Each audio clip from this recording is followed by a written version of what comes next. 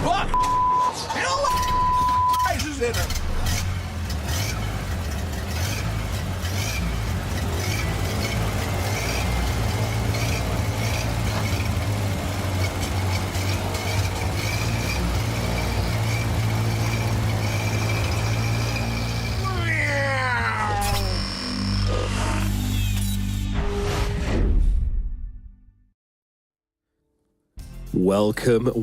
Welcome to the penultimate day of the Western EU TI qualifiers, and things are heating up. Actually, they're not heating up. I'm lying to you. They've been hot since the very beginning. These qualifiers have been absolutely crazy, and it's just another day of the madness. Tigger, how's it going? And I mean, why is it getting so crazy today? We have upsets, didn't we? We had Nigma Galaxy beating out Quest yesterday, so now they're in the upper bracket final against Entity. There are also upsets potentially today. I think Level Up is like that final upset-worthy team because all the others have some prestige and some history, at least within this year of the DPC. And yeah, be kind of crazy to think. Of course, lower bracket as well. One loss and you're out already. We're going to be showing you the bracket. Yeah, today we are in the round 4 of the lower bracket. Secret versus Level Up. And then there's, of course, Quest and OG. And over in the top right, these are the two teams that are probably the happiest right now in all of Western TI qualifiers. Because guess what? If you lose that series on the top, well, you go to the other final, but that's another chance to get to TI. So we're going to be seeing one qualified team later today, and then tomorrow, the bottom 4 teams will scurry their way to the right to play up against either Nigma Galaxy or Entity for that final spot. That's correct. And what's crazy to me is that, you know, out of all of these teams, you know, only 2 of them are making it through, which means, you know, we're not going to have Quest, or we're not going to have OG, or we're not going to have Secret, or we're not going to have Etsy. You know, it's crazy that all of these teams are now fighting it for just 2 slots. But that's the quality of this region. That's what we knew signing up into this as what was going to be the case. So let's have a look exactly what's coming up today. And of course, we're starting things out with Secret versus Level Up Elimination Series. Then we move on to the second series of the day, which is going to be Quest versus OG. Once again, another elimination series. And then finally, we have the qualification upper bracket finals of Nigma Galaxy versus Entity on the card. So yeah, it's a good day of Dota, especially for the Western EU fans right now. But to be honest, just for Dota fans right now, it's pretty insane. And for international fans, of course, you're looking at Secret and you're like, okay, well, you know, they have to win. They have to qualify. It's written in the stars, T-Governor. Puppy needs his TI. He's been going up a place every year. Last year he got second. Surely they have to qualify to fulfill their destiny.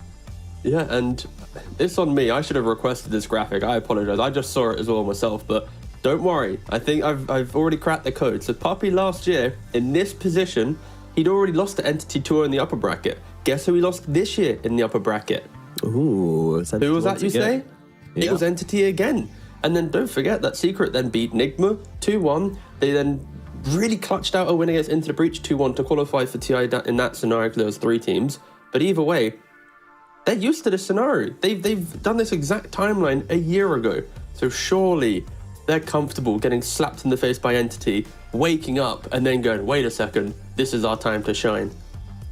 But of course, they are not against an easy opponent. Level Up, I feel like, are absolutely my dark horses, like, from the very beginning.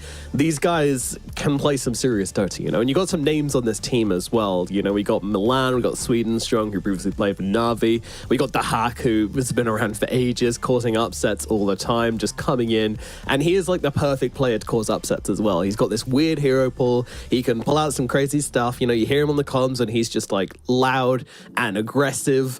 And he's just, what a scary team to come against in the lower bracket, honestly.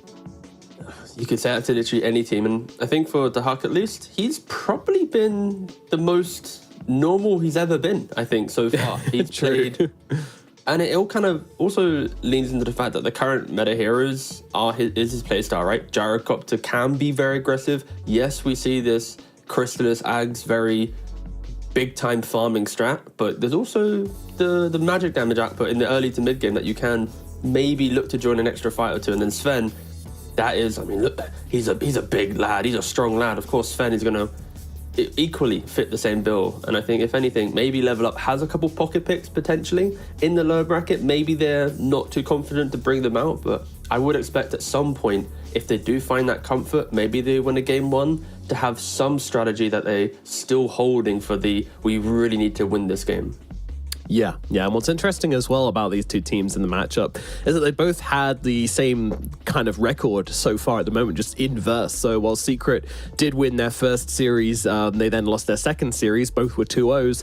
And then for the side of Level Up, exact same thing. They lost 2-0 against Nigma Galaxy for their first series, and then they beat KZ Team with a 2-0, which means they're both currently sitting on a 2-2 record. Which situation would you rather be in? The team which is freshly knocked down from the upper bracket, or the team which is freshly winning their lower bracket game?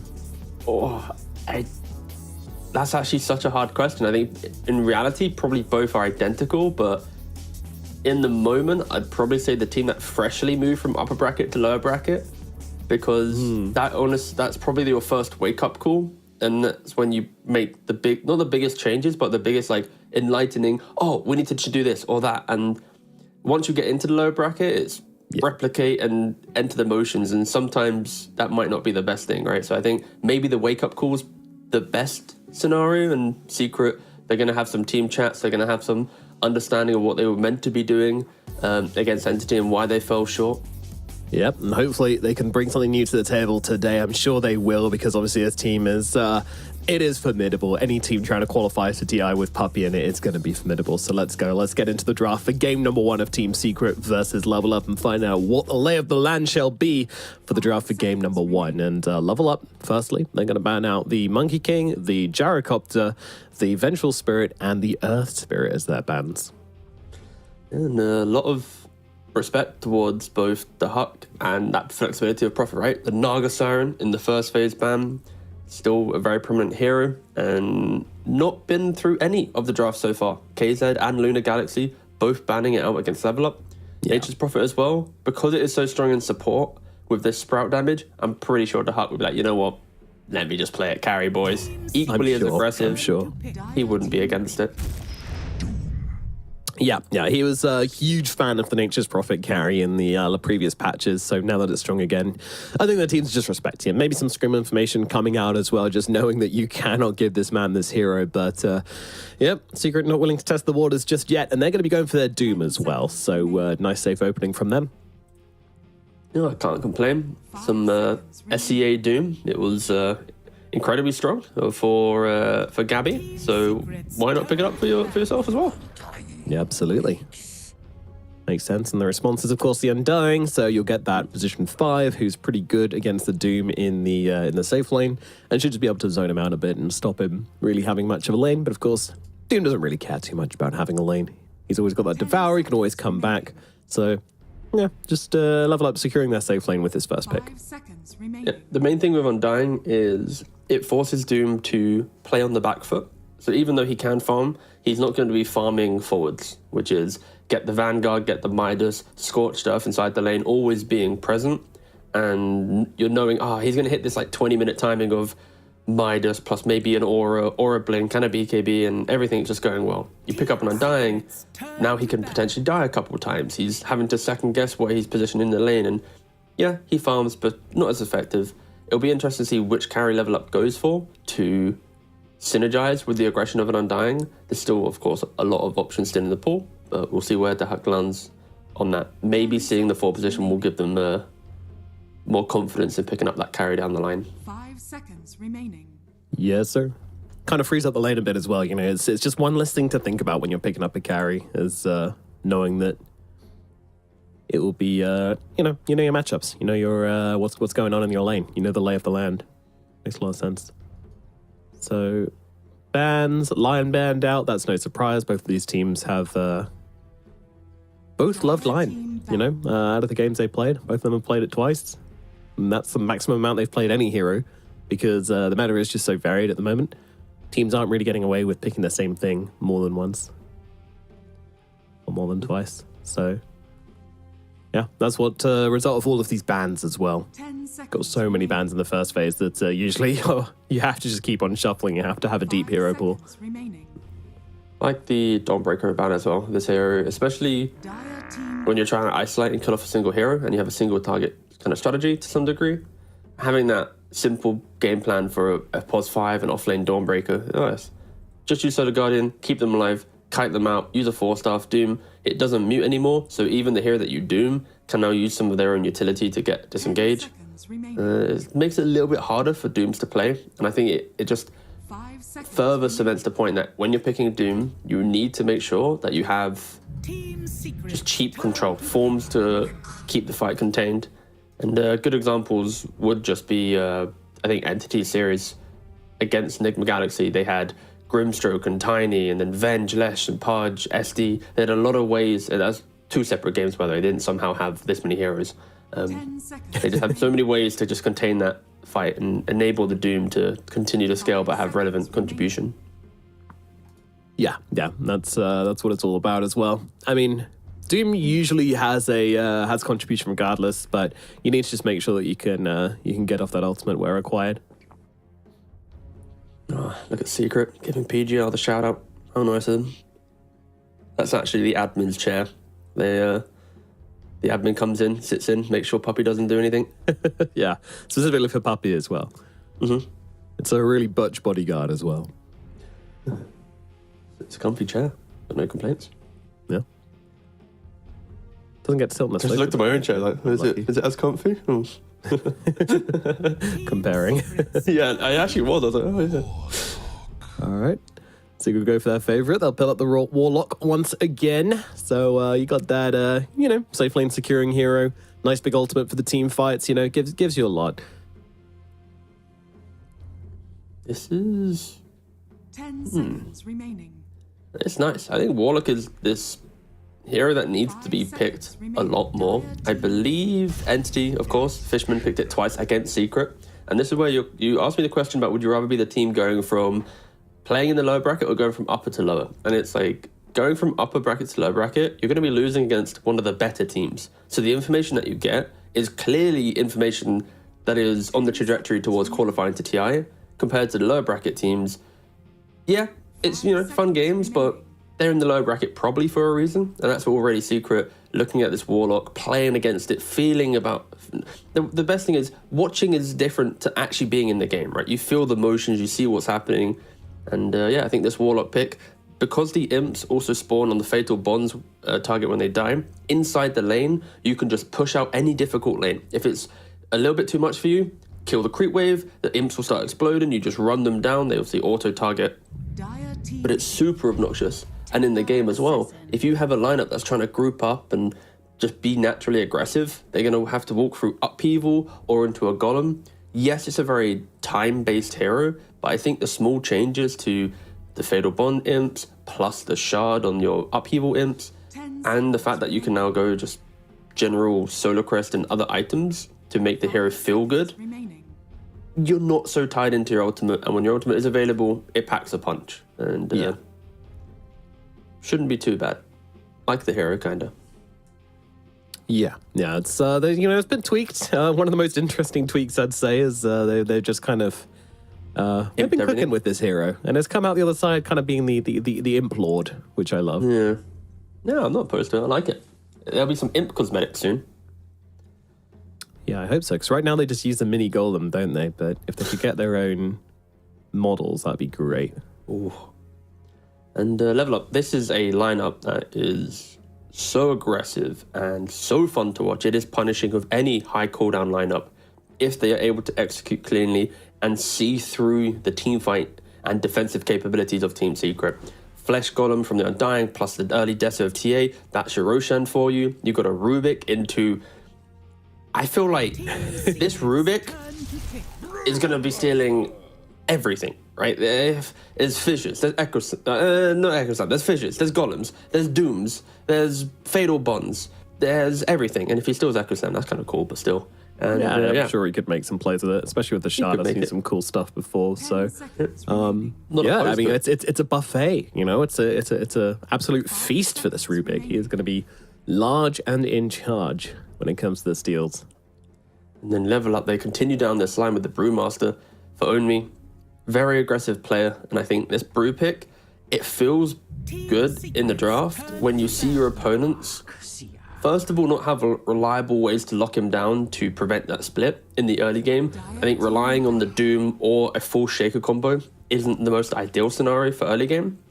Yeah. But then it just amplifies everyone else. It's the front line for TA to get the vision. There's going to be 4 pandas running around. One guy on Secret's going to get lifted. You're going to see a little bit of vision of Darkseid potentially, and that's when you initiate, or you see the Doom. So I really like the fact that Level Up are really believing in this, let's win our lanes, and let's just run over the map with early Roshan.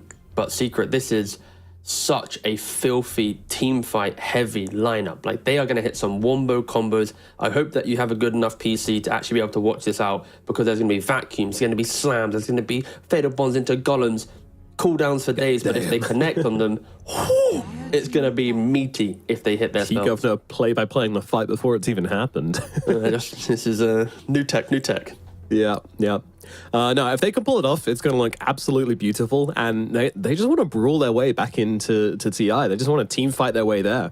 That's what this draft is saying to me. And one more thing to ask here is that, the Shaker looks like it's mid. gonna be mid. Yeah, that's hype. Well, the thing is, though, I would expect... So Doom could easily be a 4 in this scenario, like the Doom plus the Darkseid. That's kind of my gut feel with a Shaker mid. That makes more sense because it feels less static. I think if you start putting the Shaker on support with a Doom mid and a Darkseid off lane, your timings are all going to be a little bit offbeat. Your lane pressure will be a little bit weird. But we'll see what their final pick is. But I'm down to see just a Doom support. It's something that Yamich has played before. It can be aggressive with a Darkseid, and then we get to see the forward-thinking Shaker rather than the I fissured my lane, yay! And what's the carry for? Oh, Sven's still available. All right. I was about to look at. We learn. Yeah, I was like, what's the big melee heroes that like to use Iron Shell plus Surge and also can do some big damage? Troll was kind of there if Sven was banned, and then I looked at the bans and I'm like, wait a second, oh no. Wait a minute, yeah. All right, so now we're going to have the vacuum into Stormhammer, into Fissure, Echo Slam, Fatal Bonds, Golem, and then Doom just kind of casually watching on the side like, yeah, you did that, guys. Clapping. Good job, team. Here you go, I'll devour a creep or something. Is that part of the combo? If I could go back and pick Silencer somehow for level up, that would be an absolute banger. Just any combo break, but of course, they are looking... Silencer mid for me, baby. Let's go. Like, can't they just pick some, like, Visage carry or something? If they really wanted to get out of the game. Like, I mean, really didn't want to play late game. It does sound kind of volatile, but okay. Sure. Don't go crazy, boys, with the Huck. Just pick up that scaling core, and they do go for the Medusa. So this is like...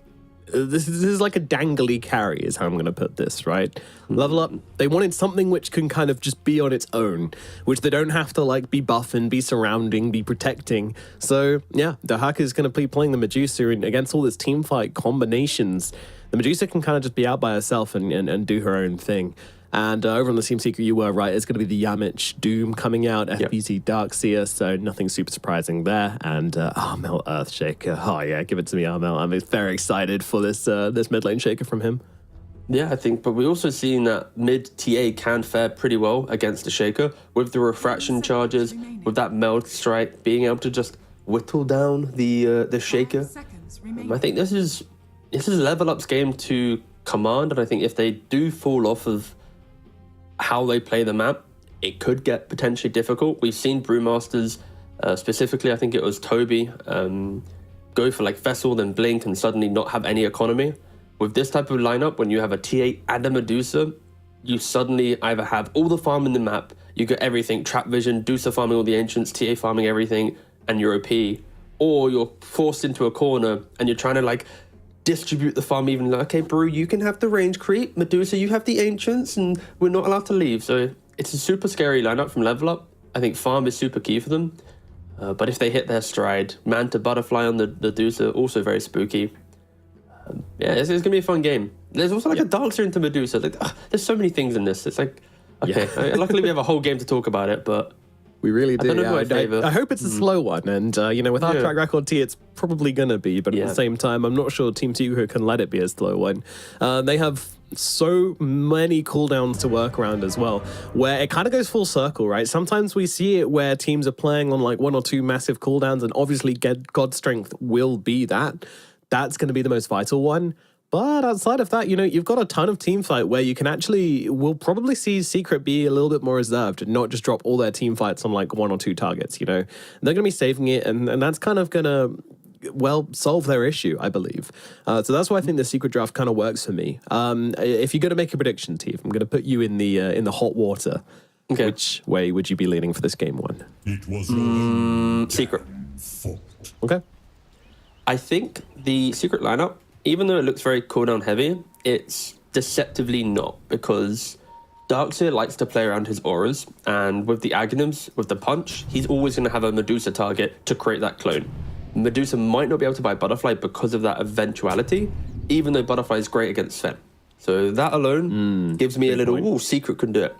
On top of that, Doom being a 4, not a core, yes, your ultimate's great, but because you're now a 4 position, you're naturally now a Blink Initiator style hero. You might get that War Stomp, and you're not going to have all the auras, so it's not as passive and 30 waiting. seconds to battle.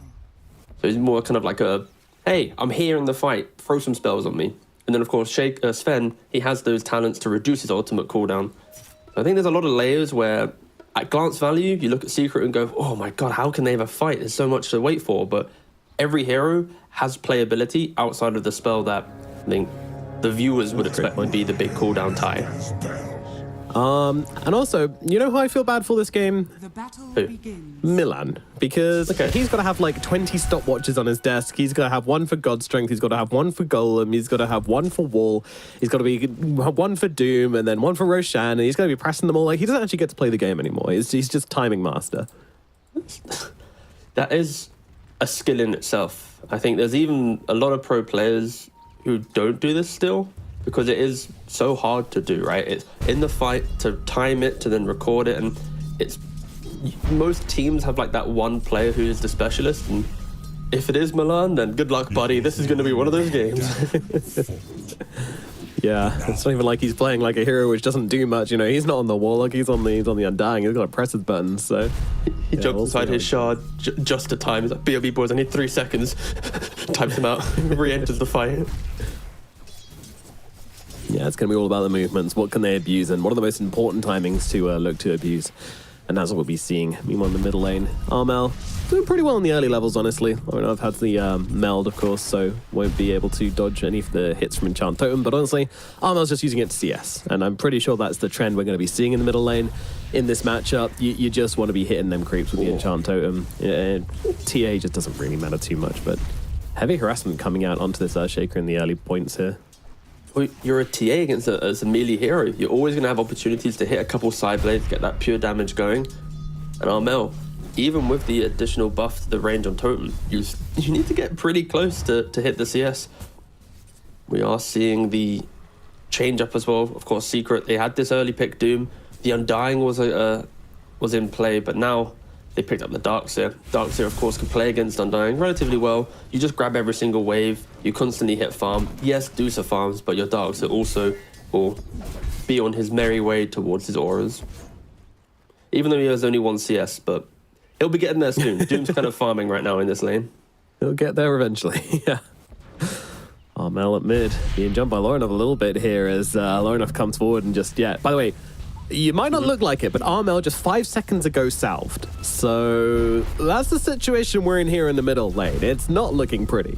But Bottle does now get completed, will be coming out, so that's something. But at the same time, I think Lorinov might just try and force this and run for both runes before the Bottle gets there.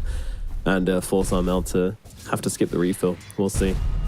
Yeah. And this is going to feel really bad for Armel as well. Because when he's on his team comms, is he... No, he's got Fairy Fire. But when he calls for his team, he's like, boys, can you help me out? He looks to bot lane, Poppy's on Warlock, just upheaving. He looks to top lane, and Yamcha just off in the jungle with Darkseer as a Doom. Like, there's no rotation potential for Secret, really, with these heroes. A Warlock, a Doom. They're going to be very much locked into the side lane. And if Armel's having a rough time, it's only going to get harder. He's going to need to just continue CSing, get what he can, and hope the likes of Undying Rubik don't want to make their kind of counter rotations that Level Up can be making. Yep. We'll see if he's able to stabilize here in the middle lane, because, as you say, no one's coming to help him. Of course, points in Enchantober, nice, but what really can it do? As down in the bottom lane, top lane, sorry, they actually just run down the hack. What? Just mana burn? Just mana burn? That's all you need. What am I looking at? I don't think anyone expected that. I think no one in their right would expect the pos fall Doom at minute 3.5 to kill off the Medusa. Okay. Yeah. Oh, that happened. It certainly did, T. It certainly did. And I've been watching Yamich in this lane. He's being a greedy little potato. He's like got this iron shell on him. He's like getting the creeps weak, and they're just like, maybe one for me, maybe two for me. What? No, he's done a very good job. Like, whilst Darkseer was not really getting much, he was always close to the tower, just being present. And now that he's picked up the mana burn creep as well, this is going to be very annoying. There's like, sure, Undying's got a mango and a healing lotus. Well, Puppey does something towards the middle lane at least. It comes in and denies a water rune, so Armel will have that going for him at least. Big rotation. Yeah, a bigger rotation than the biggest rotation we're probably going to get this game, to be fair.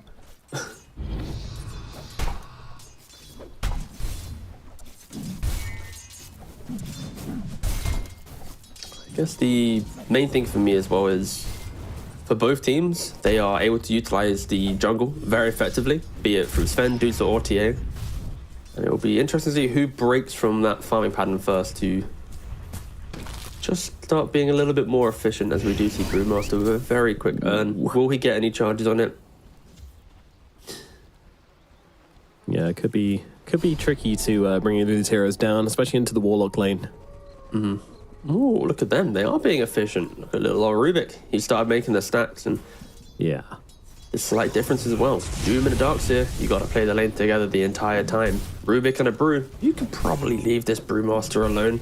It's not as if Warlock's going to get a rework mid-laning phase to have some kill threat, and that's why Sweet and Strong already making the stacks.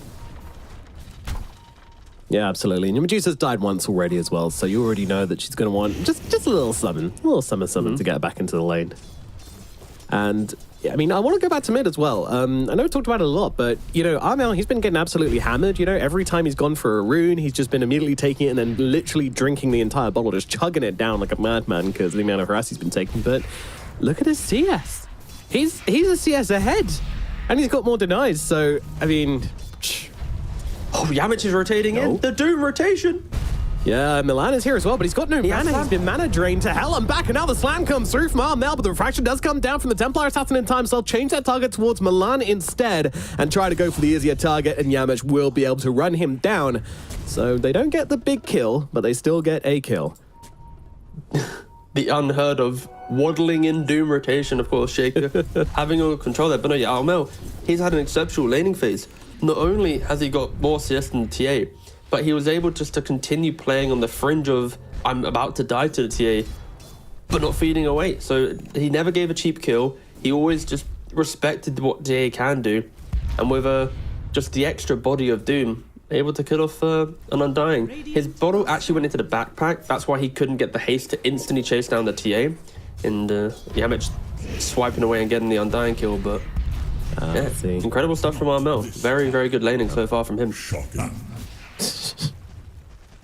I love a sentry deny.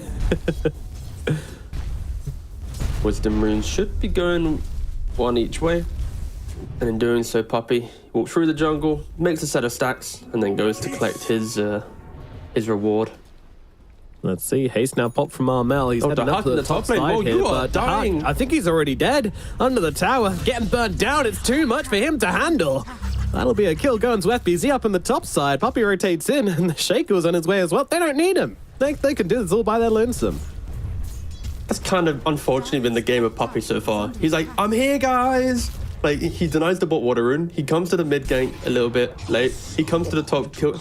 Like, he's there, but he's not doing anything, but it's fine. He's a warlock. We're not expecting him. He's not playing his infamous Chen or Enchantress where he's meant to be doing all the work himself. I think Puppey probably should just be stack killing at this point, but alas. FBZ taking some pretty heavy hits here as the hack comes in and lands a big fat snake upon him, so... And look at mid lane. Oh, they're moving on to Armel. This is a big rotation. I was wondering what they're going to do with this first split, and the answer is jump the Shaker. No slam available, no hope of survival. Lauren will grab the kill, as Armel does go down at mid. Yeah, really nice rotation there from Onmi. Brewmaster, any early split in this game should be able to net some type of kill if you're with the TA or the Rubik. And they opt to go towards the hero that you could argue should have been maybe shut down a little bit more in laning phase on the Shaker. So getting the extra kill will just push the TA slightly ahead and instantly take away this tower. There isn't much tower protection, unfortunately. Puppey, continuing the theme of his game so far, rocks up a little bit late, and Onmi now slaps him back to the mid lane. Yeah. He'd love to try and get his level 6 from somewhere, but it feels kind of unlikely at the moment. I didn't quite keep track. He did get the Wisdom rune at least, so... Yeah, he got the Wisdom, and what's happening right now is Crystallis is farming all the camps in the bottom side of the map, so there isn't a place for him to really pull and just set up his own little kind of economy. And in doing so, he is just kind of getting dragged around and looking at the noise that's happening. Oh, there's a fight, let me go join it. But yeah, not really finding a place to call home right now. Milan getting jumped upon. Yamich chasing once again. Now gets that Iron Shell upon him, and look at the damage coming down from these two. This has been the combo of the game so far, and is going to net Yamich yet another kill now. It's a sick combo. What do you mean? Yeah, 3-point Scorched Earth into 4-point Iron Shell. Like, heroes just bleed, especially with the mana burn. If you were to find the Medusa, like, they're finding the Medusa. Wow, they just found the Medusa, yeah, and they have the Doom available, and he's actually not even going to use it. He's like, you're not worth it. You're only a Medusa. What do I care? But now the Iron Shell runs out, and they realize that actually they are going to have to commit the Doom for this one. The TPs are coming in, though. Are they really going under a tier 2 for this one? I don't think so. Secret, they'll shift it into reverse, and Dahak will survive this time around. Yeah, you could see Yamich was respecting the potential Stone Gaze from Dahak. If he goes to pump fake the Doom and Medusa uses the Stone Gaze, he can cancel it and walk back. So Medusa doesn't even have it leveled. You can see why the Doom took a little bit longer to come out, and of course there wasn't really any control to be thrown out. Like the one fissure, there was nothing else. Going for it. Ooh. They're fighting over this ward and denied. Oh, it feels so awful. They've expended, like, I think it was like this is their 3rd sentry here. Yeah, they're trying, but this area of the map does not belong to them. Secret of making that abundantly clear. Yeah. By the way, Midas on Medusa. We have seen this before. Oh, Crystallis! Hold on, Crystallis sees an opportunity, goes for the hack, needs a couple more hits, and he's going to find her. Oh, dearie me. You know the Sven... Okay, I did not expect the hack of all players just to walk on in and die. No, sir. Yeah, no point in Stone Gaze still, really just playing for the farm, and even under the pressure Secret's applying. He's moving on to another kill here. Swedenstrong's also in a bit of trouble, but they don't quite have the catch to stay on top of him. He's managed to steal the Scorched Earth as well, so he's a quick little guy and gets himself to safety. I guess luckily Deuce has already got the Midas. She understands to stay at the game. And yeah, she'll be looking to continue farming up. So Lorinov needs to step up and be the physical damage core of the mid game for level up, and he's already doing that. Taking mid tower with the help of Onmi, moving to bot tower during the farming window of Secret. Lorinov progressing the map whilst everyone else is kind of recovering their games a little bit. Yeah, Lorinov's doing a fantastic job. He's definitely got a lot to do this game, but so far has proven that he can do it. The only thing is, like, even if say TA, you know, continues a successful run, gets a couple more fights, gets some good kills in it, you know, it's still not like they can just end the game at any early point with this hero. You know, you're still going to have to wait a little bit for the hack, especially with this Midas build. So, you know, that aspect is a little underwhelming, I guess, about Level Up's draft. The main thing for this TA is to disjoint Secret's ability to farm. So then when Medusa does leave the jungle, they've dragged Sven into a couple too many fights. Darkseid's had to leave his farming patterns to also assist, and then you're kind of equalizing the game through this aggression. And Level Up can do that. With Tombstone plus Brew Split, there's a lot of just things on the ground to soak up time and resources of a team fight.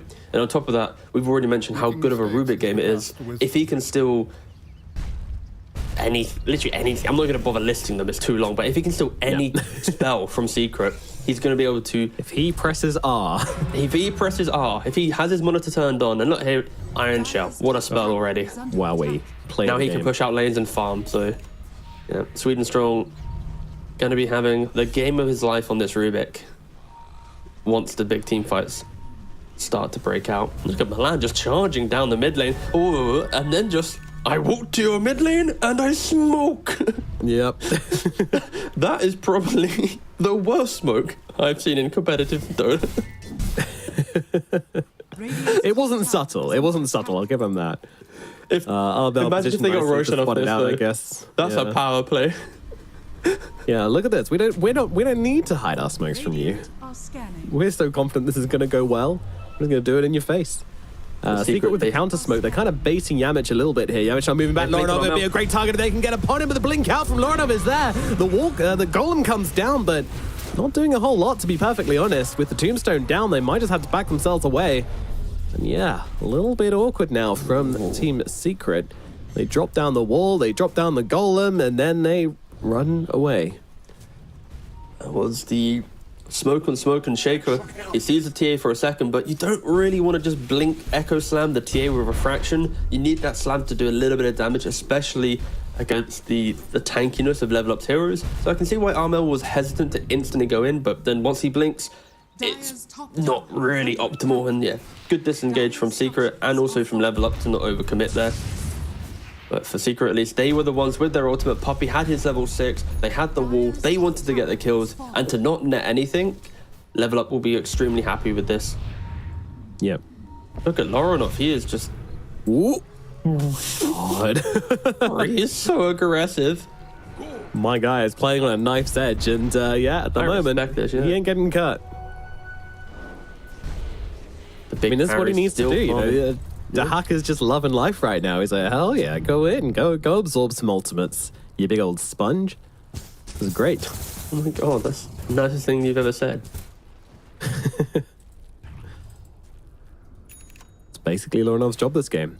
Going even for the Desolator as well, which, you know, is expected, but also, you know, could be argued that BKB could just help Lorinov be this annoying pokey hero even more, but nah, get some damage, keep farming, keep the pace of the game, don't mess up your timings, just for the sakes of your Medusa. You're already having a good game. Yeah, for both teams, they're dancing around their team fight spells, and whoever comes out the victor of the mid game fight will start taking that extra little bit of map.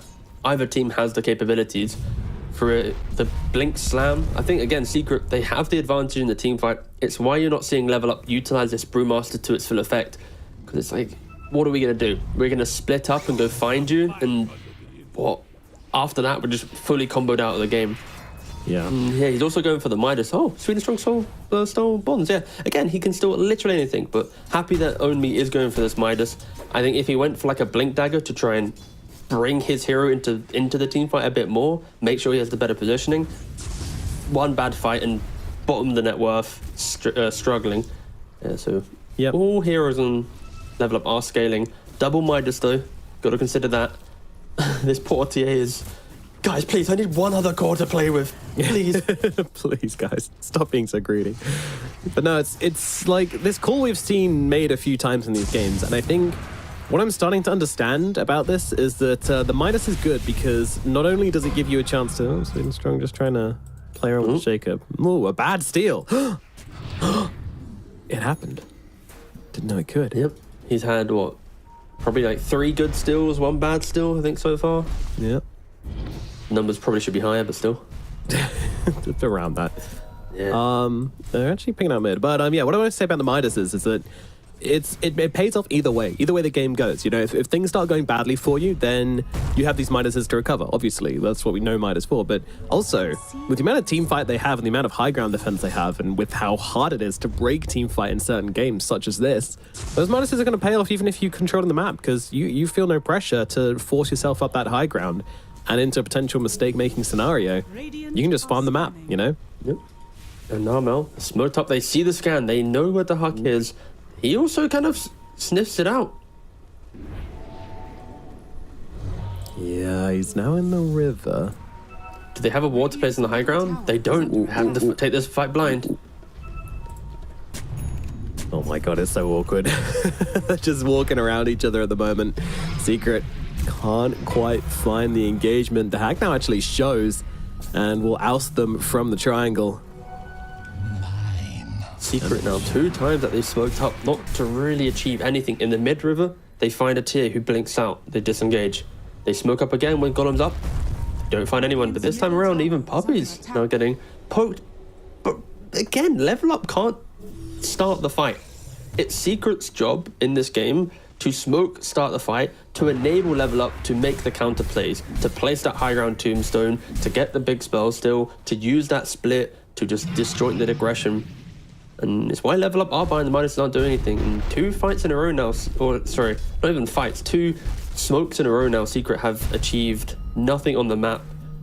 I think they're probably not too happy with it, but once they look over towards their Sven, who's still farming, it's like, okay, next time we do this, it'll probably be towards the Roshan pit.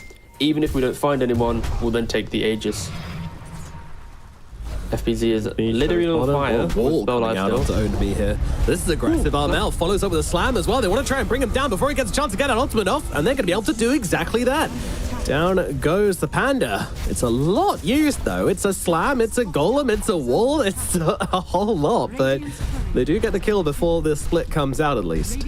They needed to feel something, Nomad. They've been grasping for aggression, and now Yamit all in the river. Oh, it's a lot of anti-armor coming out onto him. He almost goes down. Looks like he's going to be able to get himself away now. Lorinov, he's in trouble. Big hits coming out from Armel and Chrysalis. They link up, they find the fight, but Armel is going to die here. They get the control. The Hack's in the fight as well, doing the damage. They need to kill off this tombstone, and they will be able to do so. The Hack just chilling in the river right now. He's not afraid of this Sven, but maybe he should be. BKB Sven coming on through, tears apart Milan, looking towards him. Medusa now as well. Chrysalis doing the damage and taking him down now, moving across as they bring down Milan and the Hack in the river. I mean, that's twice now where the Hack is just... He's just not respecting this Sven at all.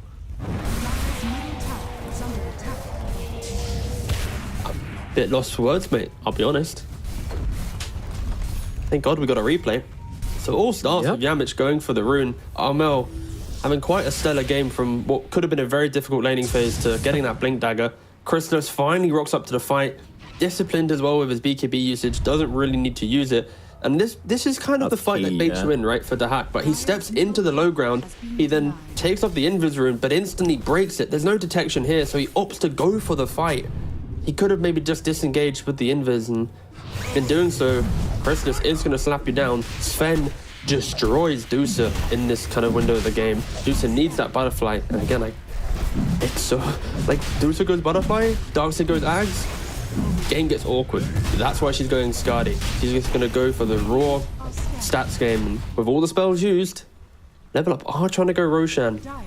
Yeah, it's being scanned here. Available. They're moving over. They have a wall. They have a slam. They're not out of tools on the side of Secret. That's what we mentioned before. He's going in. About them always having it. The wall does come down. FBC, he can't do anything about it, though. He's got no blink. He's got no way of getting in. Lorinov, wall, that was awkward. Almost getting the deny with the illusions there, but they managed to scrappily get their Roshan after all.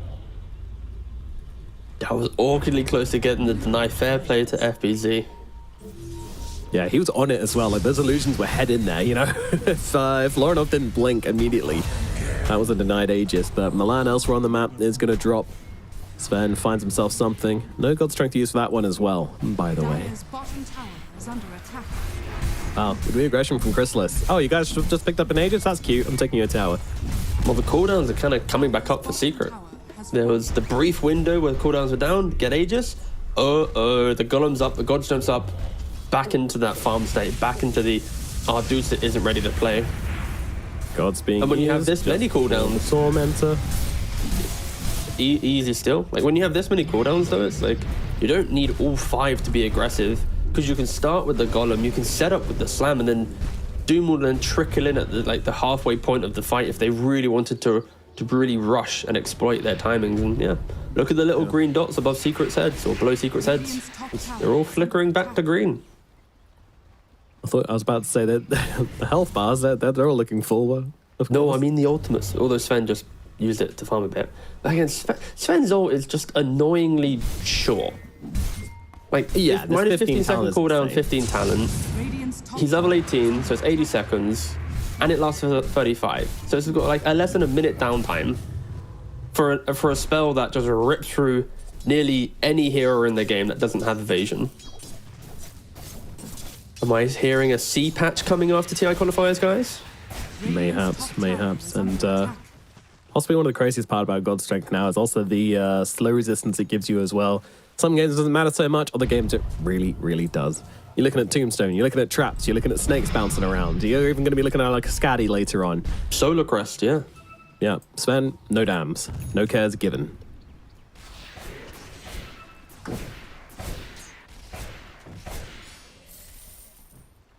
Smoked up on the 6,000 side of gold, level yeah. up. Yeah, just kind of getting some deep vision down. That's about it.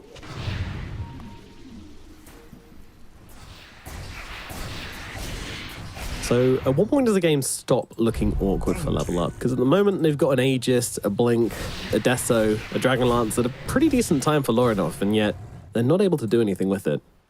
I was thinking the same thing. It's trying to find when that awkward point is, and I think it means when Own Me on the Brewmaster can actually absorb some of these spells. We saw earlier how they used the Slam, the Wall, the Golem just to get off Brewmaster because they know how much he can contribute to a team fight. So if he's able to blink in, soak up 2 spells, maybe have like an Aeon Disc to then get his ultimate off after the fact, that could then give entry for a TA to blink in, a Medusa to stone gaze her way through the fight and punish this Fen. But until then, it's all about just kind of kiting out. Yeah. You can never just run into Secret. Yeah, there's no way. Like, Secret, they're smoked up. This is their 3rd big smoke as a team. The last 2 have failed. They need to connect on one, but only he's in a pretty good position. Yeah, they left Armel at top pushing the tower, so they give the illusion that they're not actually doing this right now. Dropping everything onto the TA would be risky. 1 minute on that Aegis still, so that's not really going to be much of an option as the fight does break out. And Medusa, whoa, she is in deep, and she's going to get cut down in a matter of seconds. Dahak gone again. And another fight which just looks just absolute spaghetti for the side of Level Up. Man, I'm trying to run themselves away. I don't know if trying to hold a line here, but Armel on the sidelines taking some heavy hits from this Templar assassin. Can they really do? And me has to blink away, does. Gets out, low enough as well. Goes for one slap and then gets himself away. The Tombstone, that's doing work. Cressler's still looking, got blink up in a second.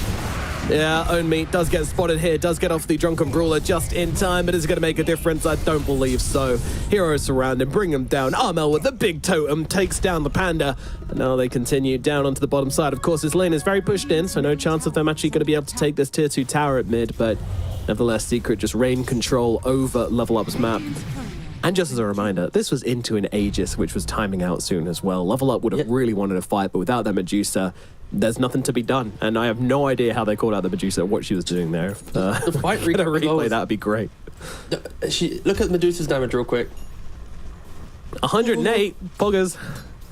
That's my carry.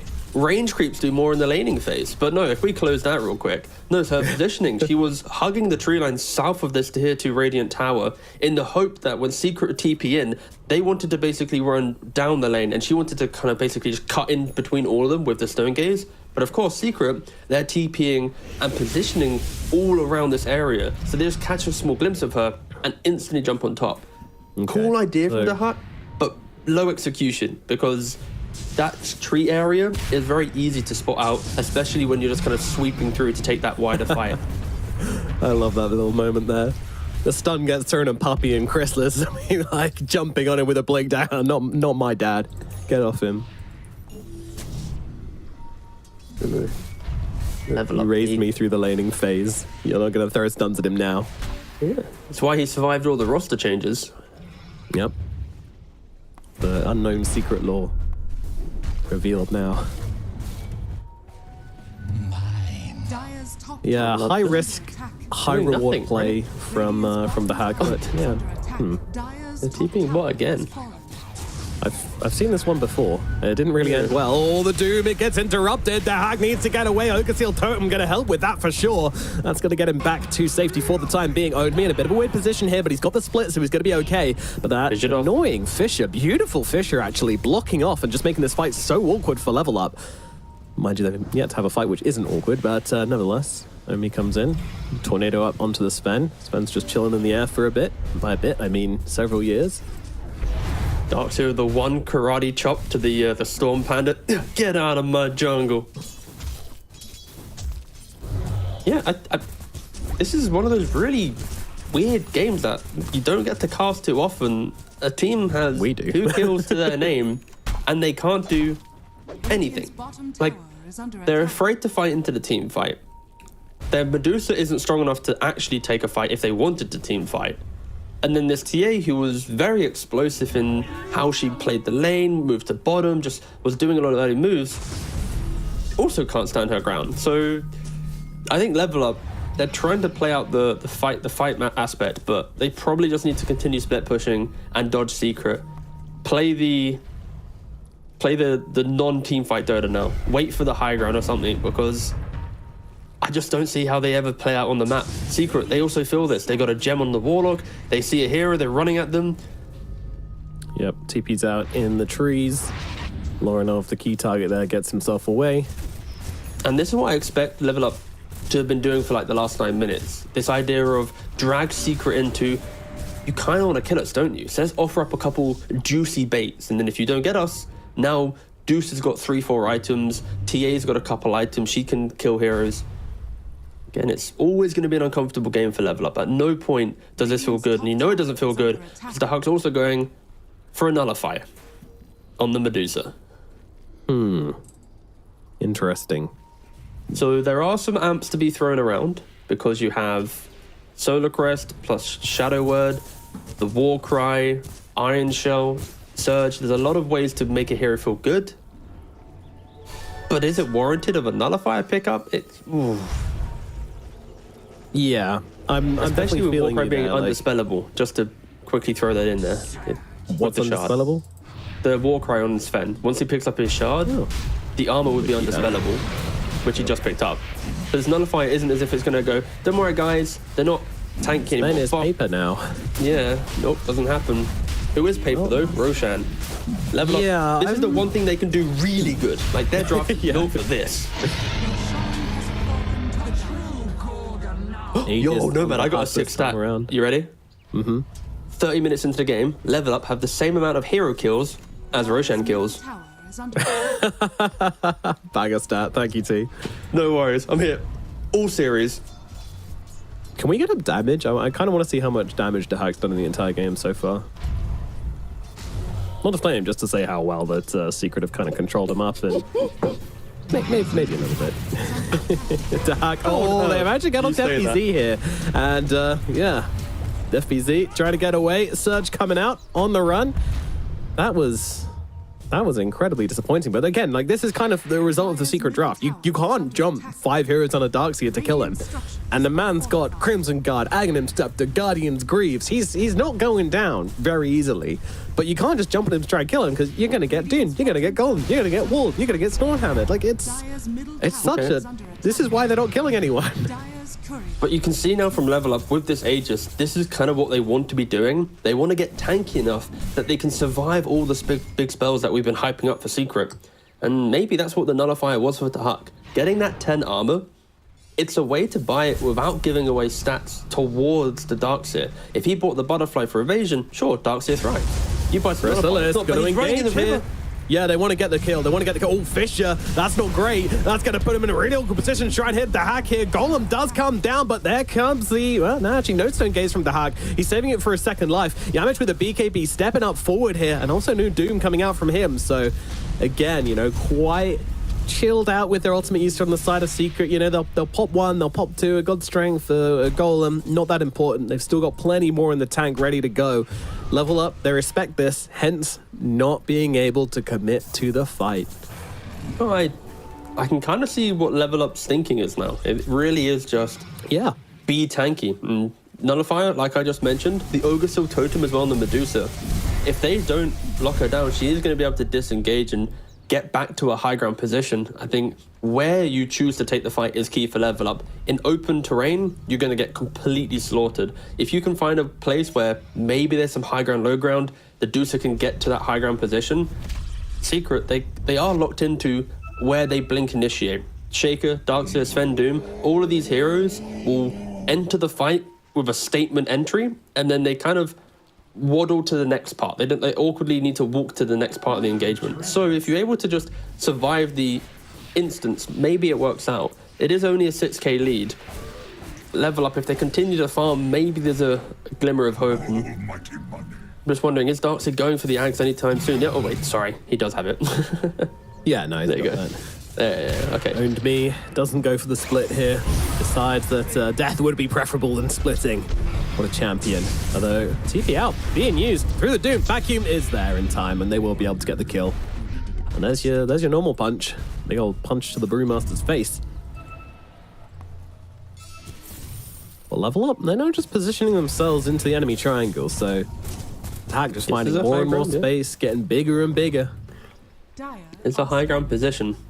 And further on that survivability, buying the Silver Edge is another one of those items you don't really give anything to the Darkseer through buying it, and it gives you a way to play the game. So the Huck really is going for all the the awkward items just to make sure Darkseer isn't able to puncture and utilize that Aghanim's to its fullest of effect. But yeah.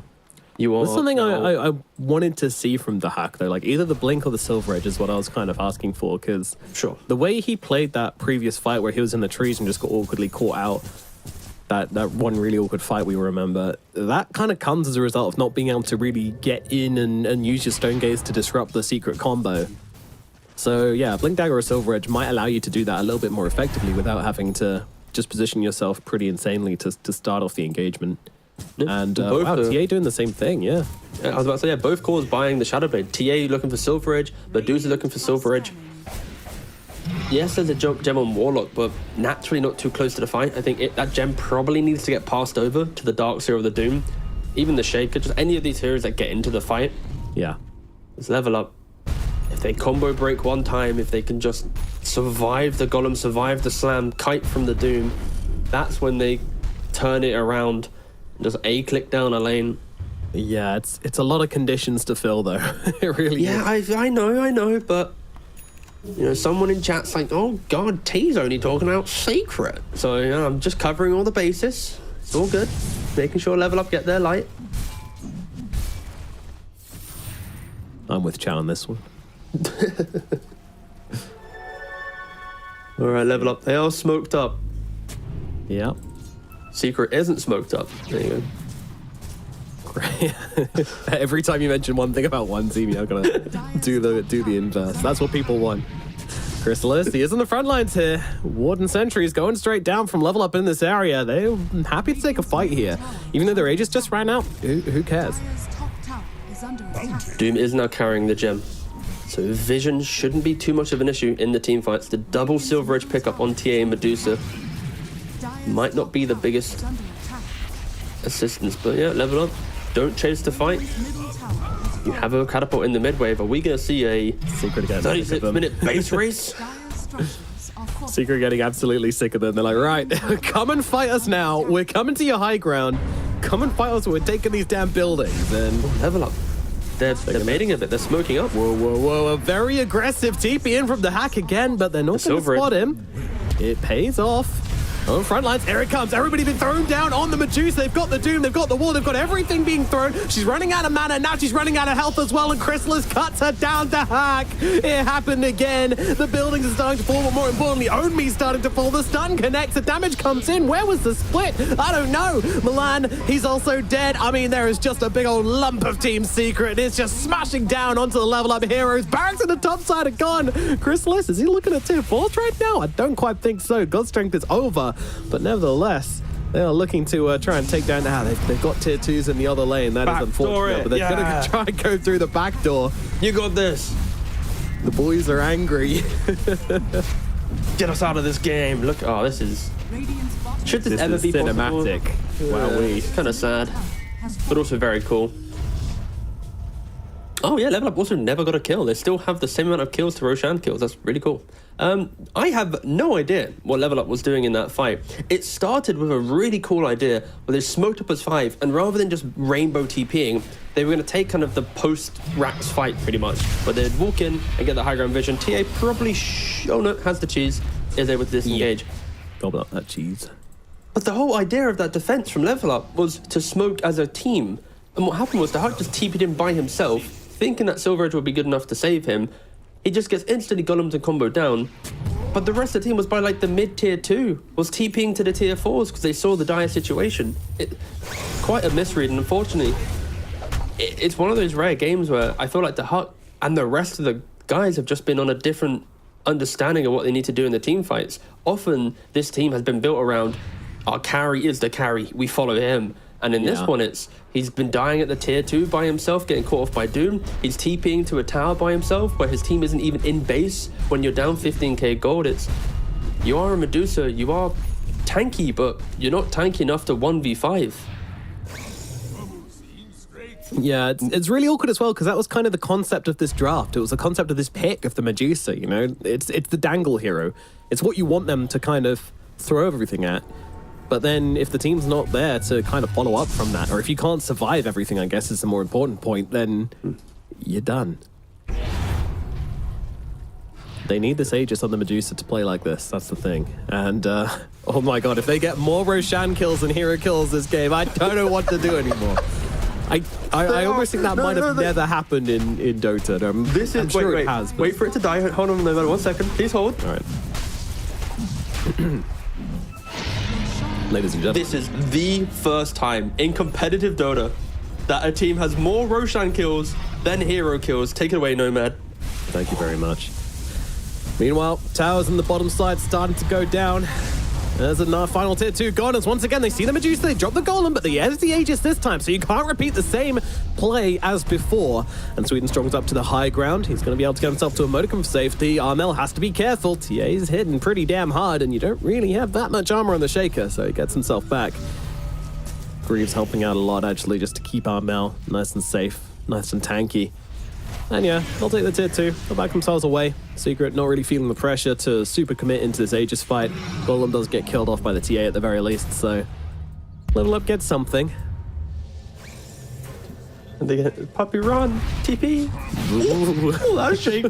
That's a long fissure too. That's a Rubik fissure. Yeah, that's a long one. But still didn't get the kill, so length didn't matter. I actually feel so bad for Sweden Strong. Like, he's playing Rubik into this game, but his team just haven't ever fought. Like, and Milan's also had their shard for so long, and we're yet to see him use the tombstone to really save someone. Like, you've not really ever had to cast a fight in this game. It's just been You baited me so hard, T. You were like, oh, there's going to be so many ultimates. Hope you're ready. It's going to be amazing. And then it's just been like, oh, okay, well, one hero dies and everybody hits creeps again. Yeah, it's because Level Up are playing with like one eye closed. They're scared of what's coming towards them, so they're not playing the game. They're just split pushing and waiting. But like, do you see another way in which Level Up could have taken this game? I think if they brought the TA and Brew into some earlier fights, I think there was a lot of early rotations from, for example, Puppy, where he was moving from lane to lane and he was starved on his XP. Of course, Darkseer, you need to scale into the game with auras. I think there was a large early game window just to every Brew split, do something. Every Tombstone, do something. Smoke on repeat, keep trying to make fights, keep trying to make plays, and it just never really happened. They were a little bit too stagnant, as we do see triple ninja gear on Secret there quickly into Huck. He is going to be seen in a second when Doom has the gem in. Oh, the gem! Ooh, get close. There he is. They'll see him now, but I mean, you can doom him if you want. Still 2 minutes 30 on this Aegis, though, and with the Tombstone coming down as well, I'm not sure this is something which Secret are super interested in, but Armel's still sticking on the front lines, kind of just challenging Level Up to come his way. And the support Doom also just overtook the... Oh, actually, no, they're kind of in tandem, but still, Doom has higher net worth now than the Brewmaster, equal net worth to the Brewmaster. Boots of Bearing, BKB, Blink, and Aghanims. This is what happens when you pick up the Doom and put it 4 position, and you're not outpaced in the early game. Of course you're going to generate that gold. Of course you're going to become a hero. Yeah. Wisdom Rune as well to nearly get to that level 20. Probably will be Scorched Earth cooldown. That's exact. Damage isn't really too important.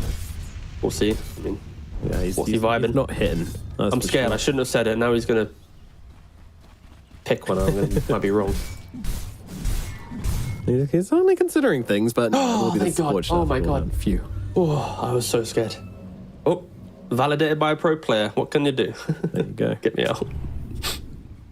Any more shards left to gain on the side of Team Secret? Yeah, they got a couple. They could get a Darkseer shard. I think Shaker shard was as probably well. the nicest one. All right. Oh, well, Darcy got it.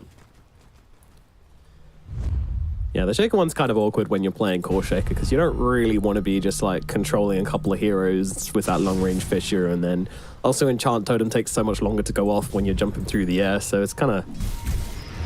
It's good. Of course it's good because it's still just a big old stun stick in the middle of the fight, but awkward. Right, so do you know when you look at the graph and you can see recent events, like what unfolds in a game? Yeah. Just to understand what we're having to deal with, look at the red and green dots. These aren't hero kills. Sentry ward killed, Sentry ward killed. 3 minutes ago, Sentry ward killed, Observer killed, Sentry killed. Like, this is what Power. we're dealing with, guys. That's exciting. This is what we're casting.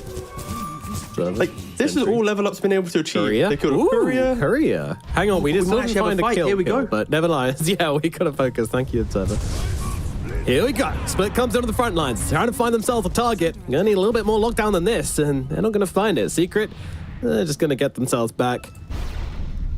The old runaway maneuver. Taylor's all his time. Still trying to catch out the Doom here. Doom might be caught out. BKB TP available if he wants to go for it. Could still find himself dying to the damage. Aegis Just TA. expired. She hits hard.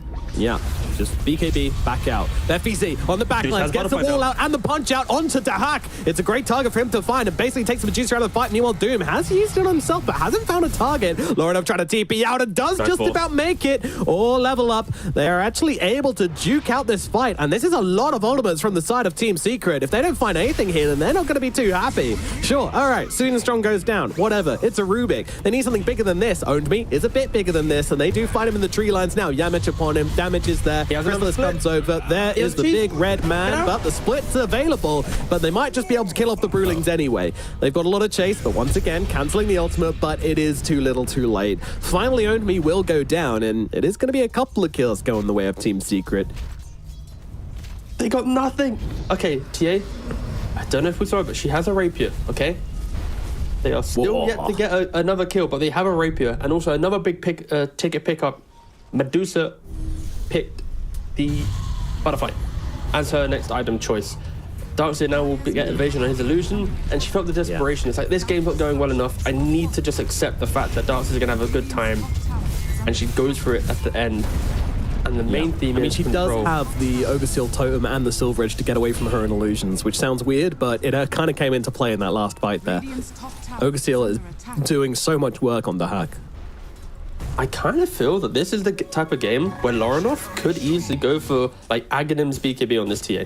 Like, play for the split push, play for the fact that Secret is explosive in the moment, but their ability to play the wider map isn't as strong. Sure, Shaker, very high mobile, Doom in the support position could go hunting, but with a rapier, with the ability to instantly kill these creep waves, Kind of it's scary. maybe with, a like, playbook. Normally it's scary. With a rapier, it's terrifying to play like that. Yeah, but Laurenov, he's the type of lad to do it. He's got confidence. He exudes, I am the TA player. But yeah, in fairness, I can also see that being a kind of a fray play. It's certainly risky, but I mean, Fair play, though, to level up. They are getting tankier. They're getting to the point now where they can run into Secret, get fully comboed, and still disengage. Like, that was a commendable fight for them. They are down yeah, for 16 sure. kills. They're down nearly 20,000+ gold. They might have double Roshan kills to hero kills sooner if this game continues. maybe, but Secret, they want to get a Roche. They want to bite of this pie. They're moving up to the top side. They're controlling up the area. Level up. They are all here. And the cooldowns are off from Secret once again. And in goes Chrysalis, just trying to take down the Undying as quickly as possible. Will be able to do so. I mean, the Radiant got TA no just bashing into the Sven, who's now frozen solid, but not doing enough damage, honestly. The hack, once again, using that Ogre Seal to get himself out of danger. And the Tombstone on the high doing ground is work. going to cause some issues here for the side of Team Secret. From the back lines, Milan is in a weird position. Yeah, okay. Trying to catch him off, gets himself killed off. Nice stun from Sweden Strong, though, using that stolen Fisher to control up the team. But again, it's just awkward for Level Up. They can't get in. The Hack now fighting into Chrysalis, but the slam is there. Once again, a Fisher might delay things, but it's not going to stop it happening. The Hack is going to go down again. The illusion does the work. Lorinov owned me. They're trying to get themselves back, but Yamich is chasing. He wants to find the heroes. Lorinov, ooh, he's gone to a very awkward position here, but gets the blink back to safety. Clutch play there to save the raid through on Lorinov, but your Medusa is dead, and I think Secret, they want to buy back.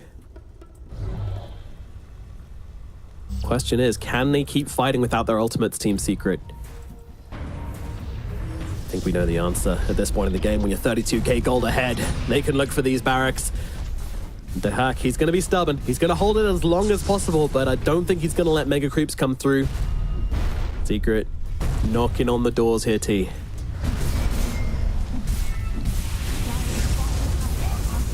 And here we go. God Strength comes down. Tower's already gone.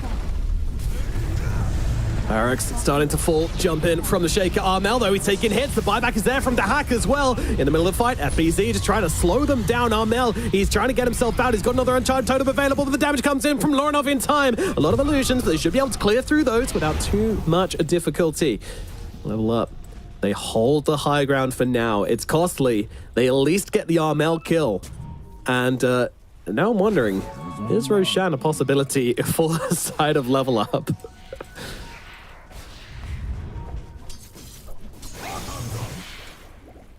Are we going for another tier 5 neutral item game, Nomad? This was happening? Only 11 minutes away, but this now the Hack has no buyback. There is an absolute win condition for the side of Team Secret, and I'm very worried if Level Up try and force this Roshan here. How important is this Aegis to them? I think the answer is very. But they need to try. One, yeah. It's 20 seconds for both wall. For God Strength and Golem. 40 seconds for the wall.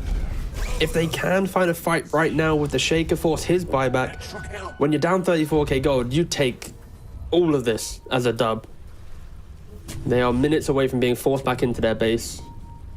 Ooh, Sentry. I just caught out the Hack there. Yeah, it's certainly done. Golem just getting dropped. I think that was blind, just kind of tracking the Medusa, and if that results in her death, then that might be an insane moment there from Puppy. But the Stone Gaze is out. Fisher comes through from Sweden Strong, kind of looking to hack off a little bit here, but also giving them an area to fight in, so they will hold this little high ground area. Any little high ground area that this Medusa can find, she is going to hug.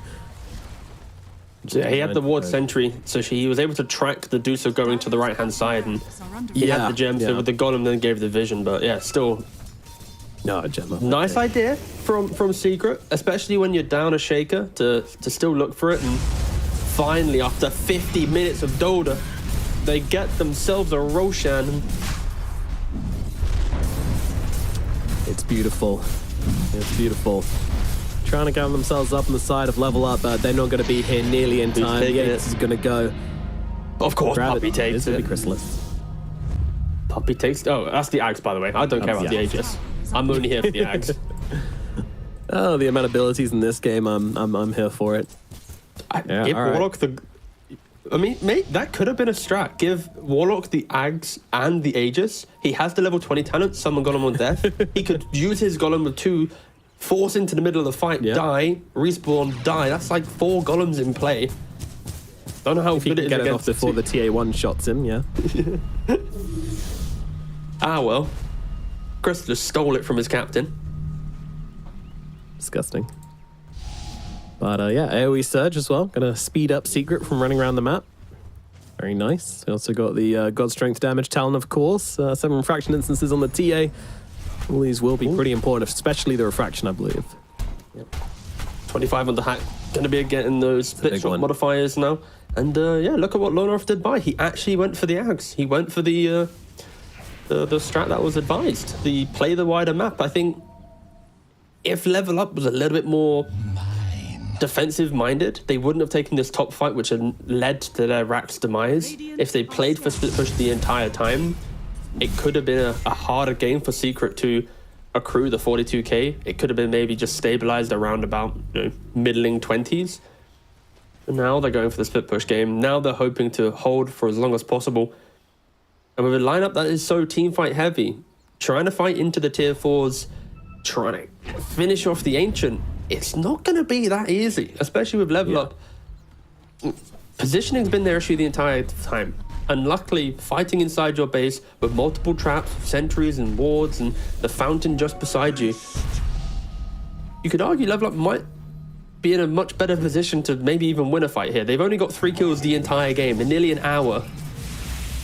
Nearly 1 kill every 20 minutes. Oh, it's sad. Punch out onto the Deucer.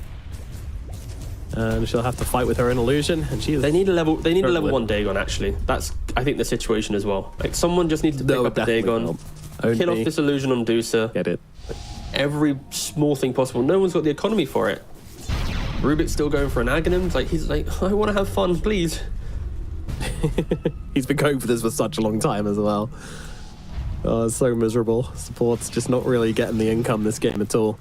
But yeah, sell the point booster, buy a Dagon level 1 on Rubik, kill the Medusa clone. You might be able to win a fight. But Chrysalis, he's stepped up. He's looking. And here we go. Stun comes down onto the Medusa. She doesn't have buybacks. They need to keep her alive. The Dooms come charging on through, but it's not going to be enough. Medusa gets herself away and level up. They live to fight another day, but their barracks might not. One is already looking like it's... Nope, never mind. They'll hold the line here, level up. They're holding this high ground. Oh, the last barracks, the last melee barracks of dreams for level up. They're holding on to it here. This could be a window to go. Doom will call out for 90 seconds. Lorinov is cutting waves. Dahak, I mean, he feels it. He's in the front lines here, and BKB does come out in time, but already taken so much damage just from the Sven. And Yamich jumping in and fighting them. Also, those illusions so damn annoying as well. So send in the Manta creeps, and Medusa will get herself back to the fountain to heal herself up. They've also thrown the cheese over towards Medusa as well, so she can get back a bit of mana. Now, keep in mind that it's not her entire mana pool this will regen. It's 1,500, but still a lot. But Secret does look like they're willing to press the reset button here, and with 1 minute on the Aegis, this is, if they get back now, then it's likely that they won't be pushing high ground again until this Aegis is back in their hands. So no, they're going to try and make a play happen. What cooldowns do they have coming? Doom, still 40 seconds, but they have the God Strength, they have the wall, they have the slam. Medusa Lanes are pushing in, more importantly. Yeah, that 1,500 mana going to be pretty crucial. So once again, Chrysalis, he just wants the barrack. He just wants the buildings. He doesn't care about heroes anymore. BKB comes down and they will get the mega creeps and back themselves away. Secret, they get themselves one step closer to finishing this game, but it is a pretty small step in all honesty. We're 1 kill away. For what? No, man, look at the scoreboard. What? What if Secret gets 1 more kill? Oh, yeah, cool, the funny number. But yeah, but we can't say the number. No, that would ruin it. No, that would ruin it. Scanning. It's like when your parents copy a meme you do, you know, it's just lame when that happens, so, yeah. They walk up and call you cringe and say, I know I had one. Well, now I can never say it again, thanks. Wearing my SpongeBob t-shirt at like, what, 20? How old am I? All right, too old. Yeah, you shouldn't admit these things, but that's all good. I actually don't own a SpongeBob t-shirt. Or do I? Bottom lane cleared out of wards, at least from Puppy, so he doesn't want to let this TA just bounce around the map anymore. He wants Lorinov to stay in the base. You cannot leave. The doors are shut. Dyer's middle tower. Gem also being used, just kind of go away and get rid of all of these traps, so... There are still a couple down at bottom. He has the Hex. He's starting Whoa, to whoa, fight. whoa, whoa, whoa! What is Dahak doing out of base this far? Can they keep him alive? I think so. They're struggling to finish the job, but the Doom comes in. Yamich is there. Milan is dead. Now they move across towards the Medusa. Medusa getting so damn low in the middle of all of this, and down she goes. Oh no, the cheese! She's still alive for the time being, but the Doom's not running out anytime soon. They'll get to her again, and down goes the Medusa. Buyback is available. FBZ on the sideline, so look at the takedown Onmi. Look at the takedown Milan. Templar Assassin has to get herself back as well. Cannot commit to this fight, despite having the rapier. Creeps flooding the base right now. Level up, backs against the wall. I'm not sure they can fight up against this, honestly. It is so damn difficult to hack. Once again, just being in the middle, trying to be the big boss to fight back against the side of Secret. But look, they're turning their attention towards the Templar Assassin. Lorinov needs to get herself away. Forced out out. Back to the fountain. She's going to survive for the time being, and Stonegaze comes out from Dahak once again. Damage coming through onto the Darkseer. Lorinov needs to get these hits off right now. Beautiful trap denied to get the kill onto the Darkseer, but buyback from FBZ. Secret, they smell blood in the water and they want to get it, but do they actually have the capability to finish this one off right now? Jump in once again, stun out onto TA, the carrier. They need to get her back. She's on the steps of the fountain. She's going to get brought down. Rapier's on the deck. They don't give a damn. They're going to produce his kills. They run over towards her and try and take down Dahak. He's so damn low and he will die as well. The DTA, she is back in the engagement. She does have the Rapier back in hand. The Fortify comes out, but the Ancient is looking like it's going to drop. I don't think they've got anything left in the tank on the side of Level Up. An admirable hold, but it is not enough. Secret take game number 1 here in this best of 3 elimination match. And they do not look happy either. Like, what a game. It's like they played for 60 minutes. They played up against a team that only got 4 hero kills in 60 minutes. Level Up had 3 Roshan kills. I'm actually really annoyed with FBZ. How dare he die at the end? We could have had the stat where they had played a 60-minute game and Level Up only had 3 kills to 3 Roshan kills, but unlucky. FBZ does give them the 4th kill at the very end. And what a weird game from Level Up. Like, Dahak, he's the aggressive player. He wants to lead from the front. But in this game, that playstyle, that train of thought, just threw away multiple big team fights in a row. I did not see the value of this Medusa pick. It farmed, it fed, it did nearly no damage, and unfortunately for them, they couldn't make any moves. Of course, Brewmaster needs a team to play with. TA wants to be explosive, but it was very disjointed. On the flip side, Secret, heavy team fight, heavy positioning, moving as a unit, sweeping through the map, getting pick-off after pick-off, just choking out their opponent. And just every single one of these highlights, look at the kill score. Secret slowly build up, Level Up, nothing. They can't do anything in this game, and yeah. Patience is the lower bracket. You don't want to be throwing away a game, so Secret take it all the way to the end to get the victory. But quite a draining victory for sure. You know what's absolutely insane this game, and that is the damage numbers. Like I feel like I don't know. I feel like I'm not sober, but we have 28k damage on the Medusa. Like that's all right, you know. 40k damage on the Templar Assassin, 24k damage on the Rubik. For God's sakes, how do they have this amount of damage and 4 kills? How does that happen?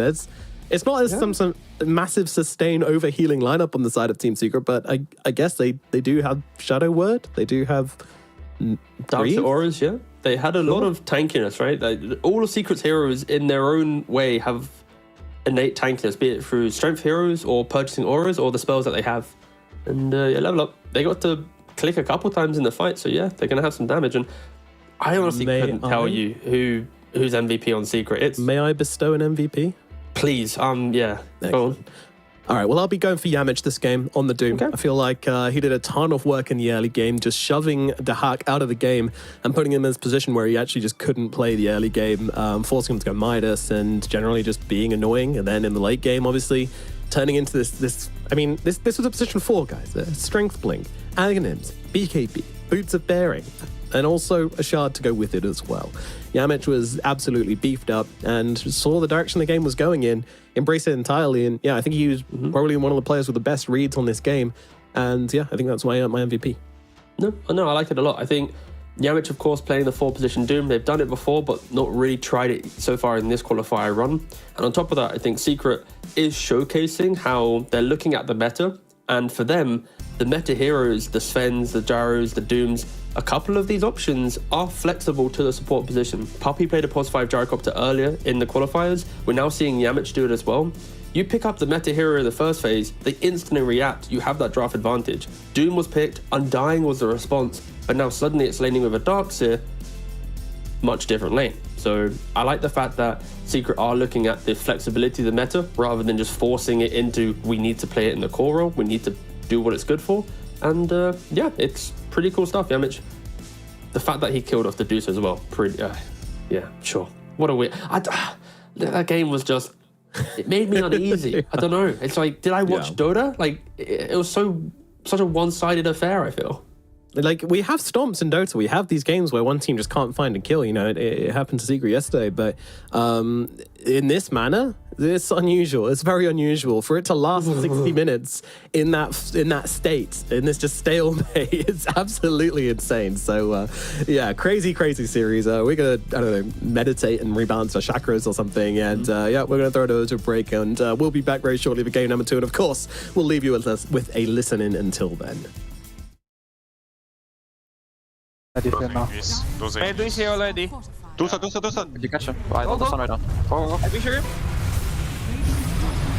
I guess Stop going him. Stop on this one. This is that. I'm killing one. Bro. Tom guys, Tom. I'm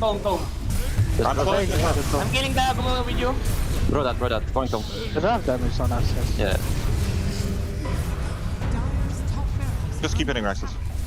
We have to kill. We have.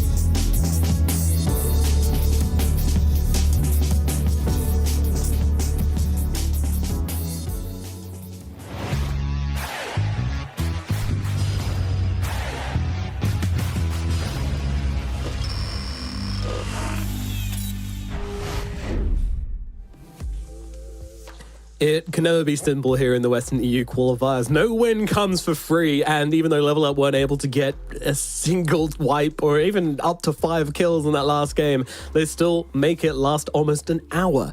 But Secret do take game number 1, which brings us through to as game number 2, where we have a lot of questions. The first of which, what do you think Dahak is saying right now? Do you think he wants a hero he can play the game on?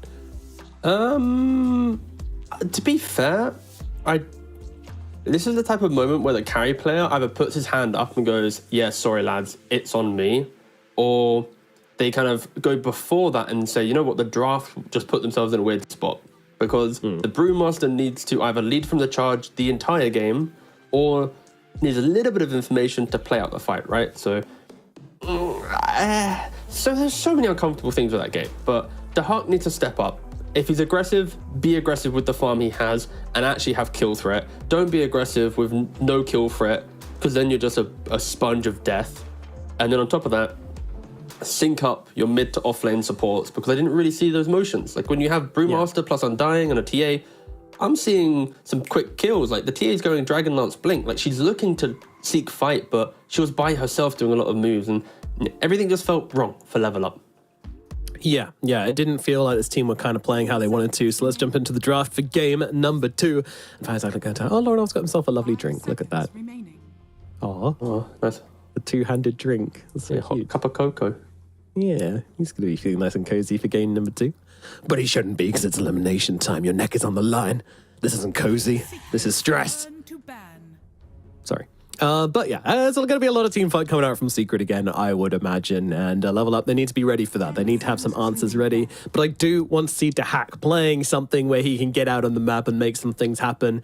And of course, that's a water bottle Dahak. Of course it is. Why was I expecting anything else? He's got a dumbbell water bottle. 5 seconds remaining. The Ultra Chad, as always, living up to his reputation. The difference between Lauren and Dak. One of them has a cute little cup of hot cocoa, and the other one has a dumbbell water bottle. I love it. Oh, God. All right, so what are we seeing in regards to draft this time around? Same as? Yep, same. Level Up, of course. Also going to be second pick as well, because they are going to be having the 4 bans. And will they ban out Monkey King? Of course, for these teams. Yeah, I kind of want them to ban it out again, honestly. Like, just don't give Dahak one of these comfortable run around the map heroes. No, it's for Level Up banning Monkey for okay. Secret, because they're respecting Chrysalis. Yeah, and the flexibility as well. Something that I'll draft early and then play around with as well. But yeah, Chrysalis is an absolute beast on this hero. All right. Team Secrets turn Radiant team. Treant ban into the first phase Warlock. Same draft. Team, okay. Yep, same draft. Run it back. So for Level Up, it's now the argument of, okay, they can flex Doom 4 and 3 in that interchangeable situation. Do we go for the Undying for that laning pressure? If we pick Undying, do we now ban out Darkseer? Because there's not a lot of off-laners that will complement the 4-position Doom to give it playability. This is a difficult spot for sure. And Level Up, the reason why it's uncomfortable is they have 1 ban to deal with this. Like, this is why first pick has quite a lot of cool strengths nowadays, where in old draft, it's like second pick, you have 2 responses at the end of the draft, 18 and 24. You see everything, block in 2 cores, life's great. But now with first pick, you can pick a really ambiguous hero, or at least a hero that forces the drafting pattern of your opponent. And it's like, oh, I have 2 bans, you have 1. If you mess that single ban up, my strategy is just fully online. That's why I think teams, obviously there's really early days for drafting, but it's exciting knowing that we still we haven't even seen the best teams in the world yet draft on this pattern yet, due to them already being at TI. Yeah, I'm wondering if people are going to replicate the same thing, or whether it's going to be much more fluid in the bans in the first phase, or whether people would just come like they did in previous patches with their bans written on a sheet of paper and go, this is what we ban, and this is what they'll pick, and this is what we'll pick. And you basically just, for some teams, it was kind of predetermined, at least in game number 1 of a series, what exactly they were going to do to open up these drafts. So, yeah, it seems like this one's rare to be on the rails as well. But this Marcy hero being picked up by Level Up, kind of cool. I'm excited to see it. It's a hero that they haven't played so far in this qualifiers, but I'd expect it to be flexible across supports most likely. And maybe off lane if it really did present itself, but most likely due to the change on his buffing spell, which I can't remember what it's called in the moment. Sidekick, yep. It kind of feels more into the support role for now. We'll see if teams are to experiment with it. Of course, now you can buff up any ally until they die, but you need to be within a certain like 2,000 units range for them to get its full effect. And if you're too far away, they don't get the effect. Yeah. You kind of turn into like mini IO, minus the tether. Minus the relocate. Minus the vision. Minus the spirits as well. You don't have anything. Minus the cosmetics, yeah. Yeah. But with the ability to stick kickflips of your teammates. Hell yeah. And Level Up need to make some kickflips in the second game because they were, I'll be honest, a snooze fest in game one. Yeah, they drafted into a bit of a brick wall, I feel. Put themselves in like a stalemate situation, or not even a stalemate, just a game where they couldn't really make any plays. And Team Secret say, hey, we'll show you how to play Templar Assassin. You know, we got Chrysalis, we got Armel, one of these guys going to put on a clinic for you and teach you the ways of the TA. It helps as well because with heroes that want to poke you in lane, for example, a Kotl with Illuminate, you're not going to take the damage. So if this is your safe lane TA, you can deal with whatever Kotl is going to be buffing up and spamming you down with. And in the game, it's always helpful to have that explosive damage, I think. Is why I like seeing the TA pick cushioned by other people being strong for you. I think lineups can look really bad when you have TA. To be fair, I think TA Medusa is actually what I'm hinting at being bad because you're doing the same thing. You both want to go from your lane to the jungle. You want to be a little bit greedier. You want to utilize that first Aegis. And your timings are always like the same. And that's why when you have heroes with the same... I'm going to say same timing. I don't mean being strong at 20 minutes. I mean, you buy the item and your input in the fight is identical. That is always a spooky position to be in Dota. You want to have layers to your lineup. You want to have... Yeah. And yeah, I don't need to go too far into that, but... Secret so far, not really doing it. Save it for the game when we're 50 minutes deep with 2 kills on one of the teams. But then you know on that's very bad. I would love to see the Primal Beast coming out from Level Up here. That's what I want to see. Only not amazing versus Disruptor, but it's just something to sit on TA, run around the fight, be annoying, and then combo it up with like a TB. Yeah, there you go, TB. For the backline carry, which identical to Primal. Yep, there you go. No, it's a combo, right? Like, yeah, there's the Primal Beast, basically the same hero. For the Huck, at least, guys. It's going to be good for him because high armor hero into TA. If TA is the carry, perfect matchup for Terrorblade. So Level Up forcing Secret to push this TA to mid. I don't think Secret is going to be too opposed to that. Armel is the one that has played it so far. I'd be surprised if Chrysalis was to pick it up for this scenario. They don't really have a hero to stand up front and defend their towers right now and to delay the game. Okay, they go for a dark set. So it's very... I feel like Level Up have gone for the we really hate carry TA. So if Secret are to put TA into the carry role right now, they've either got some like masterful mid pick or they're just going to play at a disadvantage. And I expect them probably just to put the TA mid. Darkseer into TA can eat through refractions in laning phase. Of course, a hero that jumps on top of you. And I've already mentioned TB, Meta, Sunder, High Armor. All things that naturally just do really well against TA. Yeah. There's options for Team Secret here. You know, they can make Chrysalis suffer a little bit to come out the other side with a strong force through the early mid. Or, I mean, there's another option here where they could also just pick the Shaker now and then make up their minds later on. You know, they've got a couple more bans to go. You can decide whether to put the Shaker or TA mid, but then again, when you don't have last pick, there's not much point in doing that.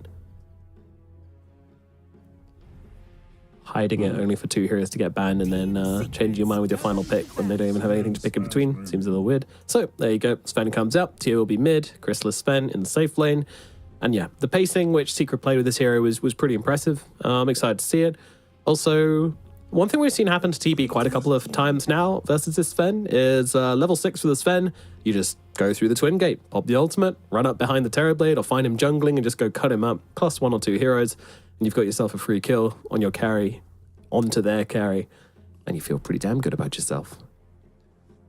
Yeah, it's 10 for me. seconds remaining. It's just free farm for this Sven. Right? You're going to be laning into Darks and maybe Kotal. 5 seconds. The lane's just going to get pushed into you, so you can push it back. So everything you just mentioned about the Twin Gate easily should be occurring without any major hiccups. It is another physical damage hero into a high armor hero of Terrorblade, but with the poke that both these heroes have, the fact that God Strength is just a much lower cooldown than Metamorphosis. If at any minute Dahak tries to enter the fight with that meta to stand his ground, if Secret can disengage, utilize Glimpse, some kinetic fields, then they just look to take that second fight. In regards to the overall matchup though, I think 10 this seconds remaining. Secret is more comfortable in how to take the engagements, because for level up, 5 seconds. how do they start a fight right now? Marcy jumps into the middle, stuns maybe one, there's a vac wall. What's that containment hero to say this is really where we're taking that fight? Because I just mentioned kiting being a key aspect now for Secret to just beat out this TB, to punish the timing. And level up, they don't really have a way to enable him to facilitate that perfect team fight, even if he does have the farm. One thing I always love looking at Team Secret's webcams as well is that it's always very serious, you know, especially he's in the zone, he's in mode draft. Respect that. Arm is usually pretty serious, Yamich usually, and then Puppy will just start smiling, he'll say something, then everybody starts smiling. You know he's just dropping bangers, you know? This guy's just loving the competition. You know, one of the longest playing Dota, like one of the longest players in the game at the moment, going for his consecutive TI in the lower bracket. You know, it's stressful, but you can just feel the love of competition even at this point, you know, and making sure his teammates, you know, these kind of slightly less experienced teammates just don't feel the same pressure. And that's how he got these guys to second place last year, and yeah, we'll see if it works out for them again. The vibe's looking pretty good for Team Secret, especially after game number 1. Team Secret's turn to pick. Secret now, they ban out the Pangolier themselves, and I like that ban. It is the chaos and the containment that would have been pretty good. They need to pick up, they can technically still pick up the offlane if they really wanted to and put the Doom back onto another 4 role.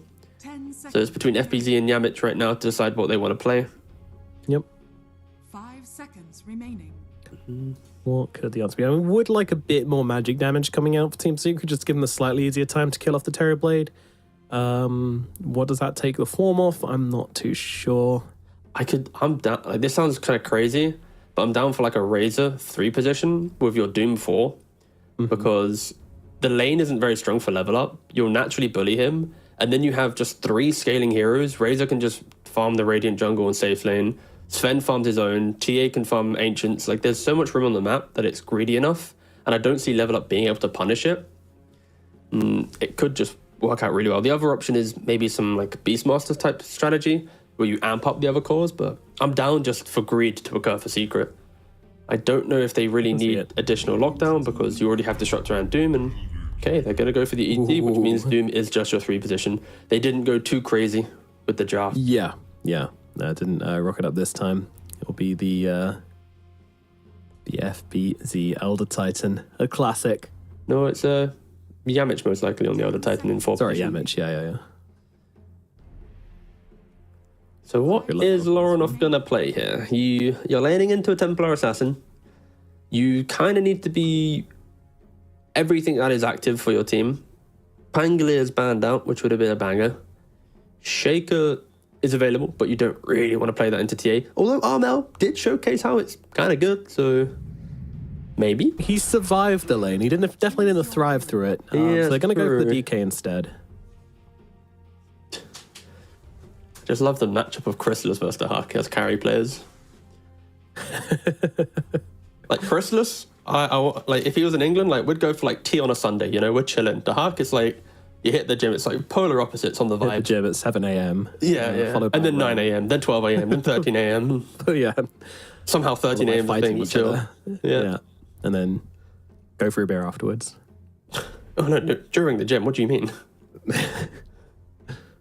All right, so Lorinov Dragon Knight is going to be the final pick for the side of Level Up, rounding off their draft and give themselves a big tanky guy to play around. Mid matchup versus the TA. I think it's all right, isn't it? Early on, it'll be annoying because you don't have your points in your passive, but there will be when you get to like level 3 in Dragon's Blood, should be okay. I think this is always a scary matchup though, because one disruptor TP, one ET rotation, when you're trying to be overconfident on your Dragon Knight, deceptively tanky, you can go down. But in the grand scheme of the game, it's that instant initiation with the Dragon Tail, the eventual scaling of man to axe, where you can just send off your illusions in the fight, slow down these heroes and be really annoying. It will provide control, but once again, it's a lot of farm needed for level up. And I think though, if this game does go later, they'll happily scale into it. There's going to be no issues there. Just do they have enough team fight in the mid game to get their draft into that position where the Hut can control everything? It's a Dragon Tail, it's a Vac Wall, and that's pretty much it compared to a Doom, a Stormhammer, the Static Storm. It's a lot of team fight going the way of Secret once again. And the ET. Yeah, I feel like they just wanted something which isn't going to get caught out. You know, if you put them on the front lines, they're not just going to get comboed down by the Sven plus the TA plus the Doom and everything. And there's nothing in the game which really does that. I think DK is as close as you're going to get, so it makes sense. But yeah, it's a tough position to be in. I am a little bit surprised that they've given away the Sven again, but you know, there's plenty of other things which they had to worry about. Let's see how this draft works out. If the Hack has the dream start to this game, you know, is this one which he can just kind of carry his team, put his team up on his shoulders and go, hey, let's go? Unfortunately not, because of the Elder Titan factor. A high armor hero like Terrorblade, you throw an ET Spirit onto him with that minus just innate armor, he's going to be super squishy to the explosive damage of Sven TA. Terrorblades don't normally go for actual armor items, which ET can't remove. So even if the Huck has a great game, he always needs to be mindful. At any minute, he can just be 100 to 0. And positioning wasn't his strongest thing in the previous game. Attribute. I was trying to decide which one I wanted to pivot on, but yeah, this ET pit is pretty cool to annoy the Terrorblade. With the natural order, you do need to be there with your hero, right? It's the spirit that only gives the magic resist reduction, whilst your hero gives the physical. So Yamich will have to be in pretty deep, but that's what we're expecting from him. You know, he loves playing these big, brawly position 4s. I could just see it where he gets a shard later down the line from the Tormentor, and then he just finds the Terrorblade, gets the TP onto his stomp with the spirit. Sven follows up as well with the Blink Dagger. Like, even though it's centered on his hero, the speed in which you die due to Sven or TA will allow Yamich to play with that logic. Wow, look at this bottom. This is crazy. The Hack and the Sweden Strong are literally just bodying them before the lanes even started. They sat outside the tower range and just smacked him. It didn't do a whole lot, but just a kind of a sign of the aggression which Level Up want to show down here in the bottom side. Crazy, crazy start. Once we get an overview of the lanes. Yeah, and the changing up the lanes a little bit, putting Milan on the melee hero, that is the Marcy, into the lane with Darkseid. Of course, Milan used to be a 4-player before he joined Level Up as a 5, so this isn't going to be an unnatural lane for him to play into. It will be able to probably get a little bit more from all of it, because you have kill potential now with the Darkseid compared to the Kotl. In the bot lane, you don't have the double Iron Shell onto Puppy. The blocks. They're gonna get him. It's beautiful. He can't move. Puppy, he's gonna die. Oh man, the 2-man blocking power of Milan and Owned Me. Absolutely perfect. And this is what you need to do, especially when you put your lane set up like this. You're expecting to find the kills. Level Up already a quarter of the way to the amount of kills they had in an hour-long game in game 1. Will they get more kills than 4? I think they will. I hope so. Off to a good start. Please not again. Please. Yamich bounce back. A Metamorphosis comes out immediately. Yamich just goes for the straight up TP. Nice heads up play from the Elder Titan, knowing the threat and responding to it very, very nicely. It really should just be about farm efficiency for Level Up. DK, Darkseid, Terrorblade, all of these heroes, pretty strong laners in their own right, if comboed correctly, and I think they've kind of found those combos, so I'm expecting Level Up to not have the issues that they found in that previous game, and items are soon on the way. They sure are. Like, also the bot lane doesn't do anything, right? Sorry, I just gotta mention, like, ET Doom is kind of nothing. Like, what do they do to ever kill a Terrorblade? other than maybe some Scorched Earth chase down, it's not as punchy. So I'm expecting that to be a very easy time for Dahak. But anyway, meanwhile, mid. Kind of waiting for the lane to end, these two. You know? Yeah. Some of those laning duos, which is just like, yeah, we live, hopefully we live. We probably just trade through the lanes and can try and play the team fights. That's what they're all about. But yeah, middle lane, it's kind of interesting start between the two of them. Lono's been playing into this pretty well, honestly. He's a double bracer, 2-point Dragon Blood DK. You'd expect him to be able to CS and get up in the face of Armel to some degree. Again, rotations are going to be the exciting one for this matchup, as it should just be a trader farm. And yeah, very, very stable start. Yeah. Sven, he is the biggest victor of the laning phase so far, 22 for 2. Puppy, he tanked that early aggression, and Chrysalis just had multiple waves just coming on the tower. The hard camp is currently blocked, so there's no way for level up to stop the creeps just relentlessly going on him. They're going to go for a little bit of a dive here with the blood grenade. Certainly are, yeah. Milan getting very, very aggressive and getting low in the process. The vacuum comes out, though, and yeah, it's pretty damn One nice. more hit. Milan, Oh, the salve. that's not enough. Nice salve there from block. Milan. Doing the work. Puppy, he has got a nice big glimpse here onto Owned Me, but Owned Me should be able to just catch the wave anyway, and we'll just farm the wave in the camp. And my Iron Shell runs out, and Puppy's doing a bit too much damage for him to just sit here and tank. And Milan just dies to the neutral creeps. Yep. Just to reset himself there. So yeah, this offlane from level up, getting a couple big kills, starting to annoy them. We were talking about how Sven was complete free farm, and yeah, helps out. They made the clutch kill. And that is the difference when your carry just doesn't have stick. Like Sven not having a stick in that scenario really is just the game changer there to either get the kill or to die. Yeah, definitely. You need to. I mean, most people at any level, to be honest, will just try and build a stick in the side lanes if you can ever rationalize it. It's just such a value item throughout the game. It would be fun if that got actually, changing stick would probably really just change the entire concept of laning phase. Like the idea of free Never regen on changed it. spellcasting. I mean more like how much it provides you or the charges you get, right? I don't mean rework stick, just tweaking stick would really just take away some of the muscle memory of how to play the side lanes. It'll be something interesting. See how that affects the dynamics of things. Yeah. Like stick can only be bought after like 2 minutes or something. Add another time requirement to items. Those are always fun. Twin gate down to the bottom side. Milan looking to go aggressive. Might not even need the help here though. FBZ getting kind of low. Milan trying to close the gap. In comes a rebound, and there comes a dispose as well. And with the Iron Shell upon him, FBZ is likely going to drop. One more hit will be required. Dahak with the Metamorphosis does get it. But over on the top side, Secret, they realize what's happening very, very nicely. And they make the aggressive move onto Owned Me. And they do get the kill. Offlaner for offlaner.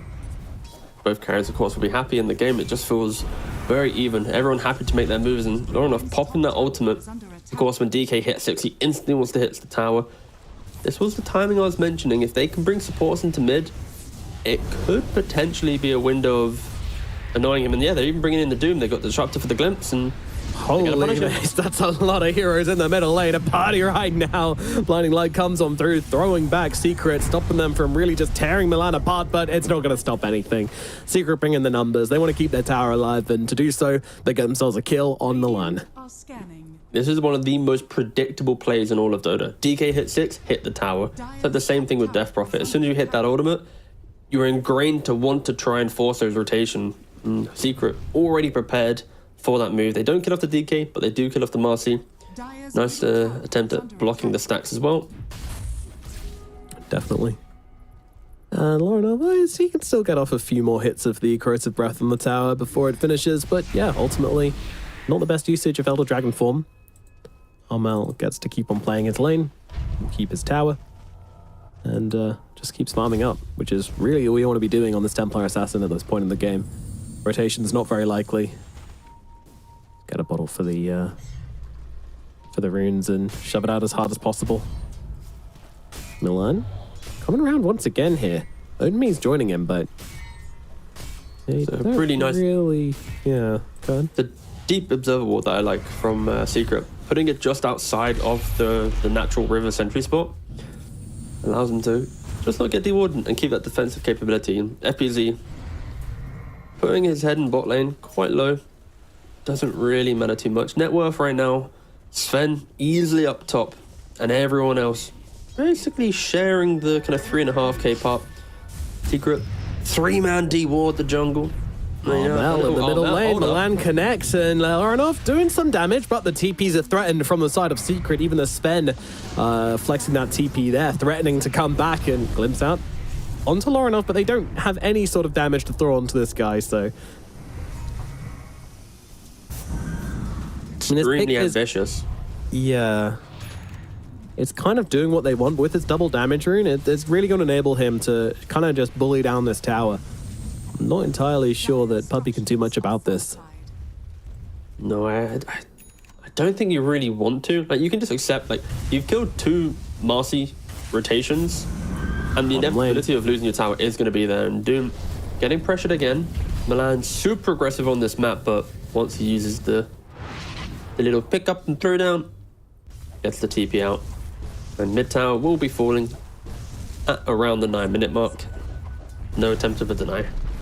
Yeah, I think for Secret, you don't really want to throw this much like resources at mid lane. Like, you've already defended it once or twice, but it's always gonna go down. So why not allow your TA and Sven to continue farming? Don't fall victim to over rotating. And for level, I think Milan, he is doing all the aggressive needs of his team. Yeah, he's dying in mid, but he's at least This might have an opportunity up here in the top side. Own me.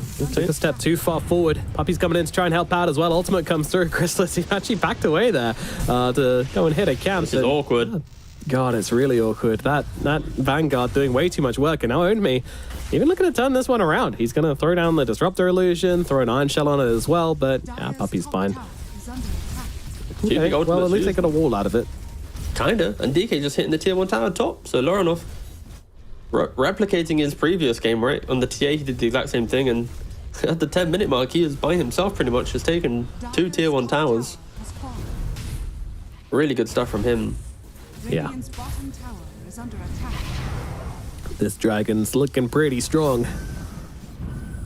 And towers across the map, and really starting to put the pressure onto Secret, so...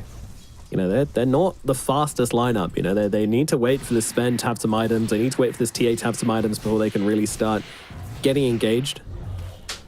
And yeah, they've recognized that very well on the side of Level Up. They're going to control the map much better than last game. Put the pressure on them. To be fair, they did do the same thing last game. They did take both the towers, so... They did. But after they took the towers, they then stalled out the game and stopped being aggressive. And I think for Level Up now, your Darkseer, he's the top core net worth for you. He has the Vanguard, he's looking for Crimson. Get him to sync up with the Marcy and keep just poking. Keep looking for that next opportunity. The issue with this logic is you will eventually get hit by a glimpse into an Echo Stomp and you might feed away your life, but I think they just have to be on the aggressive side of things. Allow your DK and Terrorblade to scale into these unkillable beasts that they could easily become in this game. And it's kind of happening. Level Up, they are smoked as 3. Does DK have a Blink Dagger? No, he doesn't. Not quite yet. There's quite an early blink. He's 200 gold away from Blink Dagger. Of course, if he did have that, it would be very good. But look at the positioning right now on the minimap. It's the 11-minute mark, and Secret are very much in the tier 3s. Extremely defensive from Puppey and Yamich, but, you know, they see the timing, and they are not willing to feed anything into it. Also, worryingly low amount of levels on Yamich. Looks like Puppey was the one to sweep up that Wisdom Rune earlier, so yeah, poor old Yamich left on level 4 at the moment on the Elder Titan. You want him to be up in Terrorblade's face, you want him to be deleting his armor, well, you need to be higher than level 4 in order to do that. But we still find Milan here, and yeah, that's going to be a dead Marcy. If they find any more, maybe not. Secret, though, still chasing, still looking to just oust heroes from the map, even if they don't link up with a kill here. They just kind of make claim over this part. Level Up doing a very good job getting the 3 tier 1 towers. This Dragon Knight, super happy. And oh, okay, no, I like this from Laranov actually. He's already got the 3 tier 1 towers, so don't bother with the Blink Dagger. Go back for that Midas. You understand that this part of the game, you don't really need to chase too many kills. especially when you look at this Terrorblade, it's not as if he's got some incredible timing, right? He's just still wanting to farm up. Puppey looking for the glimpse. Please, no more Midases.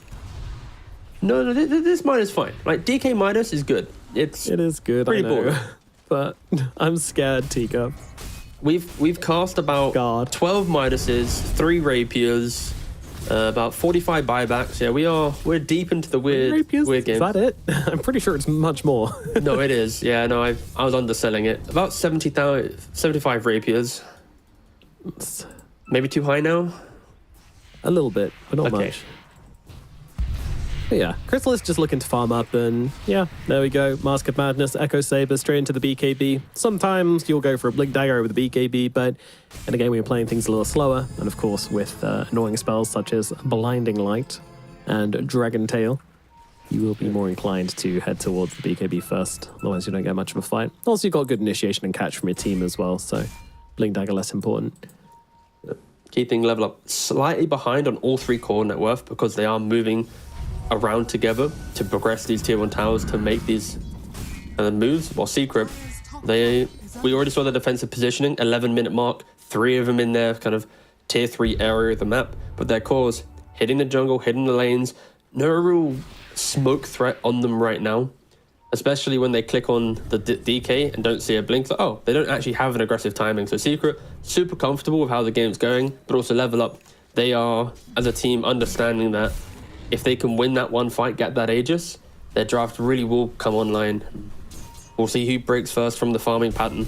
But of course, Secret is a little bit more efficient right now.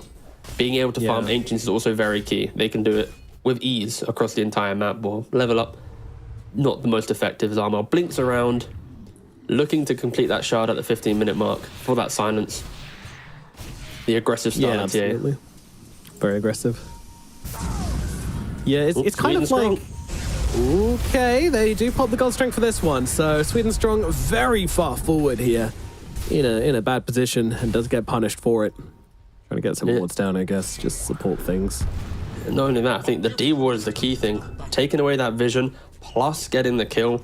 The Radiant Vision isn't actually too good on the map right now. I think they only have the 1 ward by the Dire Secret Shop, and other than that, their map is extremely dark.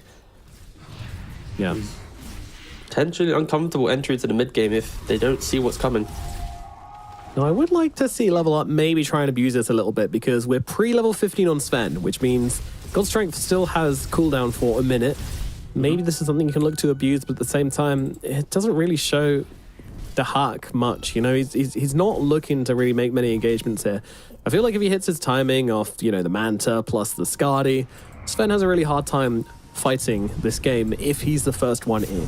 I think it becomes kind of like a game of chicken between the two of them. Who commits to the fight first? And the other one is going to be at a big disadvantage. Ooh. But obviously, if you can kill off a teammate, FBZ... Oh, he can't resist the allure of the Arcane Rune, but Puppey playing Guardian on the high ground here and helping out massively, and actually they can turn this one around. They're looking at Milan. FBC is not super healthy, but Milan will be the first to drop a last. Yamich, though, taking some heavy hits from the Hack as well, and the kill does go to Lorinov in the end. Lorinov looking forward for more. The Doom is out onto him, though. That's some heavy, well, control, but also no follow-up whatsoever. Chrysalis is nearby, but like we mentioned, the God Strength is still on cooldown, but only for 1 more second. So now we can look to get involved in a beautiful glimpse. They find the perfect target onto Tahak. There's a God Strength coming on through the Sunder onto Sweden Strong. It'll keep him alive, and Chrysalis might actually be in some trouble himself now as Lorinov has split the fight by jumping on the backlines. Chrysalis so damn low, runs himself away. He'll be all right, and Lorinov now has to try and limp himself away from this one, but guess what? There's another glimpse available, but Lorinov says, oh, thank you. I was heading that direction anyway, my friend. Trying to chase down Yamich, looking for another target, but I think level up might be all they're getting here, as they get themselves a kill and a lot of fighting and a few deaths here and there. Overall, though, I think level up will be happy with that one. Lorinov just such a strong hero in these fights. Yeah, incredibly tanky, and for Tahaki, he was able to just get that Sunder off, and Lorinov going back in onto Puppey. Illuminate, doesn't hit them in the end. Yeah, they will drag Lorinov back under the tower, and okay, cool, a nice little hurricane being thrown out as well. not much damage done to the DK. He's a big, big hero. Milan on the run. Surge helping out a lot. Oh, he's trying to hide in the tree lines here and then just supposed to cross against short. Stomped mid-air. Unlucky. Now owned me. He's trying to get away as well, but trapped inside a cage of his own despair. It's going to take a while to bring him down, though. Surge available in just 2 seconds, so might still be able to get it off and tiptoe his way out of this engagement. Certainly will. Secret struggling to really connect on these kills, just lacking that punch at the moment, lacking that extra bit of damage. I think a Desolator would solve this issue. FBZ just tanks so much damage. Solar Bind and Illuminate. Yeah, thank you, Puppy, once again. Constantly looking over FBZ's shoulder, but Aronov's not done. He's got a haste rune and he's going to goddamn use it. FBZ finally gets finished off. Sweet and strong. Nabs that kill with the Illuminate. Yeah, I was a little bit worried for level up. This timing from Secret. Sven just picked up the BKB at the very start of that very long engagement. It's lasted so long. We're seeing 2 metamorphoses now. Yeah, this is for Secret, it wasn't the cleanest of spell usage, right? You're using a Static Storm at the rune, then you're using the Doom. The chase down continues. The Secret, without the God Strength, looking to take the fight. Also, getting kited out with the God Strength to then take the fight after as well. It's level up.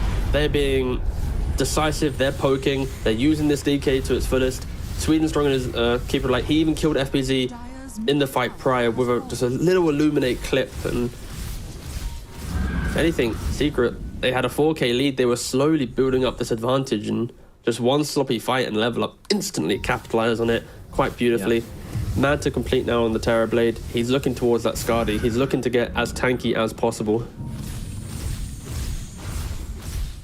We did see that situation where the Terrorblade commits to the fight first. Sven gets to choose his initiation path, waits for God Strength, comes in, tries to blow up the Terrorblade, nearly does as well. Luckily, the Sunder was there, and that was a key moment in that fight which kept the Terrorblade alive and allowed them to keep on going. And yeah, if that didn't happen, then the hack, you know, it would have been very, very depressing for him. But now he gets it off, and now he's drawn net worth with the Sven. And yeah, they are equal when it comes to carries, and at the moment, they're equal when it comes to teamfight contribution. Maybe Sven a little bit higher, but once the Skadi is completed, then it's going to look like a TV show.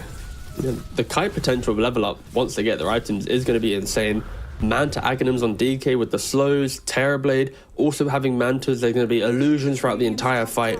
One poor initiation, Doom blinking in potentially, but not seeing the right one. Sven not getting the correct hero. There's a lot of annoyance that level up can bring to the big fight, and yeah, both teams easily able to smoke up and find kills. Level up just tried. Now it's Secret's turn. Chrysalis, he doesn't have the blink dagger. They're going to see a target. Stun comes down onto Sweden Strong with the 4-stuff of the high ground. It's perfect. That's going to get him out of danger. And now Puppy, he's been jumped on by Lauren. They were so ready to respond to this on level up. That looked like it was their plan, and throw up to the high ground, finish the job. Down goes Puppy. Another play doesn't quite work out their way, and I'm so surprised they went for that pre-blink dagger on the Sven. Yeah, it's incredibly ambitious. Using this twin gate, they're hoping just to find that one rogue hero who's a little bit out of position, but that's not happening right now. Level up, they're doing an incredibly good job at moving around the map together, and it's reflective on the net worth. Like Darkseer, DK, they are falling behind, not falling behind, but they're at the bottom of all the cores. But in doing so, they're not allowing Secret to get these free kills, to accelerate their own games, and they're the ones to look at Roshan Yamich. He's trying to annoy them a little bit, but with the metamorphosis, surely this is just a free Roshan for level up. Should be. Secret just needs to sit back and hit their timings, and yeah, this was a weird thing for me, right? Like, those timings are so important. And TA now finishes their Desolator. Chrysalis in 100 gold will have a blink dagger as well. Like, why force that play right then and give up Roshan? You know, this is something which I'm sure Secret will look back on and kind of have a conversation about. And Doom just got BKB. Like, such incredible items coming out for Secret, and yeah, just one need to hit that smoke and it all comes tumbling down. Desperation maybe setting in a little bit, needlessly so, but the pressure, it does get to you. This is lower bracket TI qualifiers. He's got the early gem. Milan picked up the gem, gave it to his DK.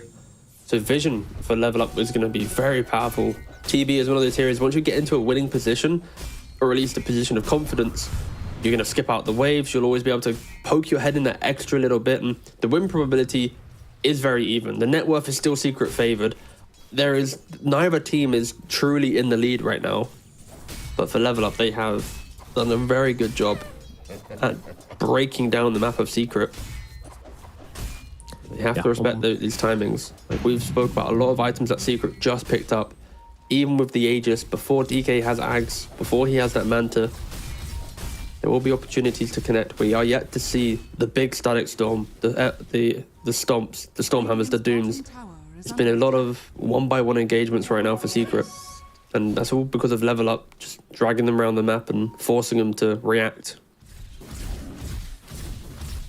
Yeah, definitely. I've been slightly more in control of the engagements, but Secret slightly more in control of the map. Also with the Sven and the TA, we'll just farm up every second which Level Up aren't pressuring them. They will be gaining gold into their pockets. It'll be flowing in. Manta now complete on DK. Soon Skadi complete on Terrorblade. These are some scary heroes that will be approaching your towers soon. Everyone's hitting their timings.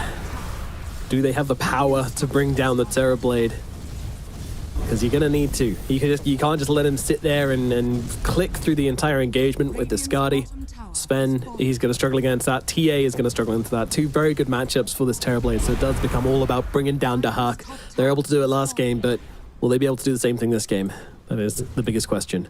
And unfortunately for Secret, Puppey got the shard from the Tormentor. So we aren't going to be seeing the Elder Titan with the mobility of his shard be able to teleport to a Stomp. That could have been a deciding factor on helping reduce this TB's armor. Gonna have to wait for the next cycle. And you see Yamich, he's looking for that Aghanims. He knows that he wants to be in the middle of the engagements. Of course, this is a very long ways away. Yep, yeah, it's a pipe dream at the moment. But I have a feeling we might get there. Not a whole lot being achieved with this Aegis on the side of Level Up. You know, they go around, they take a couple of towers.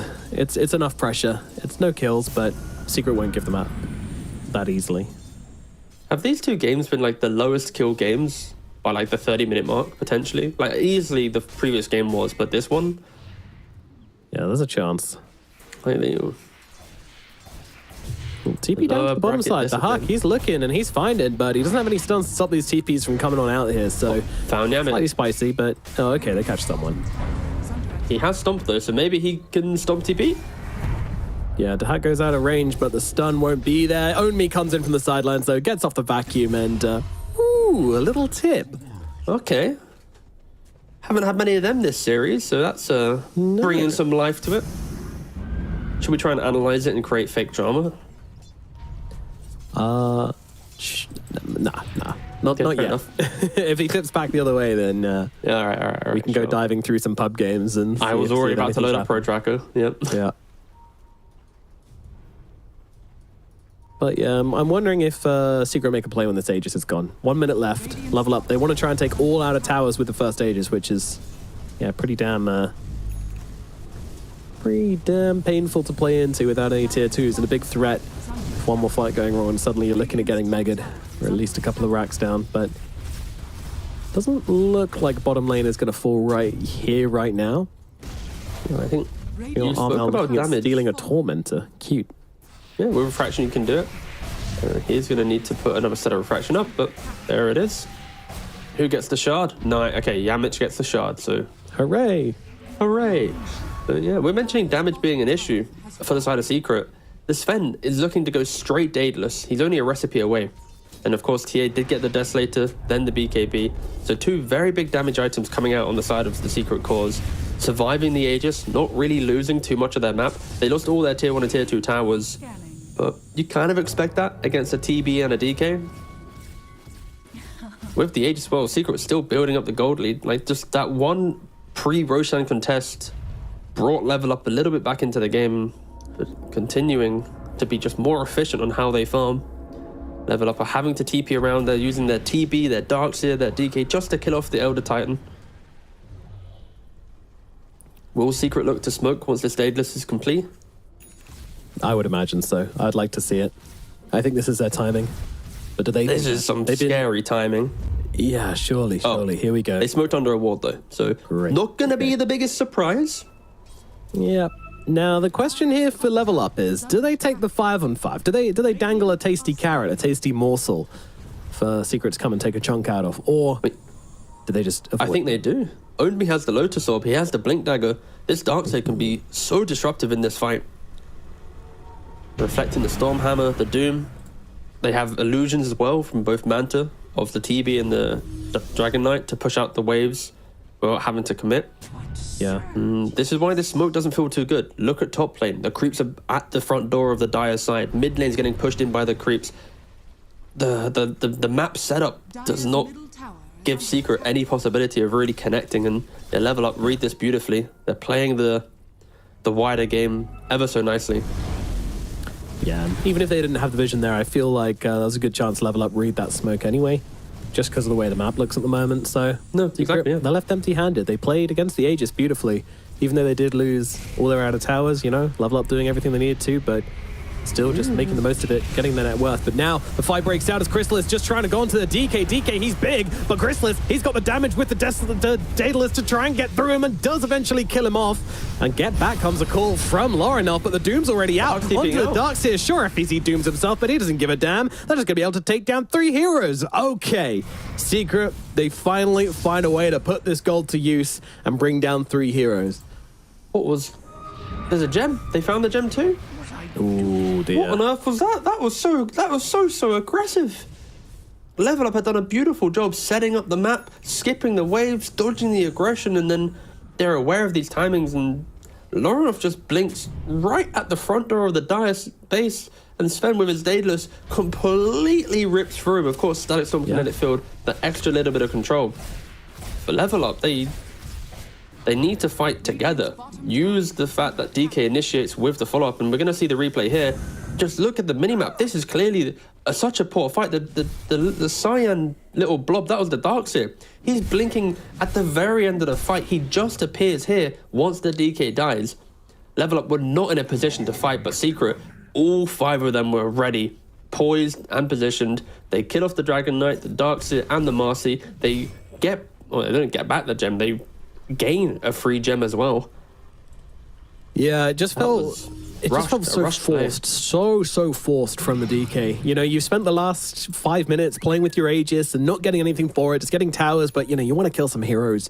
You want to start putting some pressure onto the lives of Team Secret, and then you see an opportunity and you go for it without really considering the ramifications.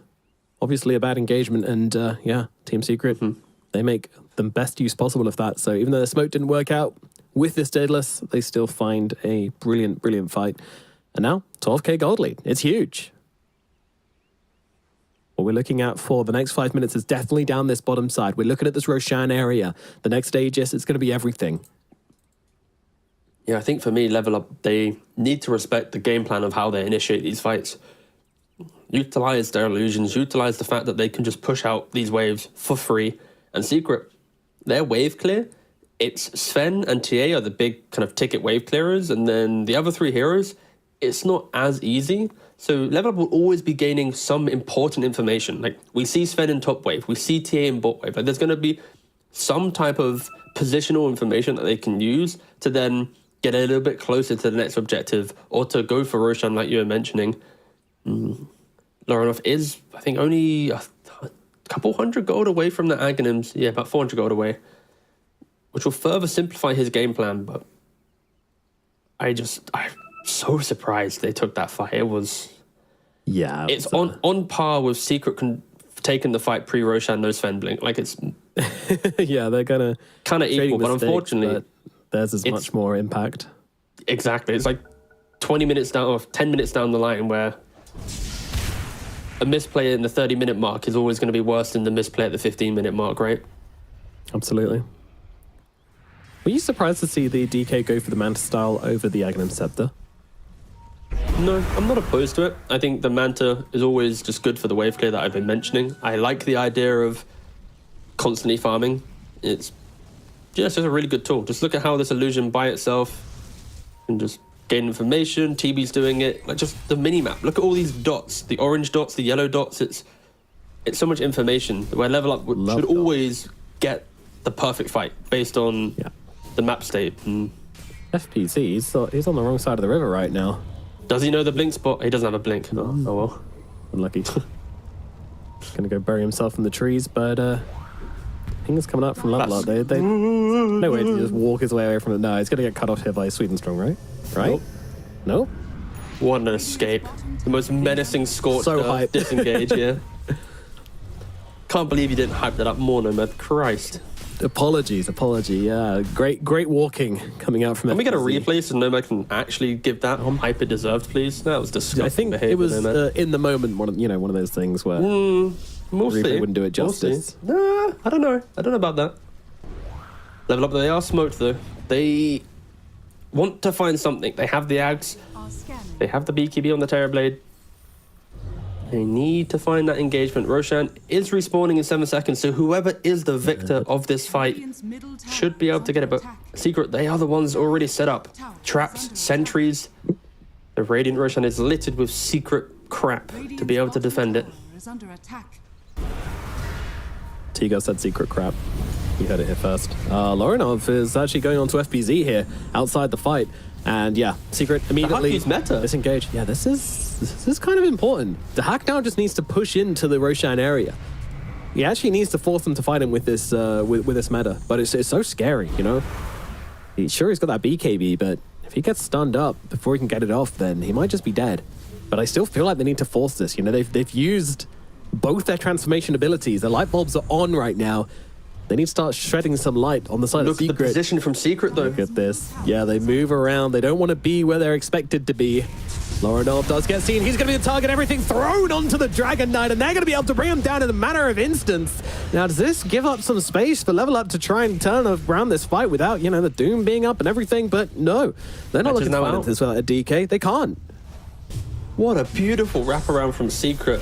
That is the beauty of how the map is so much bigger now. These Roshan contests, there's so many random ward spots. The fact that they hug the Lotus Pool, but smoke deep and around, hugging pretty much the Radiant Outpost teleport, and then cut through on their own vision. It was an immaculate play to make at the pit. They punished the DK, but it all stems from the fact that the Huck uses Metamorphosis so early on.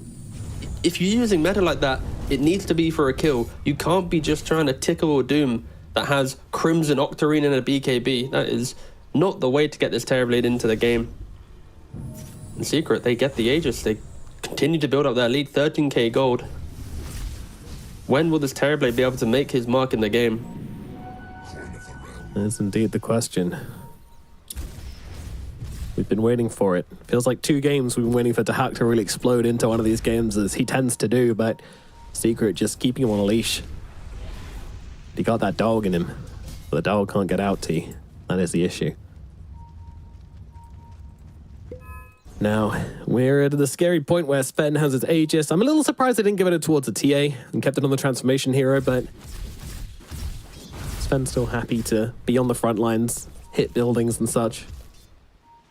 There's cool plays to make when Sven has Aegis in this game, because he can blink Harpoon and still set up the engagement for the TA to take the fight. And also you have to respect that DK blink stun into Terrorblade right-clicking you with maybe a Marcy stun on top. There is a very small window where he could get punished. But maybe TA Aegis would have been better. I think it really boils down to what the big plan's going to be. But I feel like Crystallis at this stage of the game should just be throwing his body into the middle of every fight and making it as spooky as possible. Absolutely. And it's still like a damned if you do, damned if you don't situation. If you just try and play around the Sven and not kill him when he has this Aegis, then he'll just pop God Strength, land a 2-man stun, and kill off 2 of your heroes. So you can't. Kind of baiting himself. Yeah. BKB, TP out, get yourself out of there. Take this stun. Yeah. You might be stunned one day, who knows? Radiant's middle tower. I love that. is under attack. But I guess it's kind of a habit maybe you should get into. I don't know. It's quite a nice change to the idea of BKB, right? The fact that you can use your stun, and if the BKB expires, it instantly hits because it's just a debuff now rather than the full immunity. Yeah. I like it. Of course, Armel, he did swipe away the Wisdom Rune, wasn't punished for it. And Secret, they continue to control the map because they have all the gems of Level Up. Every time Level Up has purchased a gem, they shortly have fed it away.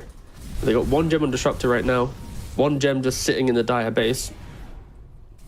Yep. The gem distribution service of Level Up is in full flow. 5 stars. on Trustpilot. As yeah, Secret just 14k gold advantage. You know, they've got Sven TA. There is no rush for them to do anything with his Aegis. They're like, oh, 5ing Aegis sounds good to us. More money for TA, more money for Sven. Don't mind if we do. Radiant are scared. Darkseer hasn't really bought an item since we've spoke about it, right? He's got the Lotus, the Crimson, that was in that mid engagement, and since then it's maybe he gets the Lincolns, but yeah, it's very awkward for level up. It's kind of hard for them, right? Like, in what world as a team do you tell them, boys, let's go go smoke and kill someone, right? You're going to be smoking into Disrupt to ET support duo with the potential turnaround damage of TA and Sven. It's identical to the previous game in its game state. Of course, heroes are different. The team fights will play out differently, but I think just the ethos of Secret's lineup is going to be, if you don't play with confidence in FBZ, getting jumped. That's BKB though, Like and a you cheese. just need to commit to this kill, and that's exactly what they feel as well, as they'll pop the Metamorphosis, but the Doom comes down onto the Terrorblade. How much does that really mean, though? He's already popped the meta. He's not really too... Well, he is pretty bothered. He's back in the top way. Oh, that is a huge glimpse coming down, but the BKB is there to help him out for the time being, and Sven is stunned up, but Terrorblade doesn't want to stand his ground here as Armel comes in from the sideline as well. Secret here is just flooding into the side. Oh, you got to be careful, Armel. You can't step up on this TB alone. He's just going to take chunks out of you. BKB is out, but look at the Skadi. Look at the DK slowing him down, taking him out. Chrysalis trying to stand his ground. A lot of damage coming out from the TV, but he needs to finish a kill here. He needs to finish his vegetables, and Chrysalis is gonna get cut down the once. That is only the Aegis. They need to follow up from this, and no more Metamorphosis available. Blink across the side from Chrysalis. He's trying to get himself out. Stun comes out up to the high ground. Lorinov keeps on chasing, keeping on top of him here. That big black dragon doing its work to slow him down, stop him escaping, and finally level up will be able to find a fight. Dahak brings him down. They got the fight. They allowed the Terrorblade to stand his ground. They kited out the Doom. But more important than that, Chrysalis, he just didn't get the initiation. He blinked in, stunned the illusions, not the real Terrorblade. He was able to escape under the cover invisibility. And just look at the damage. Both cores pumping out so much damage in the fight.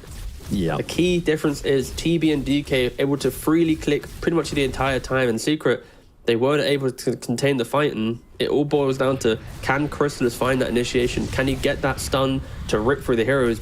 He easily can. He was putting people to really low levels. Yeah, and I have to say, like, Armel's initiation to that fight was unfortunate. He tried to come in from the sidelines there while so distracted with the Sven, but they still somehow had a bunch of saving items available. Armel just tried to come in from the side, tried to catch a hero out, and started getting attacked by the TB and just had to leave. And almost came close to dying himself. Got low early on and just had to bail from the fight. Not ideal at all. And there's a lot of disengage available for level up, right? You've got the Surge, you've got the rebound move speed, 4-star from Glimmer on the Keeper of Light, Blinding Light pushback. These three heroes are very utility heavy, and Dark now picks up the about to pick up the Butterfly. No MKB in sight right now for the TA or the Sven. TA is looking to go for the Revenant's Brooch build. Of course, turning your damage to magical damage, which will slaughter a Terrorblade if the game does go that late. Interesting. Very interesting. They're one of the few carriers that can actually buy this item and it not just look really bad. Just because of your Meld Strike, the immense damage that you provide in the moment. I see. Yeah, I mean, I guess it makes sense. You know, sure, you've got this other Titan, but expecting Yamage to be able to jump at the exact same time that Armel jumps into these engagements to catch out the TB, that's a level of coordination which, you know, even the best teams in the world couldn't reach. It's just not feasible. So going for the Revenant's Brooch, giving yourself the solo ability to try and take on this Terrorblade by yourself. It's a great idea, but also with the evasion. Does Revenant's Brooch go through evasion? I don't believe so, right? Doesn't give you true strike. It does. Oh, it does. Neat. Oh, yeah. That's literally the first thing it says in the active. Nice. Easy. Learning with Nomad. Da, da, da, da, da. Something new every day as the fight breaks out. There comes a Doom. Oh, he actually gets off the Manta in time, but it doesn't matter. They find the real guy. They'll throw down the Doom, and down goes the DK. Chrysalis just tears him apart with all of that damage. I'm kind of surprised they even bothered using the Doom on Tim. It looked like he was pretty dead, but they just want to make absolutely sure that he's not getting healed up from anything there, so makes sense. Radiant's bottom tower And, is under you know, attack. he's got himself a Spell Prism and Nocturne Core, so it's not really a massive cooldown. 80 seconds on that Doom is pretty exciting. Bottom tower's gone. That's how they need to take the fights. It's the explosive entry. They can kill any hero if they just execute cleanly. Armel, he's a little bit by himself here, but shouldn't really be too many stones to lock him down. With DK being dead, your primary initiator is not in play. Roshan will be respawning in 2 minutes and 7 seconds. I think both teams probably should be looking for that. And Secret already smoked up around the pit. They're looking for another fight. Of course, they understand that Roshan should be respawning Yeah. very they just soon, wanna and it hold is this going to be a area. daytime respawn. So Level Up will have the advantage of outpost TPs. There are no dire tier 1s or tier 2s to utilize to get back into this fight. No real boots of travel either. Do you feel like Level Up have to take this fight? Of course, this is... you've forced Secret to an area of the map for an objective. The hack, there are multiple high ground positions for him to hold. They just need to find the entry. They need to find that initiation. But with all this trap vision, it is going to be so difficult. In Secret, they put on a masterclass on how to smoke around the Roshan pit last time with this deep wraparound to kill off the DK to claim that previous Aegis. Yeah, you know where the wards are going to be, right? Like, you know they're smoking in. You know they're going to ward up this high ground, so it's all about trying to find the way to play around it. But it does seem like Level Up have actually muscled their way in and found their way to have the advantageous position somewhat. Disruptor has Ags with the ninja gear, so Puppey could be a big impact player in this next team fight. If he can hit it on the Terrorblade, pre-BKB, pre-Silver Edge, pre-Manta, pre-anything, could just be the end of the fight. Yeah, it really could. My God, so tense here in this game, in this fight. Just look It at the means positioning everything of to both everyone on of Level these Up. teams. They've also got their own little tree. Look, you've got to move so far south to get them. Run! Of course, ET Spirit very good at scouting out during these stalemates at the pit. Yes, absolutely. Why this hero historically has been one of the best kind of high ground defensive heroes. And now with the Roshan pits, equally as strong. So look at an interesting ward placement from Level Up as well. They put it in between the tree line to the right of the Roshan pit, just in case anyone wanted to sneak around. I don't know how effective it will be, but Level Up trying to think of the cute ideas. They are down 22,000 gold. Yeah. They do need to make some big play. What does that play look like? You know, who can they catch in actually 100-0 to start off this fight? If anything, it's disjoint the Doom. Let him blink in, maybe Manta dodge it so he has to recast it. That little window of time will give Level Up some entry. And Secret wrapping around again. They've done this twice now. But Level Up is set up. They already have the ward sentry, hugging the far right-hand side of the map. It isn't going to be as effective as the last time. Secret knows it. They're not rushing into this engagement. I think these fights are like literally decided in the first couple of seconds, and that's why Level Up have been so damn careful. Both of these teams know that you don't get a second chance to initiate with Puppey. He's around the side. He's around the high. BKB is there in time, though. Hack's too quick. Chrysalis, he's not going to be able to follow up on this. Yamish jumps in as well, but the BKBs are out from both sides here. No one going down. Lorenev jumping in the front here. Casting some spells onto FPC. He's trying to get that Doom out, trying to get him to use it, and he will be successful. Doom is out onto the DK. Of course, Black Dragon form already used, so not stopping any of these transformations. And Hack chasing forward, forcing them back with this guard. He just not letting them get close. They need to keep this fence blink on cooldown. That's important. Great vacuum coming in from me. Now they can bring down Puppey. FBZ, he's also on the menu. It's damage coming in through thick and fast. Puppey with the buyback, got to come back in on this one, but FBZ is already dead. I'm not sure Secret can fight up with this Roshan anymore, and they don't think so either. Blink outs getting away as Level Up. They're going to have to move to the die side of the map because Roshan is on the move as well. The Secret are even, they're not set up to come and contest this. Level Up, the Hack, he's so quick on the BKB. What a crazy start to the fight. Puppey and Dahak just meet each other in the jungle, eyes locked. Who presses the button quicker, Static, Storm, or BKB? And Dahak wins the speed test, and because of that, completely opens up the fight for Level Up to do it. They're down 20,000 plus gold. They're the ones that get the Aegis. I think both teams showcased a lot of discipline around the Roshan pit, and it really just came down to that split decision between Puppey and Dahak. And is under attack. There it is. I proved it, you know, like he is a beast in the right situations. He can absolutely pull out in these clutch situations, and that's exactly what he does there. Nullifying this Aghanim Static Storm, which could have been the game decider. And Level Up, they buy themselves some more time and buy themselves a ticket back into this game. I'm intrigued to know what Crystallus goes for next. Will he go for the MKB to go through the evasion of the butterfly? Is he going to disassemble this? Okay, he just showed us. He's going to Satanic. I was like, is he disassembling for Satanic or is he going for the MKB? He's still got 2 big items he can purchase. The Mask of Madness and Treads, of course, replaceable as the game goes later. Yeah.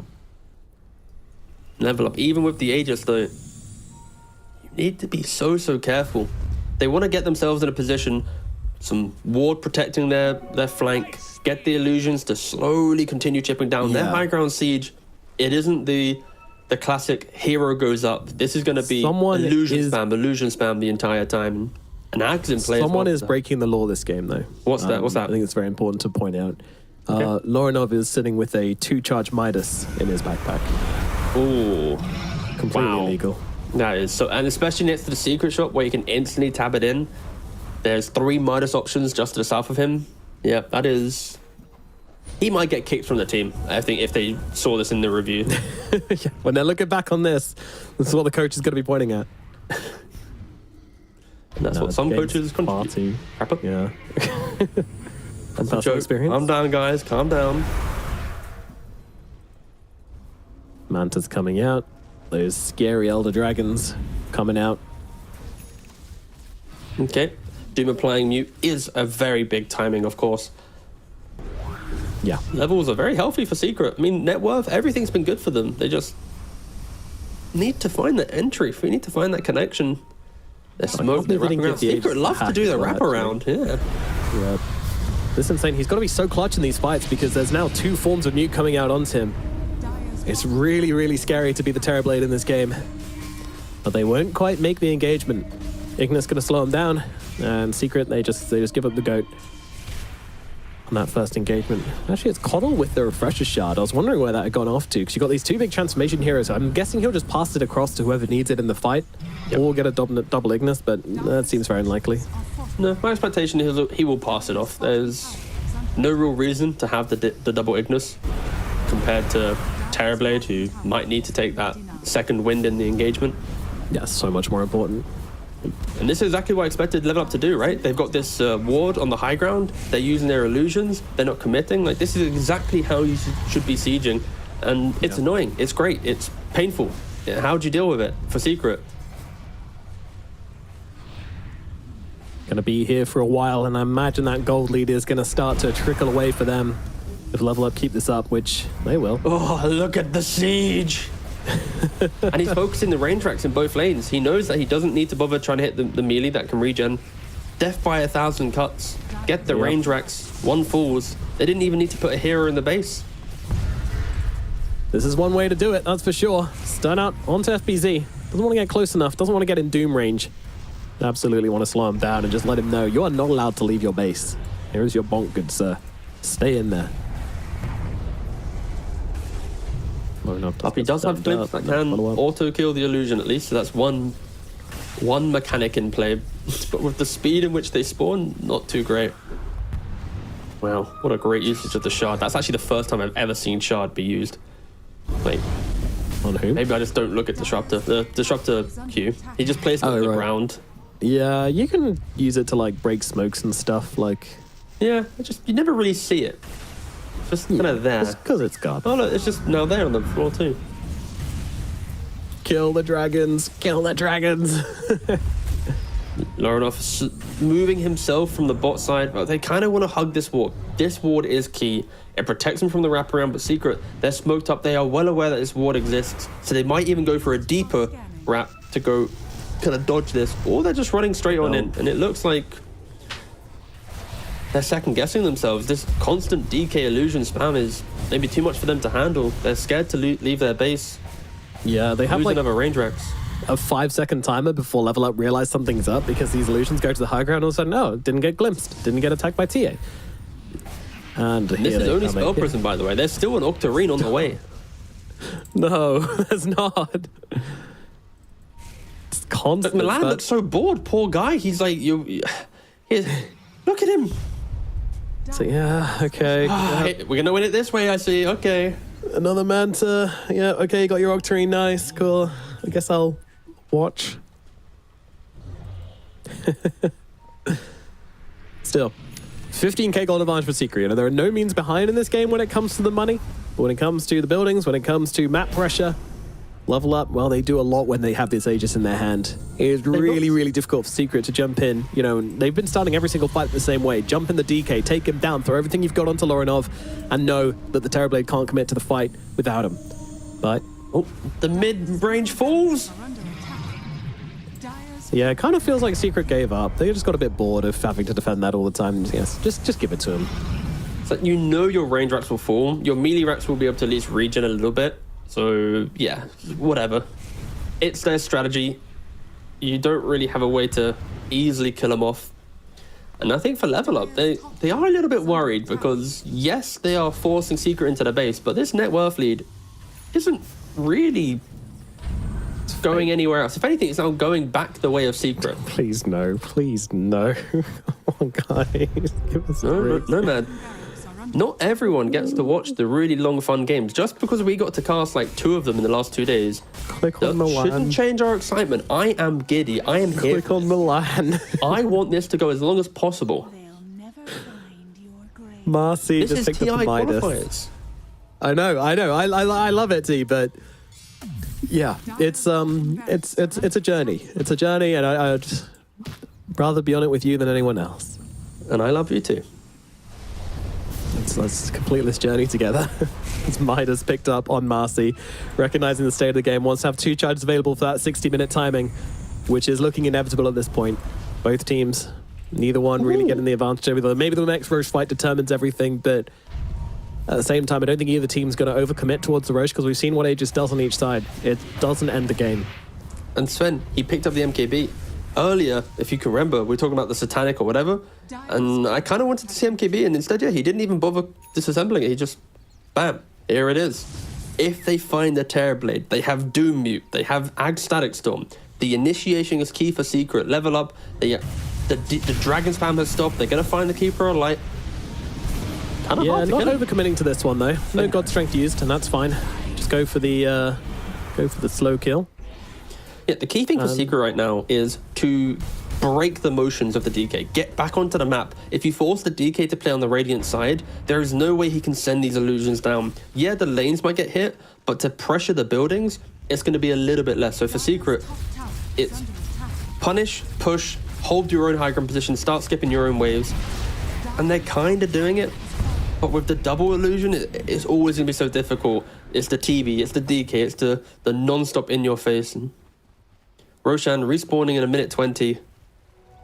Another decisive moment in the game. If level up are to get it, they might even look to siege the high ground with heroes. Crazy.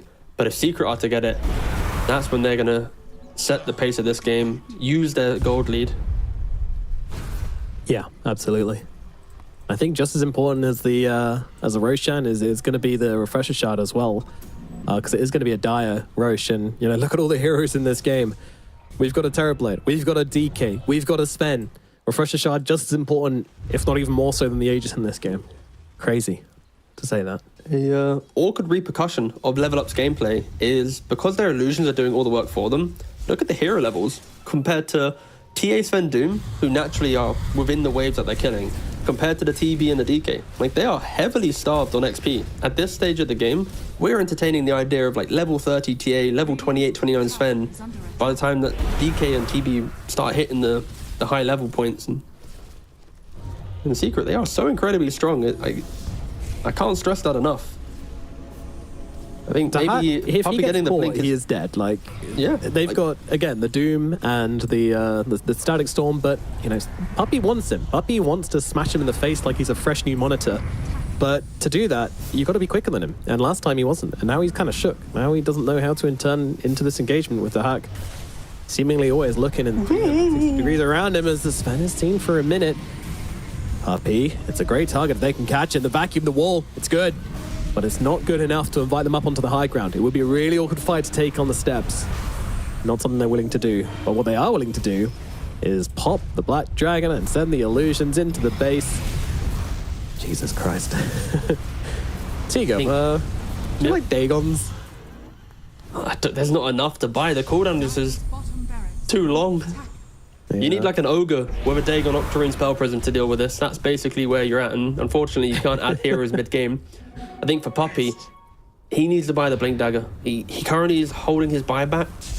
But with this type of game, I could see a scenario that just Blink Static Storm, break open the fight, and with a dire Roshan, that is maybe why he isn't buying the Blink Dagger. He knows that his buyback will be utilized because there is a TP on the outpost.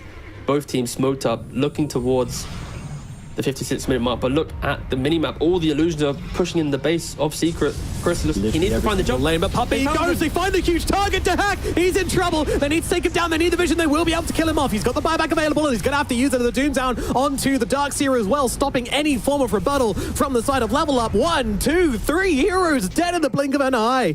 And that is the overwhelming damage we are talking about. That is what Secret have been trying to get done all game long, and it finally works out for them.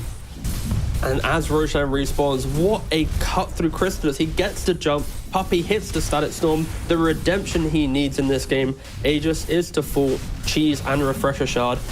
They did lose a mid-brax. No, they didn't. I lied. They lost nothing. Level Up gained literally nothing from this engagement. I got baited because there's a current on top of it. But either way. Nobody in the game did more than 1,000 damage in that fight, except for the Sven, who did 10,400 damage in that fight. So, yeah, pretty good. Pretty good. Yeah, Secret, they just went straight through that illusion spam. They didn't care about any of their creep waves, straight to Roshan, and surprising that Level Up wasn't really in position. I think they assumed that the creep waves were kind of their protection. Like, oh, they'll have to push this out first, and Secret, they just ignored it. It's like, sure, if you want to tickle our buildings with these illusion spam, go for it. But we're just going to make sure we get straight to the big objective. And for the Huck, an unfortunate pickle for him. The anti-TB items are very much online. TA has the Revenant's Brooch. You got the Sven with the MKB plus the Moonshard. He has backpacked the MKB due to the fact he has Aegis. He's honestly got too many items right now. He's going to have to eat that and throw this back in and hitting the 60-minute mark. Tier 5 neutrals. What are we saying, boss? Too many items. God, can't juggle them all. I really feel for him. But yeah. Is it Secret's time to go up the high ground? I mean, at the very least, they want to take these tier 2 towers. At the very, very least.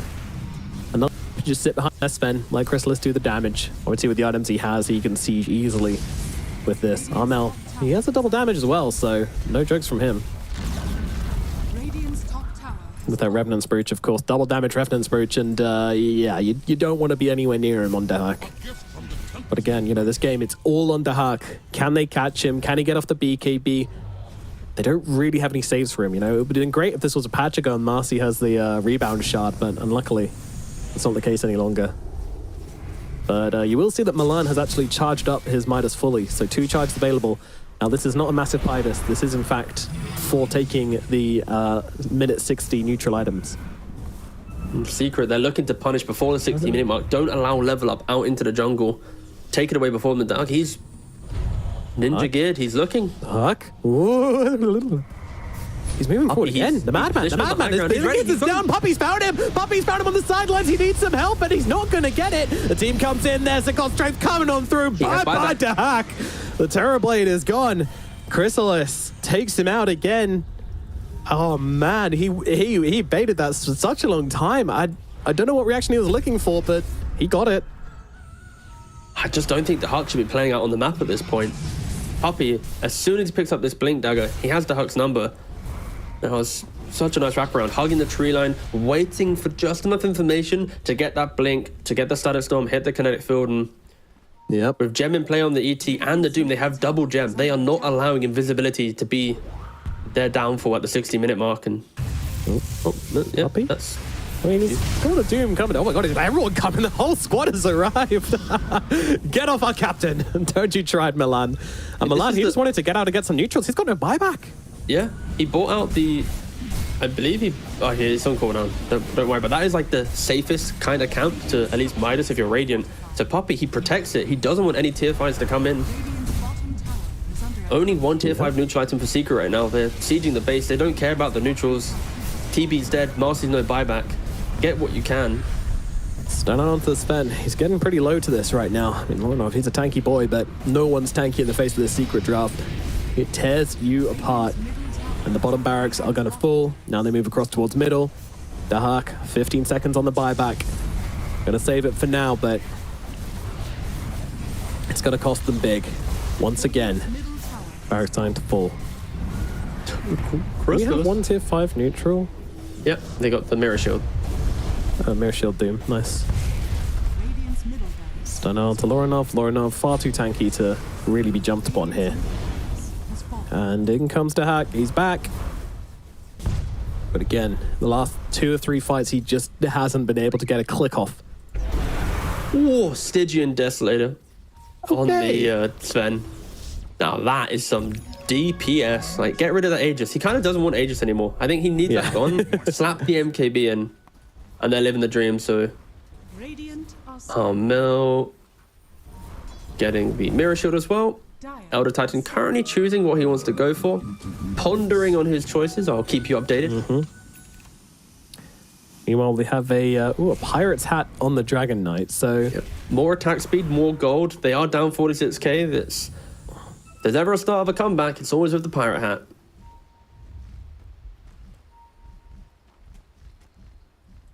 We do love our pirate hats. And Refresher Shard actually handed over towards Puppey. He's going to be the proud owner of this Refresher Shard for now, and you can see why. I kind of feel for Puppey. Tier 5s are bad for him. Like, I think he just wants to keep Ninja Gear. Like, this could be one of the few games where you just don't care about the upgrade. I think Seer Stone is the only thing which could make him reconsider. Ooh, maybe. Yeah, like you backpack your... Yeah, I could see him using Seer Stone, but backpacking Ninja Gear for sure. And Puppey and Chrysalis, father and son, out on the map together, looking for a catch. Not going to find anything for now. Yeah, to win this game, they are 2 best of 3s away from qualifying for TI. That is how the lower bracket works.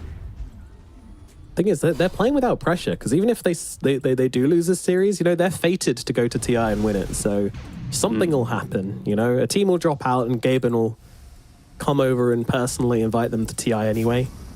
Radiant's courier has Isn't this the year he's meant to get first, right? Exactly. Yep. So, you know, the fate, it's already predetermined. You're going to lose, and then you'll find a way to TI anyway, somehow.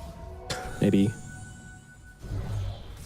Some guy in chat's going to be believing you so much. Wow, is this really how it works? Really? Wow. Was Dendy going to TI then? Yeah, don't worry about that. Take down that Tormentor. Oh, someone actually doesn't have a shard, and it is Milan, who can now rebound, and she will get fast as well. Hooray. There we go, putting it to use straight away. And some neutral items are actually being gained from level up here. Secret have decided to farm the entire map instead of continuing to put pressure onto level up. So, you know, 43 gold, 43k gold advantage, clearly not enough for them. Yeah, so I think the key pickups will be the Book of Shadows for Keeper of Light. You should be able to assist the Terrorblade during that Static Storm. On top of that, you have Seer Stone on Marcy, so they have save potential, they have vision. Sven doesn't matter. jumping in, just getting the Darkseer does get away. Oh, Sunder from Dahak, saving his teammate, but also putting himself pretty damn low at the same time. Puppey, meanwhile, getting caught out a bit, and that is going to be your Static Storm user gone. He's sent to the grave. Did actually swap in the Mirror Shield in the end, but it didn't save him. All right, getting a bit antsy on the side of Team Secret. Trying to get themselves a nice little kill outside the base, but unfortunately it doesn't work out for them, so back to farming, I guess. I mean, they have such kill threat, right? Like, you hit static, they die, you don't hit static, whatever. And I think Sweden Strong will be the key factor in the comeback now. With this Book of Shadows, if he can protect someone during a little bit of that Static Storm, allow just enough time to maybe BKB after the fact. And what a hero to have it on as well. Like, probably the best hero in the game just because of the cast range you get when you're inside that spirit form. And this is going to be insane. 65. Not only that, everyone but he's going has for a buyback. Wind Waker as well. yeah, you just need to survive during Static Storm. Like, everyone has buyback, level up itemizing for that one fight. Just keep the TB alive, and maybe for Secret, not only will they static them, he might have to Doom as well, just to really kill off this Terrorblade. Roshan respawning in 2 minutes. Yeah, they need to hold this area. Now, it may look like they're weak here, but Armel is able to jump in a second with the Sonic projection. He's just making sure their lanes are shoved out. They are being chased by these dragons right now. There's dire vision now. They're well aware of the level up's positioning. Pirate Hat, get them some gold, and it's only a 45k gold advantage with 1 kill and a bunch of Pirate Hats is going to get whittled down just a little bit. But of course, with the TA continuing to just farm up the map so quickly, almost about to hit 1,000 last hits on the Templar Assassin.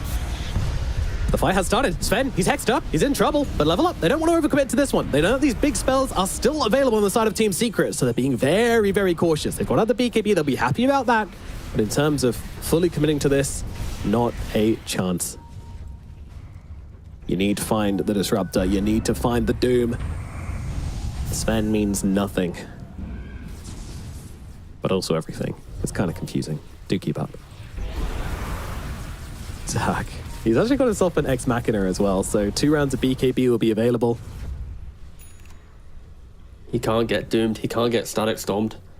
No. He's still the one positioned at the front. It's incredible confidence coming from him. This is the same position he was caught off guard by Puppey in the big comeback fight of the not even the comeback fight, but the Roshan fight of the previous one.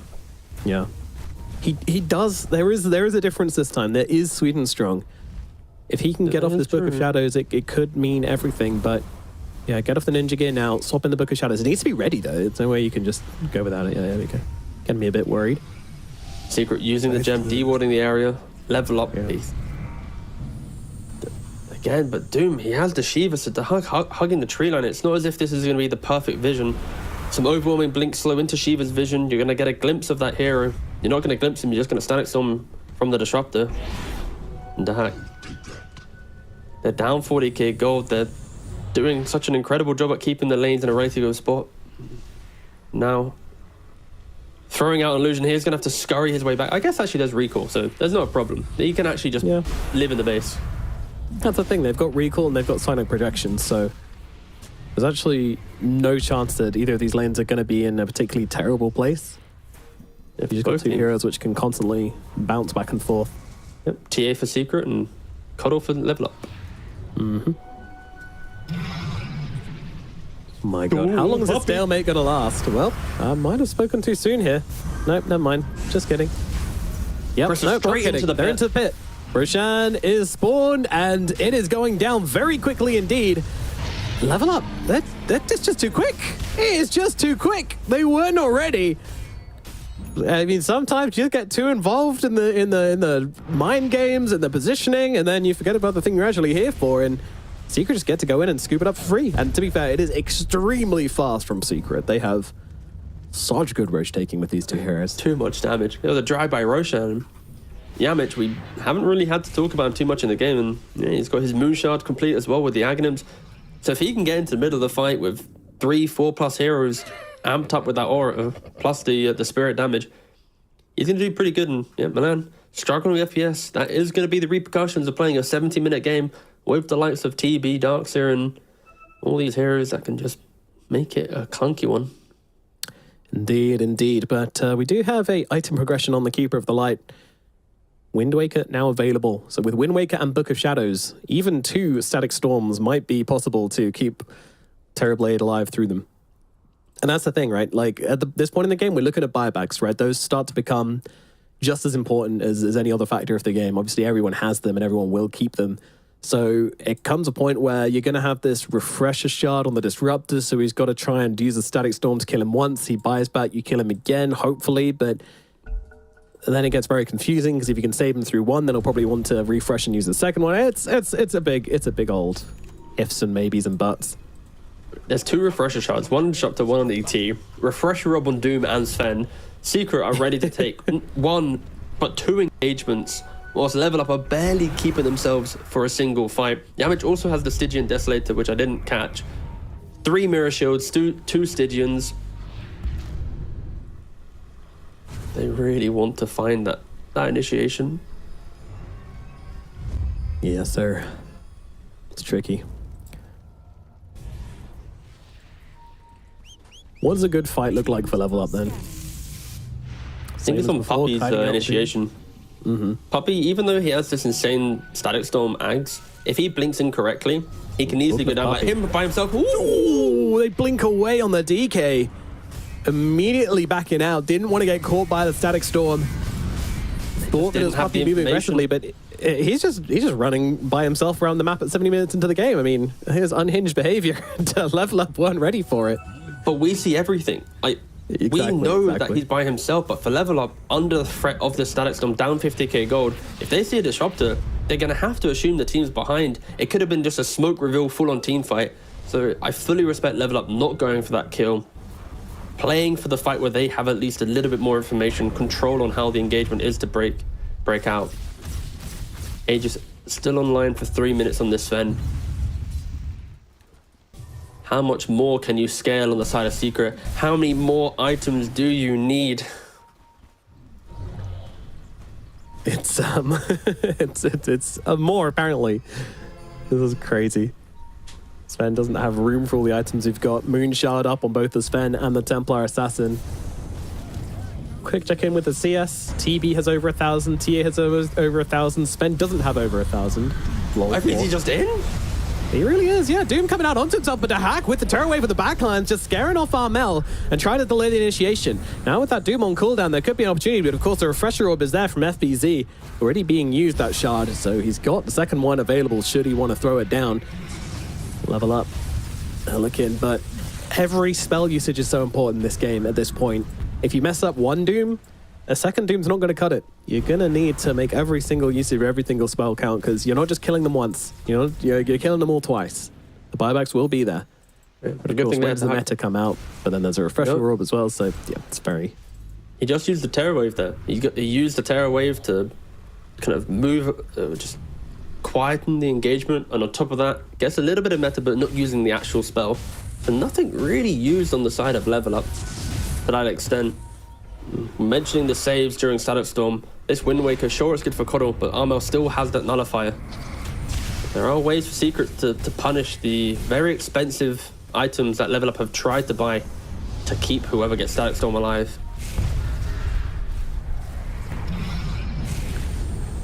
It's crazy to think that with 50k gold lead and an Aegis, they just don't want to go up into the tag ground. They respect the fact that Vac will, but FBZ, he doesn't care. He keeps going. He's trying to make something happen here. I mean, okay, there comes the glimpse, but of course the BKB available from Milan, so he's just going to be able to BKB that one off, and that is a God Strength used for absolutely nothing. He has Refresher. Are they really... Is he going to tap it in? How much do they want to force this? How much do they want to go? And they do, but the hack on the high ground, just forcing them back, splitting up the fight, completely isolating FBZ. Does that create an opportunity for them to go on him? Well, not really. Low enough comes in, over the hill, looking to fight. Static. There they come, though. Start out onto him. Beautiful little back wall coming on up, making things awkward. The buyback is there from the DK. He's going to need to use it to hack. He's actually saved out of the Static Storm by the Marcy. Milan saves the day with the Seer Stone Dispose, getting him out of danger. Wasn't ready for that one. Of all the saves we talk about, that was not what I was expecting, but very nicely done from Milan. And, well, they chase back Team Secret again. Back to the jungle, lads. Level up. They're just missing that one extra hero. They hit the Vac wall. The TB was all by himself. Of course, if TB didn't get hit by Static Storm, plenty of damage, but just look how little damage level up could do there. It was a lot of control, a lot of containment, and Sven TA still doing everything in their power to try and get the kills. Lorinov had to buy back, the only hero needing to buy back at this stage of the game. We are 74 minutes in, and we have only had 34 kills. This is such a strategic game. Strategically disciplined game. Yeah, that's the way we're going to be phrasing it. My God, I can't believe neither team has been able to break the other yet, but Secret have come very, very close. They all need to wait for these cooldowns. Again, not... I mean, Spencer's just buying an Axe because he's just like, well, I've got all this money. Some gold, yeah. Might as well. Probably not going to use it, but there's a chance. Refresher orb finished on the Templar Assassin. All right, nice. I love how we expected this Remnant's Brooch to be the thing which kind of kills off this Terrorblade and causes him issues, but it's actually just been the illusion killing machine. Whenever he comes across a DK illusion or a TB illusion, all right, Remnant's Brooch, kill it, back to business.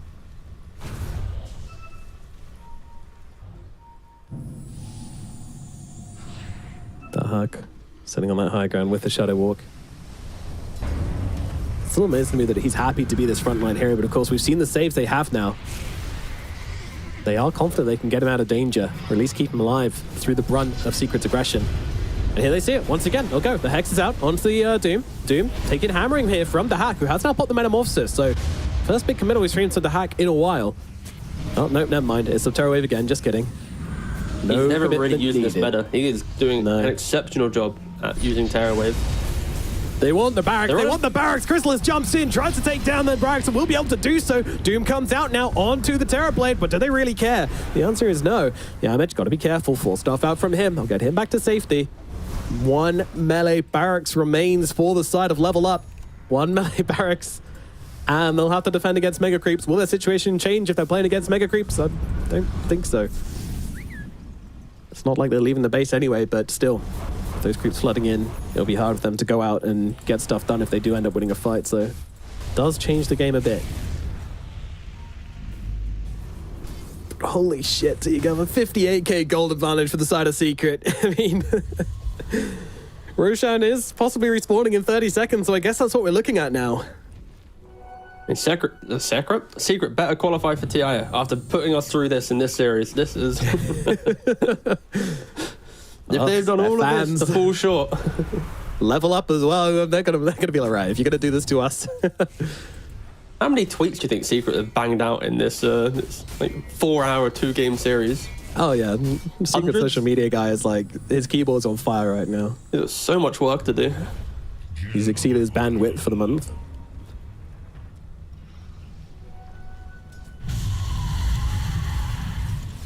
We're at the point where scaling isn't occurring. Like, most heroes are at their peak. If anything, supports might pick up an extra item or two, but I'm clicking around and it's the same items the entire time. We really are at that who initiates, who has the vision, who goes for the fight, and we're going for another Roshan. It's up in 40 seconds.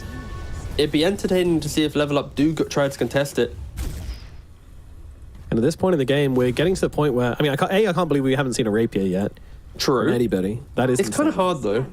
This entire game's about resource management, and I think Rapier, you're dying too quick to even get the hits off. Like, are you surviving the static or not? Are you getting hit by the Doom or not? And there's not really a comfortable buy for Level Up to go for it. If anything, I could see Milan going Rapier on the Marcy as a position 5 item. He's already got 5k gold. That could be pretty impactful. He just jumps in, does it all himself. Secret though, they're smoked up. Oh, they've caught the Milan. Luckily, he doesn't have Rapier yet. Yep, that's a good thing at least. Doom used, God Strength used, but of course Refresher Shards and Refresher Orbs all available for the side of Secret. They just want to come in, they want to get these barracks, they want to finish this off. At the very least, force the Mega Creeps here. Onmy's coming in, he does have the wall. Damage, he's just going to hit in the buildings, and he's got a Stygian Desolator of his own, but now the Hack starts to unleash here. But it's not going to be enough to save the barracks. They are gone. Mega Creeps gained by the side of Team Secret, which makes this next Roche fight kind of easier for them. Very, very hard for Level Up to leave their base now. I mean, yes, they have illusions to flood out these waves, but you can't stay out of base for long, that's for sure, so... Do we have the 78 bounty? minutes. Do we have the bounty rune graphic? I can't remember if we have that. I just want to see what the pirate hat contributes. Oh, look how quick that! Oh my god, production! You are smooth. 11,000 gold. This is of course pirate hat helping out a little bit, trying to find the small ways to chunk into the 60,000 gold lead, but we are seeing the effect of it. It's been running for nearly 18 minutes now. And, nice 43 bounty runes picked up. Casual, casual. As Roshan gets picked up as well. Aegis onto Chrysalis. His inventory is positively bulging at this point. Does anyone even need the Ag? Oh, it was a refresh show, wasn't it? 2 wisdom runes sitting at the dire side, by the way. Yeah. They've not played here. There's no reason to. Oh, ooh! Lord, Wait, go, go! Yes! Sweet, sweet money. Oh my! Oh, okay. This is actually really cool. The Huckbot Helmet Dominator. There is a window where they're going to use this to TP in, send out illusions to then use Keeper Right to recall them back to the base. And if at any minute the creeps do get to the base, we could potentially see a mass TP from Level Up, avoid the big fight, and just go for like the base race. This Helm of the Dominator could be the pivotal point in the future where Level Up lean on it. I think if you're Secret, you need to go and hunt it. Go and find what's happening. How are these illusions spawning here for free? Scanning. Puppy, he already kind of senses it. And there it is, he's found it. I kind of wish the Huck tried to hide this a little bit better. Could have Not been very a really stealthy cool creep, play. is it? No, not at all. Where the hell did I go? But still, really, really cool thinking at this point. When you're backs against the wall, gotta get 80 minutes creative. in, down 60k, like these are going to be the small plays that will potentially give Level Up one of the greatest comebacks in the game if they are to do it. Of course, I am skeptical, but I'm here. I live for it. They have so many tools on the side of Secret. That's the thing. Like, they have so many ways of locking people down, controlling them up. Refresher all. They're so afraid to just hit about buildings. everyone.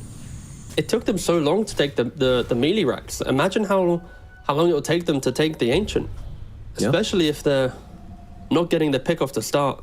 I mean, no I'd one be wants to be the so one to make a nervous. mistake. No one wants to be the one to step forward and mess up the game, especially on Secret. You know, Puppy, he's got that machete. And he has a refresher shard, so he can hack at them twice. Double machete. Very threatening. Here we Akimbo. go. Secret. Taking a step onto the high ground. Yamich and FBZ have been the ones to kind of threaten here, but Rapier alert. The Hack has now picked one up, but in we go. They got the Doom out onto the Darkseer. Darkseer, well, he's going to be okay for the time being as Wind Waker is out onto him, and now Hack, he's actually being chased down by Chrysalis here. He needs to get away from him, and we'll be able to do so with the 4-staff coming down. Another Doom coming Yamich. out onto the DK. Wait, what? It's an AoE Doom on him? I don't know what's happening, but either way, Yamich taking damage inside the base right now. Milan and the Sweden Ancient. Strong are already dead. They're looking for the Ancient. gotta They want to break the finish the Ancient. game. Secret, do they have the damage? The Hack trying to stop them, but Armel and Chrysalis, they're going to do too much work, and the Ancient will fall. Good luck next comes out from Milan as the series will go to Team Secret at last.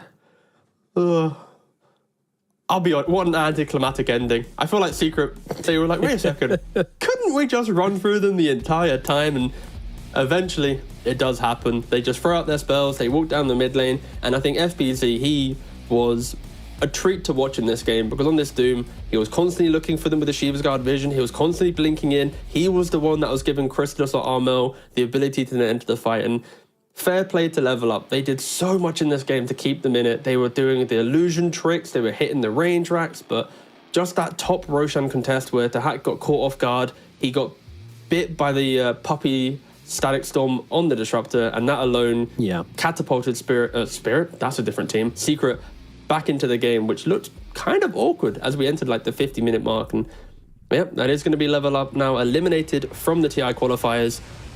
Yeah, it is, and such a shame as well, because you know this team, they've been so good, such a surprise factor. Any Dahak team, we always have eyebrows raised and ready to see what they can do, what upsets they can pull off, but not today. Secret looking too clean. Discipline, definitely the name of the game in this series from them. You know, they were chancing nothing in this game, only the low risk plays coming out from them, and you know, give them credit, you know, that secures them a win. And two convincing wins, although both of them took an extremely long time. They did get there in the end, and that's what counts. Yeah, I believe this is also the largest gold difference between two teams that we've had so far. So it's 74k. What was the end gold difference, actually?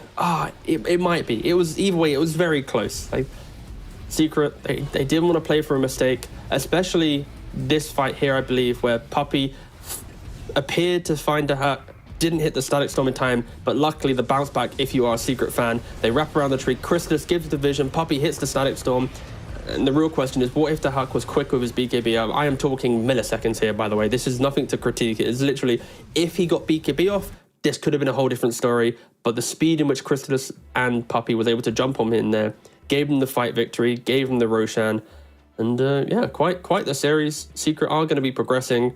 Once again, I don't know who I'd give MVP to. It's a really weird game. Like, Armo only has 3 kills, 9 assists.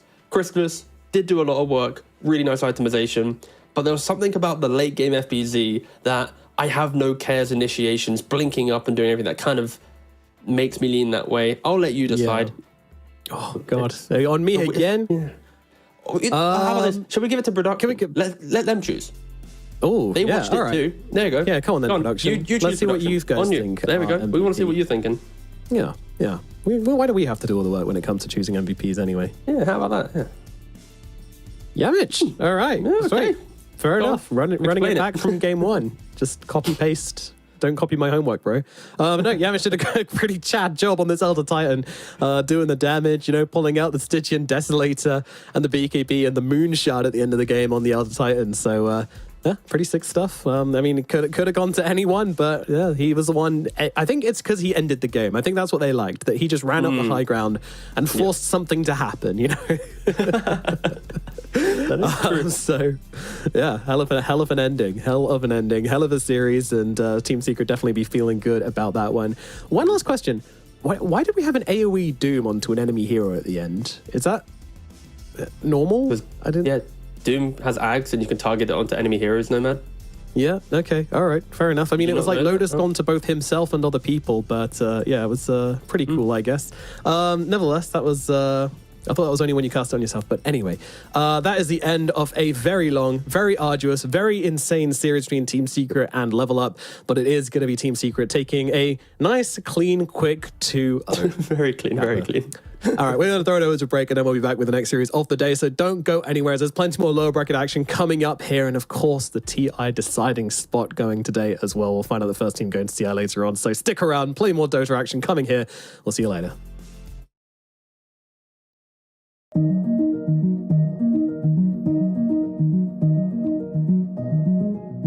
Every day for 3 years, a secret team met across Europe to hack one of the most technologically advanced cars in the world. Meet the Deloitte cybersecurity team that developed new state-of-the-art automotive software defenses, making the world safer for drivers, passengers, and pedestrians.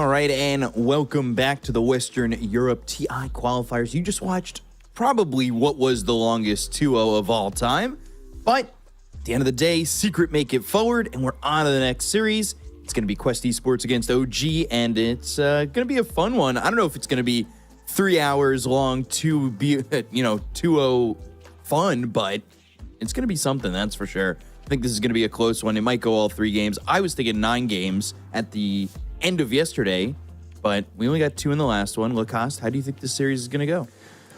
Oof. I mean, after seeing OG yesterday, like, this is how they managed to qualify to TI when they won it through the lower bracket.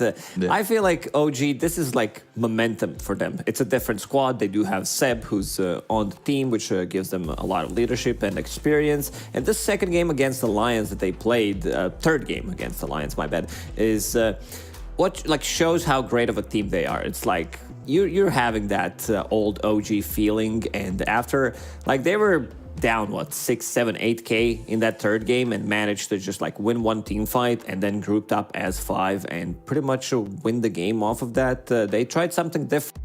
We did mention it yesterday that like the carry matchup wasn't the greatest, and also Quest Esports, a team that pretty much I think everyone would have to take one spot in the qualifiers by default. Judging by their performances in 2023, they were great. Like, this team just owned throughout DPC, throughout some like third-party tournaments as well. Team that kind of deserves to be there, but now they have 1 life left. And against OG, you never know what you're getting, because OG, they're also like very hot and cold as a team, so it really depends how they're gonna show up.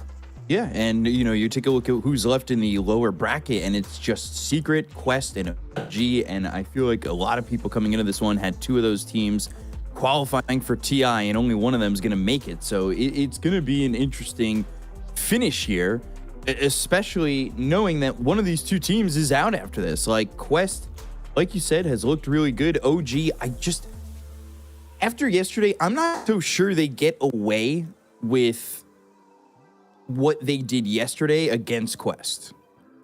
Well, I mean, Quest is a stronger team than Alliance, so if OG makes the same mistakes that they did yesterday, they lost all 3 laning stages when they played against Alliance. Alliance did that really well, just like focusing on strong lanes, both side lanes, also making the rotation. It was a lot on BZM to fix the problems that they had after laning stage was done, so he had to do some heavy lifting in all 3 games, and he did that. Like, BZM, when he like first showed up on the OG squad, he was also carrying the team. There was a period of time where he did not have like a bad performance in like 6 months, maybe even more. Then the patch dropped, like it wasn't top tier, but he was still delivering, and I feel like BZM again is on the top. Yeah, and it felt like yesterday it was BZM who really had to carry OG in a lot of that, in a lot of their winning ways, and it just felt as though the pressure was on BZM for sure, yeah, to pick up the team. I think this really shows like the average kills for, like, if you compare these 2 players, Noob is also very active. It's just that BZM, he needs to be much more active, considering that they do tend to pick some of these like slower offlaners. And also Noob, like when he entered the scene, there was a lot of talk about this guy. He had some like previous experiences playing for these like Div 1 teams at the time, for some stacks as well, but you can always feel when, for the teams that he was playing on, that he's still like better than the rest. And joining Quest, joining Oridu Thunders, this team, when they formed, they looked really good, and like after seeing them play for a while, you're like, okay, this team is gonna go very deep into the tournaments, and this might be their last stop, but they can also do it. I am gonna give slight advantage to Quest Esports just by judging the results that they had and also the way they play. I feel like, offlaners, they've been swapping offlaners constantly. Voiter, he's gone. Then they had Amar. Then they had Malik as a stand-in for the last tournament. And now they have Toby. So they know how to play. Like, the core of the team still stays the same.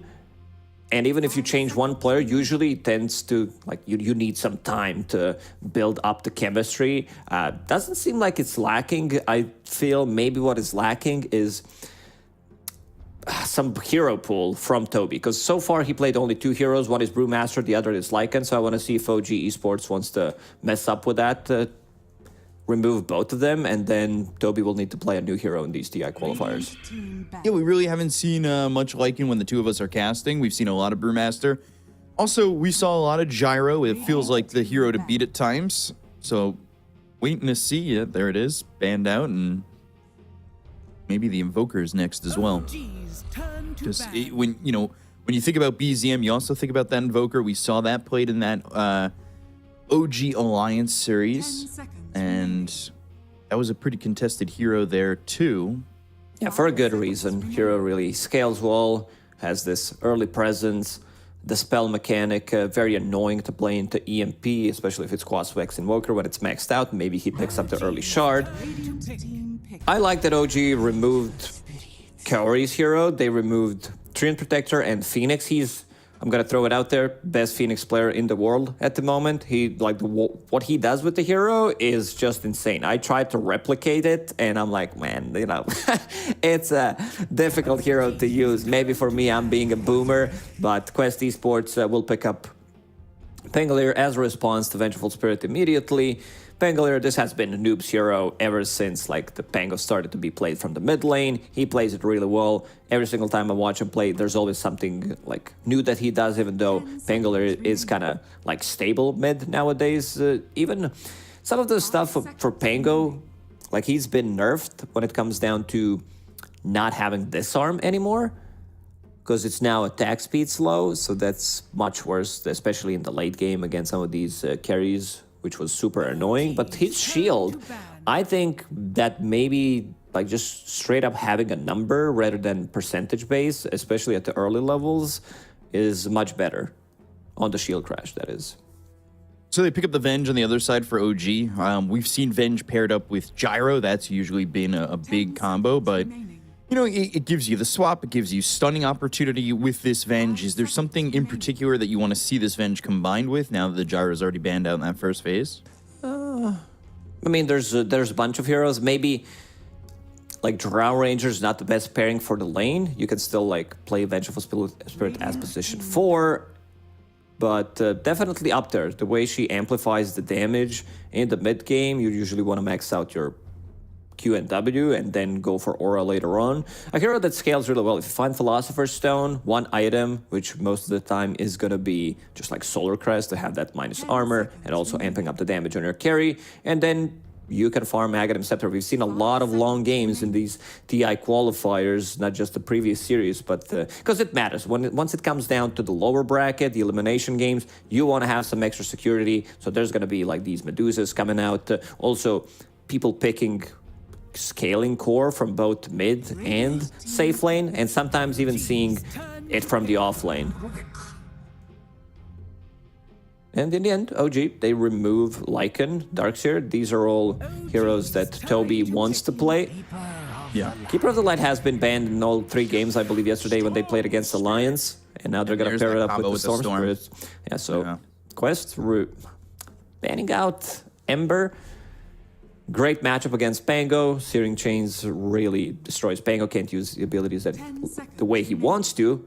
I think it's even worse now, playing into Storm Spirit, at least laning stage-wise. Storm Spirit better against Pango. You can't kill him, but Storm Spirit can kill you, and now you also have Keeper of the Light with you, so that's going to be the mana battery that Storm Spirit doesn't necessarily need, but it's going to be a good way of amplifying his damage. He doesn't necessarily need to go back. And controlling the runes, I think that's going to be the big one. Starting from minute 6 and onwards, OG, they need to bring numbers to the mid lane to be able to protect this Storm Spirit and secure them the runes. So Naga Siren Silencer is the combo for Quest.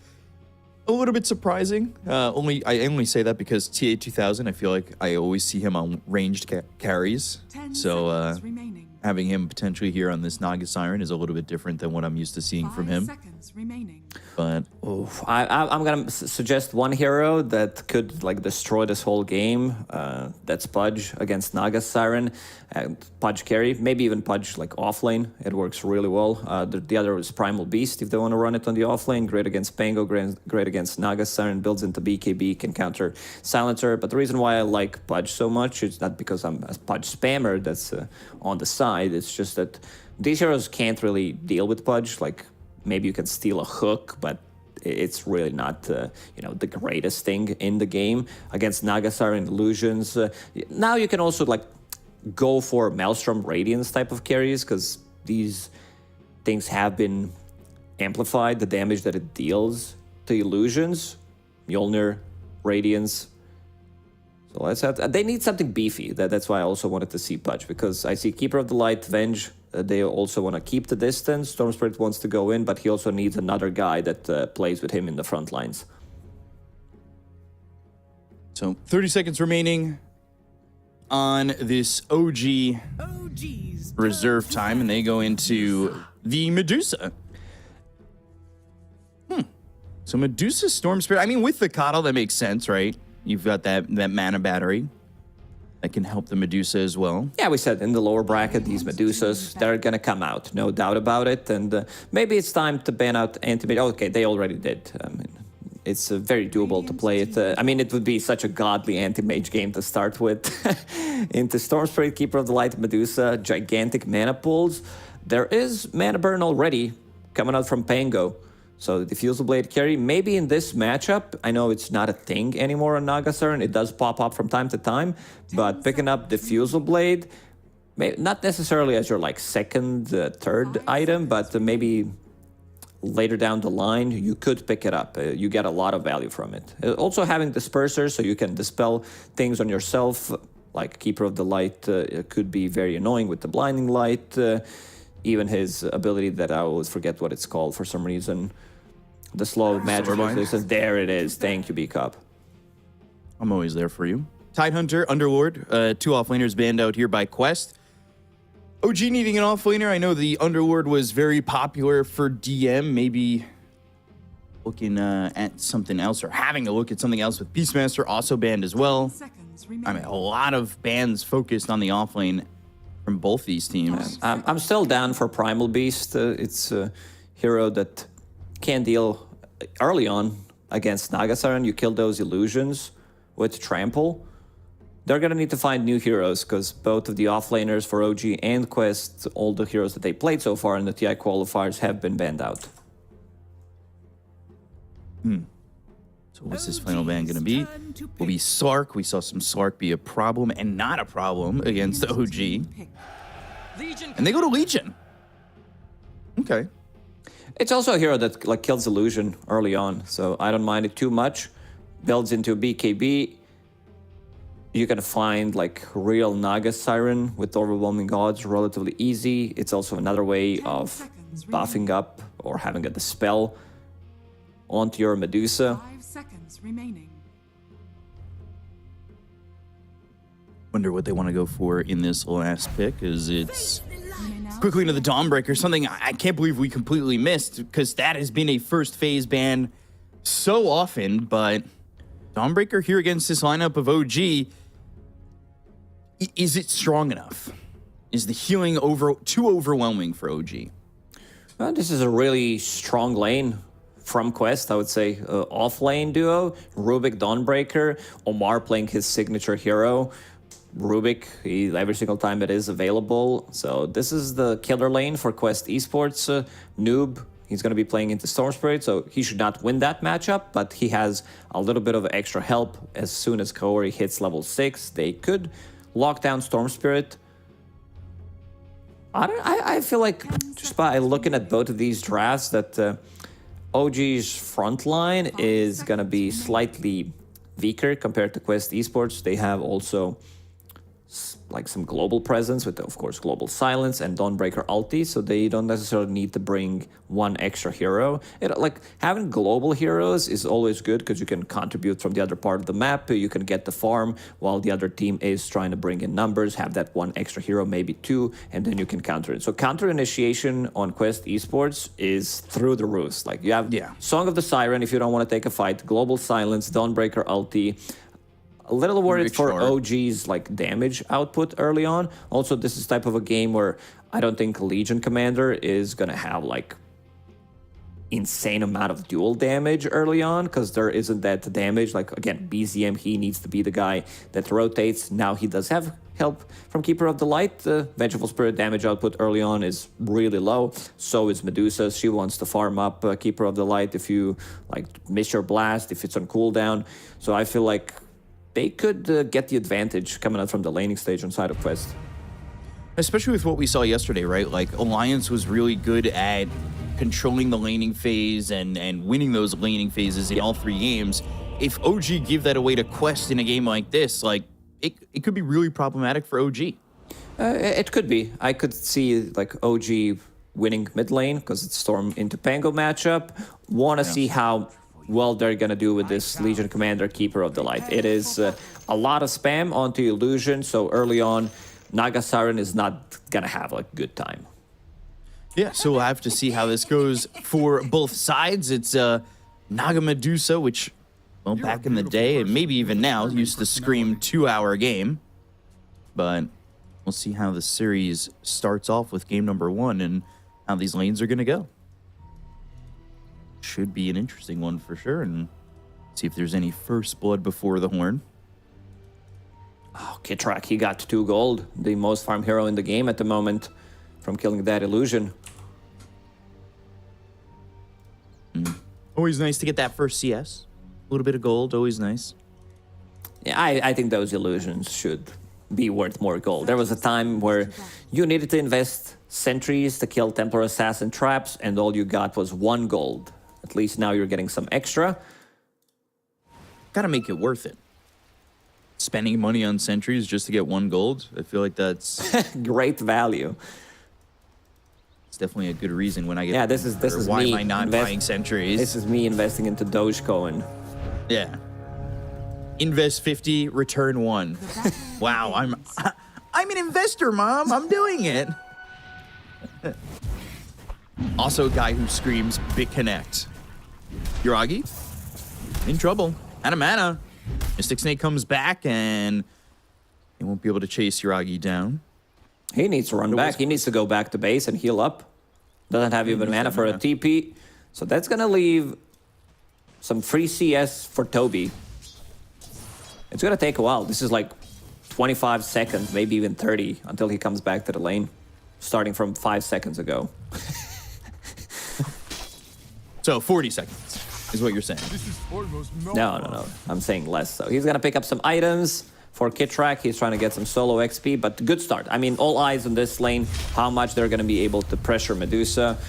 Vengeful Spirit, she doesn't really contribute much. It's what, like 1 stun, try to soak up some of the damage, but it's going to be a lot of harassment. Just by having 2 abilities that deal insane amount of damage early on, I think OG Safe Lane is going to struggle with it.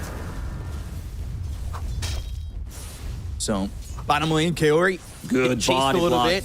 Yeah, great body blocks coming in from Seb, looking for an Illuminate. And it won't be the neutrals that get that first blood. It'll be DM. Well done there with the body blocks coming out from Seb. So it's not fair. He's on the horse. Okay. It's not a fair battle.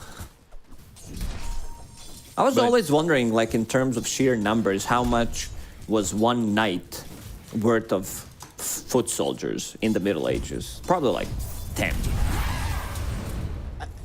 I don't have an answer. I'll have to Google that. Yeah. Do they just mush 10 people up into a horse? No, because if you had like, I don't know, 500 horsemen compared to like 5,000, I think like Toby's these 500 could outmaneuver them. Toby, they're dropping really low. They have a magic missile, but they're not going to chase. Him and Omar were both pretty far forward with not a lot of health.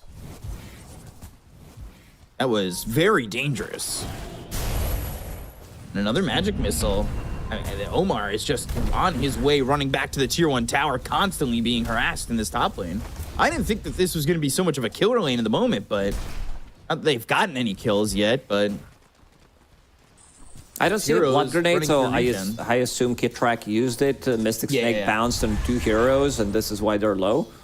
He also brought in extra regen. So this Yuragi move where he went back and came back to the lane with TP scroll, he brought items for Kitrak, so he does have healing salve, he did have extra regen as well. I believe 1 mango that he brought, so that's quite a lot. Yuragi acting as a courier at the early stages. Mid lane, as we see, some slight advantage for the Storm Spirit. He isn't, again, playing into Pangolier, so a lot of harassment coming out early on. And this has been the build on Pango. Nowadays, I've seen like Pango's picking up 5 branches since he's being Universal Hero and then rushing bottle. It's just a bit of a change from what he used to do, but it's still that diffusal that they like. Yeah, it's the same item build.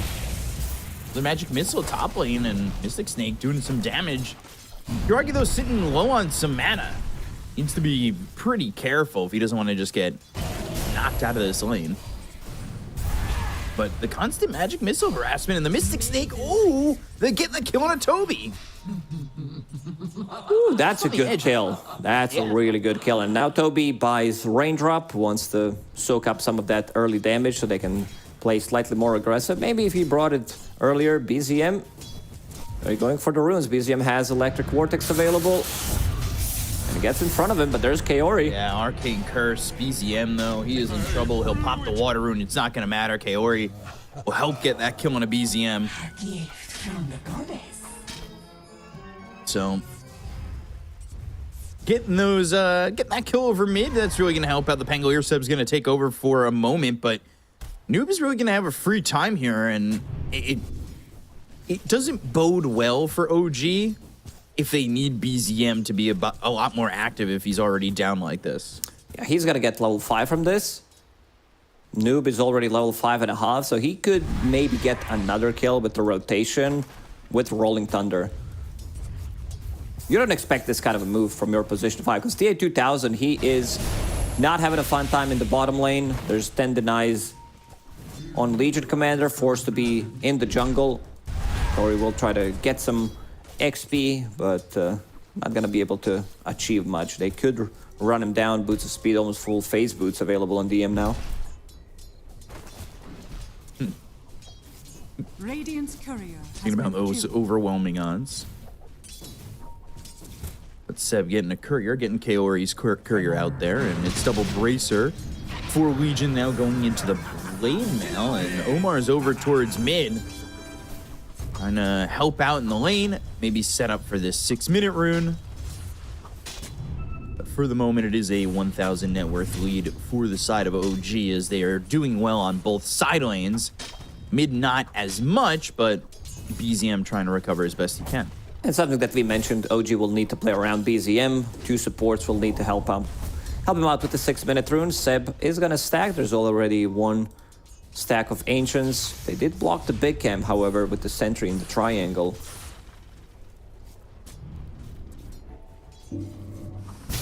Top lane taking that Lotus and a little Magic Missile action. Ball lightning in. Ooh, this is a big kill to get for some revenge, and BZM's gonna get Noob.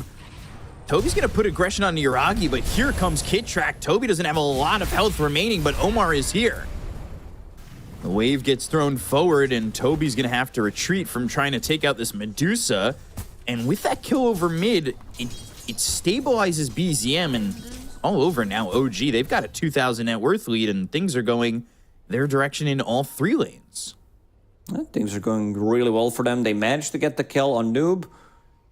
Who got the last hit? It was BZM, so he's going to get some extra gold from it. He also does have 6-minute active rune, which is a shield rune. Makes him super difficult to kill.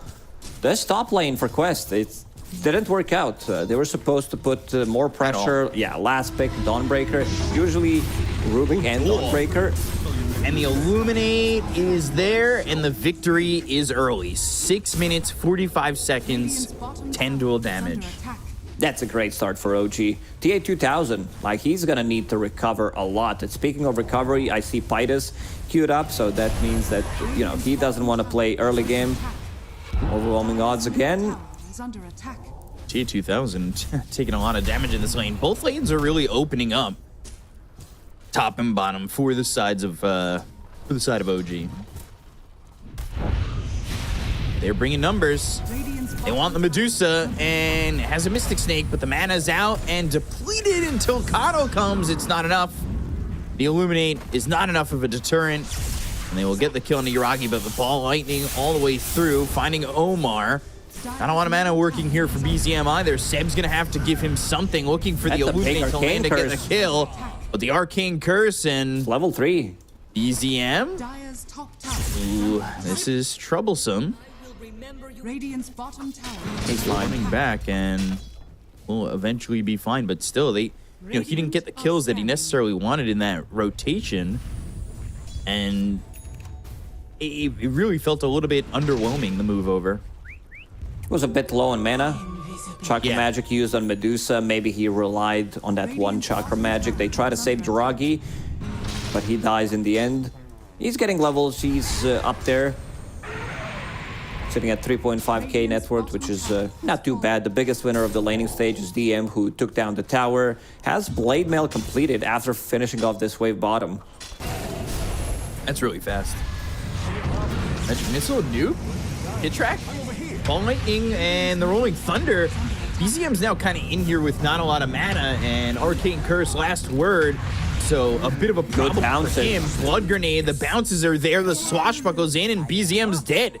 He makes this aggressive play once more, comes up short and not find, he doesn't find anything. And they're kind of giving away the advantage they had right back. Kaori's about to crack level 6, so that's going to be a big one. Storm Spirit, he wants to jump in, gets global, most likely going to die during the first global. Noob, he's the one who recovered, having that like one death, has mana boots, arcane ring, so investing all of his like gold into small items, picking up arcane ring, which is kind of, I would even say, necessary. Even with arcane boots, Pango just consumes way too much mana. That's this Blade Mail. So, yeah, I'm really making moves when it comes to farming. This is truthfully not something they were getting out of DM yesterday, though. Big change from what we saw from yesterday today, right? DM was not farming well in his lane. Yeah, all 3 games he kind of got crushed in the lane. Lowest net worth core, I believe, like 2 games in a row until they started to group up together. But he's really having a good time in this one. Very difficult to kill. They need to bring 3 heroes. There's also some global presence from Toby, so they have to be aware of that on OG. Silencer, Kaori still needs a couple of CS for that level 6. Made a bunch of stacks over in the triangle by Seb. So Medusa will have that to fall back on. I believe BZM might even just take the big camp from that. Yeah, Sebastian, very active. 6 stacks from him. Only 2 stacks from Rubik. And they also have heroes that clear those stacks very efficiently. The big stacks can be killed by Storm Spirit. The ancient camps, Medusa is going to take care of the business. I don't know what it is about you calling Seb by his full name that really cracks me up.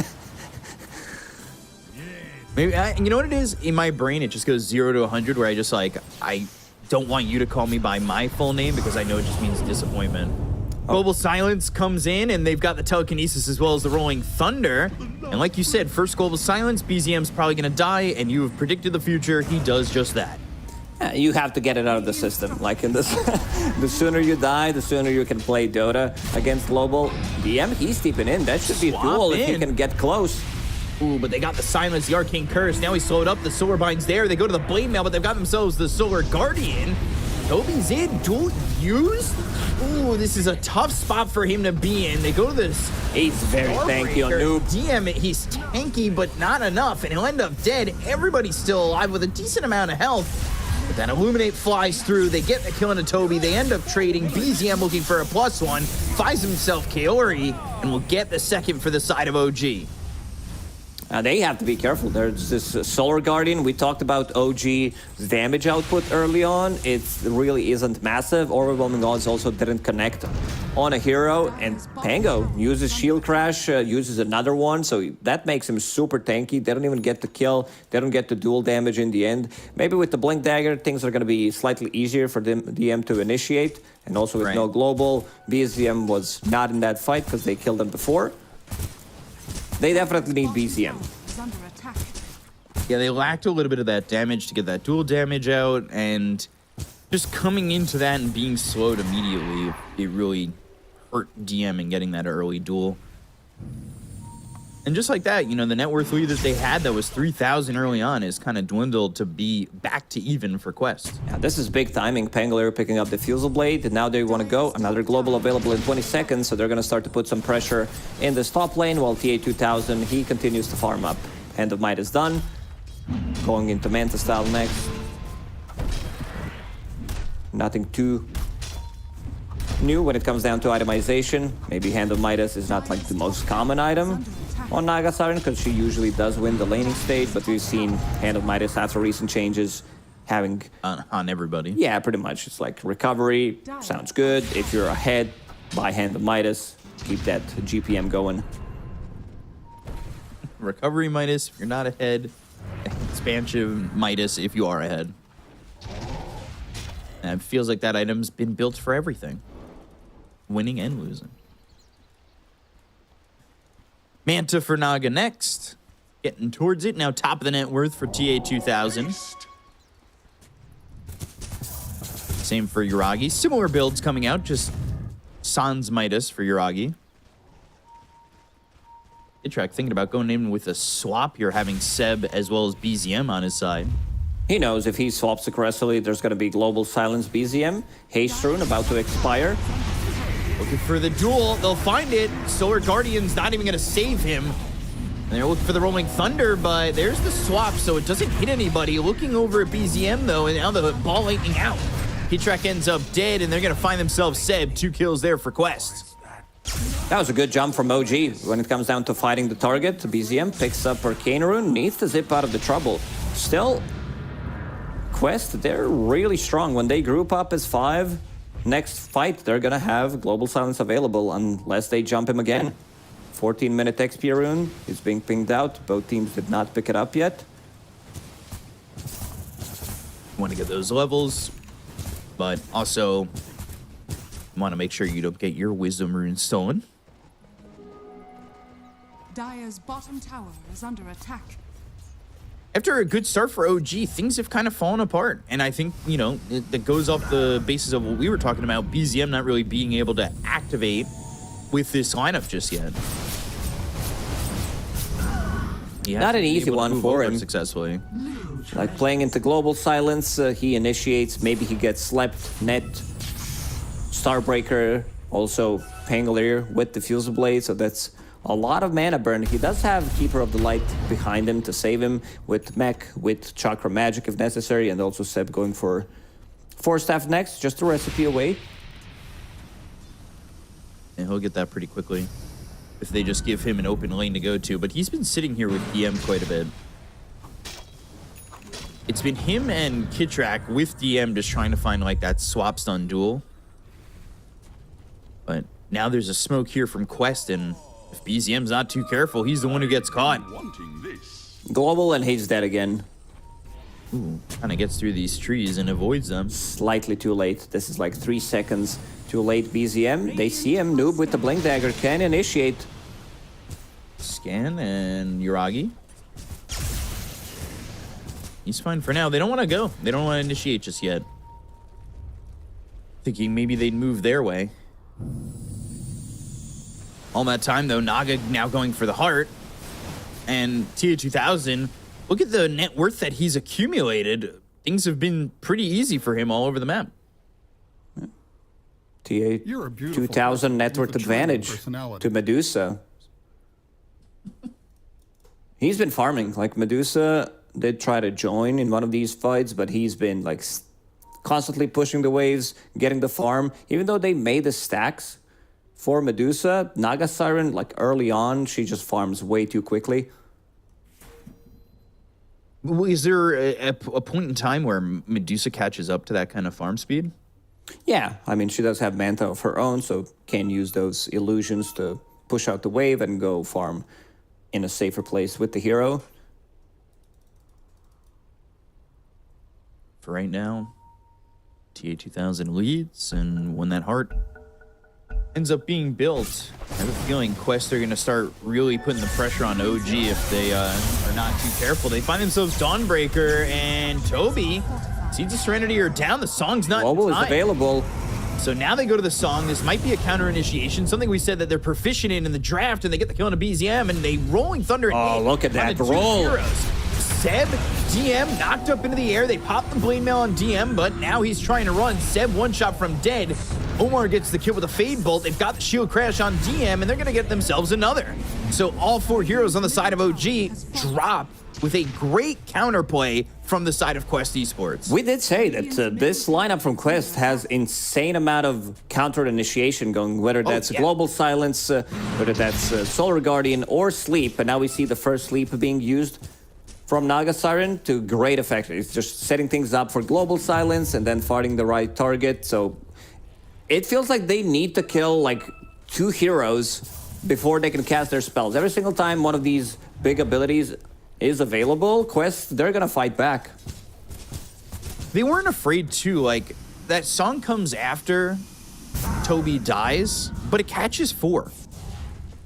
Like, the intention was still there, like, hey, all right, we don't have our Dawnbreaker, but we know we could still fight. We landed the Song on 4, we've set it up, go for it, and it's the confidence showing from Quest Esports in a move like that. Now 2K gold lead for them. Noob is having a great time. These rolls, yeah, they're really bouncing out. Same goes for Omar. Like, this is not the game where you can steal like anything super flashy. Maybe like Storm Zip, Chakra Magic is okay, but there isn't that like one big ability that's gonna change things. Maybe when you pick up the Shard, you steal Vengeful Spirit Stun. That's gonna be pretty big. But he's been keeping the distance, involved in 11 out of 12 kills, didn't die a single time.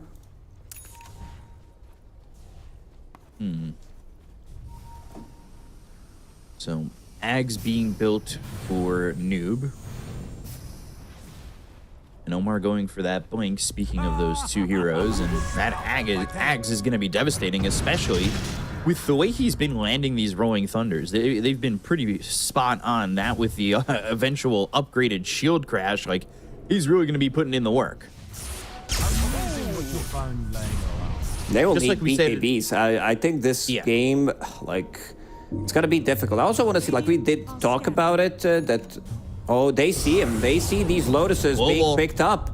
Yeah, they're going to go. They use the Global, but it's not going to last long enough for them to lock down BZM. That's always the tricky part. These professional E-athletes, they're really good at checking every corner of the map, seeing that Lotuses are being picked up. So they almost punish BZM. Global Silence is down. So if OG wants to make a move,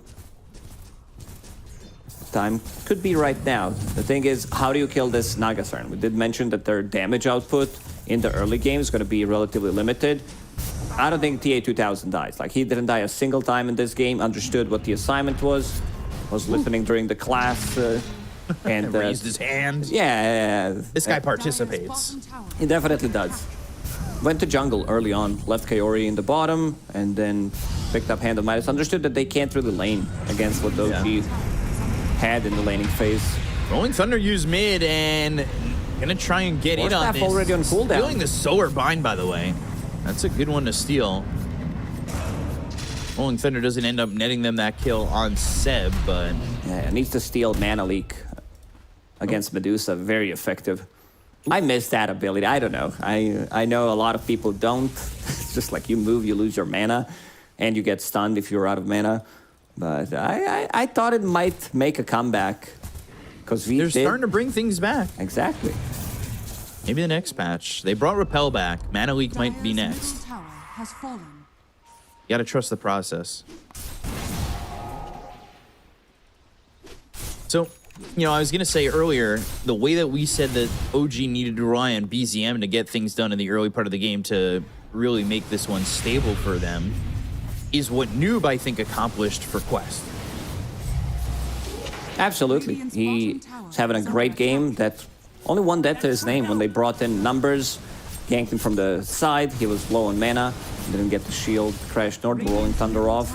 But now Quest, I would say, in a really good spot in this game. Let's see if maybe OG wants to try to take Roche, potentially, when it comes down to damage. Medusa with Butterfly, Legion Commander, and Vengeful Spirit with the Medallion. Could be enough, but again, counter initiation, catching you inside the Roche pit, something that can be done, but it's very risky. And you can see Quest already deeping to the bottom lane. They're gonna smoke. Ooh, they might find all of OG. Seb just he's not TP there. top, so he's not gonna be there if there's fight approaching. They could also be the one taking Roshan with the damage that they have, because they do have sustain from Naga Siren's Heart. They were looking. They thought that OG might be doing it. Wondering if they're gonna do it themselves. I mean, it doesn't look like I mean, they are set up by the pit, but it doesn't look like they're going right in just yet. BZM finishing off Kaya Sanj, going into the BKB next. He said, you know, BKB is going to be necessary in this one. Tormentor. Ooh, Kitrak. He's fine. Radiant's middle tower It gets nerve-wracking though. That health bar in the Tormentor sometimes doesn't feel like it's going down quick enough. But he gets the shard. So that magic missile gonna split and hit a second target. And he's going for that solar crest, so trying to amp up this Medusa as well, while they do in fact go in a Roche and get that Aegis on the side of Quest Esports. No contest there, and almost the butterfly for TA2000. He is progressing so quickly on items. Yeah, you said they're building the same items pretty much. Naga Siren mimicking what Medusa is doing. They're from the same lore, aren't they? It's like Sure. 2 Gorgons. I don't know why Gorgon sounds so funny. I know that's just the name, but Gorgon. Yeah, where's that gone? Gore, he's not there anymore. Yeah, Gore is gone. Yeah, you knew where my brain was going. Thank you. So a lot of trying to work with this Aegis. You've got Global Silence. We've not really felt the presence of Solar Guardian too much in the few times that it's been thrown down. But now it's level 2, and that's really when the healing starts to feel overwhelming, and they use that Rolling Thunder. They're going to go into the Venge and find Kitrak. Omar doing what Rubik's do best and steals the kill with Fable.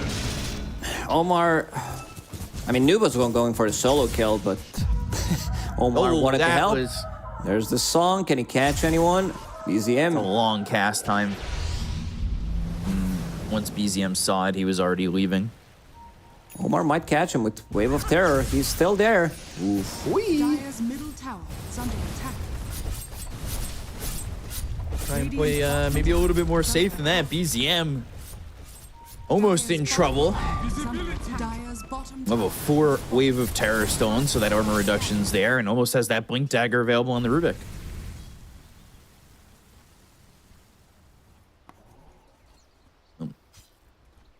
See how they use this Aegis. They are trying to fight a little bit, but how aggressive are Quest willing to get, and how far across the river are they willing to go? Because OG, they're just farming, and Medusa just about has that MKB, and then going into the Scotty next. Carry to carry matchup. Like as Naga, she doesn't want to buy MKB, so they need to figure out like ways to deal with this evasion. You can buy Bloodthorn, that's the other route, but I see Hex on Naga Siren, so they feel like they can kill the other heroes and then deal with Medusa last, because she's very difficult to kill. Having press the attack, having swap, blinding light, Lotus, or there's like multiple ways of saving Medusa. They know that they can't just burst her from 100 to 0, so it needs to be a longer fight. Let's see if TA2000 commits for the build. It feels like maybe they need slightly more control for the Storm Spirit pre-BKB. BZM, he's getting close to it. Has 2.6k gold saved up. Radiant's top tower is under attack. Are you surprised OG just gave up their tier 2 bottom like that? They can't defend. Fighting into Aegis. And this, not just tier 2. Tier 3 is down to 1000 HP. That's just a lot of free damage. They're waiting for somebody to show, though. Dire's middle tower is under attack. So Omar getting ready, Glimmer Cape on him, maybe looking to make the move and have that telekinesis. Now they're looking over at the mid tier 2, and they've also got Noob here ready to go. Guy's base. Tower's gonna drop. Like, no one is here. A couple of Medusa illusions, but that was about it. At least Radiant are scanning. backdoor protection is gonna kick in for a second. They're still gonna go. Dire's bottom tower is under attack. Dire's And bottom there tower goes. For free. Tier 3, not just the tier 2. So a lot of free building damage.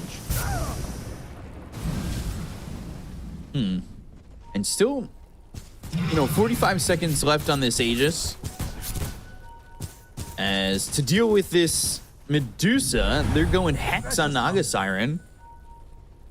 And truthfully, I don't hate it. I mean, the farming that this Naga Siren's been doing, having that extra Hex, having that extra bit of control.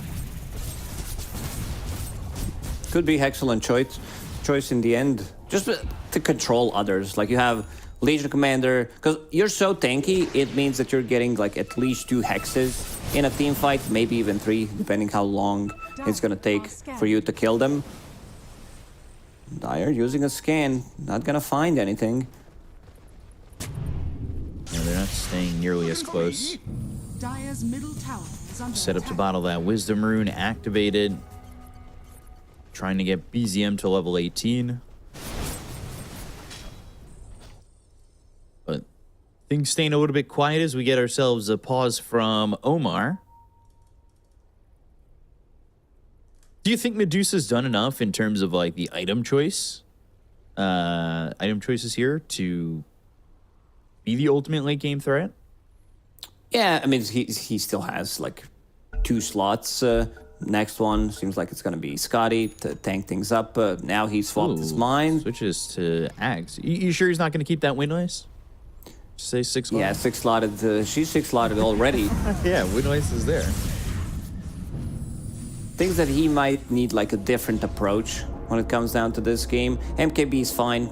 You need to deal with this butterfly on Naga Siren. Not sure what TA2000 had for item choices of neutral items.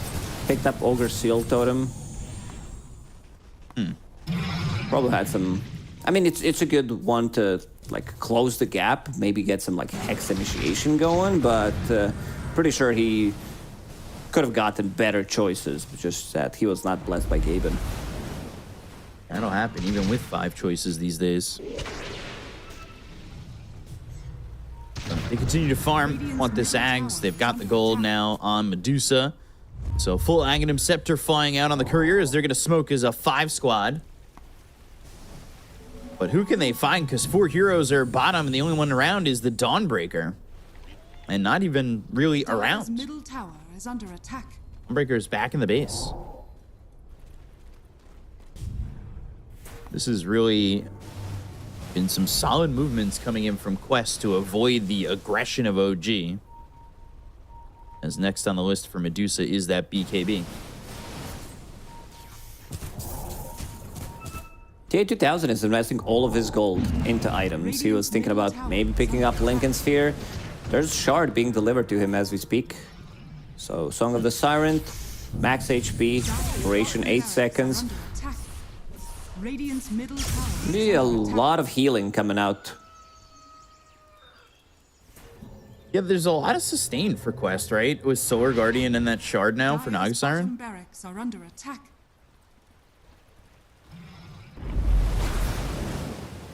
They're going to be able to sustain through these fights, and with how free they took the bottom tier 3, if they get their hands on another Aegis, walking up the high ground might be might be just as easy again. They're gonna wait for second Roche. No need to rush anything. If they come close, you can try to disengage. It's also gonna be on Radiant side, so you have this advantage deeping to an outpost. Yuragi is showing. Showing, but is Quest going? And ooh, smoke. Double damage. Smoke used, but That's a good ward that Omar just placed. yeah, it sees Yuragi, and you kind of get a sense for where the side of OG are. And Quest are in this interesting spot. Not a lot of teams really play this like weird little pocket of trees. You know that there's gonna be like this high ground ward, so they're gonna scout things immediately. Even though they have gem on BZM, they're still gonna place down one sentry ward just in case. If BZM is not close, this ward is too important when defending Radiant Roche, and OG knows that.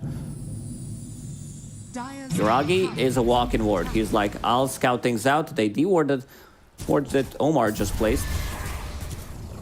Toby on a different side of the map, gonna come in with Solar Guardian.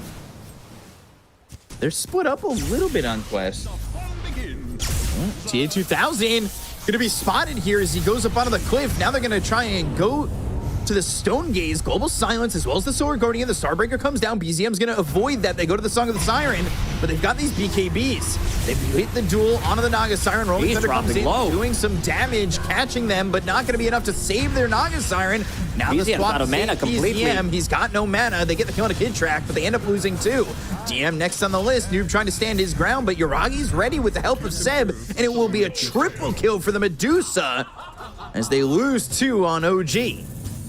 OG, they did the math correctly, understood that they can burst through this Naga Siren. MKB Medusa sitting there, pumping in the damage. How much damage is that? 5.5k.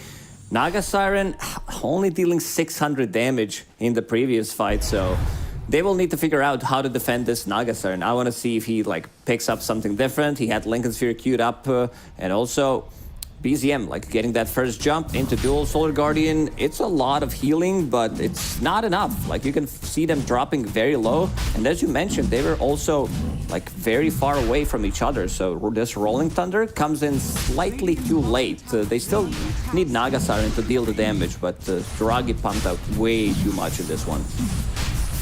Yuragi was not even getting touched. Like, Rolling Thunder came in, but it didn't really touch Yuragi, and it went to go save the Naga Siren and allowed the Medusa to just do as much damage as they wanted. Now Yuragi's got an Aegis.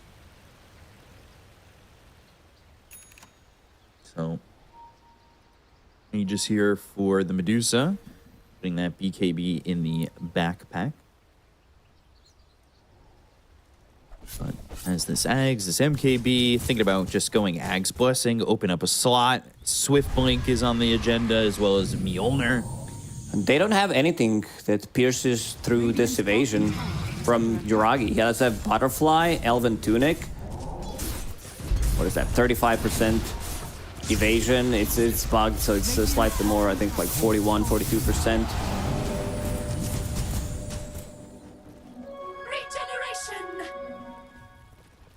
They will go for the high ground. Yeah, holding the Aegis. Not right. Their high ground defense, it's gonna be like Swashbuckle, Fade Bolt, Mystic Snake, stolen from Omar. Shield Breath with the upgrade, right? Yeah, they clear the creep wave with these 2 abilities. But I feel like OG might just square up and go high ground. Big zip. BZM. Smoke. BZM's out of mana. Yeah. BZM, Roll Lightning, 0 mana, can't use it.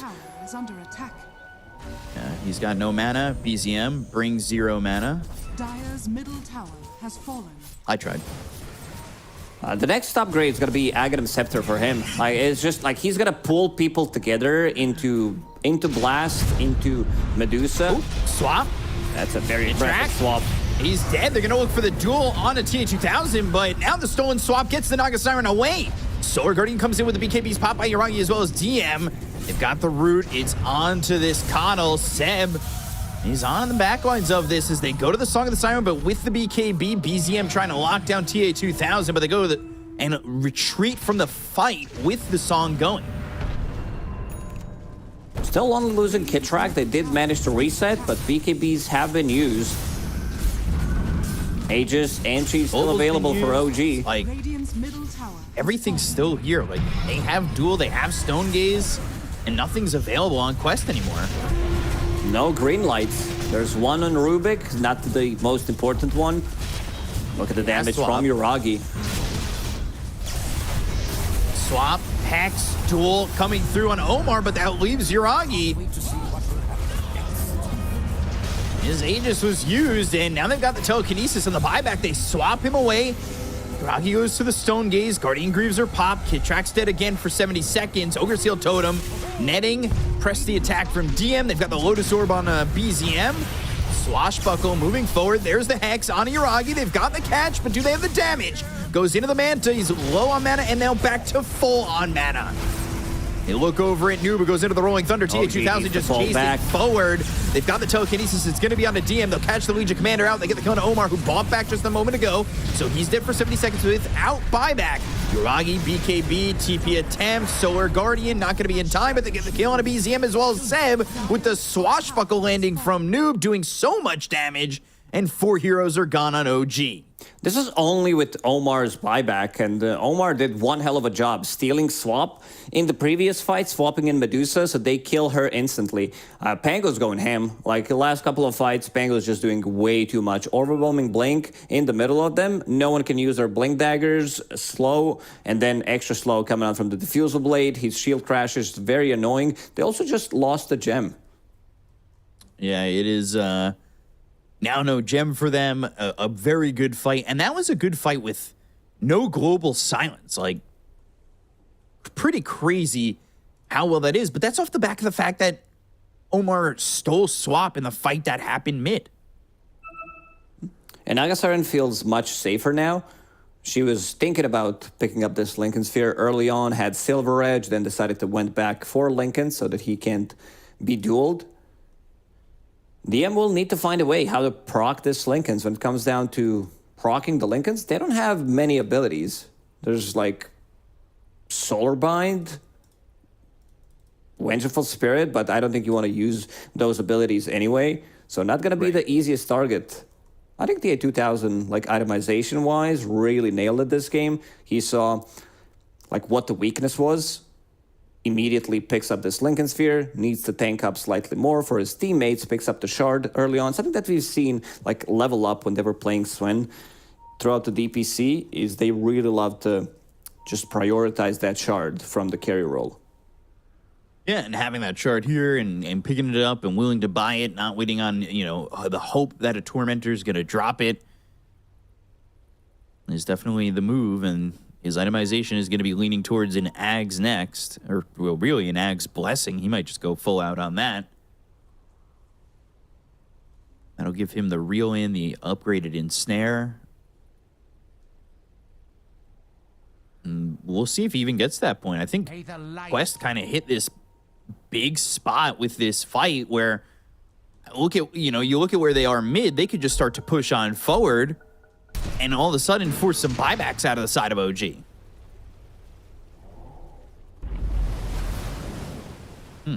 Radiant's bottom tower. Every single hero on their side have buyback, besides Vengeful Spirit, who's dead for 20, so she's gonna be available pretty soon, and there's the first buyback. Seb using it. Net. Yuragi. Has to be careful. Dire structures are fortified. Working on this tier 3 mid. Yuragi steps forward again. And Lincoln's gets popped, and you want to be careful from getting swapped under the tier 4 towers. Damage has been done. Toby has been tier 3 though. Yeah, kind of silent on a Dawnbreaker in this one, but has a lot of items. Assault Cuirass, Heaven's Halberd, tanking up against Medusa, like Legion Commander. If he decides to blink in before BKB, like you get Halberd, so a lot of value coming out from this Halberd in general. Aghanim Scepter finally completed on BZM. This is a game changer. If you manage to get like 2-3 of those, especially the initial one, could make things a lot more difficult for Quest.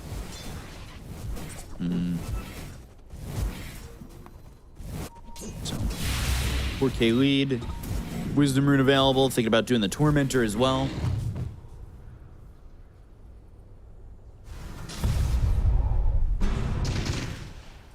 Get the Tormentor, give Shard to Omar. There's the Ninja Gear. Every single game, there's like 4 or 5 Ninja Gears in the game. This item is just too good because, especially for carries, you like 37, 38 minutes into the game, sometimes you do struggle with having boots of speed if you're that farmed. So having that extra movement speed really does benefit a lot.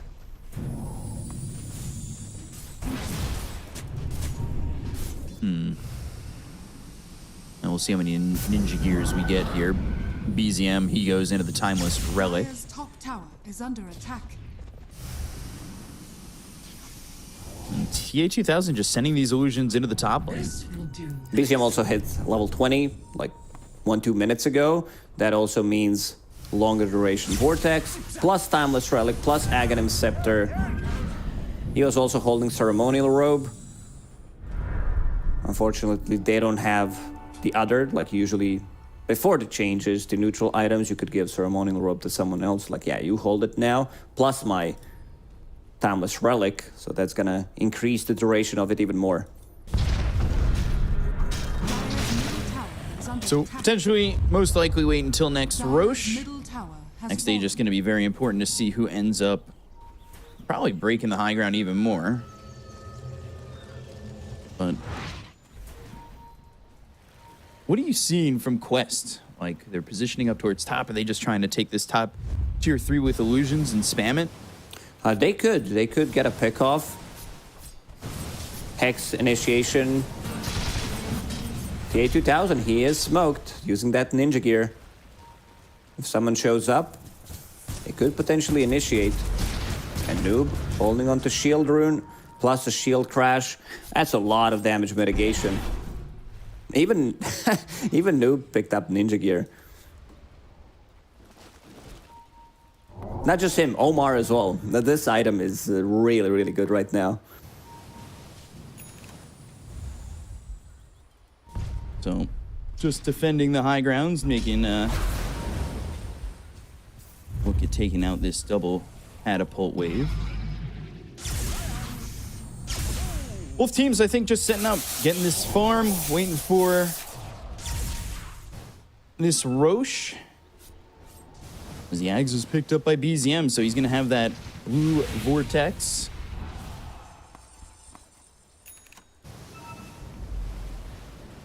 But nobody quite yet looking to commit on the move. Toby was thinking about his next item, like what's it gonna be? Does he need a BKB? Doesn't even have a shard at the moment, but he's super tanky, sitting at 3.5k HP. Decided to go for Basher, which is an interesting choice. He packs a punch, like holding the Penta Edge Sword, Basher, having Echo Saber. So wants to have something to like deal with those BKBs. Last time, Yuragi TP'd in front of his face, tried to use the Solar Guardian, which now pierces debuff immunity, but not enough time unless you have Aghanim Scepter, and then you can stop it. So going for Basher next, making sure that they can't just run away. Everyone is smoked. Like, everyone is smoked. You don't even know if these are like smokes or neutral item smokes. Ninja gear. Well, smoke got broken there. Noob was nearby, and then BZM immediately retreating off that. Radiant are scanning. Item got buffed unintentionally as well, because we did increase Smoke of Deceit duration in 7.34 from 35 to 45 seconds. So there's only 10 seconds downtime. Yuragi's career with full Mjolnir just died, yeah? It wasn't full, he needed Hyperstone, but finding a way how to deal with those illusions. Again, Mjolnir doing 150% of the damage to illusions. This is Aghanim Scepter, this is pretty big. Calling in Yuragi, Toby's gonna be there with the Blade Mail. Mystic Snake just hits him and he walks away. With Roche up and ready to be contested. Ooh, BZM jumping in and hit with the telekinesis. They're gonna steal the Ball Lightning. Toby going through with the Starbreaker, but that's gonna be the Ball Lightning to avoid it. They've got the Hex onto this Medusa. Looking for the duel. Global Silence comes out. That's gonna pull DM away from the fight. He goes all the way away with that duel. They go into the Stone Gaze usage. And now it looks as though OG, they might need to reset. He caught the 4 of them with the song. Looking good. Can they get anything more out of this song to start it off? They're going to look over at BZM. They've got themselves the BKB going to be popped here by this Storm Spirit. turning it with the ball lightning. Yuragi blinking in, goes to the Mystic Snake. That's going to turn Omen to stone, Very but he goes and aggressive uses the swap, ball lightning to T2000, leave. They got the swap. Overwhelming blink. Vortex pulling in a couple. They get the kill there on the Toby. He's going to buy back immediately. And that's the only kill they're going to get so far. Really long team fights, but no one is dying. Seb, he has like one job, Chakra Magic onto your Medusa or onto Storm Spirit, and he's using it every single time it's off cooldown, try to replenish some mana. They got the buyback off Toby. 30 seconds until Solar Guardian, no Song of the Siren for 30 seconds. Rolling Thunder coming up in 10 seconds. Hit track, another swap coming online relatively soon, dropping. He just picked up for TA2000. They're going to look. They're going to find themselves Kaori. He's got buyback. He'll use it. No global silence, but the Starbreaker lands. It's going to be on a BZM with the Rolling Thunder hitting. They get the kill on a BZM as well as Kid Track. They take out 2. Ball Lightning is going to be used to get back into the fight once BZM buys back, which he will. But the damage on the Seb. Oh, didn't get the cheese off. Doesn't need it. There's the Solar Guardian. Only onto this Pango, and they go to the Song of the Siren. Ball Lightning in, but he's going to be songed up. They'll use the cheese. Starbreaker drops down. Yuragi's got no mana, no life. They'll get the kill on a DM. Low on mana as well. BZM going to try and Ball Lightning north towards Seb to get some help. He bought back. But he bought back, walked in, and then Ball Lightning's back out as they've got a little bit of mana thanks to Seb, but I don't know if it's going to be enough.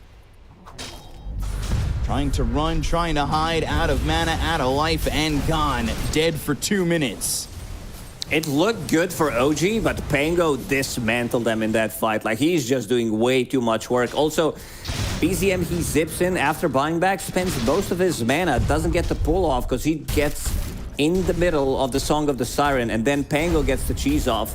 They're really tanky. Like, look at Pango, what he's doing in the fight. This is also another aggressive swap. Pango gets stuck in the middle, then uses Shard and manages to get out of trouble. Like right now, he's stuck, and then bing. Going to your force. Yeah, goes for a different target. There was no duel from DM, and you have Naga Siren on top of Medusa. Pango's just controlling the backlines so well. There's this Solar Guardian keeping him alive, and there's look at BZM on the minimap. He's zipping in into Song, gets the cheese off. Ooh, Rolling Thunder. Oh, you're watching the live game. I'm talking about the replay. They almost finished the game.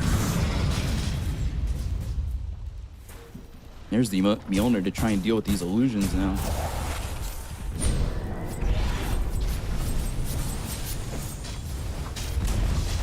Top tier 3, that ends up falling. They've got the swap, the look for the duel, and now the Solar Guardian.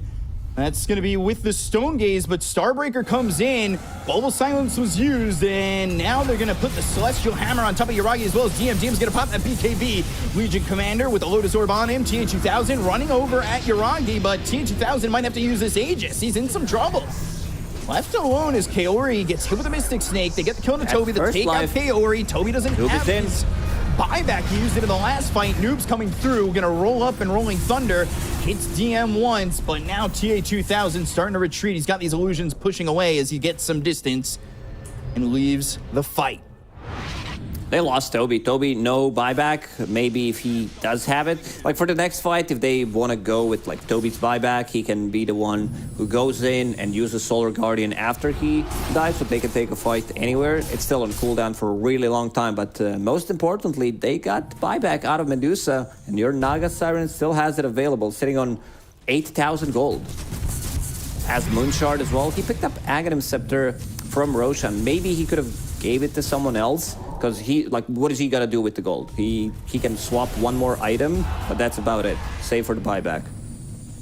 So, pushing down mid, OG, I think, feeling this moment that they need to go, knowing that Toby doesn't have buyback. Are under attack. Still tough to break these racks, break these buildings, and win these fights, despite the fact that they don't have a Dawnbreaker. They're going all in. They want to force something. Silencer is out in 5 seconds. 35 seconds until Dawnbreaker with no buyback whatsoever. Others do have it. Still gonna respect it.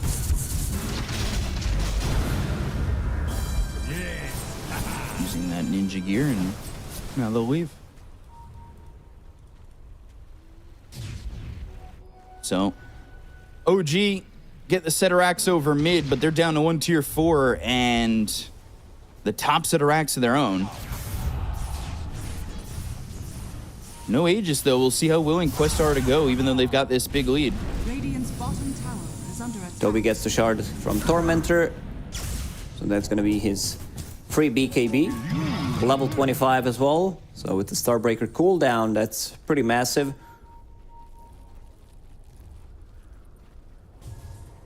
They are grouped up on the side of Quest, drawing some lines to go through top. EZM picking up that Wisdom Rune. He's trying to get to level 25.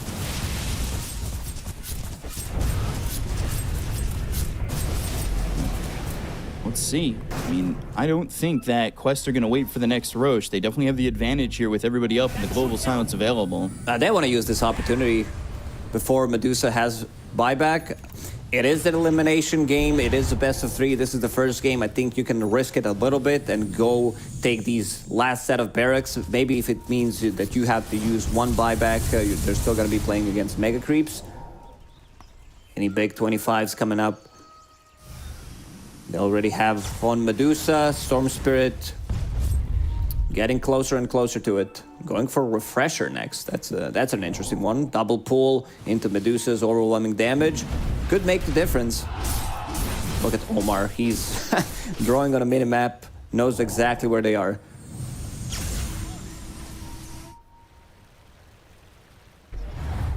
So, fully smoked. Maybe waiting for somebody to show.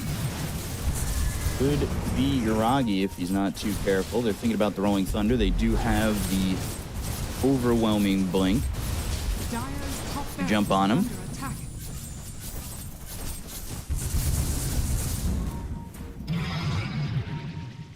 They do a good job of clearing up these creeps and these illusions, so it's not so easy to just jump the high ground. But now they go into the Rolling Thunder. They'll go to the overwhelming blink right on top of them. Solar Guardian as well as the Telekinesis. They've got the swap coming out from Kid Track. That's the BKB as well as the Ball Lightning and the Vortex to try and pull in these heroes. Damage from Yuragi. Is it going to be enough? They've got the duel. They get the swap from Omar. The stolen swap from Omar. That's going to get another save. That's not just the first time he's done that. They've got the song. It's on all 5. Now they're going to try and fight this. The disarm. It's onto the Medusa, so not doing enough damage, but they've got themselves the stun onto TA2000. Now there's another swap coming in. Toby's going to end up dead. He doesn't have buyback. They get the kill here on a Kid Track. He doesn't have buyback either. Noob with the roll up, taking some damage He's here. dropping They low. need to be careful. They got him. Yuragi's got enough to get the kill on a Noob. This is anyone's game to take. Like, the advantage that they have, this like 17,000 that is showing on the top, doesn't really matter that much. It's like how you're going to execute the fights. Toby will have buyback available in 10 seconds. If Toby had buyback, I think they commit to a fight, knowing that Vengeful Spirit is not there. Sure, there is Kopi, there is this Vengeful Spirit clone. But maybe wait for next Roche. It could respawn in 30 seconds. TA2000 sending out illusions in the top lane, dealing some unhealable damage to range barracks. DD top as well. It just spawned. So, losing 2 heroes there, proving that now, you know, the high ground is not so easy to break. OG stand their ground, but Omar again with another important swap, stolen swap, to save Toby initially. See, Roshan, 1 minute. Will be on Radiant side. BZM holding the gem and also holding the Refresher Orb now, level 25.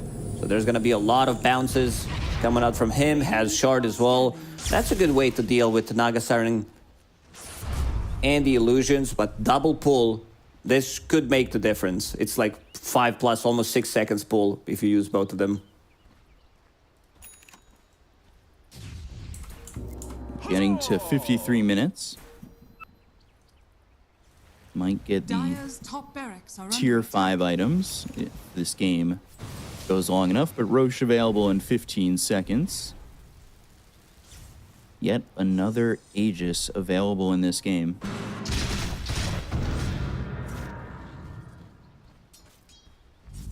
And like you said earlier, it does feel like anybody's game. Omar still holding onto that swap. Let's see, Dodo plus win probability 64% for Quest Esports.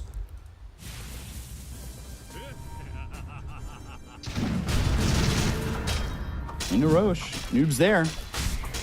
TA2000 still sending out illusions to the top lane. We'll finish off the range barracks. Now they've got this Boots of Travel 2 in, and they've got everybody here to take this Roche. Stormspirit's in the base, but he can't be recalled by Keeper of the Light. So Noob's got himself an Aegis.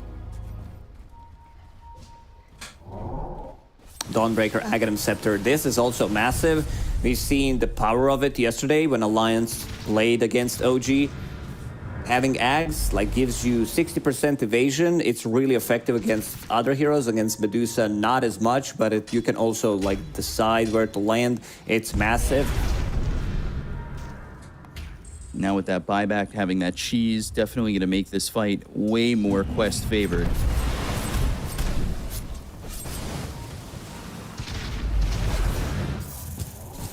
The illusion's just a pain, and they've only got one building left.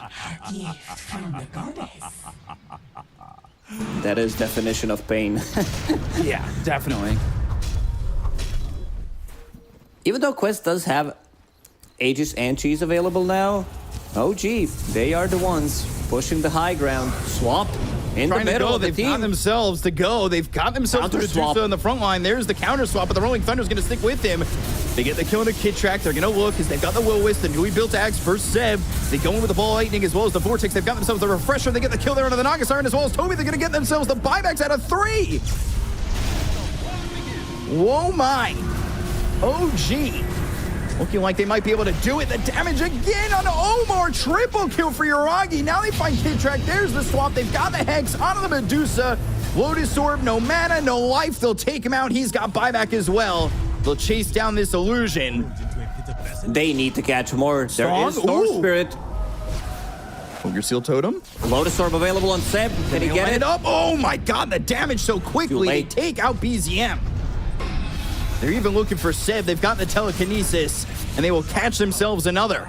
It looks so good for OG to start, but a good cleanup for Quest after the buybacks. Yeah, this Aghanim Scepter, Storm Spirit with Refresher, level 20 talent, Timeless Relic. He pulled them in for a good almost 6 seconds, and then Medusa just right-click, stands her ground. They need to use the buybacks. Medusa does have it. 80 seconds. They can finish off the game.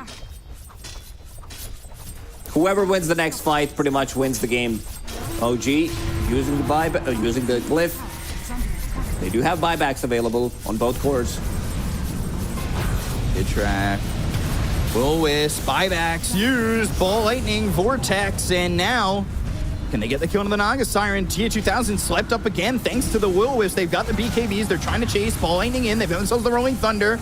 Stone Gaze, the damage. It's on a noob, but it's not going to be enough. They're starting to retreat. They look over at Toby. He's able to TP out. All the buybacks used there by OG, and they only get themselves a silencer. So they disengage properly. This could have been a disaster. You can feel that OG, they feel much stronger fighting inside their base where they can reset the Refresher Orb on cooldown for 60 seconds. Next Roshan is not gonna be there. I mean, there's still Aegis on on Pango, but he managed to disengage. So let's see, whoever wins the next fight, there are no buybacks in the game. There's one on Legion Commander, one on Pango. Pango sitting at 9,000 gold. Thinking about picking up Shiva's Guard, running out of slots. Will do nicely. Yeah, it was Shiva's Guard, and I believe Abyssal was being thought about as well. So 20,000 net worth lead, no silencer, no global available. So nobody pushing out just yet in terms of looking to go to the high ground.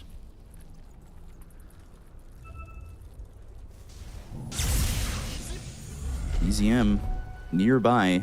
I mean, Omar, he is close, but they won't sense him just yet. They won't catch him.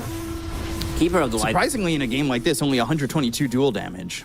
Yeah, there was, we did mention that there might struggle with dealing damage early on. He started off great.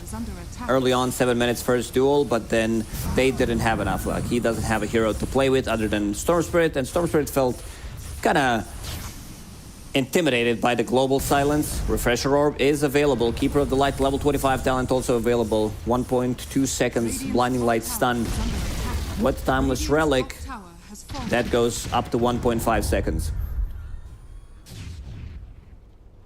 Looking to use the Timeless Relic and the Quickening Charm to have the Will-O-Wisps down as much as possible. And the Aegis expires, so we might be waiting for another one. We're going to be definitely waiting for the tier 5s to see if we can get something that's going to overpower one or the other side.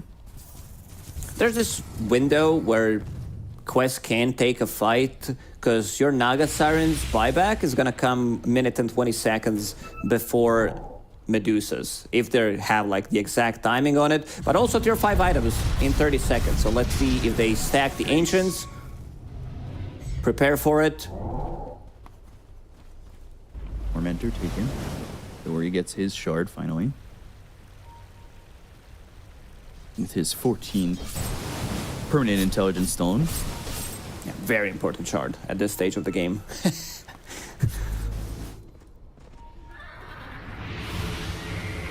Tier 5s are available. They did stack the Ancients. Who's getting the first tier 5 item? Tier 5 token, there it is. There's one available on Pango. Let's see what he decides to go for. Force boots for Naga Siren. DM's also got one. Ex Machina for Toby. Mirror Shield for the Legion Commander. Oh, this is a big one. Like, Ex Machina still feels like the best out of all tier 5 items. You know what I miss? Ballista. Ballista Sniper. I thought you were going to say something cool. You said something super toxic. It's going to be the Arcanist Armor, so Force Field Aura grants 40% damage reflection for 5 seconds. At this stage of the game, against Medusa, this might be the pickup. Rubik, what does he have? Book of the Shadows, so that's pretty neat. Silencer, also another Book of Shadows, so that's going to grant you like second life. Dawnbreaker, we already mentioned. Ex Machina, which will grant him double Heaven's Halberd, double Abyssal Blade. The 2000 having boots, which means that he can get rid of his boots of travel, and finally picks up something to deal with this evasion from Medusa. Bloodthorn is now available, and an OG. Keeper of the Light still doesn't have anything. Mirror Shield on Legion Commander. Medusa with the Force Boots. Searstone on Vengeful Spirit, and Ex Machina on Storm. Unfortunately, Ex Machina doesn't work on Refresher Orb, but it does work on your BKB. 19 seconds potentially remaining on Roche. Let's see. As Yuragi's the one defending the base. So Roche will be extended by a minute 20. So a minute 20 remaining on the next Roche. But it hasn't felt like the Aegis has been enough to finish these games. It seems like at this point, Aegis doesn't really matter. Buyback available in 50 seconds, 2 minutes for Medusa. I think they should go. I think it's time to go and try to use this opportunity where Medusa doesn't have buyback. Your Naga Siren comes with bots too. She tanks most of the damage. And you also have buyback available on your Dawnbreaker in 30 seconds. So gonna come slightly faster. Storm and Medusa, same timing on their buybacks. They're setting up for Roche on the side of Quest. They were able to take the last Aegis. As OG, now they smoke. They should be here in time. Are they walking into a trap as Quest are kind of forward? They got the Hex, it's going to be on Yuragi. Press the attack is used.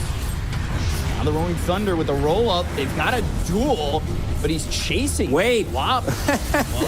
Duel me. Catch up to the ball. They've got themselves the Will-O-Wisp. They get the cone to Toby. The Global Silence comes out a little bit late. Omar now in a bad spot, but telekinesis, right-click scene with the song being used. BKB going after this Naga Siren.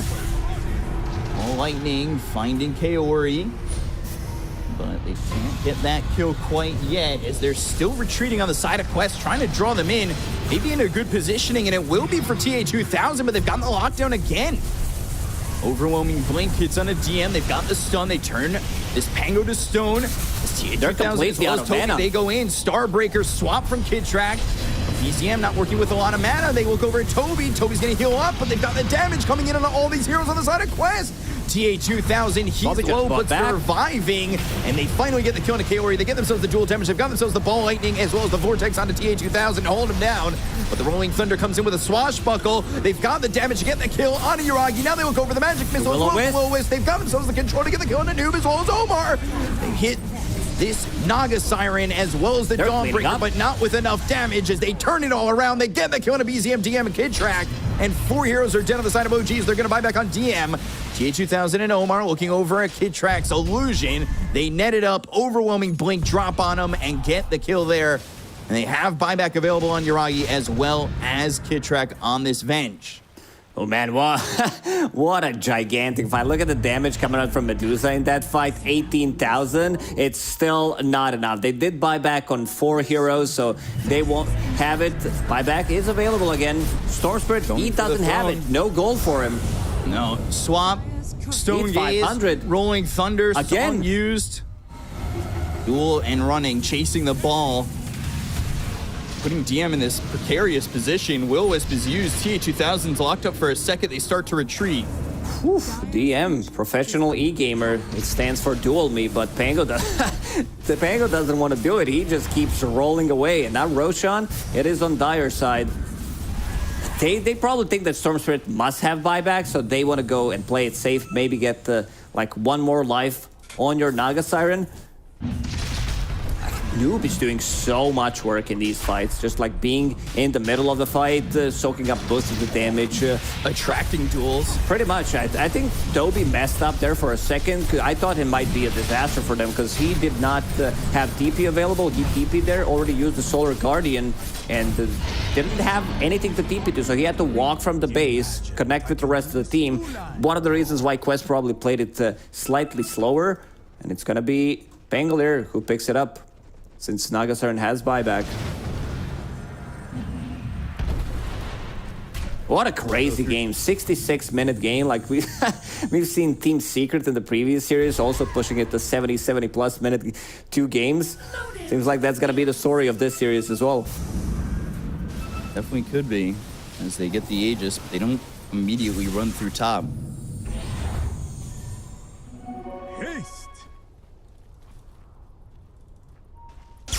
Retreating for a moment. Interesting move. I thought Quest were just going to go for it. Yeah, just farm, guys. Wait until we get to tier 6 items. We might actually see tier 6 items added to the game because a lot of these games, like tier 5 items, not enough to finish it off. Yeah, it's a little surprising with the tier 5 items. They've got 3 gems just sitting on the ground right there. Here comes a courier to scoop them. Never have I ever seen a courier scoop 3 gems. Usually it's like 1 or 2, but 3, the game should end. Like you pick up 3 gems at the same time. This is like Dragon Ball Z. How many gems like do you need to pick up in that one? 9? 7. 7? Okay. And then you just get full map vision all the time. Wait, you're playing with not having the vision of the full map? Yeah. Are you? See, I downloaded this program. Just kidding. Yeah. Still 1 melee barrack standing, so no mega creeps. They did not want to commit. There's double damage now available on Pango. Soon to be level 30. Naga Siren level 28. Medusa level 29, so we're getting closer to those extra talents on 25, so we'll see who decides to pick up that level 30 first. Will-Wisping, by the way, in the top lane, just to make sure those illusions don't hit that last building. Vengeful Spirit did get level 25 in one of the previous fights. which means that swap is now 90% damage reduction. Yeah, good luck killing anyone who gets swapped. The thing is, though, Kitrak's been giving that swap up a lot. And kind of tough.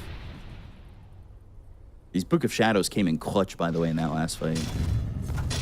Yeah, keeping them alive. And now Yuragi thinking about getting a Divine Rapier. We're 69 minutes into the game. We are at that point. So, 22,000 net worth lead here. There's the level 30 for the Pangolier. Picks up now both of those 25 talents. Naga, only level 28. 29 here for Toby. But yeah, I mean, they're sending these illusions in. And so far, OG are defending. Yeah, not a single team has Pirate Hat available. No one wants that free gold. Seems like they thought that this game is gonna end at like 60 minutes immediately. Took the best items for the moment. But you've seen that BZM did not have enough gold for buyback in the previous fight. That's like 2 runes that you dig up with Pirate Hat. Refresher also available on Silencer, plus level 25, Last Word Mutes. Comes the Doom. Better, he wishes he had Aghanim Scepter on Silencer now. AoE Last Word with the Mute ability. Oh, yeah. But very far away from it. Like, he's just gonna wait. Maybe there's gonna be another buyback available for him. Legions again. Omar using Fade Bolt pushing in, but these heroes not moving with this Aegis into the high ground. It's going to expire. Yeah, just wait for Roche. Number 7. I think was this 5th or 6th Roche? Lost the track of it. Probably 5th, yeah.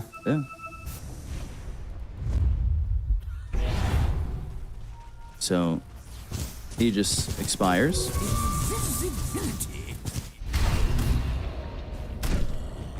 And we're past 70 minutes now.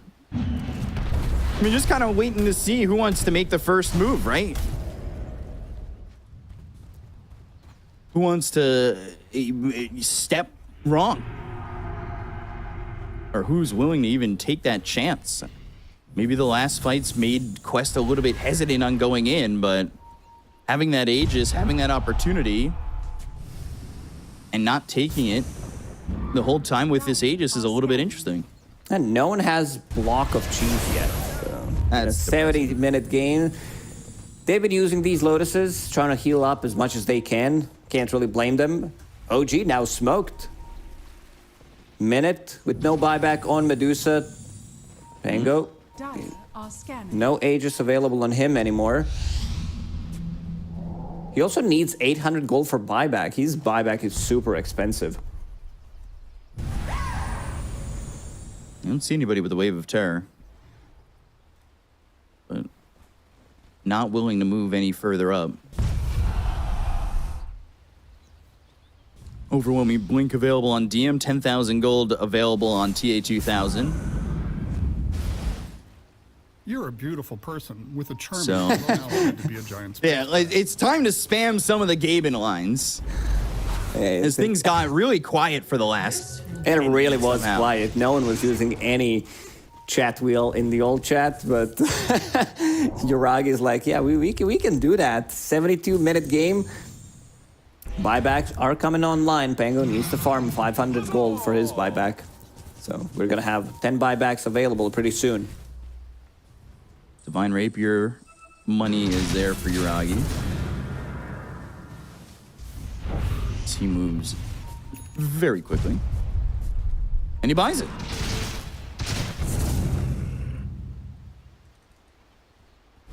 So he's got Divine Rapier. Butterfly goes into the backpack, so do the Boots of Travel level 2 and the Refresher. Because you can never have enough gold in items. I've been a big advocate of buying an extra slot. Not sure still how much it would cost, but like buying a 7 slot for, I don't know, 15,000. 15? 10 to 15,000. Yeah, imagine him having full butterfly in his inventory now. I guess, maybe, but 15,000 seems like a lot. Pirate hat. I was going to say maybe it should be a tier 6 neutral. Then you would not need to sell your Midas ever. Yeah. Well, tier 6 neutral. It would be a while. 35 seconds till Roche, by the way. 10 heroes with the buybacks. Everybody's got buyback. Everybody's waiting for Roche. Still, shockingly, they have not been able to pierce that top lane and grab this melee Rax for Mega Creeps.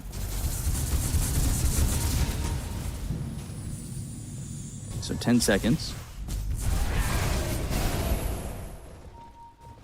This quest now moved up a little bit. Look at the damage numbers. Almost 100,000 for the Medusa. Probably get broken in the next fight. That's like the whole team of Quest. 6 Roche is available.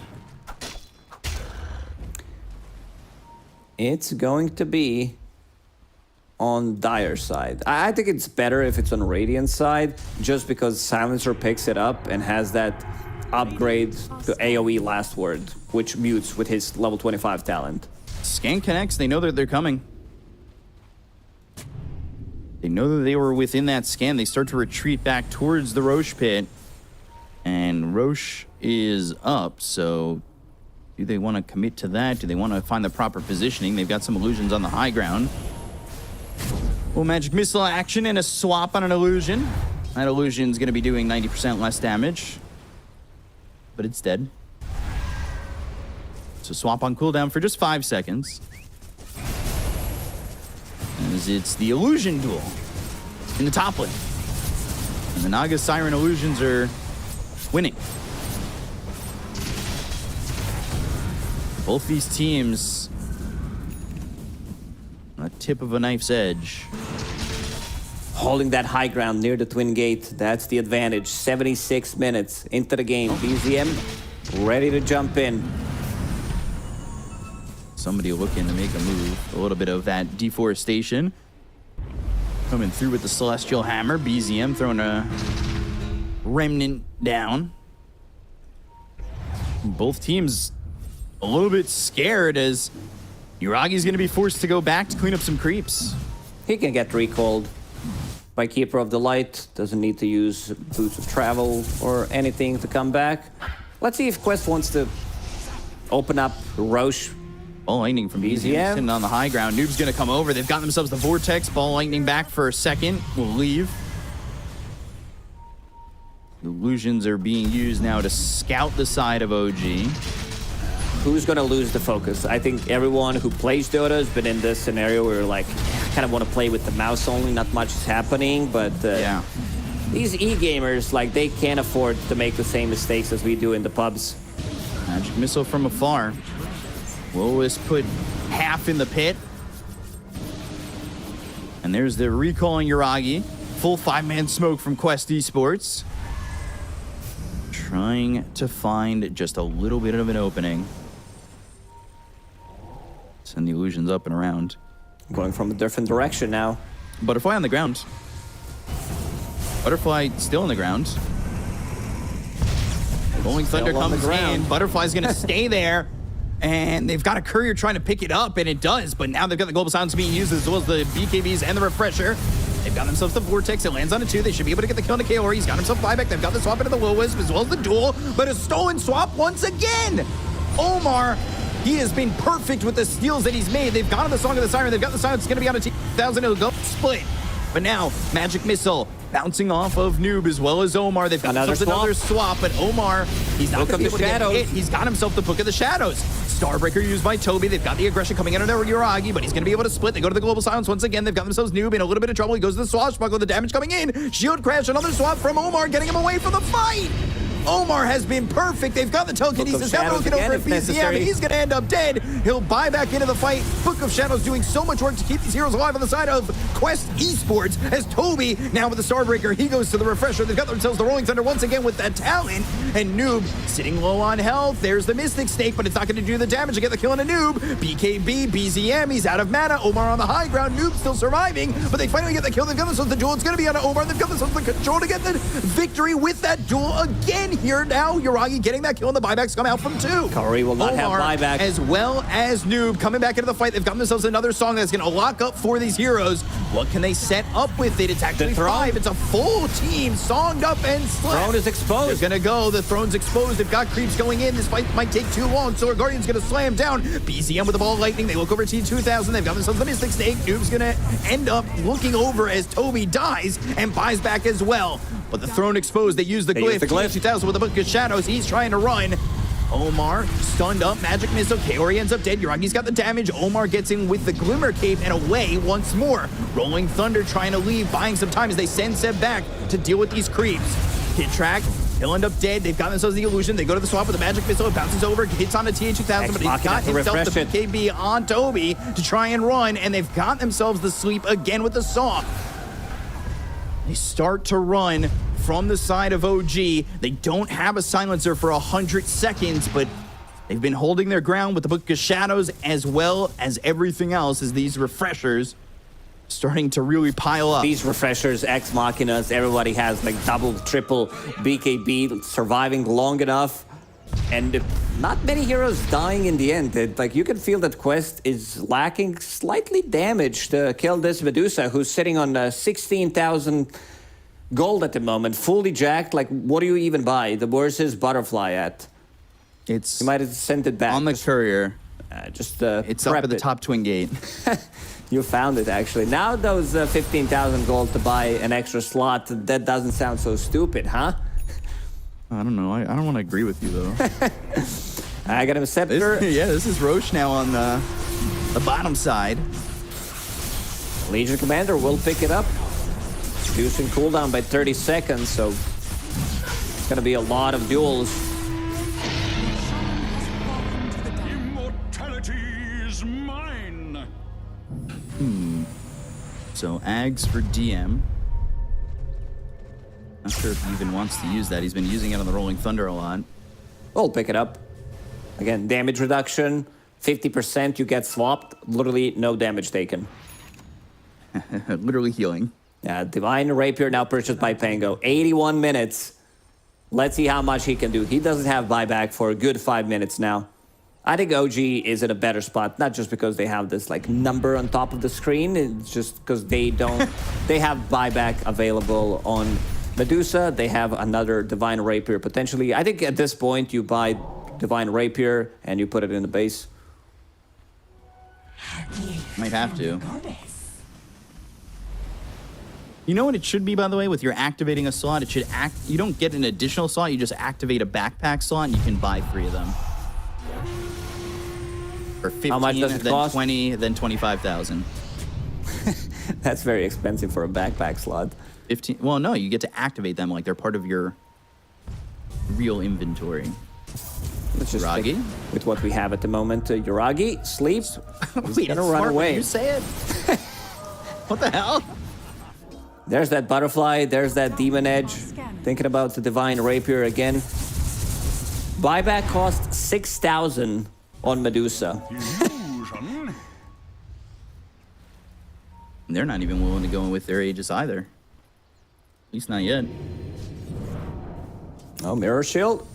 Fiori hexing himself.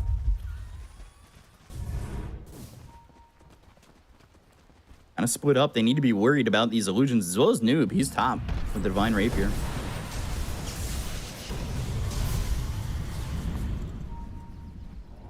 Get into the 83rd minute.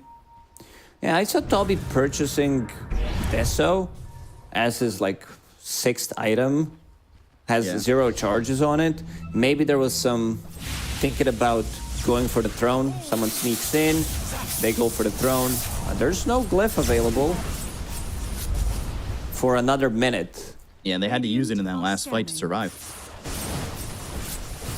I thought they might lose to just that, but they sent Seb back.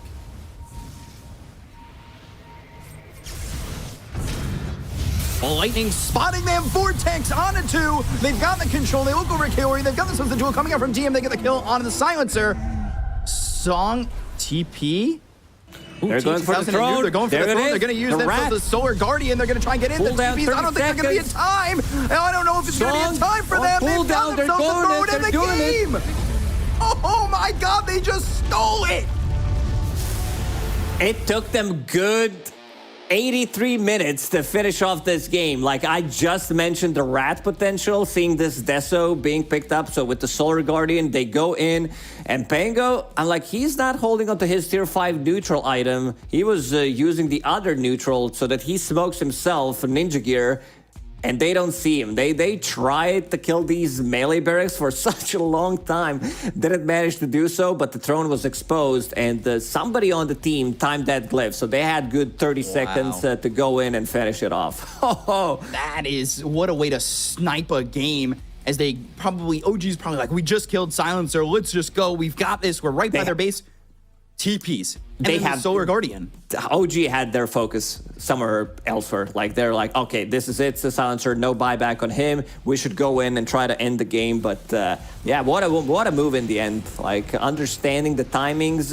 I feel like Quest as a team keeps the track on pretty much everything, because there was this time where they did have buybacks 1 minute earlier before OG, and they were definitely thinking with the way they were moving across the map to go in and try to end the game, like buyback on them, come with the boots of travel. What a crazy game. Like these lower bracket games, elimination ones, just like they hit differently.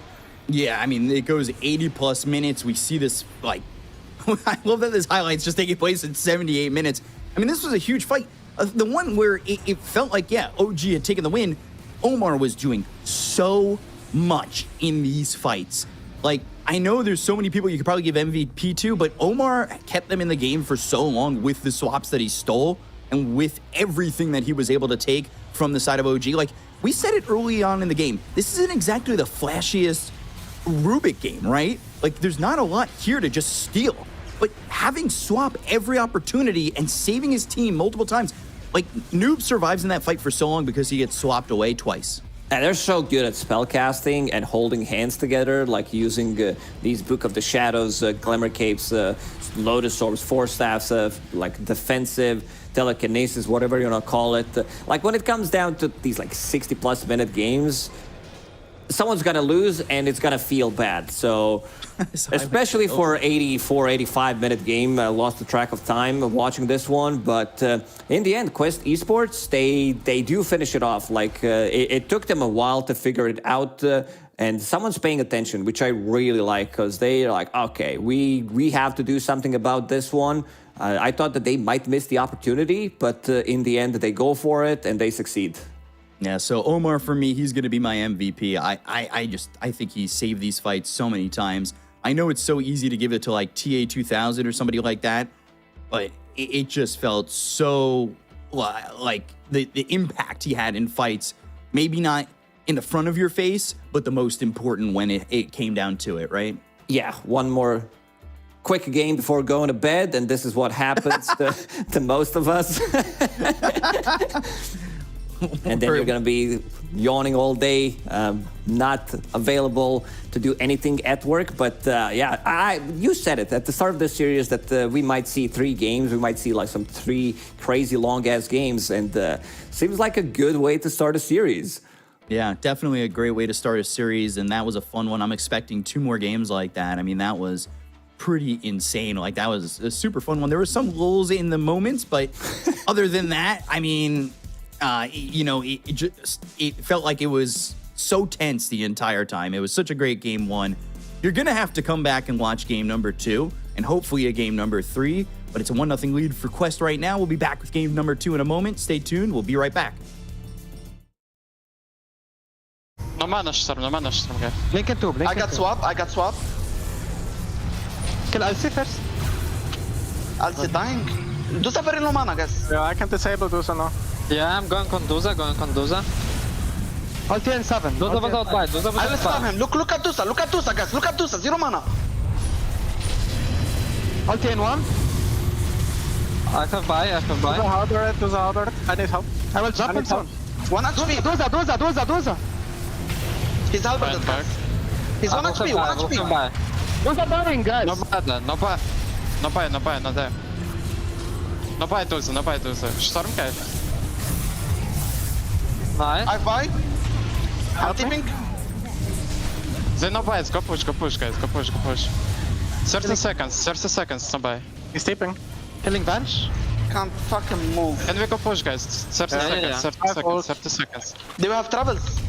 No, I use. I'm buying this. Fast.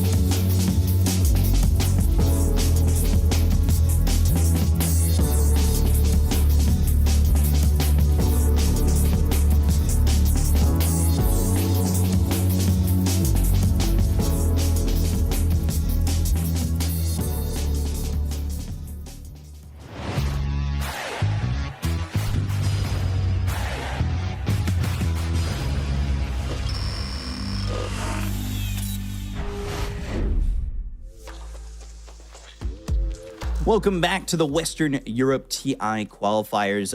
Game 1 looking like the same as the first series, where it's just 100-minute games back to back. It was all happening, and then it just wasn't. Like that's really how that game went. It was just like, all right, this has been this long game, and then now it's over. Like it just, you called it out. You were like, 30 seconds left on the glyph, and then they were like, oh, all right, bet. And then they just went in and took the game. That was an insane move. And having that global presence with the Solar Guardian too to jump Solar in Guardian, there. AC, Deso, Naga Siren, and also Pango smoking in, getting the damage onto the throne, naked throne. They couldn't get mega creeps, I think, for like good 35, 40 minutes. And there was one last barracks, one melee barracks standing, and they're like, okay, I think for this game, you have to use the website called Who Used Glyph to see who you can blame. I'm not sure if like Glyph was necessary for that last fight, because it was like pretty chaotic. Every single fight in the last 25-30 minutes of the game were pretty chaotic. To start with, the Keeper of the Light, he TP'd back to defend. Not sure if it was necessary, but there's not too much thinking about like what happened, what could have been done. You're gonna have this talk after the series finishes, whether you win or lose. But now you need to focus on the second game, because you are, especially as an OG, you're one game down, and you need to figure out how to approach it. Again, OG, when it comes down to laning stage, they seem like slightly weaker to some of the teams that are still in the qualifiers. Yesterday, they did lose all 3 games against Alliance. Now against Quest, they did manage to put like a decent amount of pressure on TA 2000, who was pushed out. But again, you're pushing out Naga Siren into the jungle. This is where the hero likes to be. Like, he bought Hand of Midas, and they were the ones controlling the tempo of the game for a really long time. Maybe something different. I feel like they put themselves in a spot where, they can't really make the moves. This mid lane went really well, but again, it was into global silence, so BZM couldn't do what he wanted to do with the Storm Spirit in the game. Legion Commander was off to a great start, getting some early duel damage, the most farm hero in the game 10 minutes into the game, and then kind of stopped doing what they've been doing. It's kind of crazy that BZM was coming into a lot of those fights and had like no mana. I think every single fight he had no mana. No mana. It was insane, right? Seb was replenishing mana on both of these targets. Both of them actually need Chakra Magic to sustain, getting the healing Lotuses, getting Chakra Magic, Lotus, Force Staff, whatever is necessary to keep them alive. He kept the distance, had a really good game. But so did Quest Esports. Like Omar, he didn't die for a really long time, and you've been praising him throughout the whole game with these stolen swaps. Even with the Aghanim Scepter, he's like, I want to, having 2 abilities to steal. Most of the time he had one. It's like, I want to have this swap, and I want to have this on this key so I don't miss it, so I swap people out of the trouble. He did it 3 times in that fight that happened up by the Roche pit before 12th Roche or whatever it was. And, it was just, it's his positioning. And not only that, it was the items too, because I'm pretty sure there were multiple times where, when they were chasing Noob, he had Glimmer Cape as well. So he made Noob invis as Yuragi's attention is on this, rolling thundered Pangolier, just chasing a ball around that goes invis. And then where did it go? How do I get here?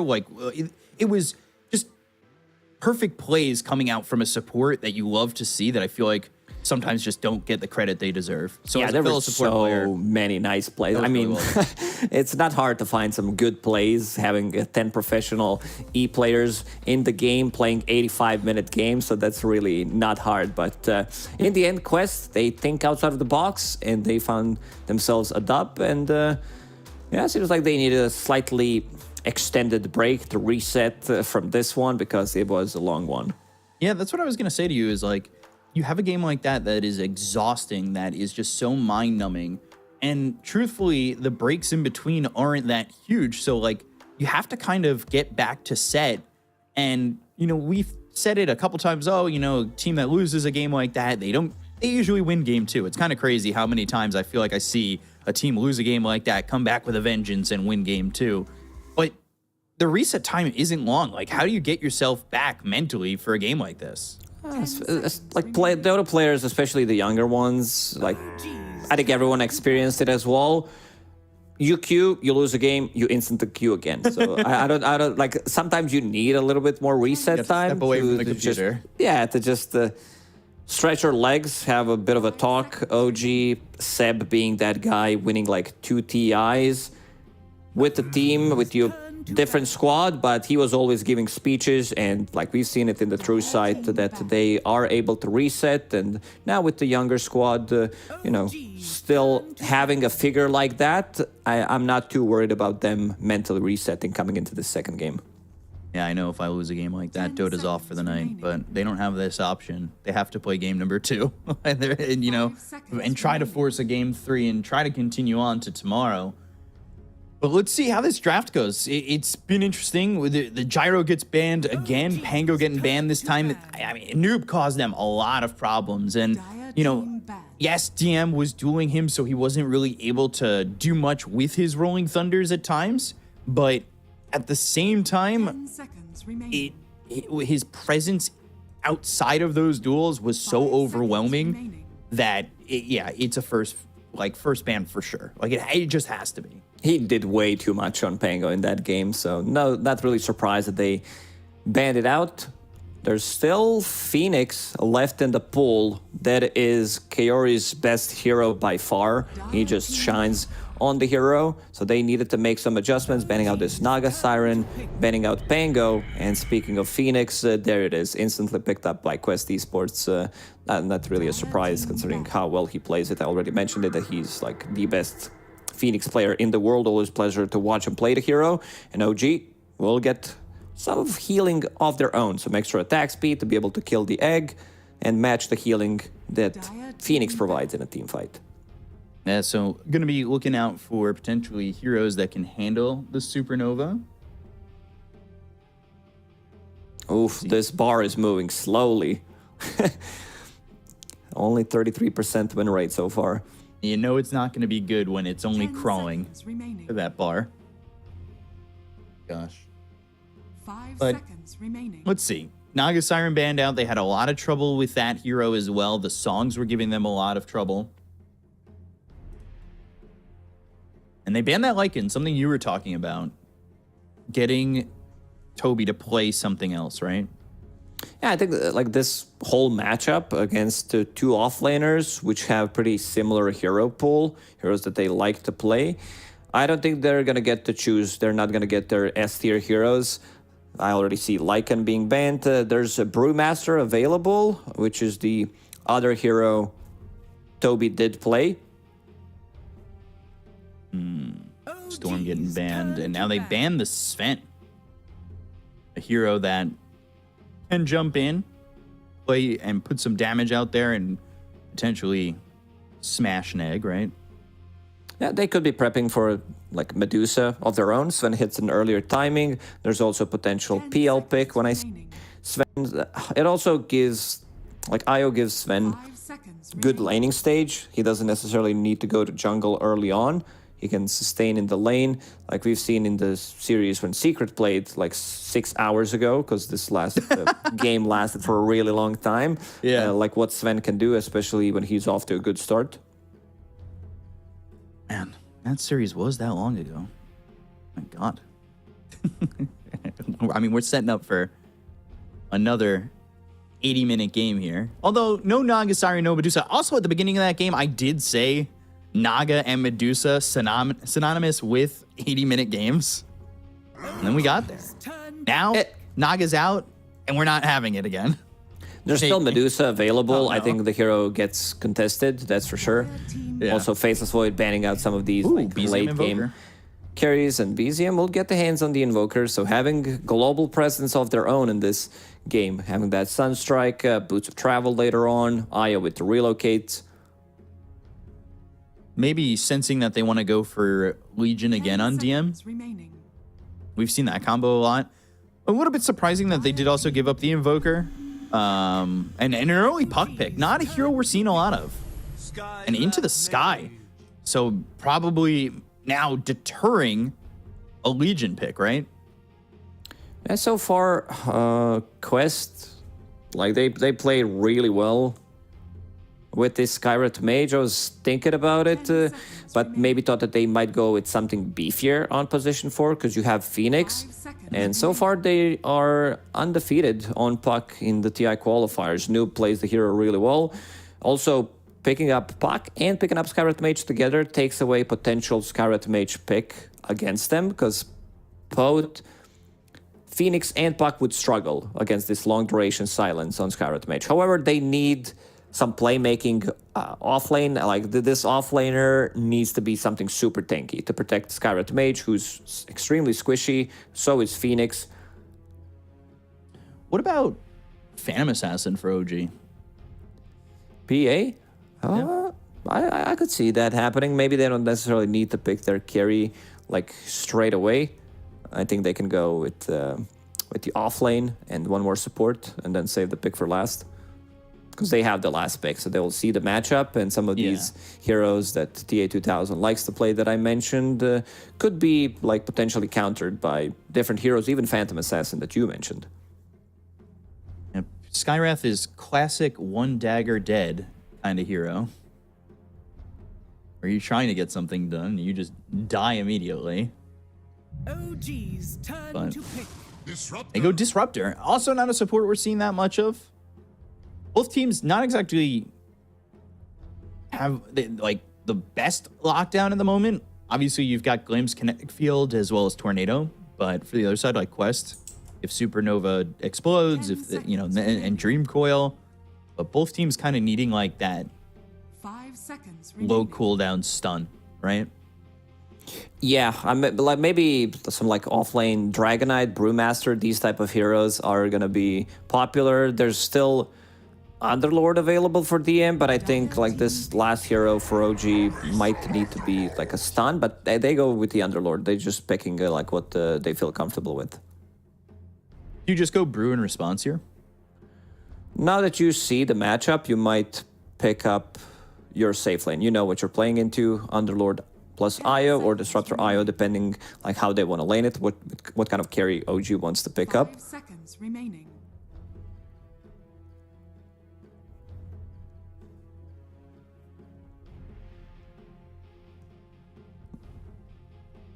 So minute 15 on the reserve time.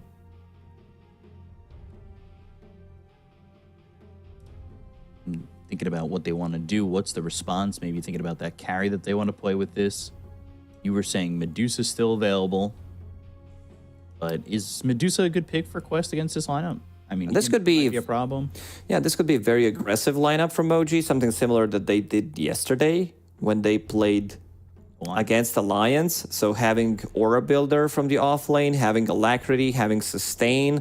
Seb did play Treant Protector, now he's going to play Io, most likely. So maybe this like Luna pick that comes out in the last phase, maybe you need to get rid of it because OG showed some like really nice performance on it, and TA2000 will be playing TA this game. Fits the lore.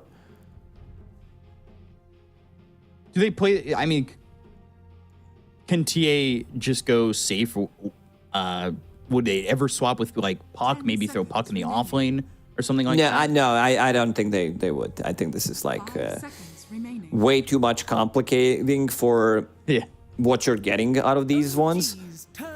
So something tanky, something super tanky needs to be picked for Quest. Like they definitely lack frontline. They have 4 range heroes and also playing into Underlord, they're playing into healing from Io. I'm down. I mean, OG, they still have the last pick, so they are going to try to counter.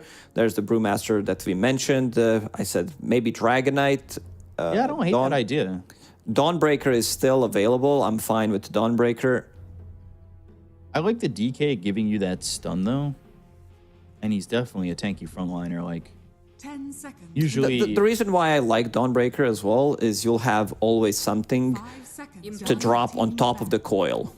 And there it is. Yeah, because the combos, like this has been like very popular combo when the hero was first introduced into the game. Right. My only question with that would have been, if Dawnbreaker is the last pick for Quest, Dawnbreaker's more of a reactionary hero, right? Like, you don't really... You have that frontliner once they're in the fight, but you have to play reactionary, which might be a little bit tough, right? Yeah. Well, let's see. They removed Medusa. There's PL. So Yoragi loves to play that hero. I don't know. I'm down for Luna. I like the tempo that they set in that game yesterday for OG. Visage. This has been Toby's hero. Not it is a range hero, but it's also a tanky hero. A hero that builds into auras. You get like Solar Crest, comes online relatively quickly. They did not want to farm it up. You know, some like Dragon Knight, maybe with Hand of Midas into Blink. Could be slower. So let's see how OG approaches it. 5 seconds remaining. So, last pick.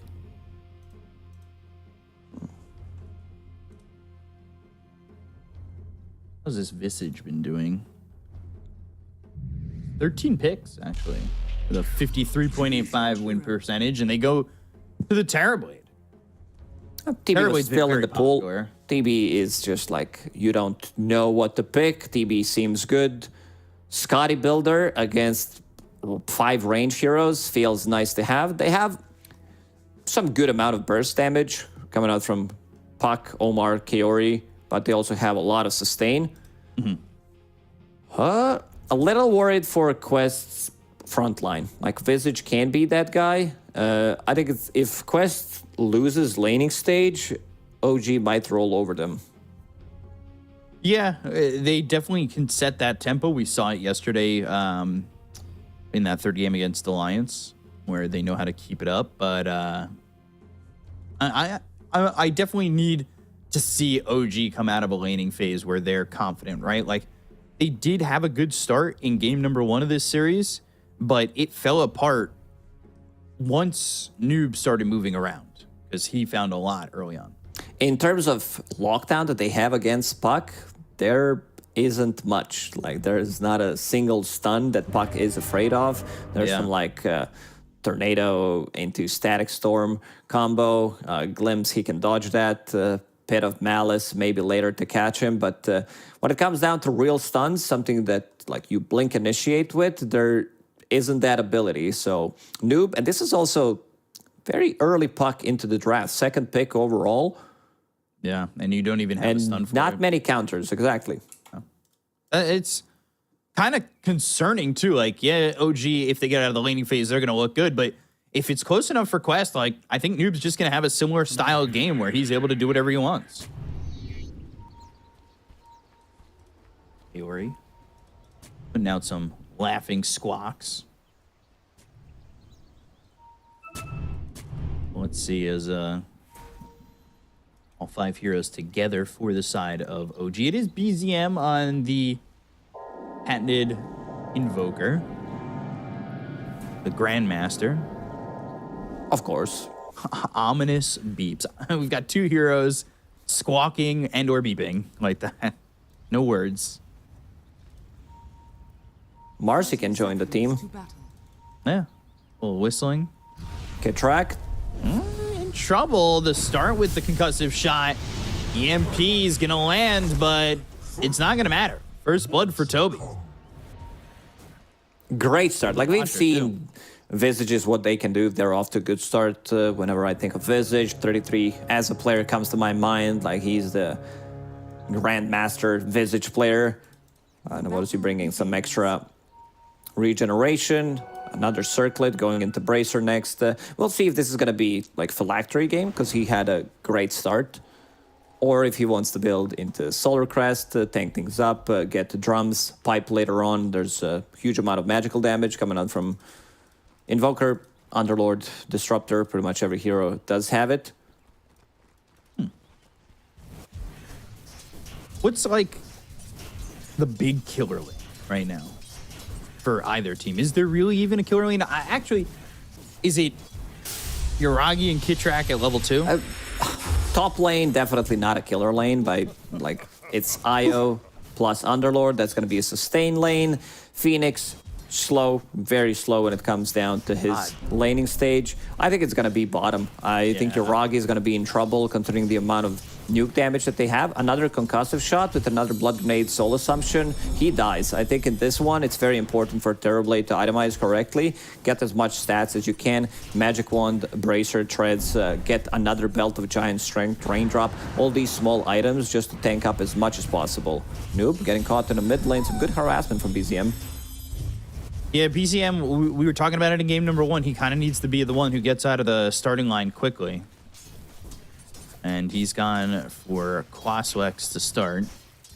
And he's got that urn queued up, so we'll see. Because, again, both these heroes definitely looking as they start to hit that level 6-7 point to make something happen, right? Yeah, absolutely. Let's see if they're going to be putting the pressure here. Every single time he gets close, concussive shot in his face. Visage consumes a lot of mana. This is very mana dependent. Soul Assumption 110. They hit level 2 immediately. Kitrak starts to play aggressive. Oh boy. Maybe too aggressive. Soul Assumption, not even used. He's just going to throw it over onto Yuragi. They get the kill into Kitrak, and that's the second time he's died already. Radiant's middle tower is under So, attack. Yuragi dropping some items inside the base, ready for his Disruptor to bring to him. And Kitrak will do just that, picking them all up. Top lane just seems like DM and Seb will be able to sustain. They're not going to die in this lane.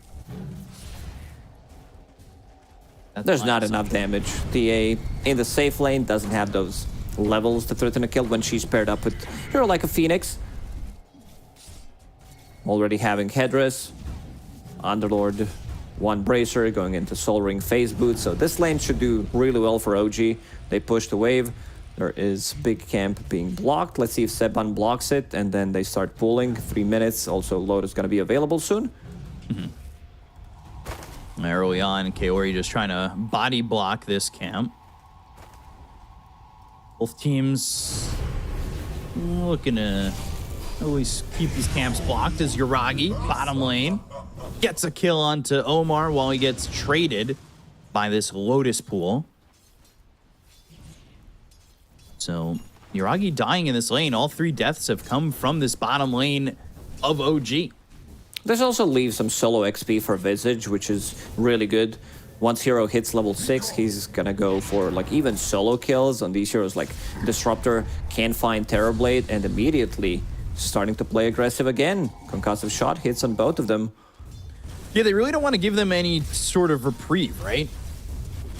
And just make sure that the pressure's on. And you can't feel confident really in this lane for Kitrak and Yuragi, and we're seeing a bit of that. Mid lane though, it's BZM starting to pull away a little bit. Puck has no mana to work with. These EMP tornadoes have been on point for BZM. There is another tornado, no EMP this time, but illusory orb used by Noob to get over to this water rune. BZM just kind of leaving the other one, but we'll pick it up. Pick it up. You see it again, concussive shot over bottom. Like, Yuragi has to constantly eat this damage, and he's only got 16 CS. He's not really having a comfortable farming time down in the bottom lane.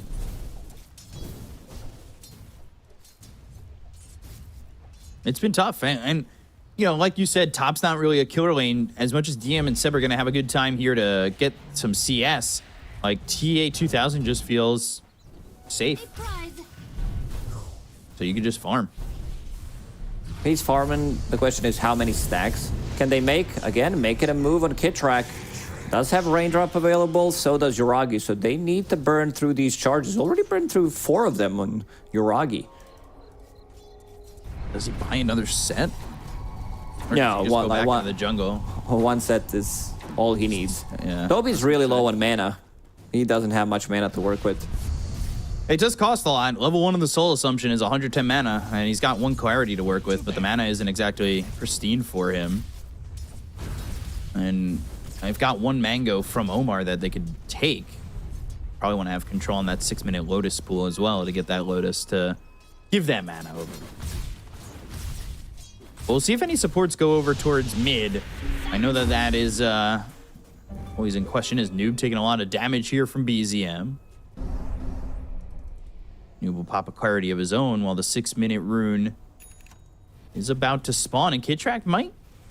I thought he might get caught He here, needs but help Noob from doesn't Omar. exactly have a lot to work with, and they would have liked to get that glimpse and maybe pull him back, but Hillary, he's the one protecting the shield rune, and that's going to be what Noob picks up. I thought that BZM was controlling mid enough to get that, and would have potentially been the rune to dominate the lane with. Quest understands the importance of giving Puck runes in this one, so he will pick up another one, another bounty rune on his side. Yurag is coming with meta. Meta, just need a couple more hits onto Omar, but the Icarus dive, and Seb's here to heal him up, but can he heal him up enough?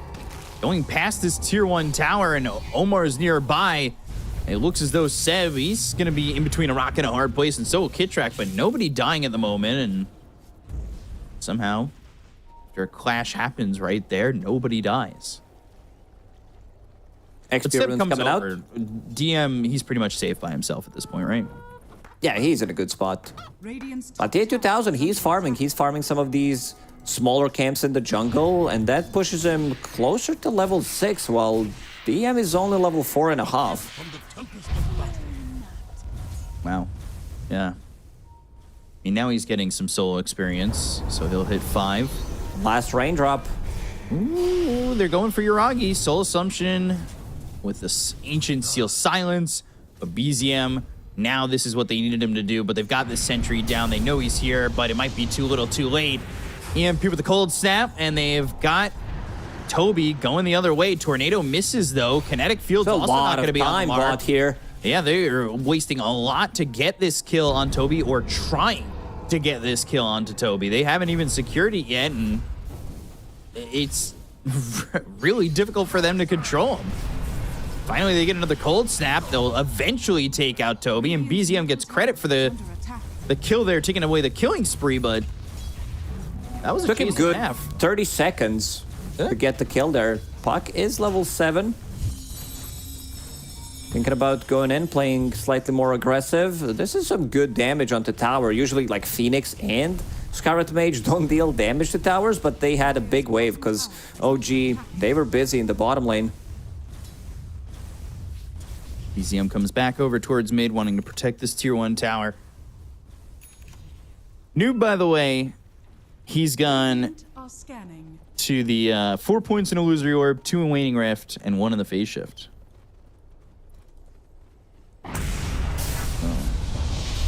Omar chased, and Seb's in with the tether. Seb's in with the kill.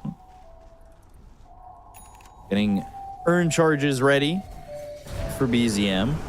What does he have flying out? Anything? They're stealing their stacks. Finding Wanna a be able neutral to- item. Let's see what he gets for himself. Want to be able to take these stacks away from the TA, right? If Yeah, he's these- going to be the one taking them. Does he have any stacks on the other side of the jungle? He's got 1. Not really as many stacks as I thought they would have. They have 3 stacks in the outer ring of Ancients. Because this is where you stack when you pick up the XP rune. Maybe if the lane Right. is pushed, your position 4 can easily stack it. And now Noob picks up that 1 value point in Dream Coil, Phase Shift, dodges it, and gets out of kinetic field. Yeah, not easy to glimpse back a puck. Radiant's top tower is under attack. Like we were saying, it's a pretty free game for him in terms of lockdown, and it's easy to dodge the glimpse. The really only thing that's going to make his life potentially difficult, right? Kinetic Fields, blocking in Kaori. We get to the 10-minute mark. Come over with the Tornado EMP. Noob's here. Guys, he's got a Dream Coil. That'll snap on BZM. Seb not willing to snap it just yet. Now they've got the silence and a quick kill. Damage coming in with the Ancient Seal as well as Toby coming over. Toby is level 6 now, so they have long for this world. They have what, 1, 2, 3, 4 flying heroes in the mid lane and some familiars. 4 flying heroes, Yeah, 2 familiars. OG needs Oh, like gosh. Rocket. They need Clockwork Tinker to shoot them down. Sniper. What we really need to get is Kodama's Reach. Not sure what that is. I don't even think It's that's some the- weapon from Dragon Ball or something. No, it's the wrong Magic the Gathering card. Oh, okay. I thought about what it was, and I was like, oh, it's a Magic card that takes away flying? No. And then I remembered it doesn't do that. Dire's middle tower is under attack. So these are the 2 Magic Gathering cards that you know what they do out of 10 million. It's the only one I thought I knew. I didn't even get it right. Oh my gosh. Somebody in chat will know. Ooh. Don't want to take the courier. Patience. BZM and Kit Track, they're chasing. Static Storm, Kinetic Field, EMP all down, and TA2000 has to try and fight back, but goes into the meld. The Dream Coil on Can he get a 3. full kill before? Ooh, almost. He's in trouble and dies. They take out the egg. Blood Grenade on the BZM as well as Kit Track. They've got themselves the Glimpse as well as the Kinetic Field. Kit Track is going to survive. They take out Omar. That's going to be 3 dead on the side of Quest. TA2000 survived for a really long time. They used everything, Urn of Shadows, Blood Grenade to deal with those refraction charges, Firestorm, Static Storm, and then he manages to get another one. They get the kill on Seb. At least it's something. I think they need to use Toby. Toby is, like when it comes down to farm, not the most farm hero in the game, but he packs a punch, having the Solar Crest, and is going back to Phylactery after finishing off Solar. It'll be a while till he gets that, though. Not exactly cheap by any means. With those 2 components left. But he's free farming in the moment. You've got Uragi who's just sitting on the outer jungles camps, and he's picked up a Midas. Dire's structures are fortified. Dire's top tower. They will have double Hand of Midas available. 1 on TB, 1 on Invoker. So some extra influx of gold coming out their way. Radiant's bottom tower is under attack. Up. Dire's top tower is under Looking to attack. take As soon- this tier 1 tower. I want to see Quest play much more aggressive as soon as Visage picks up this Phylactery. If he's not focused, he deals insane amount of damage in the team fights. Supports die almost instantly. Terrorblade, I don't know if he wants to join. For now, they're farming the jungle together, Seb providing some extra HP regeneration to him. Dire's top tower is under attack. Ooh, there's that mech. A little bit more sustainability is available for the side of OG. Midas being built for BZM. He's put some pressure on. He's 2-0-2. You know, he's moved around the map. That's exactly what they needed, and now he's going to have a Midas to try and push himself even further down the line in terms of net worth. Right now, Quest is underneath the vision. OG wanted to smoke there. Noob TPing out, and it's being pinged out immediately. Static Storm available. Tornado. Noob going back, but the rune is spawning. Fortunately for him, it's top. If the rune is bottom, they would definitely go for it. They still might do so. Yeah. Static Storm, Kinetic Field, that gets up. But Omar comes in with the silence. Let's see if he can do the trick. Yes, he can. Well done. Nicely done with the illusion rune right there to get out. But they've got the glimpse still, though. Phase shift, avoiding it. Sunstrike coming in and missing. Kit Track needed to destroy that illusion rune. Right-click it because as like Noob was like, oh, I might be dead here, and then it clicked for a second. Same goes for me. Gets on the edge, uses illusion, and gets out of the kinetic field and static storm, and is going for their XP rune as well. This is a tricky one. This is might be too aggressive. Yeah. DM ends up picking it up. So meanwhile, some pressure onto the tier 1 mid, almost getting that. But Quest, they've got themselves a 2,000 net worth lead. They've got TA2000 continuing to farm, feeling and he comfortable. gets the deny. He's got the Deso and also gets the deny on the tower. I want to see the amount of stacks that they did. I feel like, again, Quest is just stacking a lot. There was yeah, there it is. Omar, 7. Rest of the team, 1. And OG has been pretty busy playing the lane, so they couldn't stack at the time. Toby, Phylactery is available, level 9, almost level 10. They're going for Roche. I think they're setting things up for it. It's on Dire side. They have Deso, Solar Crest. They can kill it. Do OG think about contesting, or do they just farm? I don't think they have a good read on this. even if they did, like the amount of damage that they can deal, Supernova as well, Kaori, he is showing in the lane, they set things up, they planted down Sentry and Observer just in case OG wants to contest it, and this should be a freebie.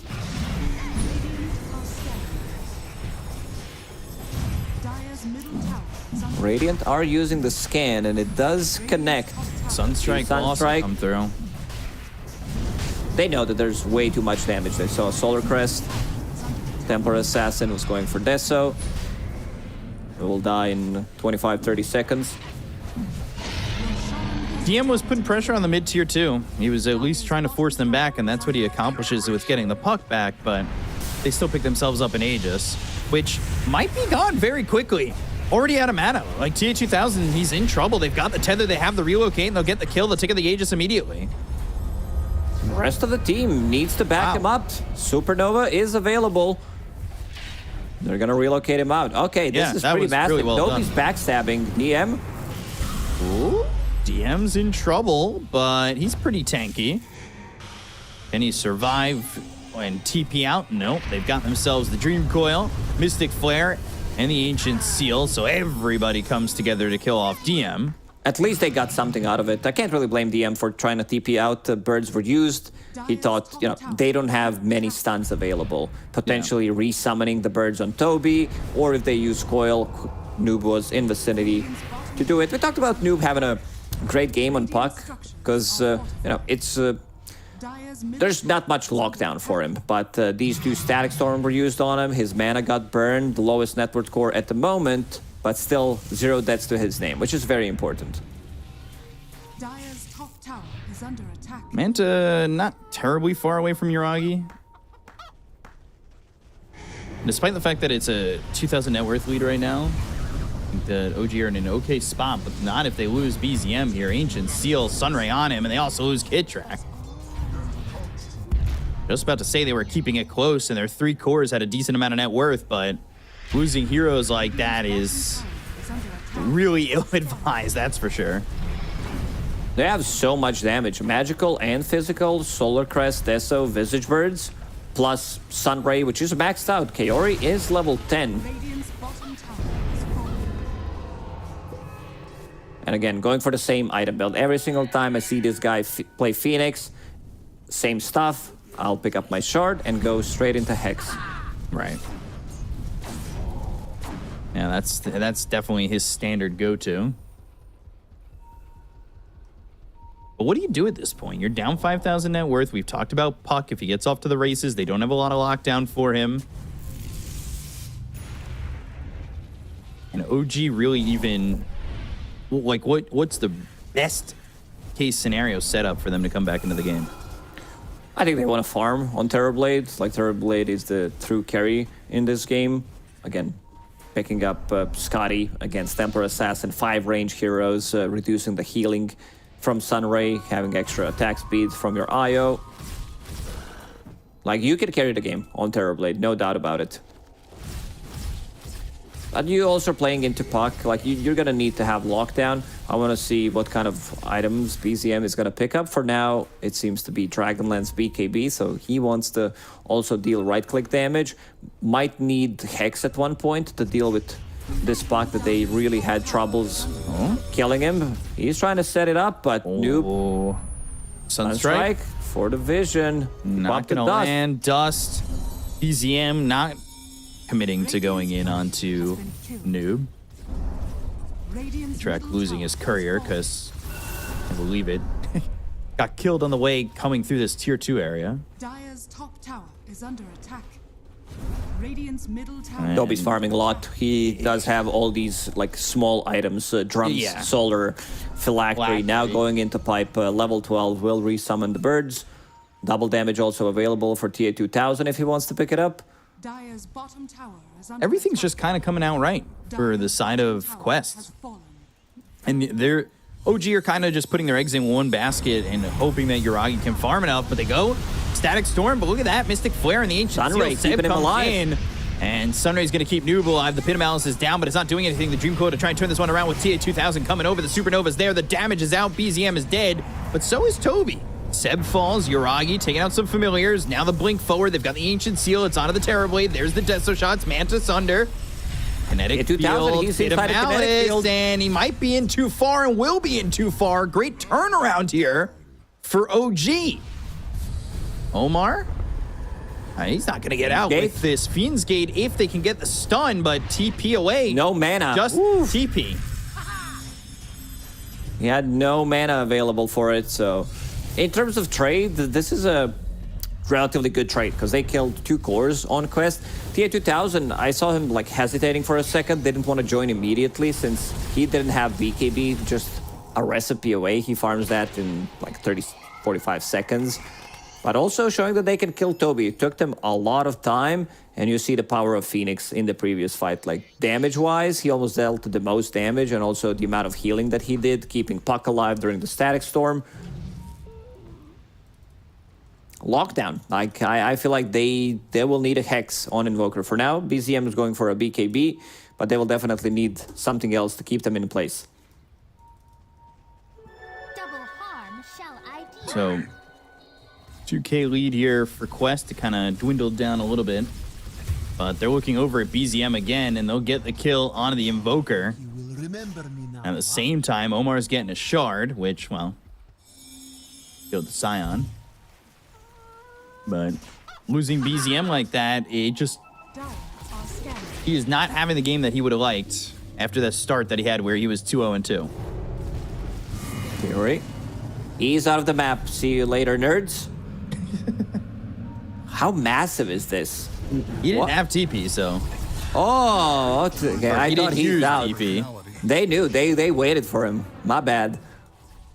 Usually you see this type of a play and you're like, okay. And Kiri's like, help.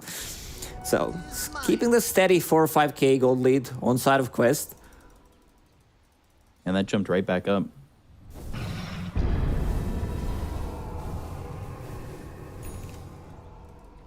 Split up in farm. All right. That's what they've been doing. Almost has the Scotty ready for Yuragi. Dire's top tower is under attack. But TA2000 picking up that BKB and going for that shard. TA players love picking up the shard. It's always nice to have that silence. Could make a lot of difference in a team fight. Silencing Terrorblade so he can get Sunder, maybe no relocate out, jumping Disruptor before he can get a spell off. Now it's TA2000 having a BKB. Seems like they want to take a fight. Testing things out to see how much damage it deals to Underlord. Yuragi, Dream Coil. They're trying to get the kill here on a Seb. They've got themselves the Fiend's Gate. Now the Metamorphosis, they'll put some damage onto Toby, but there's the Supernova. They might have to focus their attention onto the egg, but they can't. So they need to run.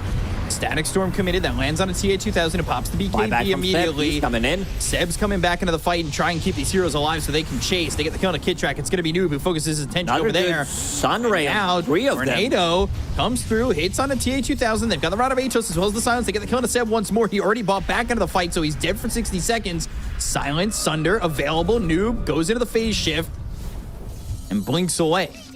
They're really good at taking a fight and disengaging. The only loss they have is Visage, but you can see them like resetting multiple times. It feels like OG is like, okay, we're gonna take this fight, and then Sunray comes on top of them. One trap, one silence. They can't chase anymore. Puck from behind, still Zero, that's his name, as we mentioned. Puck having a really good time. Now going into Kaya's Sun, so some of these things are gonna last even less so. He can be the one jumping the back lines, finding a kill on Disruptor, or putting Io in a position where he doesn't want to be, so he can't use the relocate out. But you also see the power of Terrorblade Scotty. Against 5 range heroes, they're not moving. Plus Reflection. The crazy thing is, though, like, Puck gets to have a game like this, and we called it out that, you know, he was the second pick. To not really have a counter for this hero, it got picked second, is definitely worrying when we were coming out of the draft, and worrying now when he hasn't died yet.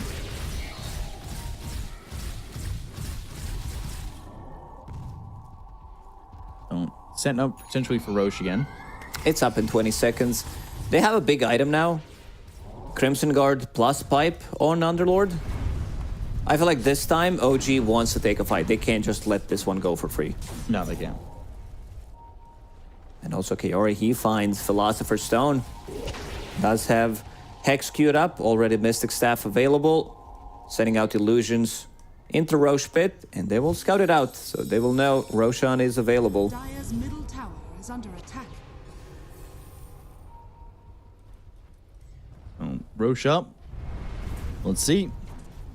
Yeah, Philosopher's Stone, and he's already close to that ultimate orb too. He's gonna have it so soon. If they initiate right now onto Roche, BZM is not gonna able to come top. He's like very low on mana, using this Ghost Walk to replenish some of that mana, but he's very low. Storm, but look at that, almost two-shotting that Disruptor, but he's got the help from Seb, a little bit of the sustain that comes through. Yuragi gonna lose that Crystallis while this fight's going on. They've got themselves the Glimpse as well as the right-click damage on Toby, but the Sunray doing a lot of damage. They've got themselves the Silence. TA2000, he's got the Shard. So these traps are silent. He's also without mana. Starting to pierce through this Underlord, and they'll get the kill on a DM. They still didn't get the kill on a Kaori, who's able to just Supernova and refresh. As soon as they use Glimpse on a target, you know that Sunray is gonna come on top of that target, so they need to have a different plan. Supernova has been popped, but so has been meta. Look what Puck is doing. He's just being in their face, very annoying. Problem was they had no mana whatsoever on Invoker. He did get some back from EMP and also had to use the Great Healing Lotus. He wanted to regen it up with the Ghost Walk, but was forced to TP. At least they still have a tier 1 tower to TP to. And second Roche again belongs to Quest. Roshan has fallen to the Dire. This is putting OG very far on the back foot. Dire's middle tower is under attack. TA also hits level 20. Meld Dispels, great against Bit of Malice, Disruptor's Thunderstrike, Cold Snap. And they take out the Aegis as quickly as they got Reflection it again. mostly. They're gonna go and try and kill off TA2000. Yuragi is in and moving forward. But it's not quite enough damage with the Dream Coil keeping them back. They get the kill on a set. They'll take out the Io, but Static Storm has the cheese. He'll survive a little bit longer, but not long enough. Tornado clips TA2000 on the edge. Sunder, though, Yuragi, he has to back up. They get the kill on a Toby, and somehow, I mean, they lose Seb, but they get 2 kills. 2 big kills. TA2000, he did not want to commit. He wanted to wait out, maybe use this Aegis for a next fight. He was also super low on mana, and Terrorblade now dealing some good right-click damage. Like, he stood his ground, was tethered to Io this whole duration. Underlord in the middle of them, reducing the damage with Atrophy Aura, Crimson Guard, also fighting underneath the tower, so providing some extra armor. What did he pick up? Ogre Seal Totem for Disruptor. Might keep him alive for a few extra seconds when TA jumps him. Who's this going to be Shard for? Hit track. Dire's middle tower is under attack. Is that Shard good enough? I mean, it's free, so it doesn't matter, but do you like that Shard at all? There are definitely better. This is like, I don't know, D tier Shard. Okay. Is it better than Shield of the Sun? Yes, all right. I know what you were gonna say. It's definitely better than Shield of the Sun. He's also going Hex, by the way. Double Hex, Blink Dagger also available. I mean, they will get it eventually. Philosopher's Stone on both of them. He's got Hex on Phoenix, so I think that's new, and they didn't have that in the last fight, which would have probably turned it around enough. Dire's top tower is under attack. But cutting it down to 6,000 net worth, weren't able to win that fight with the Aegis in their hands. You said Yuragi might be able to carry this game himself, and now he's got a Silver Edge coming. Can he do so? Yeah, Break Visage. That's the big one. He is the true carry in this game. I feel like Quest might be slightly on the timer. Even though seeing double Philosopher's Stone, it also means that their supports are gonna scale well into the mid and late game. I'm just a little worried for Templar Assassin. Her damage output against Terrorblade against Scotty Reflection, it's not gonna be easy. They will need to like play around Terrorblade and then deal with him the last, because they can't really kill him anymore. He's just way too massive, sitting at what, 2.7k HP, having Elven Tunic, so some extra evasion, and always tethered to Io. E2000 nearby. Static Storm on the phase-shifting puck, but he's able to blink out of it. Now they've got themselves the glimpse. It's going to be on a noob, but it won't pull him into the kinetic field. OG can't quite put it all together. Static Storm is the biggest tool that deals with puck. TP top, and they want to respond with it. Noob, coil available. Yeah, they're really coming in. They've got themselves the Dream Coil. They will burst him. Got the damage coming in. Uragi's going to be in trouble. He's kind of left by himself, but they've got themselves the Fiend's Gate. Is he in trouble? He gets the kill, and Omar just turns and really shoots him down. Supernova up on the high ground with the Sunray being used, but they pop the egg, and now, as the rest of this team tries to TP out, they will do so and leave Quest wondering what went wrong in the fight. OG's outmaneuvering them, even though this is a good attempt from Quest, getting a coil and then trying to kill Terrorblade, but he's super tanky. DM shows up, pops the pipe, uses Heaven's Halberd, Crimson Guard, and they go back through the gates. They didn't have any control left, so they really outmaneuvered them there, only losing Io. And also on the other side of the map, which I didn't see, they managed to get the kill on Supernova. Yeah, Invokers, it was, like his attack speed with Alacrity, he might even do it alone. And also, speaking of hexes, we did mention that BZM needs some extra control, and that's what's queued up for him, getting very close to it. Yeah, BZM was dealing with the Kaori, who had the Supernova up on the high ground by the crystals, like right south of the tier 2 tower. BZM hiding within the Ghost Walk, haunting him. And in typical TA things, takes the Tormentor by himself. Gives a shard to Noob, so he'll have that phase shift, doing that extra damage. So, it's always nice to get a free shard like that, a little bit of an upgrade. Satanic next on the list for Uragi as well. How do they bring him down? This is like 8k gold lead for Quest, but I want to see what the Dota Plus has to say about it. I feel like this might be like closer to 50-50. It actually has OG leading 53-47. It's like Terrorblade with Alacrity, having Io behind him, all these damage reduction, all these spells that they can throw on top of Terrorblade to increase his damage. If he like turns into meta, you don't take a fight. Like you need to find a way how to move around and kill the others, because you're definitely not killing Terrorblade. And he's just able to stand there like a turret, right? Like he's done it a couple times. You try to fight, you get too close, and then you're dead. You can't run away.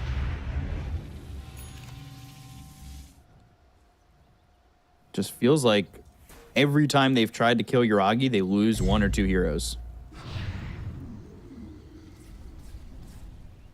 So we'll see if they can ever take care of him now that he's got that Satanic. Hex isn't too far away here for BZM. Double damage bottled up. TA2000, Deso in the backpack. They want to take a fight. Has enchanted quivers, so that's like a guaranteed hit. Problem is you're playing into Glimmer Cape, Ghost Scepter from Io. That's why he wants this nullifier as fast as possible. So no move. There's a unit towards top. Middle tower is under attack. Towards BZM, but BZM TPs to the tier 2 tower. So they're not going to find anybody initially up in the top lane, but they are going to continue to come forward with the smoke. They want to get a kill on 35 XP rune. Whoever climbs uphill, most likely gonna die. Can they catch a glimpse of Seb? But they need to silence him. Tether. Ooh. Seb gets away. They see that smoke, though? They've got the Hex, now a Hurricane Pike built for this Terrorblade. Quest have pretty solid positioning at the moment. Pitamouth's gonna come through, lands on a TA2000. They've got them Static Storm. Sunray, it's not gonna be enough this time. They kill off Noob. And they had that little bit of control. That's through the Static Storm in the Kinetic Field. They go to the Fiend's Gate, but it's going to be down into the water. They've got Yuragi out in front, breaking this Visage as he sits there ready for a meteor to drop on him and a kinetic field's around him. Toby is dead. All this lead that they had, they just can't do it. OG, they're running as 5. Same thing they did against Alliance yesterday. This is the power of their lineup. You have a supermassive Terrorblade that cannot die. They scouted things out in the Roche Pit. They have Gem to see traps from Templar Assassin. And BZM, he's the one hunting, has Ghostwalk plus Hex. Might find TA-2000.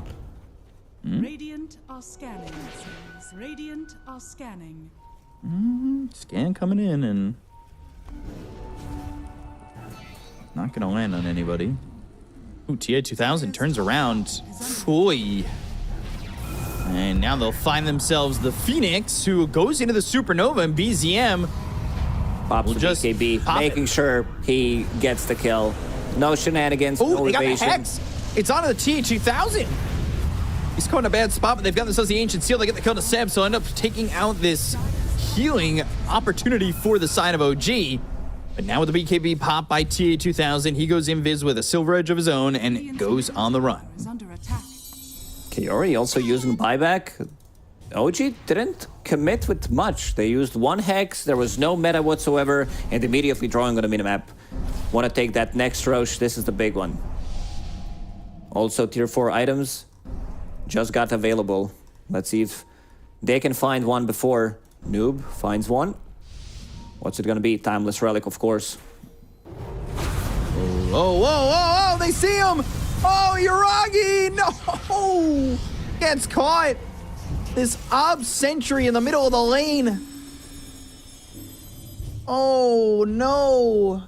This is massive. I mean, he was hunting them. Rest of the team, like Seb died, so he was not in that fight. Didn't have anyone behind him. Maybe with some like Hex, Pipe, Crimson Guard would make the difference. Terrorblade does have buyback available. I think he might want to take a fight with the buyback. Not sure if they're like deciding it's a risky move, but let's see how OG approaches it. They're thinking, like you can see them moving forward. It's just not quick enough. It's gonna be too late.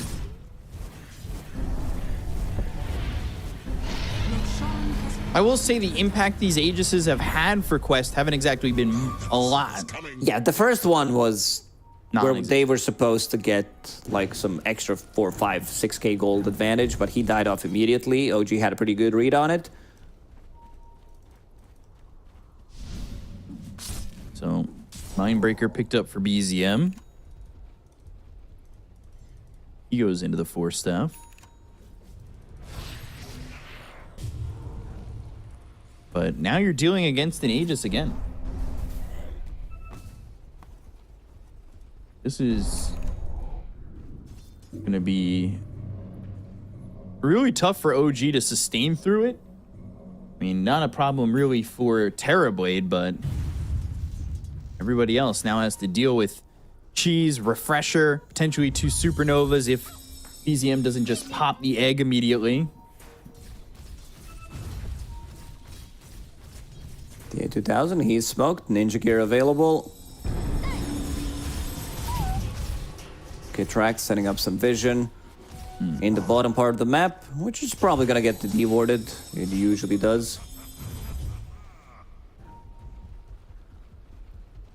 Did Sky get to that Hex? No, he bought Ghosts up there. Okay. They got all the right items, looking at the neutral items on them. Puck has Timeless Relic, Spell Prism on Scarlet Mage to lower the cooldown, and also Ninja Gear on Templar Assassin. Still yet to find 2 neutrals. Recovery Midas for Seb. Potential. He did that the other day. Like, he feels... I mean, can't really blame him. The first game went on for 85 minutes, so he's prepping for it. It's definitely a good investment. If he gets it. This is not even the end of the first halftime. 40 minutes only. Yeah. What band do we have playing at the halftime show? Nickelback. Look at this graph. Yeah. Just pause the game, show the graph. We're bringing on Nickelback. Great Canadian band. All right. Look at this graph. You happy with that one? Yeah, it was a good one. Thank you. Aegis still up and running, 2.5 minutes. No treads, no Hurricane Pike available for TA2000. He did hit level 25, plus 7 refraction instances. Was always wondering, like, how we think of some of these, like, 25 talents. Like, I think before it was 8, and then we nerfed it. It's like, how many do you want? Yes, just give him whatever he wants on that level 25. And now it's 13. So sometimes you have to go through 26 of those. Oh, dude, look at the Alacrity Siege Creep doing work here. Oh, never mind. Big lift. It's over. It was hitting so fast. I thought we were going to be looking at the graph again, the way you started it. Oh, no. Refresher Shard on Phoenix. So double ulti. Going for Refresher Orb off his own.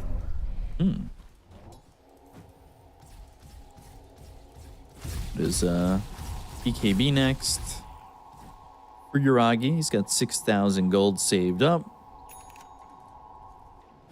Seb, saving his gold, hasn't bought out on this Midas just yet. If he's gonna buy this Midas. Smoked with the Ninja Gear for Disruptor. That's a big one as well. I mean, we did mention in the previous game. Ooh, glimpse. TA2000. Forcing that BKB. Man, let me tell you, that is such a easy way to get BKBs. 18-second cooldown, just glimpse from the furthest ways out. Force BKB. You choose. You can die, or you can use a BKB. So it's pretty much a no-brainer. Yeah, basically. So again, it feels like this Aegis not really doing too much for them. Yeah, stop picking it up. Don't go for Roche. Yeah, Roche is irrelevant. We don't need 12 Roches like last game. But Yuragi throwing his treads in his stash.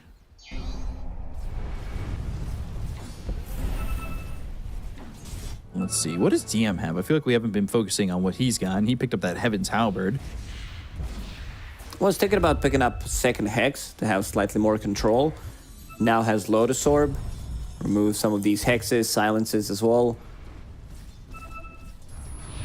Makes him super tanky. Yeah, like, I think both him and Terrorblade, if they're playing around each other, they don't die. Like, you know that you're getting your abilities off. Maybe even multiple of those. And does have Martyr's Plate. So it has that. Martyrdom, which you can activate.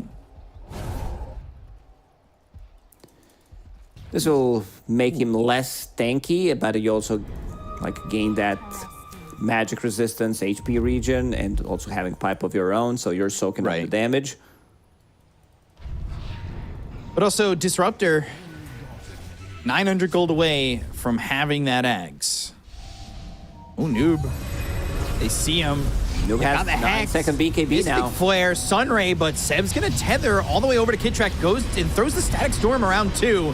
But they get the kill on a Kid Track immediately, and it looks like Yuragi doesn't exactly want to fight this. He's been going back and forth, a little bit hesitant on going in, but pops the BKB. Supernova comes down. Now he pops the Manta. They'll get the egg. They'll take it out of the fight immediately. Now he's going to pop that Satanic, focusing on the TA2000 as well as Toby. They'll rip through the Visage. They get the kill on Seb, and now this Skywrath Mage is in trouble. The Ice Wall's on him. Toby, or Omar from atop the steps is surviving for so long, but eventually dies to the point where BZM ends up dead to Noob.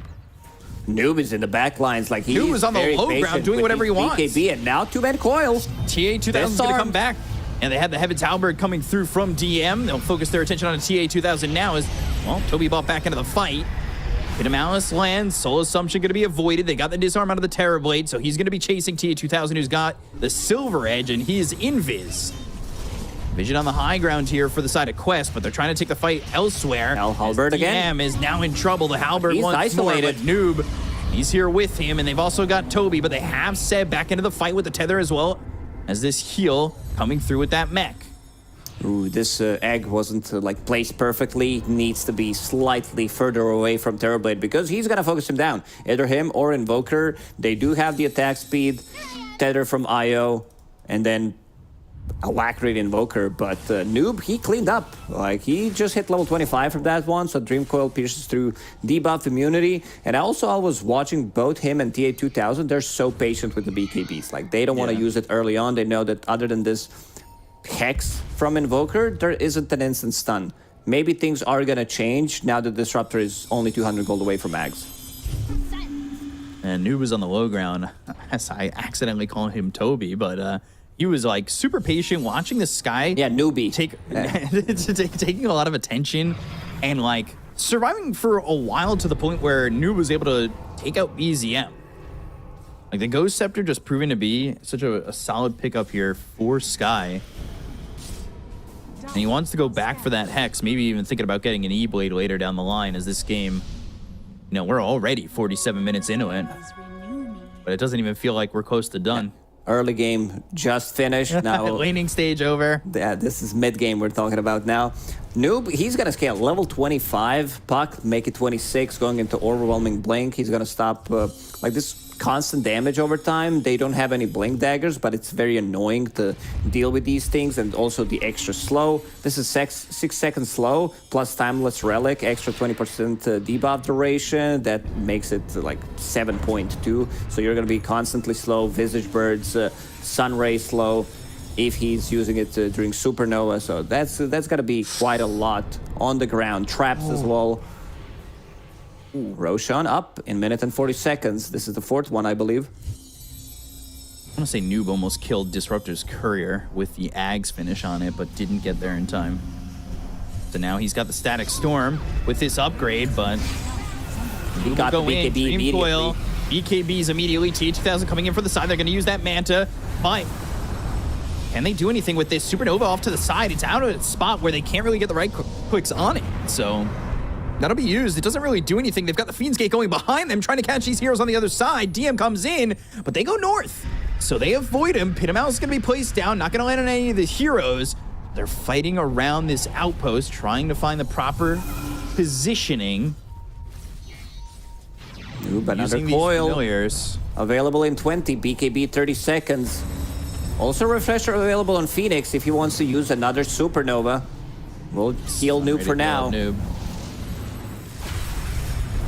Ooh, Pitamaus, they've got the control. It's on to Toby. They'll use that Terror Wave. Now they go to the Supernova. It's going to be right on top of Terror Wave, but he's got the kill the egg. They'll kill the egg. They'll take out Toby and Kaori.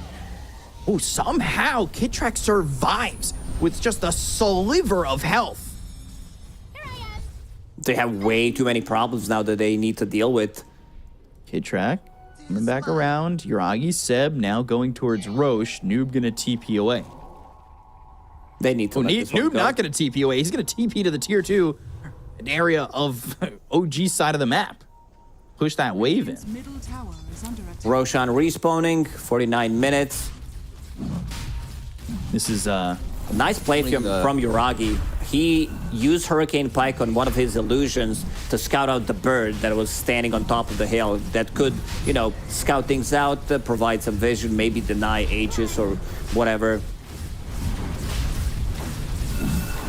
Using that Terror Wave in the fight, having that little bit of an extension on the Metamorphosis. He got hexed afterwards, and, well, it looked like he might have not been able to kill off the egg, but popped the BKB, turned around, and just took it out after the Refresher was used by Kaori. So, I mean, that was a big start to the fight. And now they've got Boots of Bearing on DM. They pick up the Aegis on Terrorblade. Cheese is there for the Invoker as well as the Refresher Shard. Noob just pushing in the tier 3, or pushing into the tier 3. Cutting the creep wave, trying to buy as much time as he can. Yuragi has so much gold, sitting at 9,000 gold at the moment. BZM also 4,000 gold on him, has Refresher available. It's time to go and try to deal some damage onto high ground. Metamorphosis is available, so is Terror Wave. Yep.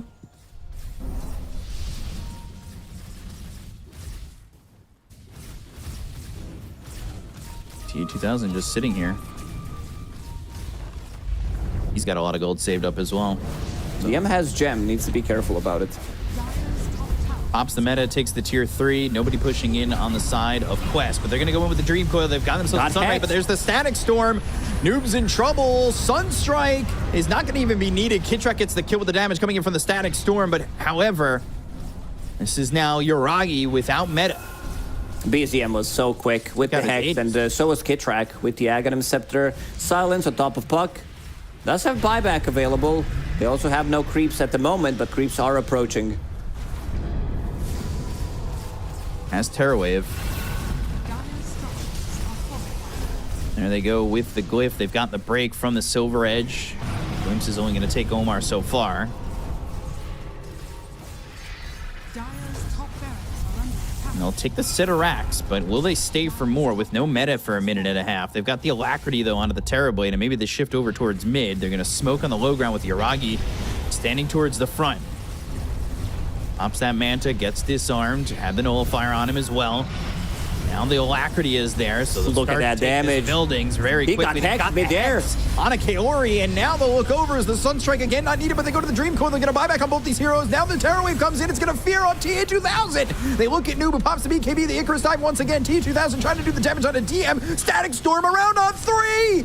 They're not going to be able to chase, but can they get back out of the high ground to get the damage out onto the side of Quest?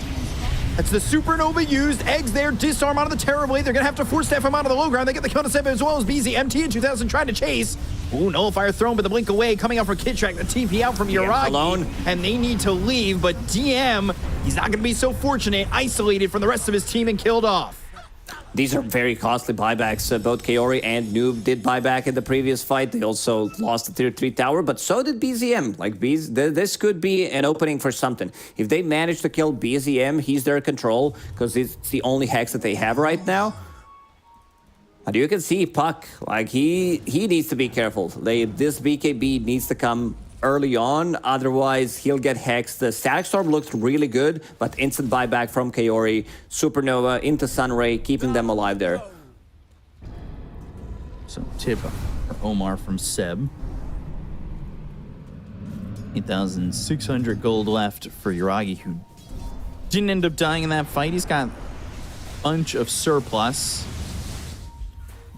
Depending on what he wants to buy. He bought the Moon Shard and he ate that. They planted some vision inside the OG's base. Underlord and Io both have buybacks, but it's 25 seconds. They might need to forfeit this one, or maybe Quest does not want to play as aggressive. Dream Coil said that, and they use the coil. Landing onto the Terrorblade as well as Kitrak, but he's got Glimmer Cape, so they don't see him.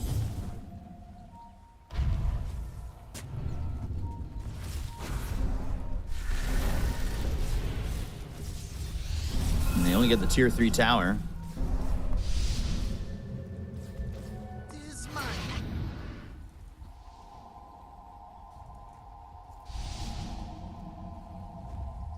So a lot of gold saved up on Quest. I see Omar sitting on 5,000 gold.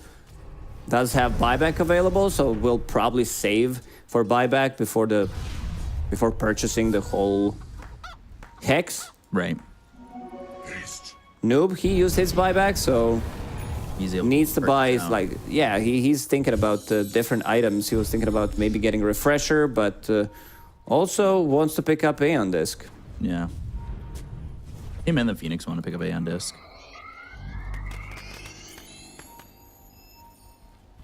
It's a good purchase, but then again, it might not proc. You might get 100-0 by Disruptor Ags.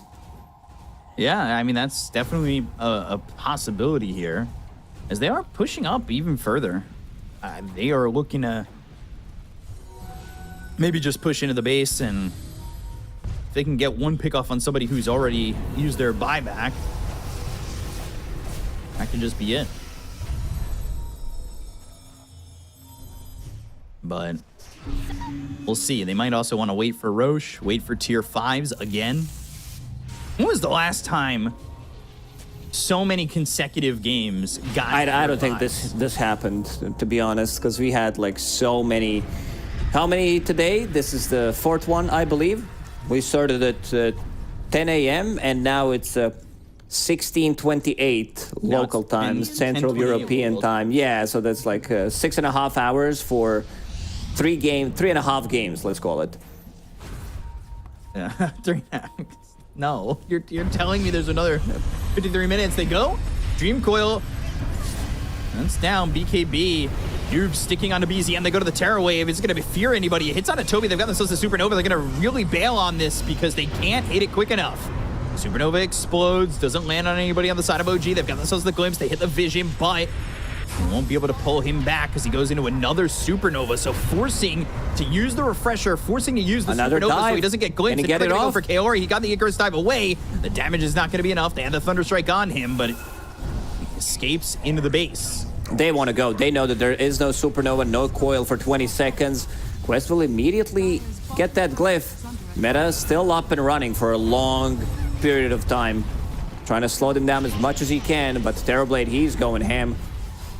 He just wants these buildings. He can use these illusions. He's tethered up to Seb. Seb keeping him healthy. They've also got the Alacrity. They go for the Sunstrike. They've got themselves this Static Storm on top of Puck as well as Kaori. And both these heroes are going to be in trouble. He gets the Aeon Disc off just barely. Whoa. This is They're not very done. far forward. OG, they want to close it out here, potentially. Oh, he has to be very careful, but silent as the grave for the moment is Yuragi just standing his ground with the Metamorphosis. They go to the Sunstrike. They've got the Hex on a Toby. They'll look Here to get the comes kill on the TA2000. Here comes TA2000 trying to put some damage out. Disarm Toby, flowed. he's gone. Doesn't have buyback. They've also got the Disarm onto this TA, so he can't do anything. They have to watch as this Terrorblade just stands his ground up on the steps, and now the right click's on a Toby. And they've got the Terror Wave. They'll fear Toby up. They'll get another kill. He's dead for 2 minutes. Godlike for Yuragi. Now even looking over at TA2000 again as the bottom set of racks are going to fall. Without buybacks, this is surely mega creeps, and like almost 2 minutes. They want to go. They want to close it out. Yuragi's just doing way too much damage. Alacrity, Tether, having Moonshard, attack speed is through the roof.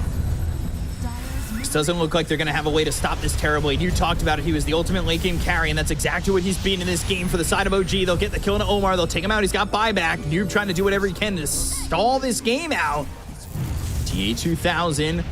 Static Storm, he's done so. Static Storm, Noob's dead. 2 minutes gone. There's the tornado. Lands on a TA2000. They'll call GG pre-60 minutes, and OG keep their dream alive as they even up the series at 1 apiece. Quest, they had the first 3 Roshans, but didn't manage to get the most out of it. OG holding hands together. This is what the lineup is all about. Play around your Terrorblade. He's the true carry. They can't deal damage. You could feel the power of this hero as soon as he picked up that Scotty, that they don't feel comfortable fighting into it. That also forcing some of the BKBs, forcing Supernovas with the glimpses at the later stages of the game. They just made Quest they put them in a difficult position where they couldn't fight back. Damage from TA2000 was mostly mitigated. Heaven's Halberd, Crimson Guard, these Ghost Scepters, Mech, Tether from Io, buybacks coming out, and you could feel the lack of control. And as soon as BZM picks up this Hex, fights are much more easier for them. You see Kaori using the dive, he gets hexed immediately. Puck, Static Storm, Aghanim Scepter, your items are not working, you can't use that BKB. As soon as they picked up these 2 items, the fights changed completely for OG. You could see that it felt like TA2000 was just tickling them. He would stand his ground, throw these shots in. It felt like he's got a lot of farm. He's top of the net worth at points, but it just wasn't enough. Yuragi was the ultimate late game carry. And this is a great move here. I mean, it takes a long time for them to kill off Omar, and Noob just does work on a BZM, taking a spree out of his hands. Noob was doing everything he can to keep them into the game. But even at some point, it felt like the Dream Coils were inconsequential. Yeah, I mean, power of Heaven's Halberd against range carries, and also Scotty against range heroes in general, is what can summarize this game pretty much. If this game has been dragged on for another 20 minutes, you would see 3 Halberds AC completed on OG, and then TA, she would not be able to do anything. And you see this last fight here. I mean, Kid Track, he went right for the Ags. He saw the immediate impact of this item, knew what he needed to do by throwing down those Static Storms on top of the Puck and making sure to control the most important hero, which was Noob on the Puck at times. So You see Noob is able to do so much when that Static Storm's not on him. They kept disarming this TA, not able to put out any damage. They really didn't care about Noob once, you know, TA was kind of out of the equation. Yeah, without Sunray, there's not enough sustain on their side. Like, they can't stay in the fight for long enough to deal damage. Supernova also a couple of times did get killed, like in the middle of the fight. TB usually not the hero that like wants to kill it, but when he's tethered to IO, having that attack speed, having Alacrity, Invoker behind him as well, he's gonna do it. And the egg just melted in a second. Yeah, there were a couple times where it was just BKB, melt the egg. I mean, even forcing out the second egg off a glimpse. Like, they really, the spell usage, the way that they held hands on the side of OG to make sure that they were in unison was really well done. And I picked MVP last game. You pick MVP this game. For this one, I think it's Yuragi. He had like this one death that he died because he got hexed. Rest of the team unable to back him up.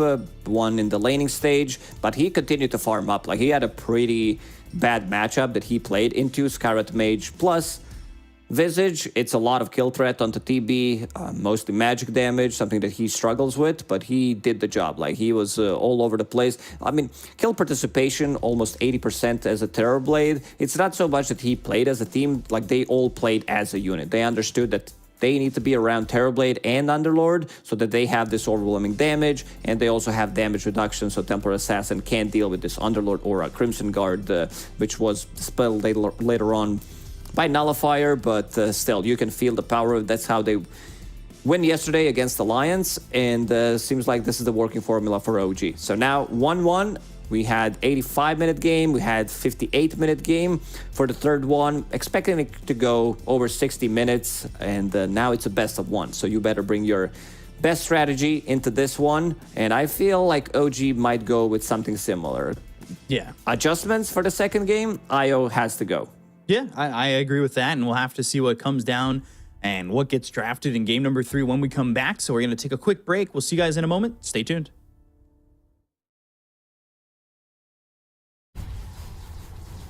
Have cheese for you. Next one. Yeah. Ops. I kill it. I see them, by the way. Get them both. Get them both. Okay, on disc. Okay, on interact with me. Visage here. Guys. There's no shard. Have cheese, space. Have cheese. And mech. Need to kill TA. Have cheese for you. And mech. Visage, guys, no shard. Yeah, he's hitting. I have cheese. I have cheese. He's halberded. Glimpse soon. Visage.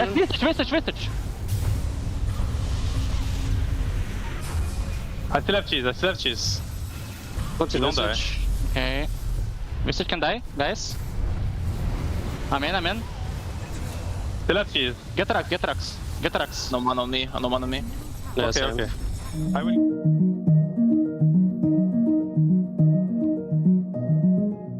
Every day for 3 years, a secret team met across Europe to hack one of the most technologically advanced cars in the world.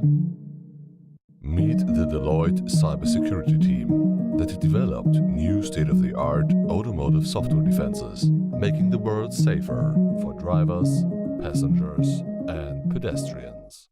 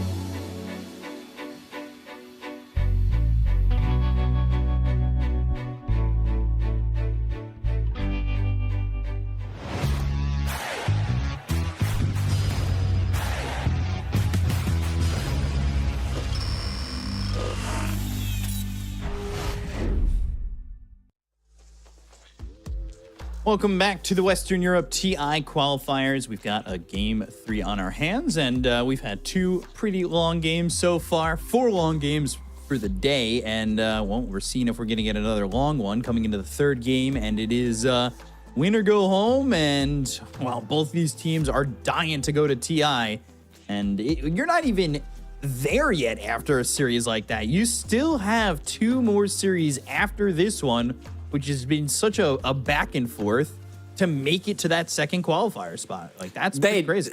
Like, they know what's on the line. Like, they understand the quest. The boys have not been at TI, so they want to get there, you know, in a convincing fashion. They dropped down to lower bracket. They played their hearts out throughout the whole year. A team that definitely deserves to be at TI. It's just that competition in Western Europe is fierce. It's just like so good. Every single team can pretty much make it. Like we can see in the qualifiers, Team Secret also dropped down to lower bracket, and it's going to be Team Secret waiting for you in the next round. But there's not much thinking right now. Oh, who are we going to face in the next round? All eyes on this one, because we just had like 2 really long games. This is 2.5 hours of Dota for just 2 games, and I don't expect this one to be any different. Yeah, it really feels like, especially when it's game 3 with so much on the line, it does feel like it might be a little bit of a more precise game where, you know, the teams are going to be a little less willing to just move forward and go in. So we'll see what everybody picks up, what gets banned out in this first phase, as Gyro has been the first phase banned quite a bit. And that, as well as the Doom and Pango, get taken away, as that Pango was a big nuisance in game number 1 for OG. Absolutely. Noob did so many things with Pango in first game, causing problems. OG did ban Phoenix in the first game, decided to play against it in the second, but still, even though they lost, Kaori caused so many issues for OG, especially in these earlier engagements. I think in game 3, you want to have late game secured, especially how first 2 games have been played out. Get something to have for the late game. Like Templar Assassin, she is like really good compared to how she worked throughout the Dota years. She's much better now with all the talents and everything. You can pick up the shard, eat your Aghanim Scepter, but still feels slightly slower. Like you don't feel the damage coming out because there's like multiple items that she wants to buy. Right. Nice camera angle, Toby. We just saw a bit of his forehead. Just the hair. Just the hair. That's it. OG's turn to pick. What an old school, or well, Invokers. Old school, the Ordu Thunders. Old, yeah. Invoker and Io are in the pool. I assume OG's gonna grab one of them. Oh, there's a immediately there's another Shadow one. Demon. Whoa, that was an insta pick. I believe they're undefeated with Shadow Demon. Last time I checked, yeah, their Puck plus Shadow Demon combo was undefeated. Puck did lose in the previous game, but Shadow Demon is still up there. It's also Kaori's one of better heroes. Maybe prepping for potential illusion carries coming out, and also having this anti-carry. Like everything about Shadow Demon is anti-carry pretty much. Yeah, well, Yuragi was the winner of the last game, so definitely when you want to take him out of the equation, that's not a bad pick to go for, right? Yeah. Trying to be anti-carry.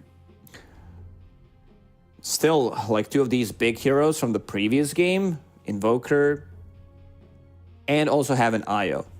I already see Vengeful Spirit. I could see OG playing pretty similar to how they played the second game, how they played against Alliance, to group up together, have these auras, Solar Crest, healing from Io, Alacrity, and then have DM buy some auras, or play Legion Commander, Dawnbreaker, these type of heroes that contribute a lot to a team fight and makes them something that makes them unkillable. So Brew, Beastmaster, Treant, Phoenix, getting rid of Kaori heroes with the Phoenix and the Treant. Beastmaster, Nature's Prophet, leaving Dawnbreaker in the pool. At least for now. Radiant team ban. I mean, these This two teams also- playing for... Yeah, I think what Toby wants to play in this one, probably Lycan. Most of his heroes got banned, but since they are making adjustments, and I see OG, they're also giving respect to Omar's Rubik. First game, some of these swaps were really on point, like counter swap to swap people that have been swapped, and then him not dying, and also whoever got initially swapped also not dying. Toby's talking. They're also talking to Toby. But for now, going to be Mirana for Toby. Oh, sorry, for Omar. Even though there was a time where Toby, like a couple of months ago, when Toby played offlane Mirana, I don't think this is the game for it. I don't think you want to experiment as much.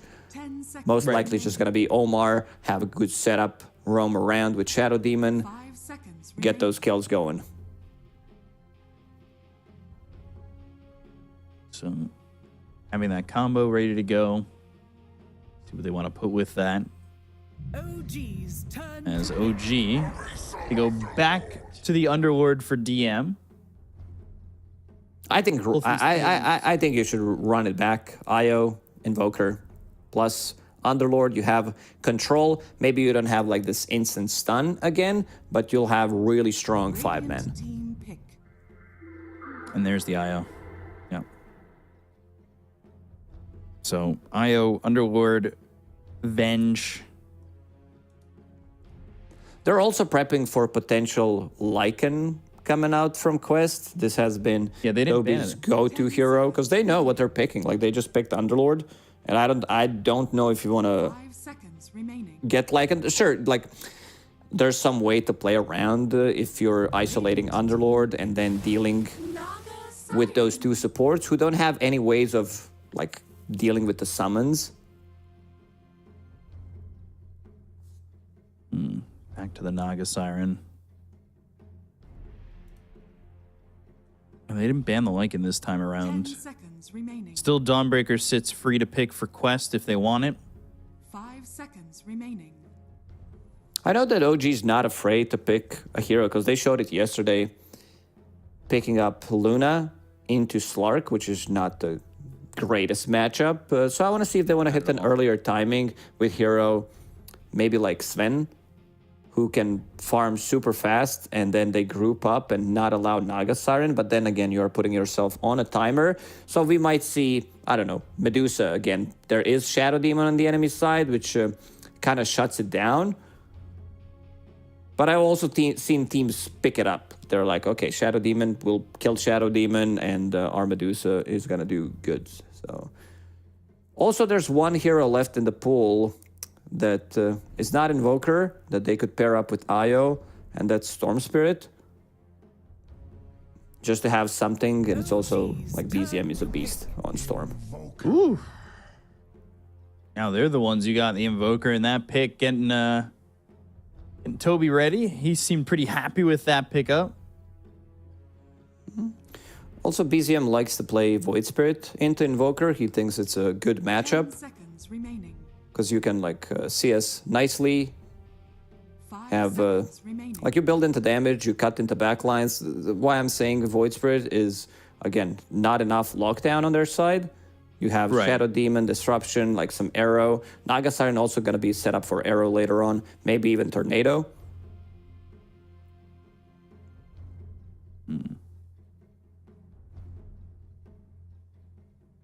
So let's see what this last pick ends up for OG in this phase. It seems like there's a lot of thought. Now you know you're going up against an Invoker, right? Like, potentially, you get the proper matchup for what you want. I like the Void Spirit from BZM. Like, I like the idea that you said, and having that extra lockdown. You've got Pit of Malice, Magic Missile. That's it right now in terms of control. That could be that. This time they go to the puck. It's the same matchup as in the previous game. It was just going to be the other way around. Something to tie them together. Maybe they also wanted to help. I mean, Void Spirit, I think it also fits what the hero wants to do. Wants to jump the backline, kill this Mirana, keep them in place so you can deal damage. You will have swap for coil, so you can like kill someone, isolate them from the team, and then also stun them. So that's going to be pretty potent. OG banning out that Dawnbreaker. There's the Sven that we mentioned if they wanted to play the tempo.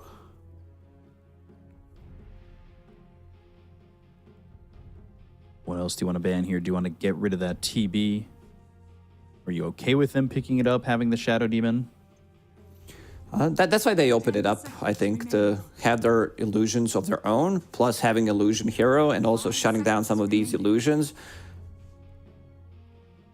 I think Shadow Demon is much better against Medusa than he is against Terrorblade, so I could still see them banning out TB in this one. Right. If there was no Shadow Demon in this game, I would say it's a pretty good, like, Ursa game, Battle Fury carrier. It's just that SD ulti destroys him. He doesn't get to deal damage. Also, Ursa plus IO is a different beast. Would they ever think about going into, like, Slark for OG? Good. Not a bad one. Like, you need to care about, what, Invoker spells? In terms of AoE, you might get Radiance later on. It's been a thing, you know, some like Soul Ring Radiance build that was popular a while back on this Slark when he was playing into PL. Sorry, what? And I just said, would you build Radiance if they've got the Shadow Demon? Yeah, I don't think people care too much nowadays about it. 10 seconds. And we'll ban Medusa in the end. It's just a super strong carry, and we'll go for Luna. Asked for this, yeah. I wanted to see it. It's like not a hero that deals well with the illusions, but it's also like 2 items on Luna against 2 items on Naga Siren. This last pick from Quest, it can't be anything greedy. I feel like this needs to be able to match the tempo of OG. 5 seconds remaining.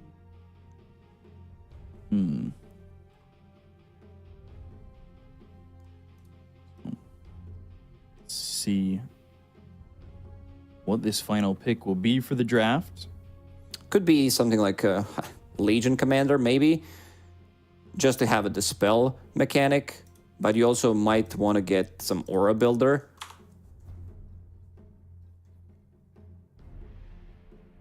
They don't have much time. This is 10 seconds we're talking about. All the time has been burned already. Urshira. Okay. Toby's ready to go. So, instant stun against Puck. That's what they've been lacking. I mean, it's the hero that doesn't like need levels. The hero can fight all the time.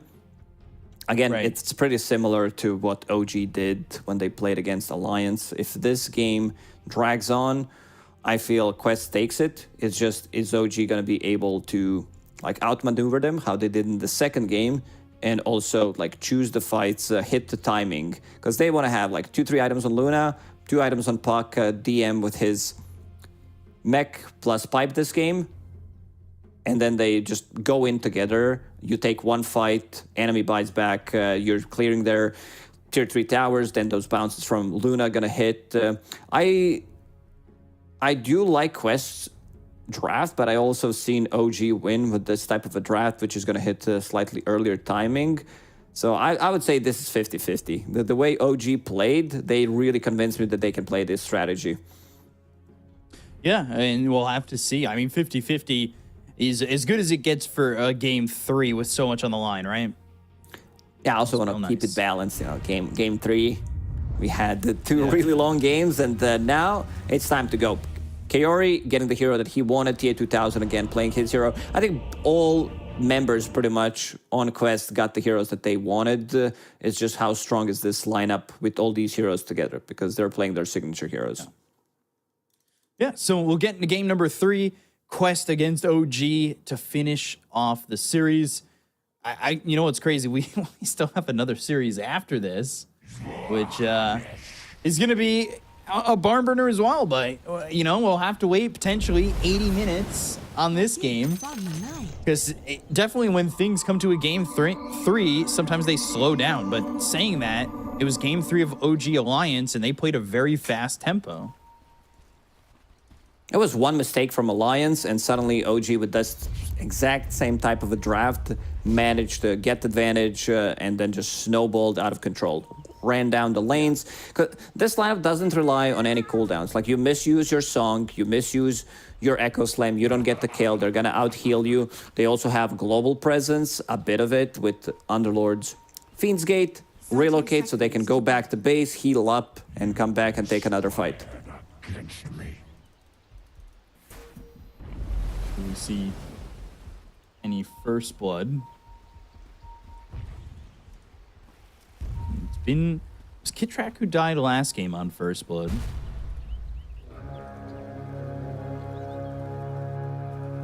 Well, doesn't look like anybody should die, but they do have some eyes on Kaori, on the Shadow Demon. And will end up being two apiece. You're a beautiful person. Tier 2000 tried to go for the deny, illusion expired. Again, not enough damage in the lane to kill OG's off lane. Same lane that they played in the previous game. IO plus Underlord, a lot of sustain. DM starting with 2 gauntlets, which makes him super tanky. Also, damage output from Nagasaran early on isn't the highest. So OG's off lane should be good. What's this? What's the killer lane? I know I love asking you that question, but what exactly is the lane that Top lane for sure. This is gonna be where first blood happens. I'll keep my eyes top. Sit my camera there. Make sure I catch it. And with this last pick of the Earthshaker, do you think it was a good enough last pick overall? I think they have limited options, knowing Toby's hero pool and also what was left. They left his Lycan in the pool, but also they did not want to pick it into what they got. So now they need to go with Earthshaker. I think it's an okay Earthshaker game, having this instant stun against Puck that we mentioned. Once you pick up the Blink Dagger, Luna, Illusions, also OG, they want to group up, so that means like Echo Slam is going to be there. You can also stop them from going high ground with one Fissure, block them off completely. By the way, back in my days, that was not allowed. I don't know if you're aware of it, Toby. In trouble. Like, you couldn't block it. That this was illegal move. Like illegal, like... Yeah, you can't do it. You couldn't, like, buy 2 mechs. Like, you could only buy 1 Necro book at the time. Like, there was no restrictions in the game. There was just, like, rule that tournaments did have. Huh. Well, these days, not the case. Yeah, back in the days, you also couldn't buy Blink Dagger on Pudge, Blink Dagger on Vengeful Spirit, because you could, like, flank into trees and block people off, so they would be stuck there, which was also considered illegal. Thank God the rules have changed. Yeah. Man. That was one of the You're biggest talking about changes. these old rules, making you sound like a, you know, get off my lawn old man. You're a beautiful person. You're a beautiful person. One of the biggest changes, like back in Dota 1 days, 648B, Blink Daggers were canceled by when you take damage. Before, you could blink out instantly. Like, you take damage, you don't care. You're just like, okay, I have Blink. What? Yeah, it's the way it worked. That's why we have balance patches. Just blink. Okay. Blessings upon a loyal warrior. All right, everybody giving BZM a tip. Man, I'm dumbfounded by all these rules and restrictions.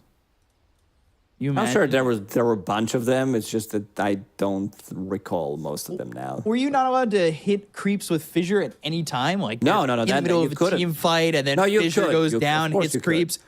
Stop the game! You're eliminated. Get out of here. the Fissure hit the creeps. That's not allowed. It's just like read the sign. Stopping them from moving, like stopping the creeps from moving, was also not allowed. Like, you couldn't do that. No body blocking? Body blocking was okay. Okay. As long as that. Are you even listening? Illegal versus legal. You had to know. All right. Back to 2023. Things have Birthday. changed. Yeah. The graphics look so much better these days. Man. Also, numbers written on everything. It makes the game much easier. Underlord CSing completely uncontested. As you mentioned, this bottom lane doesn't put any pressure on him whatsoever. And they're also farming the small camp, maximizing the farm. Kaori is going to steal one of those. So is Seb.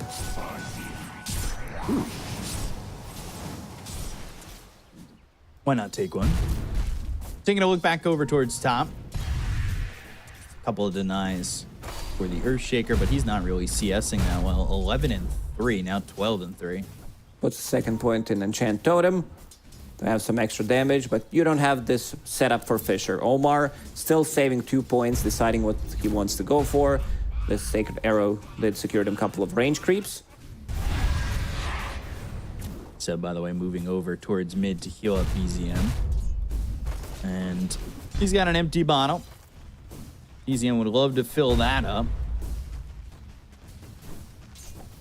So 4.5 minutes in, yet to see first blood, as bottom lane, like you said, it's uncontested. Top lane, thought we might see a kill earlier, and maybe we do right here with the magic missile flying out, but Enchant Totem stopping Yuragi, and they also had that leap. Get some distance out there. First. So things staying relatively quiet as that bottle goes into the backpack for BZM, considering he can't get it filled up at all. No one dying yet. Let's see if he can dodge EMP. He cannot.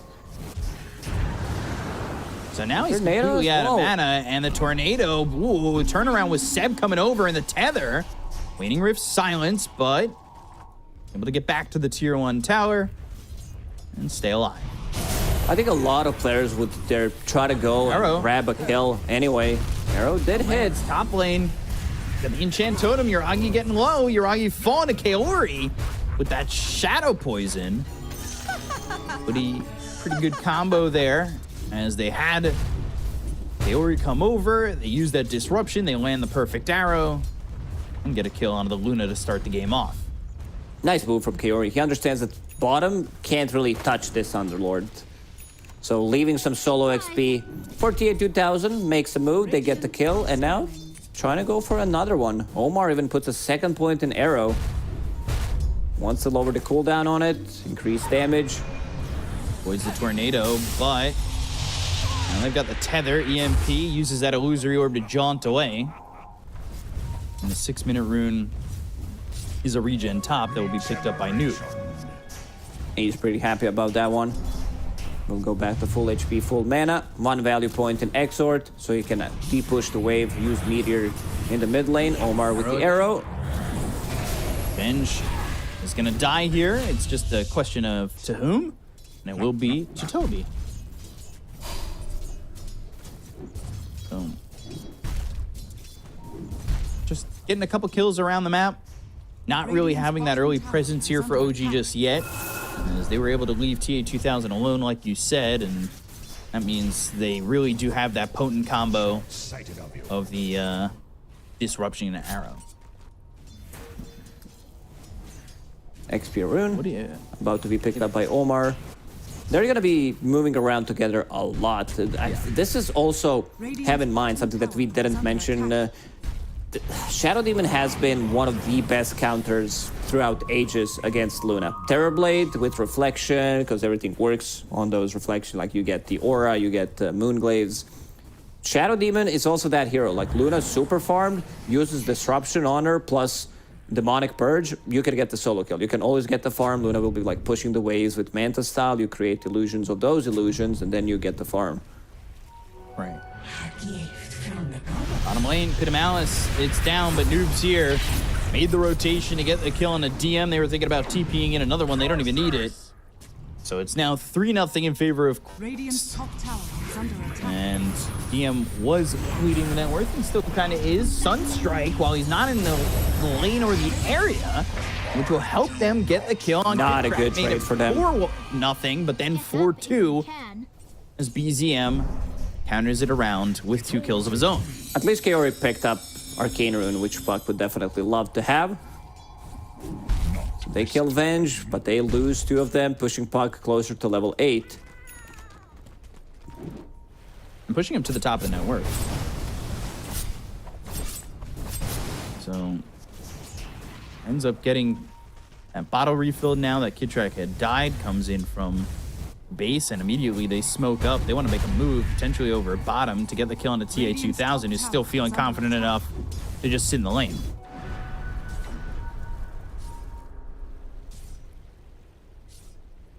So they wrap around,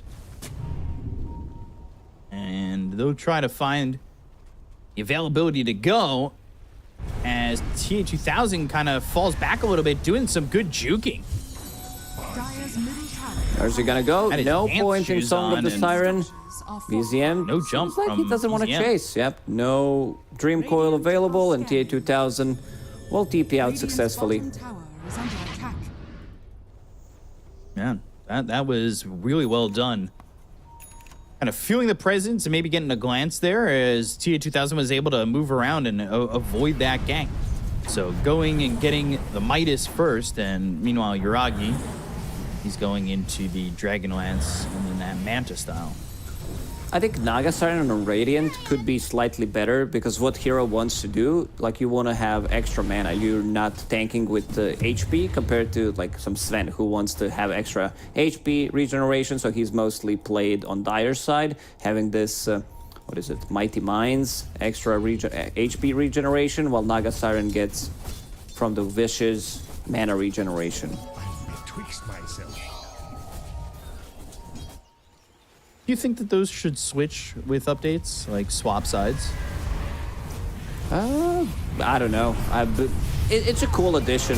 Oh, Arrow misses. Good phase shift. Arrow misses. Now they've got the Dream Coil. It's down onto the Invoker, who's under the tier 1 tower. The Fiend's Gate is there. Deafening Blast thrown out, and it does hit onto the Underlord. But he doesn't need to right-click you when he has the Firestorm over your body. So back to bottom he'll go. Good movement there from OG to make sure that they didn't lose the puck, and then also helping him out with that Fiend's Gate and the turnover from DM. Also getting the kill.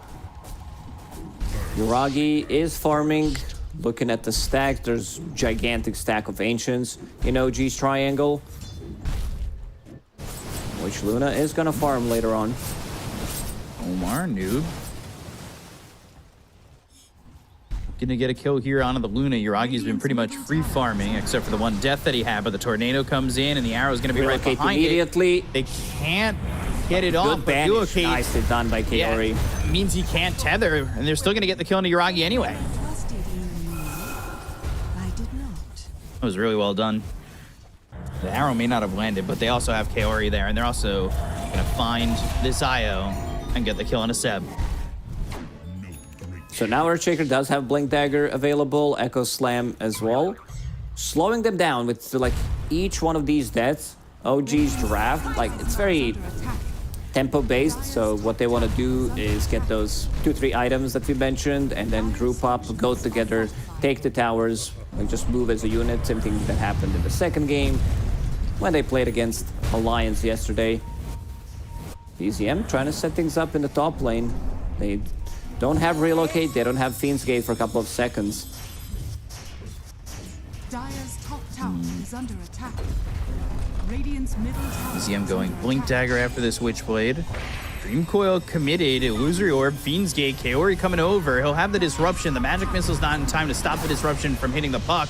Arrow eaten by Kidtrack as well as the Tornado. Swap to get away from these heroes. Now the Illusory Orb. Kaori's in trouble. He'll be the first one to fall to Seb. The tether's onto Yuragi, thinking about going in for more. But Noob will TP out, and the leaps away from this Mirana means Omar escapes as well.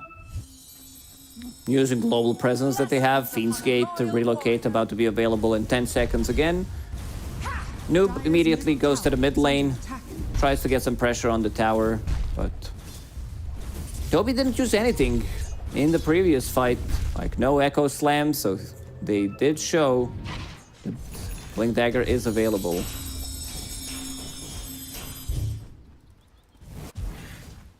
So, Venge going Glimmer Cape. Looking at DM, he's got that pipe, playing that aura builder, playing that sustainer, especially with the help of Seb, who's already picking up the mech Dire's top tower and has that mech. It's such a good Radiant's bottom tower pipe is game. under attack. Playing into Earthshaker, Invoker, Shadow Demon. Radiant's bottom tower has fallen. Both offlaners getting good. Tier 1 tower killed. And now they're gonna smoke. Quest want to use this Blink Dagger, get at least 1 kill from it. Yeah, try to debut it and get something out of the first movement. But they've got BZM. Coil. It's on a Found TA2000. And they've got the Firestorm. They'll get the kill. The smoke movement's a little bit too late. But Noob's coming over. Blink, Echo Slam, as well as the swap of the Fissure lands. He's on the backlines, goes into the phase shift, turns it around on a Noob. Trying to get this kill. Will do so. Kidtrek's got the credit for that. And Toby's in no man's land. Magic Missile as they look for a high 5.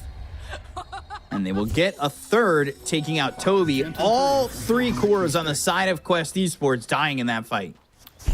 Like Earthshaker, he finds an opportunity, jumps puck, but they're ready. They have mech pipe, swap, damage reduction, and will steal enemy XP And throw a rune. ward down. Plus throw a ward down. This is the strength of their lineup. Right now, Yuragi still doesn't want to join. He's farming, going for Manta style, into Dragonlance. Then he picks up another one, either a Butterfly or a BKB, whatever he feels like he needs in this one. But you can feel that there is like team fight. They're super strong. TA2000 still doesn't contribute much to it. Maybe Song to try to reset things, but he was the one who got caught first. Right. So all that time, DM just continuing to farm. He's going into the Lotus Orb.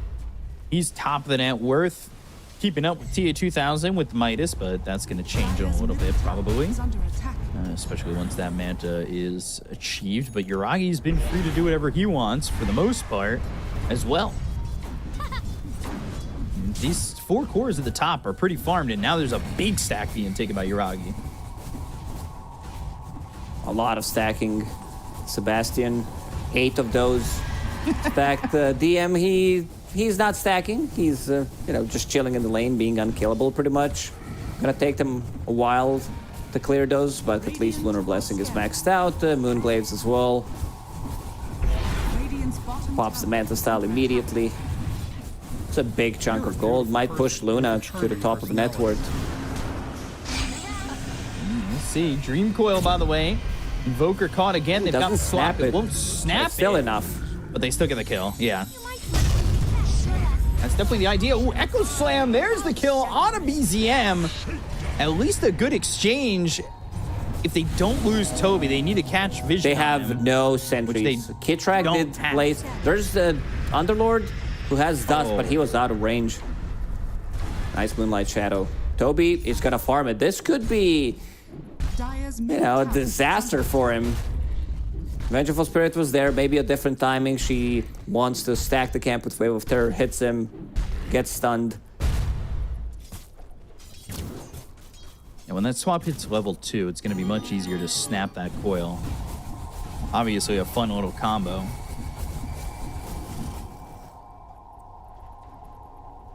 Yuragi not quite breaking the top of the net worth.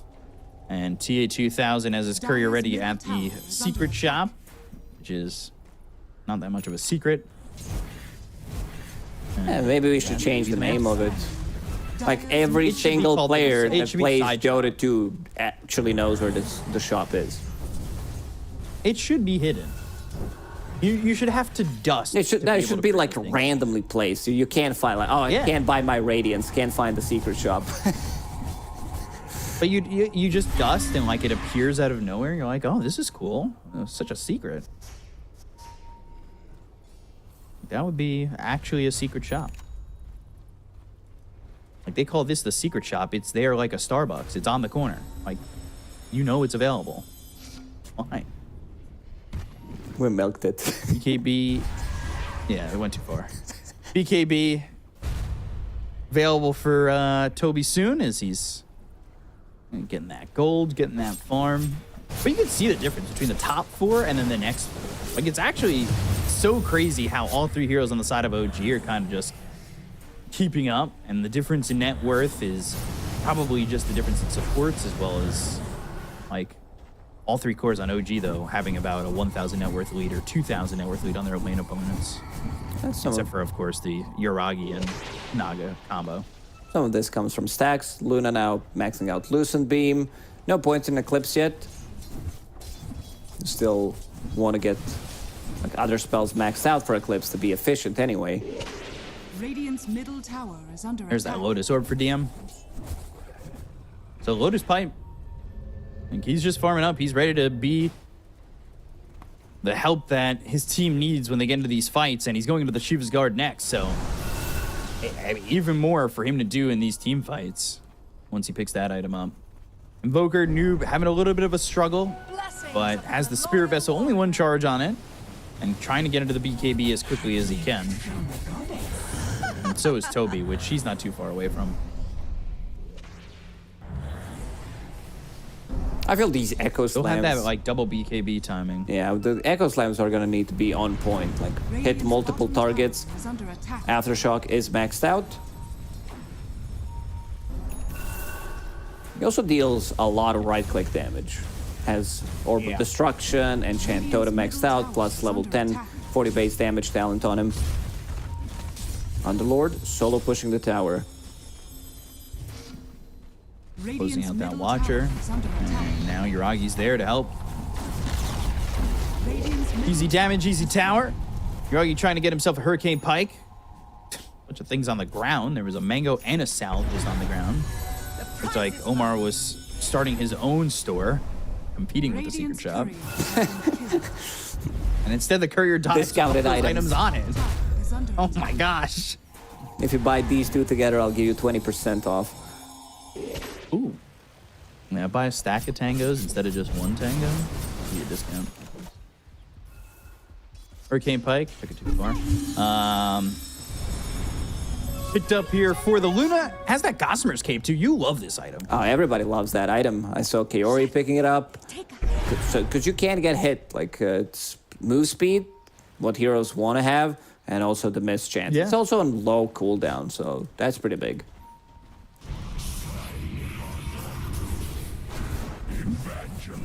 See, managing to blink out because those illusions didn't hit him. And now farming with Luna's illusions. That's pretty massive. That's where you get that good gold. But that blink dagger, he's gonna want to get a Glimmer Cape afterwards, try to keep his team alive. We saw how important it was when they had the Glimmer Capes in the first Roche game. time for OG. They do have the damage, they do have sustain. Quest probably knows that something like this could happen in the next few minutes, but it doesn't seem that they want to contest it. Dire's middle tower is under attack. Radiant's bottom tower is under attack. Take this route. Dire's top tower is under attack.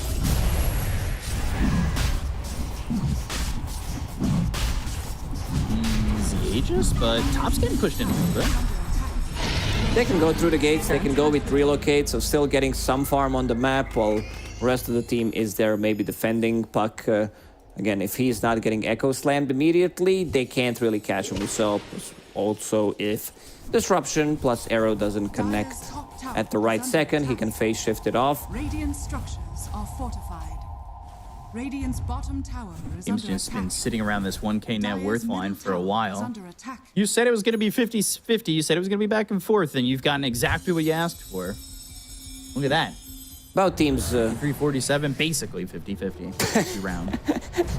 Yeah, we lie with both of these numbers. Kaori might get caught here. Okay, Ori. Oh, nice. Quick reaction. Well done. Good blink. But Dream Coil, and now the Fiend's Gate, they really want Kaori. Fit of Malice, and an Illusory Orb is there, and eventually Kaori will die to BZM. Okay. Is under attack. All this time, Toby kind of staking out the top tier too. You've got Invoker, who's had some time to farm. They had the BKB picked up by the Earthshaker, and he's might be spotted and in some trouble. Or, wow, who is? Kitrak is dead to Toby. That's a solo kill. that was going to happen. And Chen Totem, 2 hits plus Orb of Destruction, lowering the armor. Ketra gets deleted. Yeah, he did.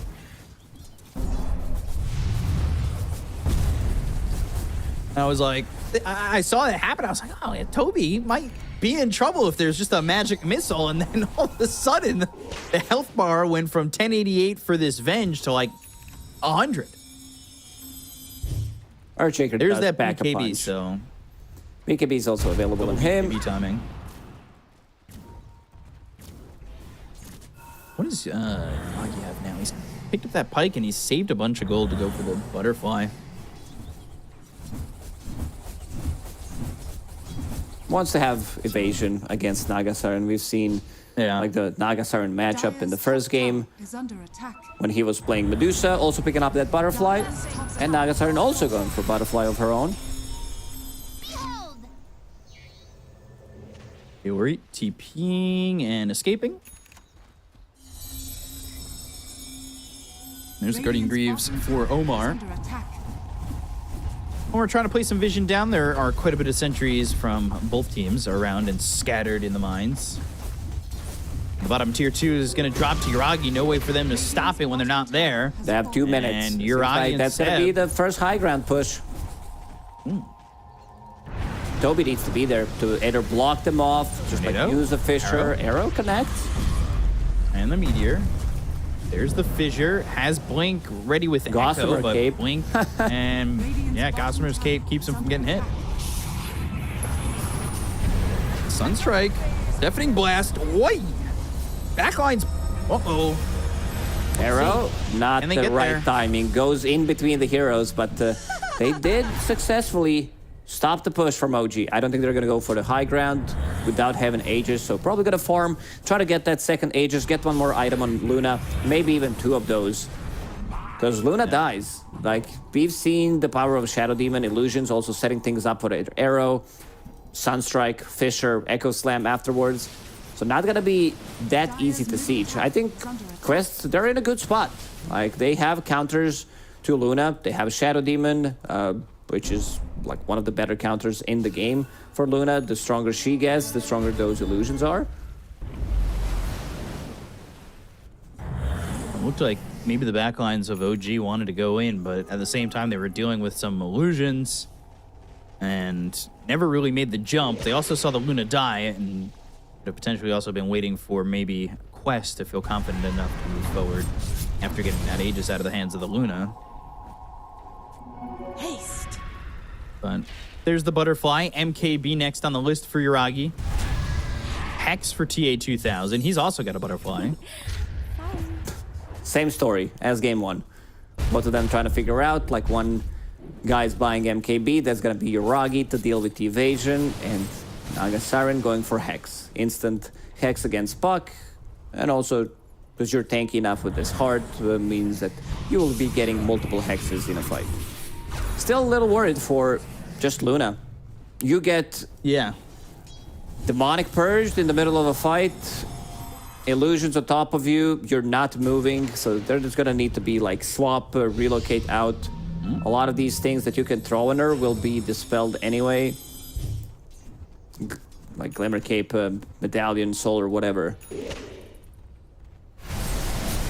Sunstrike used on this Tormentor. Omar's going to get that shard, so he'll have that upgraded leap.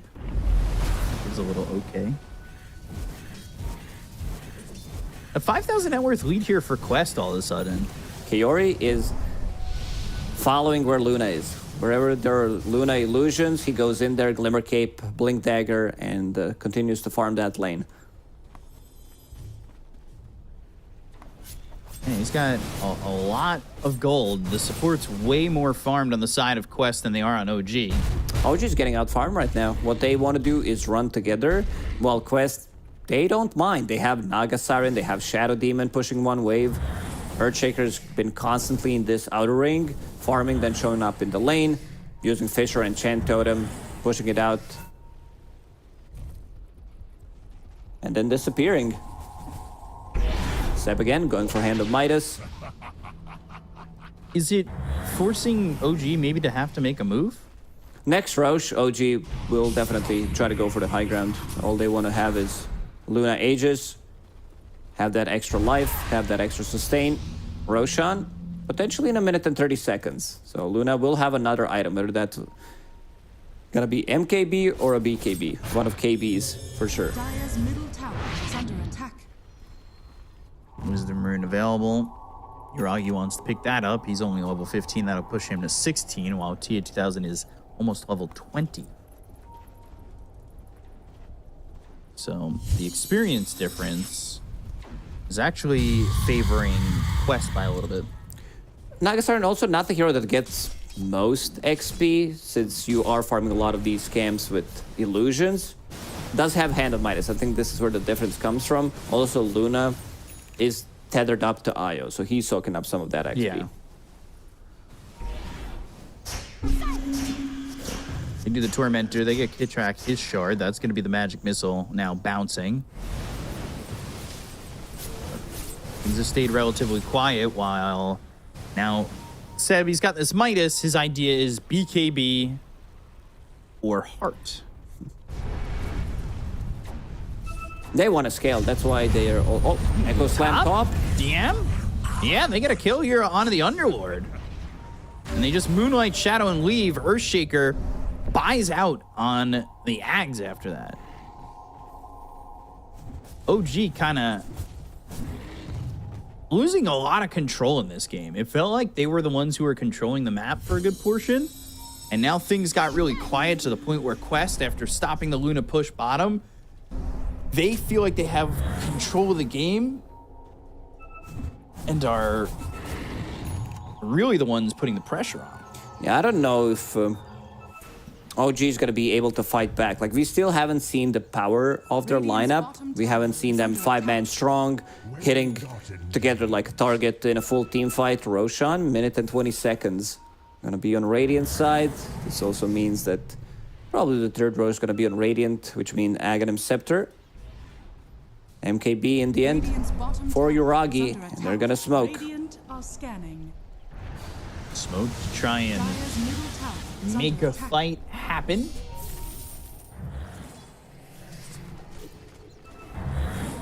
But who's going to take the better of the fights? DM can come in with the Fiend's Gate. He's going into the heart, but not going to be in the fight immediately.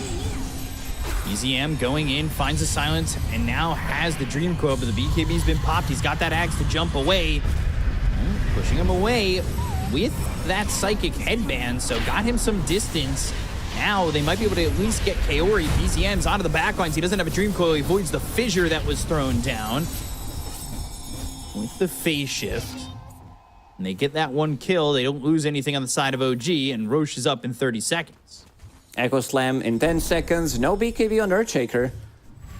He does have Enchanted Quiver, so his next attack is not gonna miss. Before, he had that on Enchant Totem, but it was removed quite some time ago.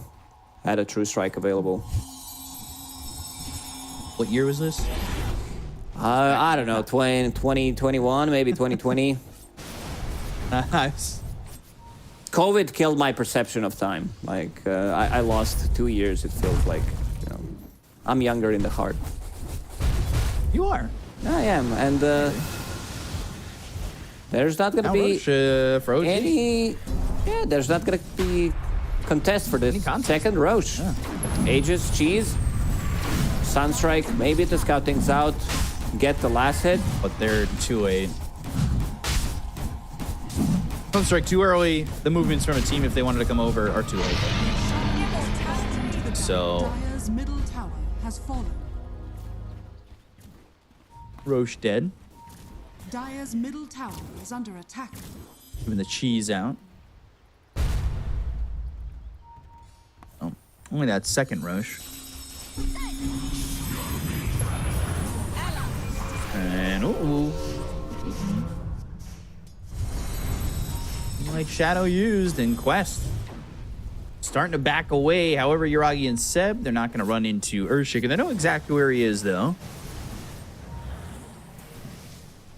Network still keeps over for Quest. Yeah. TKB relocate already committed. The damage isn't going to be enough, and he has to TP out. Buying time, delaying this ages. Quest, they understand what they need to do. Constantly sending out these illusions to the mid lane, whether these are Luna illusions from Shadow Demon or just illusions from TA2000. Doing some good damage to tier 3 tower.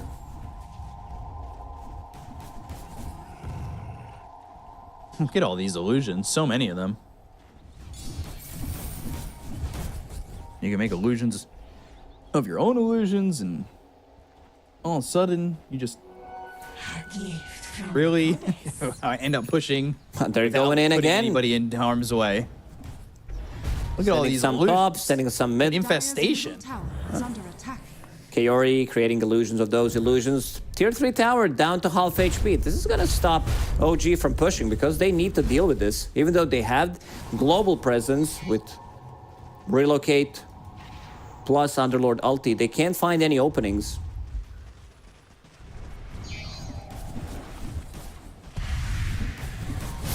Only 19 kills in this game. We figured that game 3, especially with Illumination on the line, was going to be a little bit quieter.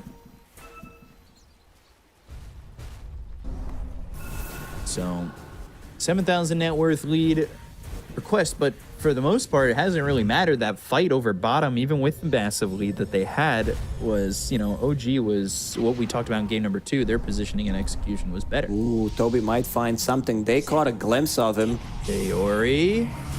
Oh my god, look at the distance of the disruption. They go to the Echo Slam, and they've got the Cataclysm. They get the kill on a Seb to start it off, and now Yuragi trying to get away. They throw down the Lucent Beam. As DM's off to the side, hit with the Fissure. They've got the Totem to jump on top of DM and get the kill there. As Kid Tracked, he's going to be falling as well. They took the Aegis out of the hands of Yuragi. He's popping the BKB and trying to run. Pops the Eclipse. Double buyback. There's so many illusions, and now they've got the double buybacks. Yuragi getting over to the side, but is he going to have enough? He'll eat the cheese and get back to full health. And Seb tethered up on him. BZM taking a lot of damage. They aren't quite getting these heroes low. Song's still available if they want to reset. He's able to stand his ground. Song. Ooh. Arrow They've got is available. Lockdown. Can they time it? And the Yes, arrow. they can. And the kill. BZM, buyback available on him as well. They did not lose anything in that fight. Toby finds the right opening, gets the kill on Seb, who couldn't use the cheese. Stun locks him from 100 to 0. And now they're gonna have another set of items. You also can see how much Shadow Demon is dealing damage to Luna just by creating illusions of her. It was Demonic Purge not used on Luna this time, but most likely it's gonna be saved for Luna for some later stages of the game. If it comes down to later stages of the game, I see Quest knocking on their tier 3s. Just going high ground. 30 seconds without fuck. It's also Shadow Demon able to use these disruptions and these spells from so far away. He's got Psychic Headband as well as the Aether Lens. Oh, Hex, Arrow, Yuragi. No mana on him. Yeah, he's fine. Kaori's got no mana. He needs that clarity to unlock in his inventory. More illusions. And they're gonna start pushing.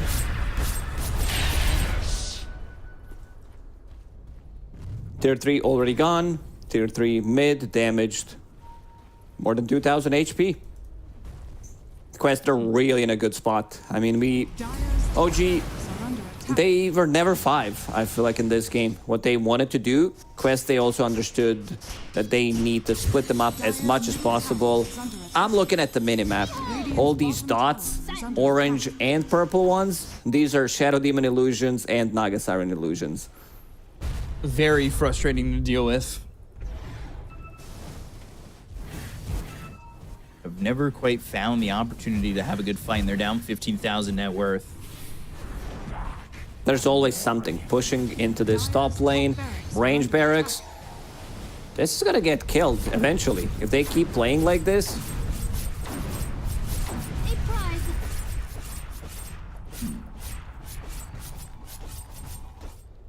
These racks just getting pushed. Timeless Relic picked up for DM. He was taken out of the fight pretty easily, too.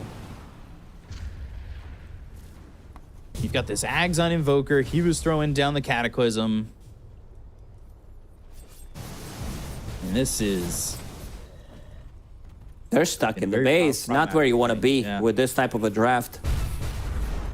Yeah, you really want to be farming here for Yuragi and his farm is not slowing down completely. Like, he's right there with the Naga Siren. The issue is, too, like, both supports on the side of Quest are getting so much farm out of it that they're really, you know, they're on 3rd, 4th items over here, and they're going to have Hex soon on Omar. You've got everything you really need on Shadow Demon. Now, he's got an Aeon Disc now. And he doesn't have to come close to really make these illusions. He's got such a cast range on it, he can do whatever he wants. There's still tier 2 and tier 1 tower in the bottom lane, which they can kill with any of these illusions, at least the tier 1, which is going to open up the entrance, the another entrance to enemy triangle, and keep sending out those illusions. The illusions that never stop. How long can you defend against it? It did feel as though in that last fight, too, Yuragi didn't quite have the damage.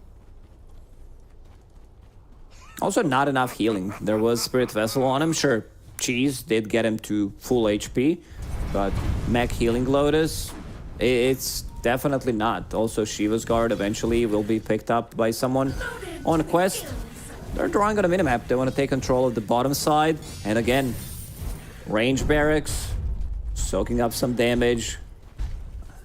Of course, Shadow Demon never picks up that. Stops. Ninja Gear, smoked, can't do anything about him. You use illusions, he uses it against you. There you go. And back to the draft, you know. Luna into Shadow Demon, and he just lost Barrack. Boy.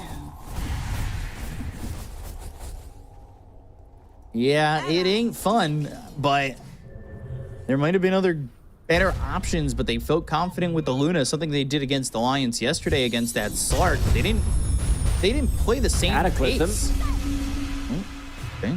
Cataclysm, BZM, Aeon Disc, pop. BZM, Tornado, Ice Wall. Omar is so good on Mirana. He just knows, like, whether we're talking about Shadow Demon Disruptions, Tornadoes, Song he can't do it on his own because it needs to be TA 2000 that cancels it, but he's always there. So 60 seconds without BZM, this should be 2 towers for them. Kaori, again, in the top lane, TA 2000, farming the jungle, farming the mid wave, not allowing OG to push it. It's a slow and painful death. Yeah, it really is. There's the refresher. Double Cataclysm is going to be available for the Invoker. They picked up the Hex on Omar. They're just, the items are really piling on for Quest, and OG don't have any answers.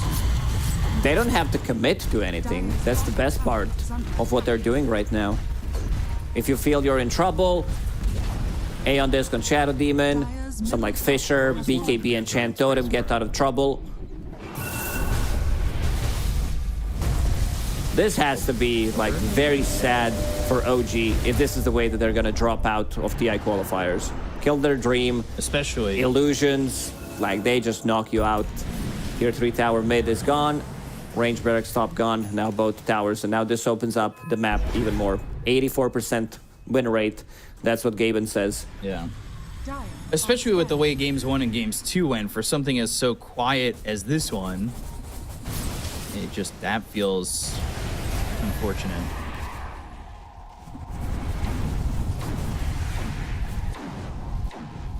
Third Roche on Radiant side. That's Aghanim Scepter. Time for Luna?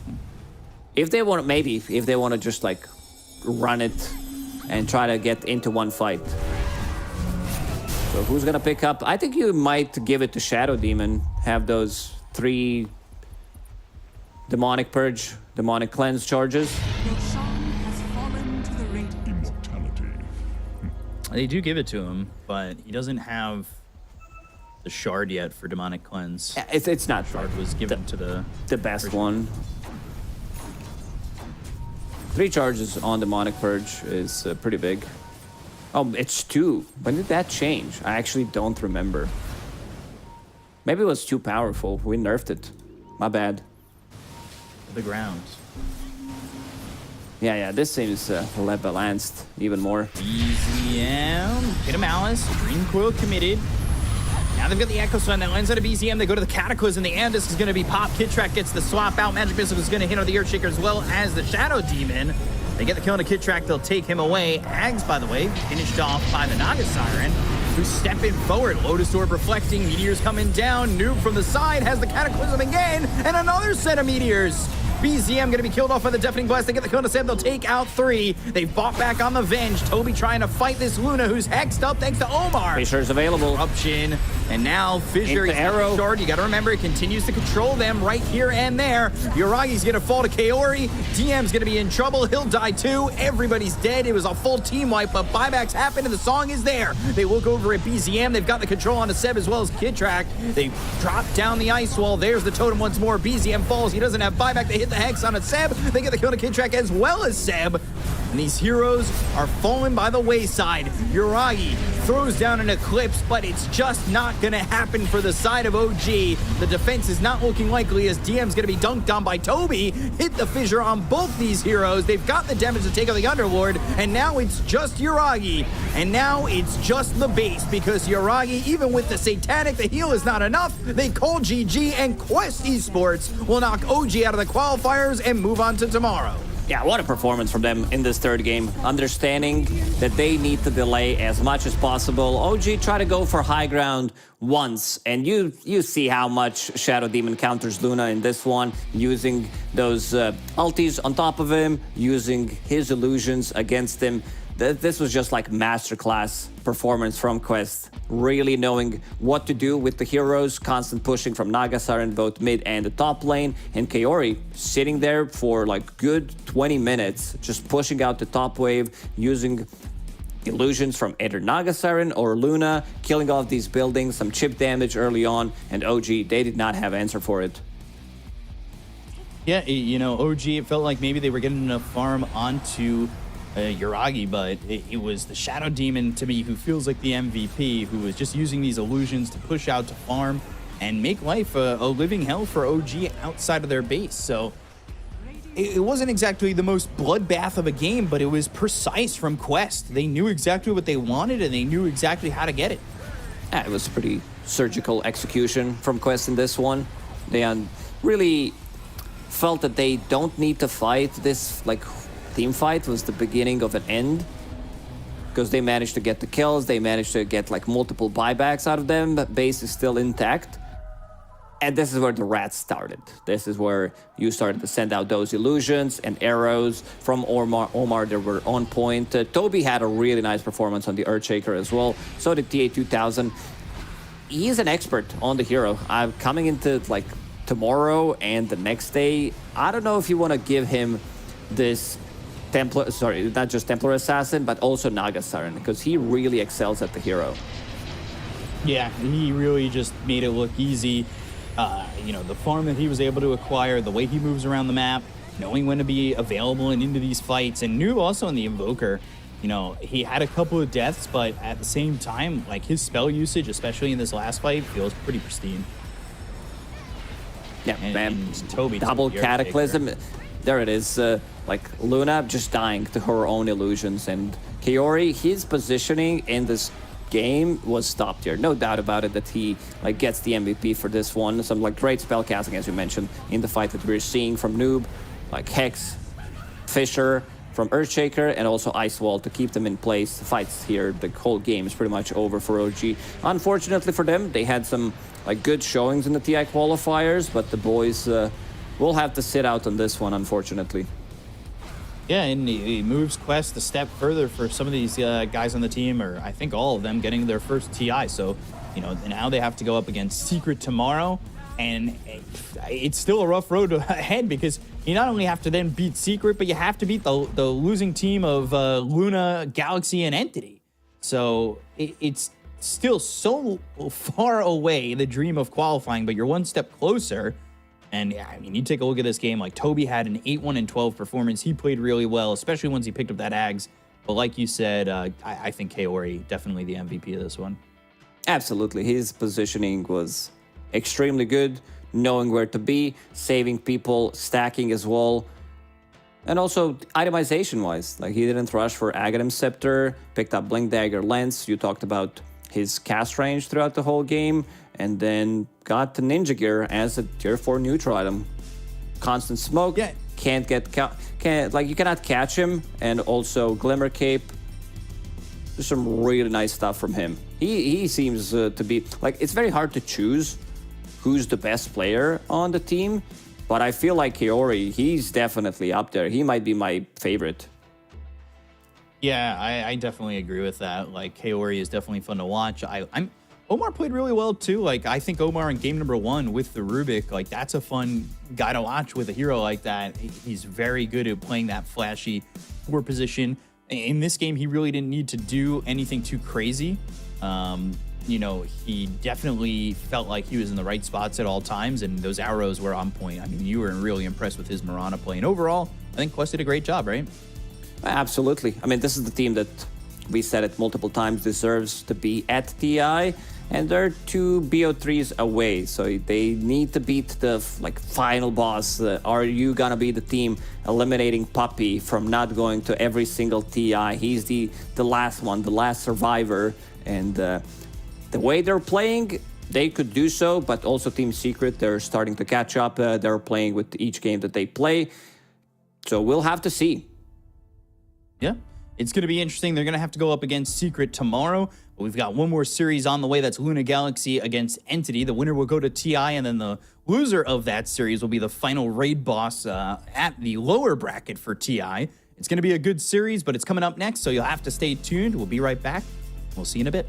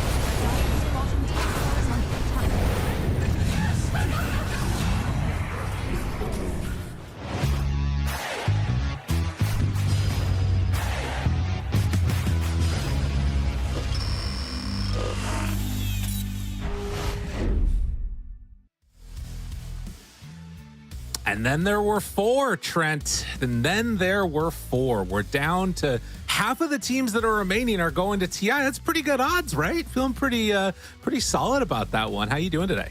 I'm doing great. Yeah, it's been a long day. It's a long road to get to TI, and it's a long day at Dota, man. My goodness, the team's playing. It's taking a while. We got these big, long games. The Tier 5 items keep coming out. And now these teams who are waiting to play, Nigma Galaxy and Entity, they've been up wondering, like, when's our game going to start, man? It's like we're like 2 hours past the supposed schedule start here. And what's crazy is that it wasn't even that many that were going on. It's interesting. There weren't actually that many games. It's supposed to just be 2 series, and one of them was a 2-0. I was talking to Knoxville right before this, and I wanted to see if I got this correctly. He was saying that Western Europe is actually quite a bit longer average games than the other regions, but it's the high variance games. And that's what we're noticing. Like, you can sometimes have these stomps, but if it's sort of close in the end, everybody just is so afraid and so scared, and because you're either like dropping down to lower bracket, which has like all these amazing teams in it, or you're going to be eliminated, and so you're fighting till the very end and not wanting to push high ground. So yeah, it's some of these epic games. There's a lot of them been going on. It's fun to watch. Yeah, it's unreal, and that tense final moments there, like that's why we're seeing these going high ground moments and stuff. We have our Dusas, our Nagas. I'm kind of expecting more of that here in this series, to be honest. I think that it's going to be some painful, long, like super tense moments for both of these teams. I hope they're very relaxed right now, and I imagine they're going to be considering these strategies that are somewhat low risk. The ability to be very low commitment might be the goal heading into this series. Yeah, for sure. And I mean, we think about that game 3 the last time you were messaging me while we were watching the draft. You were like, oh, the Trap Heroes, the Puck Luna for OG, they went for it. It was over. I mean, it's tough to play a game with this high stakes when it feels like you're on a clock. That's always the worst feeling in the world. And we'll see if that ends up coming back to maybe haunt one of these 2 teams again, because we've got Nigma Galaxy versus Entity, and this is a very interesting scenario because it's a best of 3 to decide a slot at TI. In the upper bracket, all you need to do is win a best of 3, and then one of these 2 teams is going to be moving on. It creates a lot more variance when you just have 3 games you have to play. There's a chance for either of these teams to take it. Yeah, if I'm not mistaken, it will be also a best of 3 in the lower as well, because that's what they did in SA. It's the same format. So it's no best of 5. You just got to win your best of 3s here, which is crazy. You're right. Yeah. Interesting. Yeah. I thought I saw that the other day that it was a best of 5. Okay. Dang, that's crazy. Yeah, that's nuts. Ooh. So, I mean, this is the time, right? Just lock it down, get your strats, pick Treant Protector, and go to TI. Yeah, this is going to be an interesting dynamic because it's going to see who can do as little as possible to make it happen. That's one way of playing it, right? But I think there's also this problem of like, if that's the way the meta is going, where you just defend, and eventually win, then maybe there's a eventual point where it's like, okay, they take really hard hitting heroes and then start playing really fast and then, get a really quick win. There's a chance that could happen. Who knows? I'm looking at some numbers here as we're waiting for our various groups to get ready to start this match here, guys. And everyone out there in the chat, I'd like you to take one wild guess here. Could you tell me some heroes that haven't lost in Western Europe yet? Maybe some heroes you think are really good and just winning Dota games. Is Gyrocopter one of them? He is. He has won 6 games straight. That's he's been crazy. Banned 24 times, and all 6 times he's been picked, he has won. Now, we've seen different roles for the hero, but kind of absurd. He's looking good. And, that Naga Siren, she just won again. Also banned many times. Not as much, right? She got some nerfs, but she's still 3-0. She hasn't lost yet. All right, she's keeping the game going. So that's pretty intense. Definitely 2 of the bigger ones. And then not flawless in her approach. But the Vengeful Spirits, and we've talked about a ton on our cast, is still looking insane. 13 picks, 77% win rate. Hero's doing extremely well. One of the best first picks you can get alongside the Treant Protector, but he's now gone. I wonder if there's some argument that like the Venge getting that high of a win rate is just like some auto correlation going on with like first pick. You know what I mean? Maybe. That's definitely a fair point. Like kind of the same thing for Tree too, where Right, just first pick feels so good. And Gyro. Exactly. You could argue, right? Like there's no way second pick's getting Gyro right now. I wonder. All right, well, we're into it now. Game number 1, Luna Galaxy facing off against Entity. There you see it, the face of Exantic, the Llama, a bunch of crew, all in their respective bedrooms. He has 2 chairs, the Llama. I just realized. That is interesting. I think he's moved. Am I crazy? I feel like he had a different angle to the bed last time he was playing. I think he's tactically adjusting based on the sun. Okay, I like this. Instead of like a rising and lowering desk, his just rotates on a rail around his room. I like oh my goodness, no! It's over. They got it. Look at the smiles. They're all smirking. All right. Listen, if there's a time to beat it, it's at your spot at TI. You could also make the argument that's the time to ban it. All right, pick Venge now, and then we're going to know. Oh, wait, no, not Venge. Sorry, they have to take, what is it? Naga? That will break Naga. it. That will break the chains of this cycle. Oh, my goodness. Well, no, they go Venge. Yeah. I mean, we like this hero. Good hero. She's just proved very strong. Some support players looking fantastic on it. And I'm sure that Ducalis will be no exception here, assuming he's the one who winds up playing it. Also, shout outs to Theolacor. I don't believe we've actually had the pleasure of casting a Luna Galaxy series so far yet in these qualifiers. Am I correct in that? I'm not crazy. I don't think so, no. No, I don't think so either. Because seeing Theolacor show up in Western Europe was a bit surprising to see him like get a chance here and now making his way through the qualifiers. Like this is someone who you and I have seen for an extremely long time back in like NA, FPL kind of days, like in houses. He's been on the grind for a long time. Bounty hunter extraordinaire. Just a super solid position 4 player, and to make the jump over to Western Europe and start performing so well, like that's very impressive. Obviously, not a lot of people expecting him to do so well here in the qualifiers. Right. Well, and it's interesting too because like when you look at the history of like what this guy has kind of been through, I think that let me see if I can get this right. Back in the day, at his very first ever tournament, it was, I think, oh God, I can't even remember what it was, but it was one of the Star Ladder tournaments that he played at, and he played with Lelis, and that was like the squad that he played as a part of, and started to have a ton of success, and then that entire squad exploded and spread out everywhere and started to play in other regions as well, which obviously we know from there, but he kind of made an impact as one of the best players on the team with his Earthshaker performance. And like you said, seeing these South American players start to swap around to other regions, it's been cool to see them have that success. And of course, in the previous year, I was going to say he also qualified on Hokori with only 97 DPC points going into the qualifiers. So one of those teams where it was like, yeah, who's going to do it? We cast through that. There's like, oh my God, they're doing it. Like, Hokori's going to TI, guys. Yeah, that was nutty. Well, back into the world of 2023 and not our old asses anymore. We've got the Vengeful Spirit paired together with the Dawnbreaker. So is this going to be their answer in the offlane to try and deal with the Gyrocopter? It does feel like a really explosive lane. Venge, the wave of terror, you get a stun on somebody, suddenly hammer in. I mean, Dawnbreaker's just so good. They get like 2 tier 1 picks out of this for Luna Galaxy. I like it. Yeah, I'm not expecting the Venge to go 4 though. I think we're gonna get something a little bit more oomph in there, a little more Theolacori, but we'll see. Could certainly work. It will be very strong in the lane. But the answer back immediately with the Shadow Demon, certainly a hero that has been looking very solid in virtually every game that we see it. I feel like seems like they're having a great time getting farmed. I am definitely a bigger fan of position 4 Shadow Demon simply because of how much more you get out of it during the laning stage. Often much easier to get some stacks going for your team. But, that sometimes comes at a sacrifice as to what your position 4 can do. You tend to get like a worse initiator because of that, since it's harder to fit in those classic ones. But this is the combo I love to see. 5 Clockwork, 4 Shadow Demon. Solves both problems with a ranged carry. All right, it's over. And he's got this. This is my kind of draft right now. I don't care about the other 3 heroes on the Galaxy. Right. It's GG.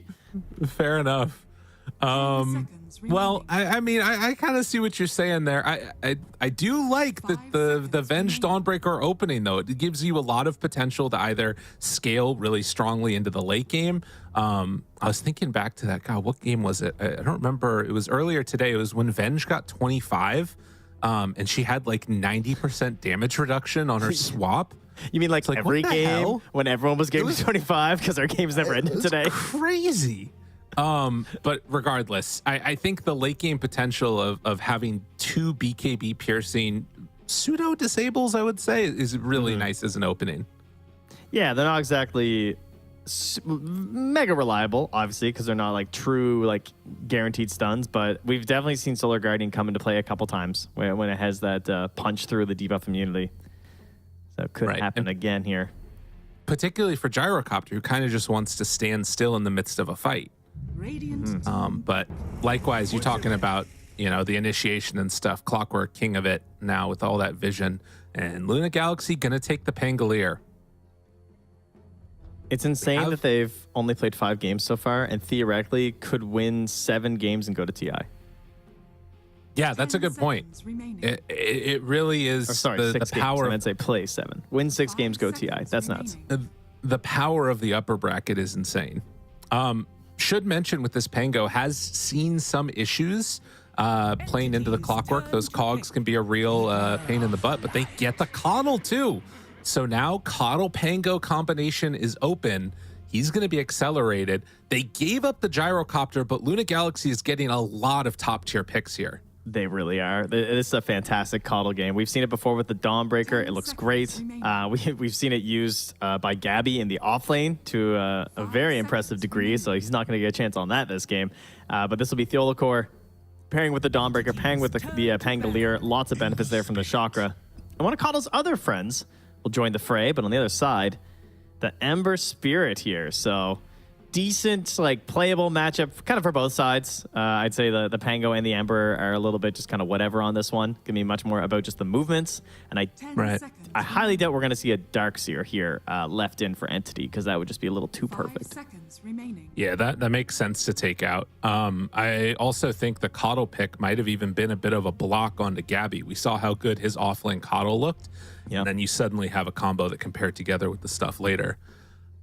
So Luna Galaxy, they're looking for their carry. Entity looking for their offlaner. In terms of carries that are still top tier in the pool, Naga's still in there. Slark would have been a really nice pickup for them as well. What else do they kind of need? I mean, maybe Jug against Gyrocopter. That always sounds good in theory, but then you're also playing into Shadow Demons. That feels weird.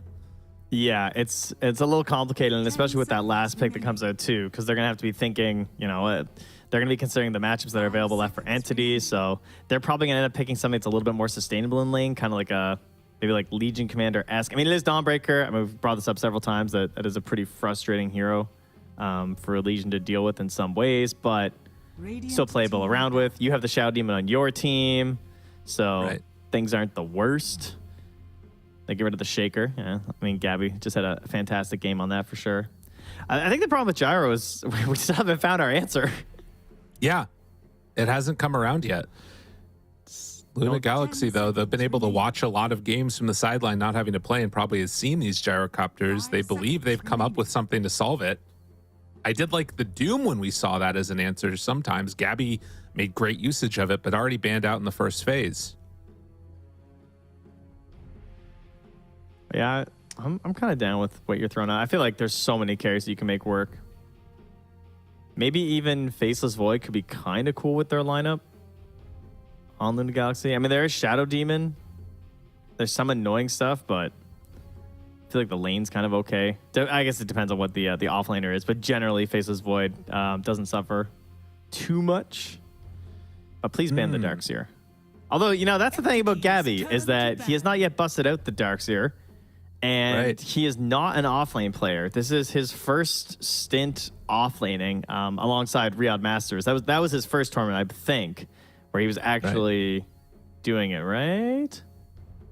I'm trying to think. 10 seconds. Potentially. I think that's right. But regardless, it like you said, it is a bit of a concern. And also, particularly because, you know, Luna Galaxy at this point, they're going to be able to have that counter pick. And there's a lot of heroes that can mess that hero up. I think just something safer, some initiation that doesn't mind too many matchups out of that off lane. Like, he won one pub as Darkseer, dude. It's fine. And they will ban the Faceless Void. They go Legion. It's super safe. I get it. I think Darkseer, they could have done some like Ursa shenanigans or something, and then maybe you're actually in a decent spot. Honestly, I wouldn't hate Ursa still here for Luna if they wanted to run that. 10 seconds remaining. Other Gyro, options. Legion. Do they have enough lockdown to make the Ursa good? I guess it depends on the rolls from Pango. Right. Other options, like maybe some range thing. You could do like more for Drow, maybe. I don't know how scary that is into Clock, Ember, Legion, though. I know we definitely aren't thinking Illusion Hero with Gyro, Ember, Legion Commander. So, that makes a lot of sense. Go the exact opposite, right? Because, like, right now, they have so many good options versus with AoE damage. You think if you were a Naga Siren in this game instead of a Medusa, you'd be incredibly sad because your illusions are just going to die to overwhelming odds, Sleight of Fist, Flat Cannon. You're never going to get anything off. So you go the complete opposite of, like, what is the, like, individual tankiest hero in the game? It's the Medusa. They are, however, picking it into one of the best counters in the game, the Shadow Demon. So what do we say? No butterflies. Right, exactly. Close up those curtains, Divine Llama. Get yourself ready. It's real gamer hours right now. Yeah, there we go. Set. He's like, if I let more light in on this side of the room, less of it will come in over here. Smart. I like it. 10 seconds remaining. Man, I hope we need to just get like blackout curtains. Just put a brick wall up there. Just shut yourself in, embrace the darkness. Dude, I'm pretty sure Entity have had those IKEA boxes behind them for like 4 seasons. Like, I think the boxes are just permanently there. Hey man, whatever works, you know. You gotta find your lucky charms the good where luck you boxes. can. Yeah, totally. We'll see if it is indeed going to be some good luck boxes. We end off with a Medusa pick overall. We'll probably be seeing some halberds in this game with 2 ranged carries. But Trent, who are you feeling for this one? Do you like one draft more than the other? Is there one that you feel like is more exploitable or timings? What are you seeing here? As much as I was so hard in on the first 3 picks, the Gyro, the Shadow Demon, the Clockwork for Entity, I do think Nigma Galaxy did a great job in the end in terms of cleaning things up there. The Coddle looks fantastic this game. I mean, look at these combos. You have Dawnbreaker, right? You think about like later in the game with the multiple Slim, Slam, spin around and jam, and then Pangolier plus Medusa. Like, this is a dream Coddle game. But I do still like a lot of the synergies on Entity's side. I do think it's relatively even. Downsides for Entity, they don't have the best way to push necessarily. Gyro's going to be busy farming. They have an Ember mid and a Legion off lane, so the towers might not fall very fast, and you're trying to slow down a Medusa farming. That could be bad. They also don't have the best ways to go Diffusal in a beneficial way. Maybe they try it with the Gyrocopter. We've been seeing people experiment a little bit. That could be one way. I think if we just chill, then Nigma Galaxy are looking pretty good. All right, well, we'll see if it indeed ends up happening as we get into this game number 1. Entity facing off against the Galaxy that still, I believe, have the D1 Hustlers logo up there in the upper left. So that's interesting. But Nigma Galaxy, the team indeed that is going to be battling this one out, all for a spot at TI. As smoked up right now is Nigma Galaxy, an Entity running into the area where they might be. We'll see if they cross paths here. Yeah, Fishman's going to bump into the yellow core here. And, scouted. Doesn't go for the high ground first. Going to grab that ward. Will he die for it, though? Looks like it. As, yep, he is fully surrounded. Who do they give the kill to? It's going to be Gabby. So, well played. They do end up getting that D ward, though. 30 seconds. I know which one's worth more, though. I've done some quick math. Turns out First Blood a little better. True. Might need to inform the yellow core for next game. Also, immediate tips on the Divine Llama. He started it. I see. He tipped Fishman first. There's been a lot of tipping. I think they started this game with Stormer, and Exantic tipping each other, too. So, not sure if there's some extracurricular activity going on in pubs or if there's just a little bit of friendly banter at the start. But it does look like we're going to end up with 2 bounty runes apiece. It's just pure raw hatred, ladies and gentlemen. Let us be very clear. They can't stand each other. There's a Right. chance that they might be in the ring after this. The lower bracket's actually be sold out stadium, ring style. That's how we're going to settle it. Dota boxing. Yeah, Dota box. That's right. One round, go back to Dota. Imagine playing Dota with a concussion. That would not go well, I got to say. I mean, sometimes I feel like that's how my teammates are, but that's fine. As we are already off to the gates, it is a... Fishman. Is he in trouble? Oh, no, he's getting a courier, baby. Got him. Big. Got him. Divine Llama already trying to secure some range creeps there, but got his denied right in his face. And a lot of denies and battling going on up in this top lane. This one might be a bit of a barn burner here. Not going to lie. You've got a ton of kill potential between those two. Fishman just had like the greatest 1 minute that you can have as Clockwork, right? He walks up. They can't do anything with his battery assault. He kills a courier. He helps deny the range creep in his face. Oh. And then he body blocks the camp since they use this alongside the sentry too, so they have no idea whether it's going to be open or not. Fishman. Oh, commits the battery assault, but there was the creep wave coming in. So not going to get a ton of value out of that one. Look, he's chilling. Like, creeps are coming back towards Watson. Battery assault's back in 10 seconds anyway. He's still got 2 more. You think he cares? I mean, I think he wanted that kill. He's no cares. Ilkor need to play around that blinding light to keep him survivable, for sure. In the mid lane, we've already seen Stormstormer get off to a pretty decent start here, 7-4 versus the 5-4 of the Pango. And this one, just another one of those where level 6s can make a difference if you can hit it before the Pango. We'll have to keep our eyes on it. Yeah, and of course the other way too, right? You hit it first on Pango, very good chance you just knock out that Ember with a single rotation. Or perhaps no rotation, if he happens to be low enough. Again, getting chased a bit. And will eat a hammer before he heads on back to trying to harass the Ilkor a bit. The missile will connect, but still keeping their distance. So a lot of blood exchanged up here top, and actually seeing that it was a salvut from Fishman, they stepped forward and zoned Watson off the lane a bit.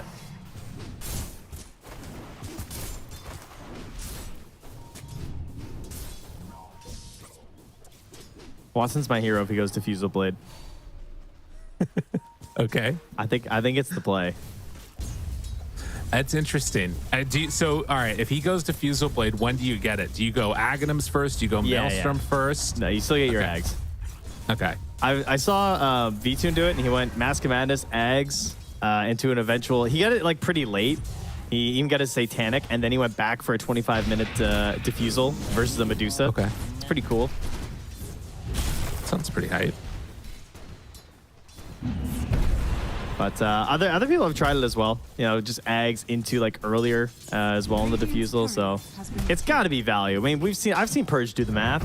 You get like 4x the damage when you're doing damage to Medusa with it. And plus, with the way the Flak now works with the Aghanims, I can't imagine it's bad. Right. No, it gives you just those extra little bits to it. Divine Llama is going to get hit up top here again with the missile. Fishman moving, trying to connect, but again, that blinding light. Ilkor in position to help out his Dawnbreaker. Rotation in towards mid, it looks like. That's just to secure the rune for Stormstormer on Katomi. And chilling for the moment. Not wanting to get too aggressive yet. Yeah, they've done a good job up top on the Dawnbreaker and Coddle lane. They've really weathered what could be a pretty aggressive combination of the Clockwork Gyro. Yeah, I feel like I've seen such a great job of harassment there from Fishman and just trying to give a lot of space to Watson, but just being in general, a ranged hero with 59 damage versus Dawnbreaker. If she's able to stay under the wave at all, it's going to be tough. Obviously, with those 7 denies, she's still able to work out. Meanwhile, down bottom, making a pretty aggressive move after they ran through that gate. Gabby in trouble, slowed down. Blood Grenade connects. Ducalis is there, and it's going to be enough. They managed to find that finish, even with 19 wand charges and a healing Lotus. Yeah, he couldn't get it off in time. Just well done with the stuns. Oh, that is painful. And now the Ilkor wrapping in behind Watson. This is a big one if they can get that kill, and they will. So making some really good moves here. Luna Galaxy, excuse me, getting it all done. I mean, look at the timing too. Divine Llama grabs the next wave, pulls over to small camp, catapult coming in. Yeah.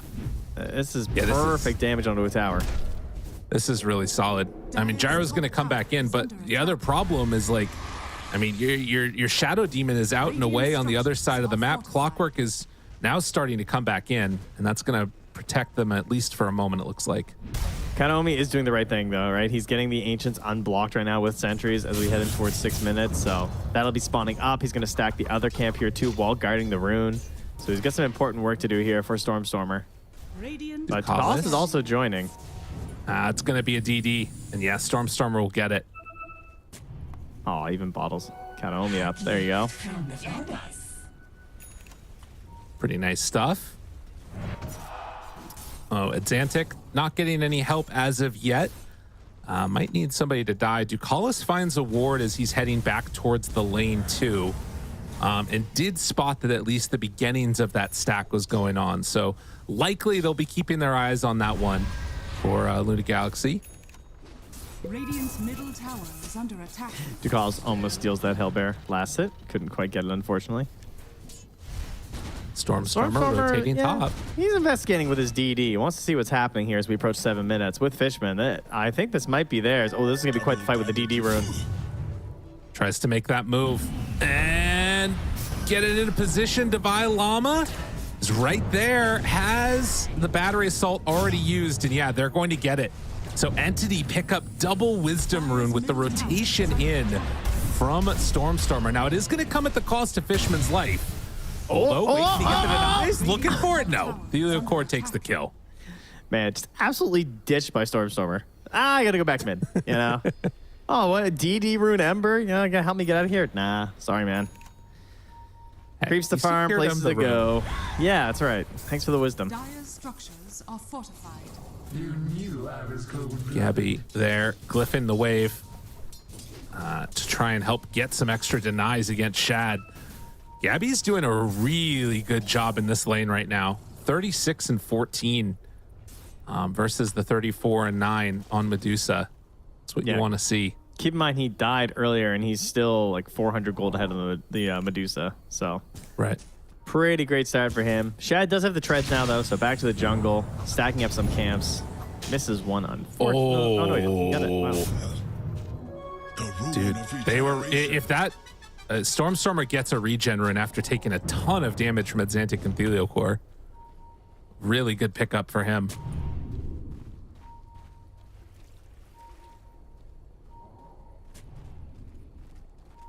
I wonder if they make any moves towards the stacks anytime soon. It's quite a bit banked up there by Luna Galaxy.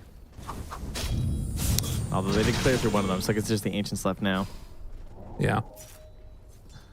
It could be good eventually. I mean, I think you want to give that to Medusa if you can, but also wouldn't be the worst thing in the world to pick it up for Divine Llama if he could manage to clear through it with some help.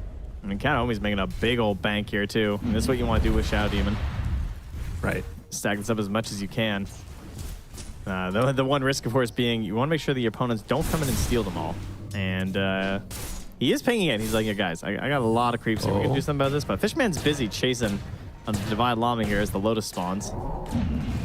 And get some good damage in. After Battery Assault wears off, Divine Llama turns, hits him a few more times, says, get the hell away from me. And forces out the Watson movement. Stormstormer also making the jump forward. Now he is going to get stunned up, and with everybody rotating over, Divine Llama tries to get away. Only 2 stacks of the Shadow Poison, gets the third. Not enough damage, though. All these rotations moving over, and Stormstormer, he has to give up.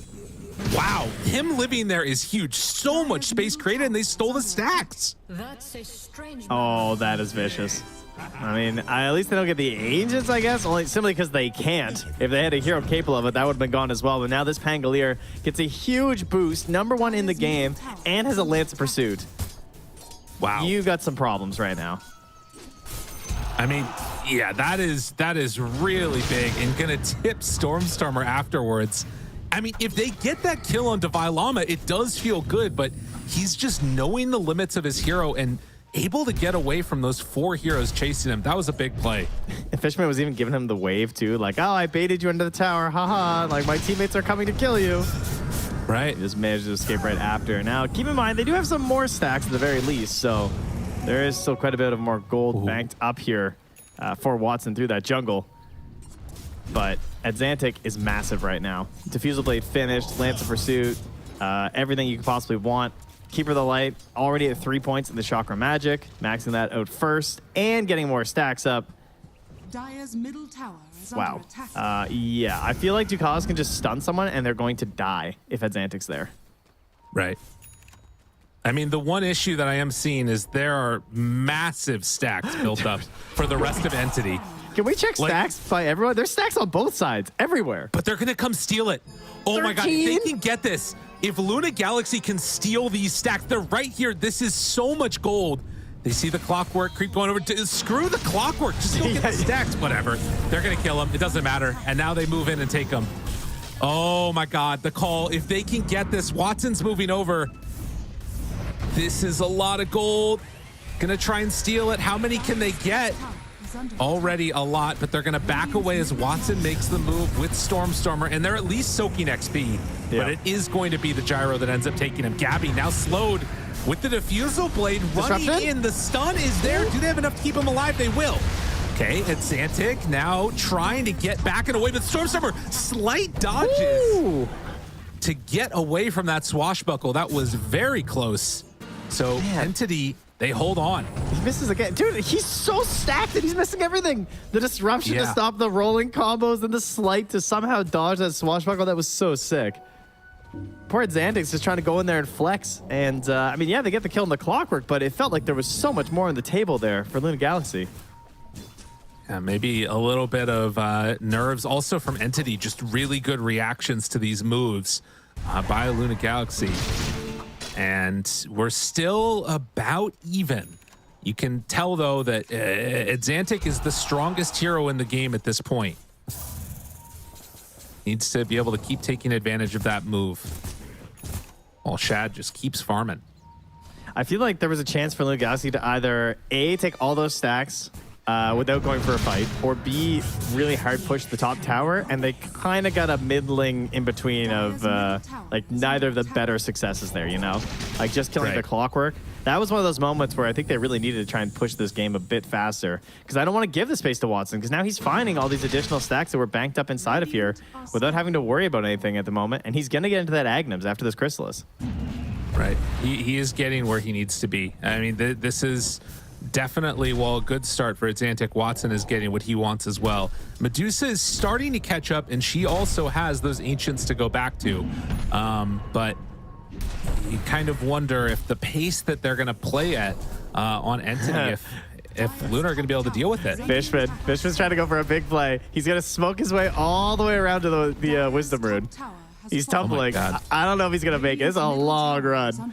But he's going to get it. No one else is going. That's pretty big. They're pinging it now on Coddle. But this smoke... hide in the trees. How and then close? Cog? He also he's gonna hook shot for it. Oh my God, that's nice. Fishman steals the other Wisdom Rune, but they will pay for this one as they manage to get that kill. Nicely done, though.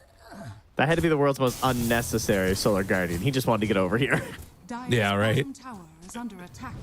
And I don't know if they get that ward either.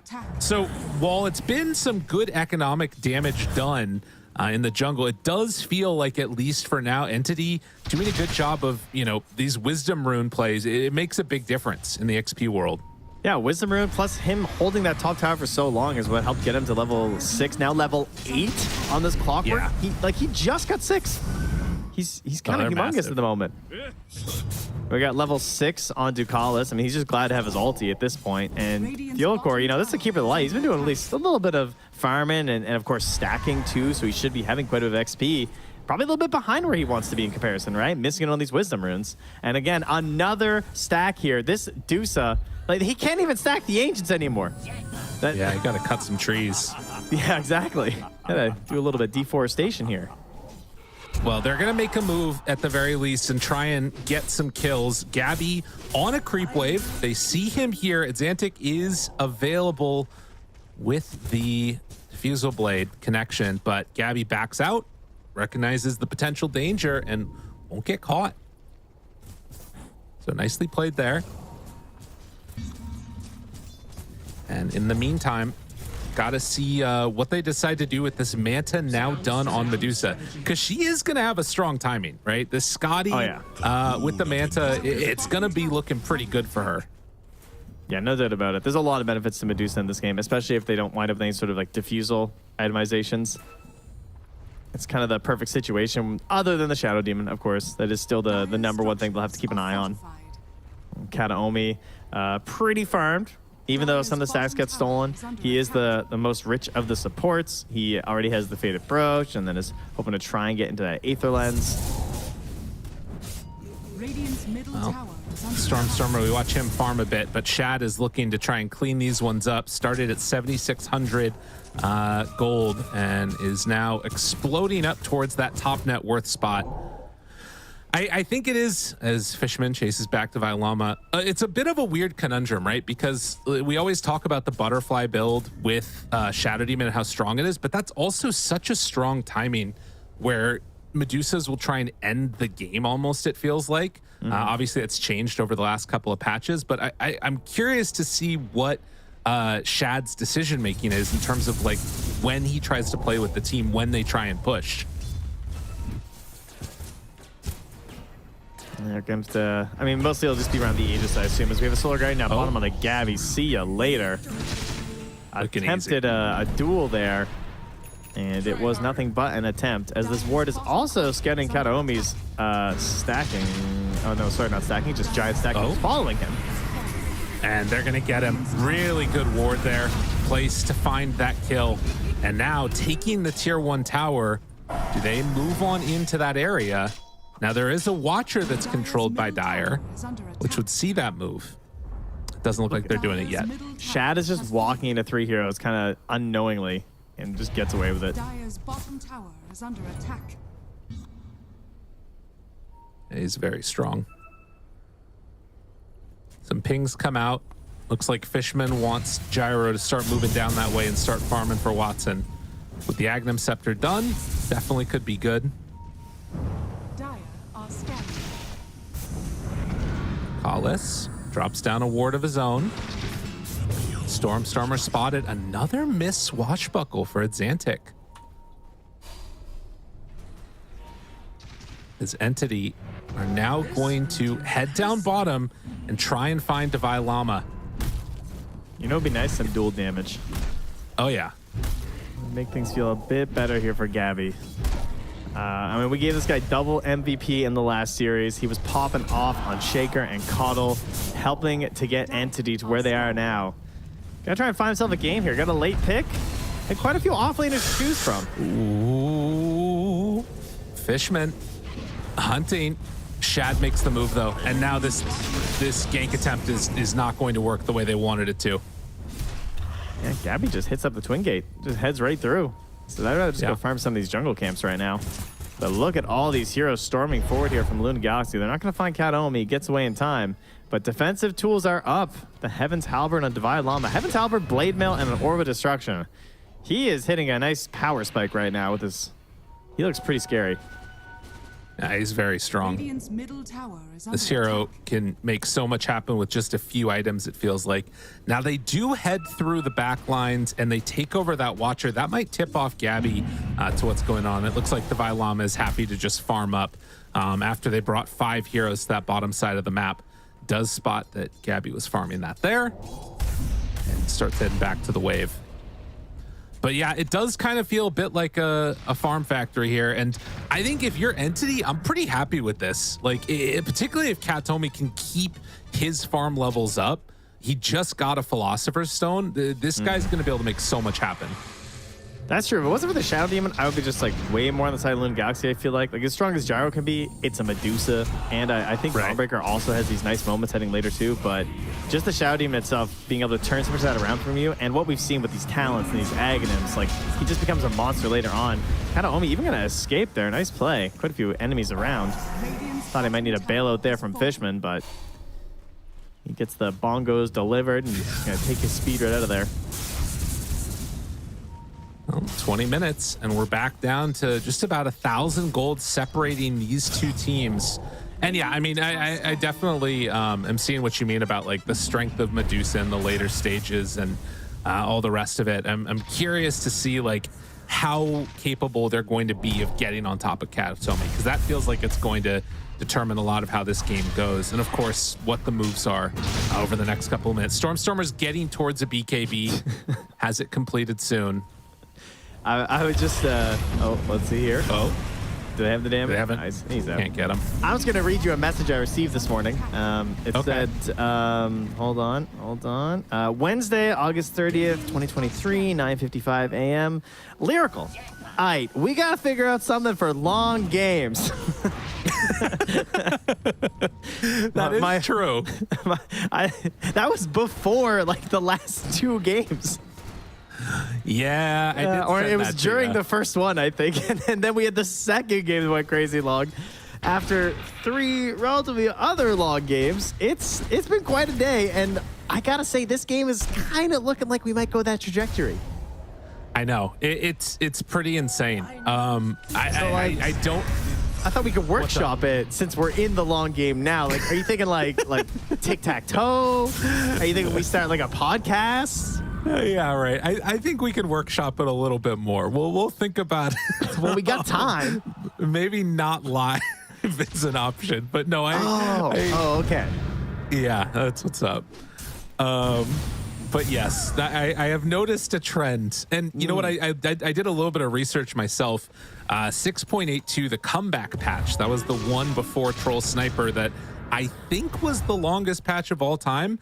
It's only like 15 seconds longer average games than we have right now. So this is one of the longest patches in terms of like average game length that we've had, which is nutty. It's kind of insane what this map changes and everything else has done to the game. I was thinking about it while watching the games this morning, and I've determined that there's some factors of it that I don't think we can change without ruining pubs. Right. Because like one of the things I was thinking is like, oh, if I want to change that, it would be about Roche, because I think that's what's partly causing it. Is this whole idea of the risks around the Roche fights, but also all the rewards from Roche. And I was thinking, well, it would be nice if you couldn't use the outpost TP so much at the Roche fight. Because it feels like it's kind of impossible in some ways to like take a good fight if the enemy team has buybacks and it's on their side of the map, which can feel kind of arbitrary. So you feel like you need this giant lead first. But if you made it so you only like one person could TP or something, pubs would be a disaster. So you can't put a limit on the outpost. It's the same thing with the Twin Gate, why they never made a limit on the Twin Gate. Because it just ruins pubs. You know, pro matches, sure, that's fine, but everyone will be miserable. So we need another solution. We'll workshop that too. We'll figure it out. as Entity, after the Roche is taken for Luna Galaxy, managed to head on over and pick up that Tormentor. One is available also for Luna Galaxy if they want to take that. And ooh, look at that. Katomi already got the Blink Dagger done. I love this versus the Medusa. We've seen this a lot. I mean, it's a pretty good item for your Shadow Demons and your Oracles anyway, as you tend to want to make sure that you get the save on the proper target. But Shadow Demon versus Medusa is a special example because typically you're trying to get these offensive disruptions. And so Medusa wants to position herself very specifically in the fights. So you get that big blink in. You want to get off the good purge, the good disruption, give your team that advantage that you're hoping for in this fight. They do have good tools to clear out the illusions, but if they're using them on the illusions, obviously that's going to be a better benefit to your teammates. So kind of a win-win there from Entity. And it looks like Luna just gonna start putting a bit of a forward front here ahead of Shad's Medusa. Keep an eye to make sure nobody's making their way towards him. Don't want to waste this Aegis as they press in towards the tier 2s. Right. Well, and they can make those moves a bit slowly if they want. Also did notice that Chad is queuing up next to the MKB and then right into the butterfly. So that's the other way that you can deal with this. And I imagine that that's going to be a timing with this second Aegis that we see Luna Galaxy try and make some other big move. But the entire side of Entity do not want to give them that opportunity. They're going to start smoking up with these BKBs completed. 3 of them, in fact, ready to battle. This is a big wraparound. You know, they say the best time to plant a tree was 20 years ago. Second best time is now. The best time to get dual damage is level 6, but the second best time is now, Gabby. All right? This is his moment. Oh, they're just out of range too. They see up on high ground, catch him, ward down, duel immediately onto the Pango. Will it be enough? The jump in from Divine Llama, good damage out. Shad's still there doing what he can, but there's gonna be the disruption. They kill off Katomi, his clones survive. And they actually managed to take down Core with those Medusa clones. In further trouble is Divine Llama. Everybody on his team is dead, and it's only Shad left over. It was a perfect angle to come around, and finding its Antic at the beginning was exactly what they needed to do. They're even going to buy back on the Shadow Demon? Afraid that he couldn't do it without the rest of them? I mean, he's kind of scary. Missile coming down, a couple more hits. They go for the banishment, creating illusions, continuing to beat in, and they actually probably needed that Shadow Demon buyback to get the kill. That's a sick buyback. I have one of your cores or something. It's worth it. Sack the Shadow Demon just to guarantee it. And that's the perfect counter pick. Got tons of damage on that fight from the Shadow Demon. Very well done. And can we give some credit here?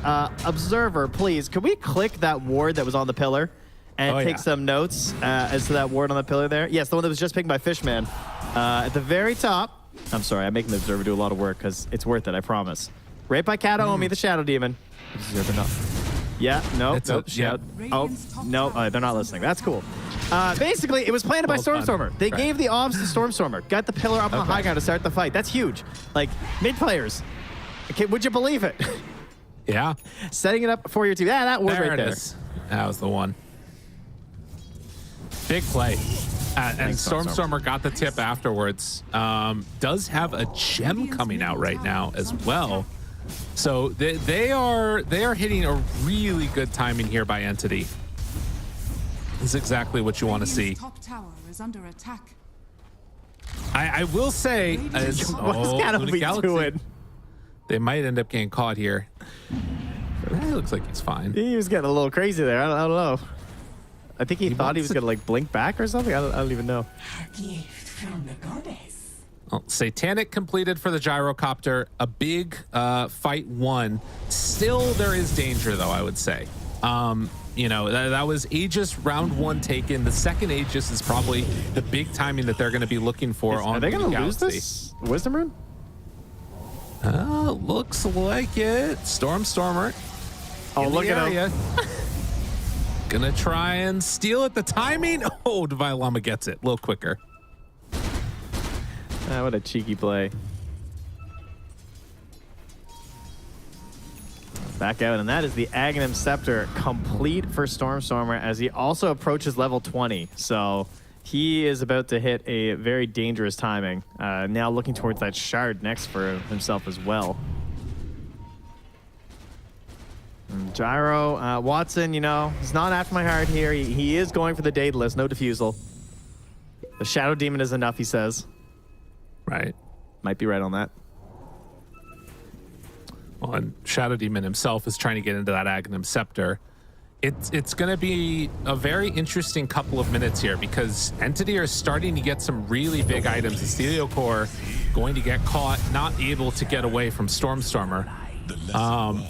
But yeah, I think that there is still going to be this interesting window where, like, man, Xantic really has fallen off in terms of the amount of like net worth and stuff he's got. I'm looking even at his levels. He's level 16 compared to the 19 of Ember. That's what those fights will get you. Yeah. That's unreal considering how well his game started. And I think his itemization was pretty solid. It was basically the same way that we saw Stormstormer do it when he had the Pango in a passive game where he went for those Ags because they didn't have quite enough fights to justify like the really early blink. But he's still sticking up there, but obviously Stormstormer getting back into this one and about to hit a much more powerful timing. You know, being able to use the Aghanim Scepter with the Fire Remnants is so ridiculous, and that now the Shard, I think, flying out And now he's even thinking of the Radiance to further mess with some of this damage and coming out from Luna Gaming. That's a bit intense. I will say that they're stacking up a lot of evasion and a lot of mischance on the side of Entity, and already the Medusa trying to get into this MKB. Yeah, you know, rather that Shivas. Right. Well, and I think the other thing too to keep in mind is not just like the item choices, but the way that last fight went. Obviously, as Luna Galaxy, you're feeling bad about it, but the thing that you can sort of hang your hat on was that was basically best case scenario for Entity. They found the Pango right at the start, dueled him, didn't get a single spell off. If that doesn't happen like that again, if they can manage to keep this Pango alive, they're going to be in a much better fighting situation on the side of Luna Galaxy. And that's, of course, why he's going for this Lincoln Sphere. Wants to make sure that doesn't happen again. But the answer's already here. Gabby, lots of value in this Heaven's Halberd this game. Popping Lincolns or just getting on top of Shad. Plenty they can do. And Stormstormer, maybe he doesn't have to buy Radiance now that he found a Cloak of Flames. It's not going to slow him down, though. Radiant are scanning. We'll see what he decides to go for. Making that move back over towards top again to farm up some creeps. And the Galaxy right in the area when Roche would respawn. It's 1:40 seconds, though. It's going to be the timing on that one.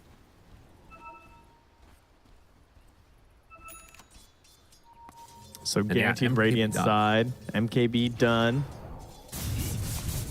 Ag's the next choice there for Fishman. He wants those ridiculous rocket flares you get from the overclock, but he waits from that. And a nice pickup here from Divide Llama. Going in towards that AC after here. So trying to get through. I mean, we got Flat Cannon, we got Legion, we got Sleight of Fist. Lots of value here for that. That is huge. This is actually a really good timing. If they can take this fight in good fashion, jump in, get the duel right on target at the beginning. And Divide Llama in trouble, but surviving? Wait a minute, tries to walk away, but they have enough with everything dropped onto him to get the kill. But Shad's still standing somewhat tall. They run down Fishman, gonna get that kill. And Xantic got the ulti up, and Stormstormer is stuck up here. He doesn't have the friendly mana. Deuces. Oh, it's gonna be able to get him out. All right, they're fine. Oh my goodness, man. That disruption in the middle of the fight, it just drives back at Xantic. He's like, I just don't want to deal with this right now. And Interesting. Once again here, though, from Kataomi, getting that ulti on top of the Dawn, making sure that she's not going to have a chance in that fight. She's trying to escape and eventually gets finished off by the call down. So very well done. Control over the area as Roche is approaching.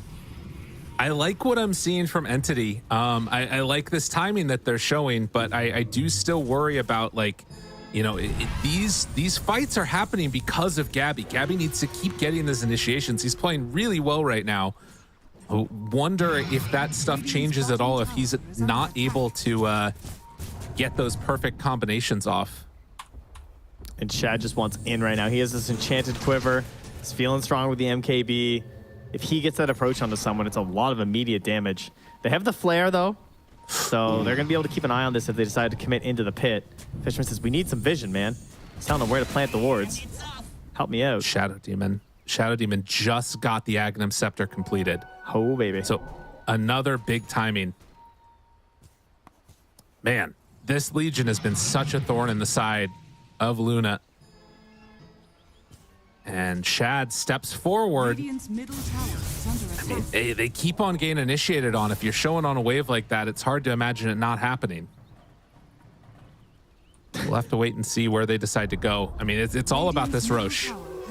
Yeah, and Fishman doesn't want to flare up top just in case, because the wave is starting to push in towards top tower, so typically Clockworks can help push that out, but he just wants to make sure, like, we cannot let them get this Roche ahead of us, guys.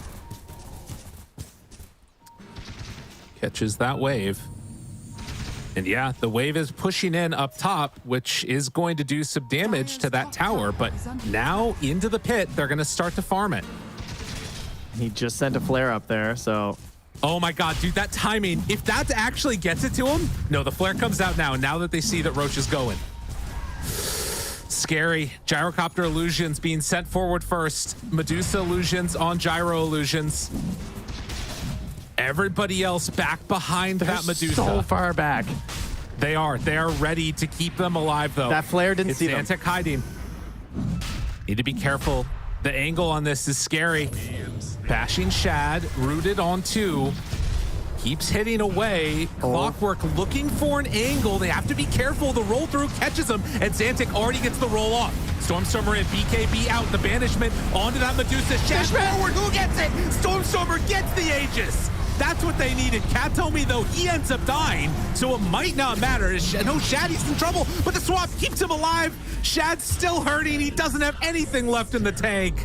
Way too much damage, and Stormstormer is doing so much this game. Yeah, he got in at the same time. Fishman found the angle. He went all the way back up to the north, essentially, and came down with the hook shot to make sure there was going to be Stormstormer that snagged that Aegis. So great teamwork there from those two. Dancing to the back of the pit there as well.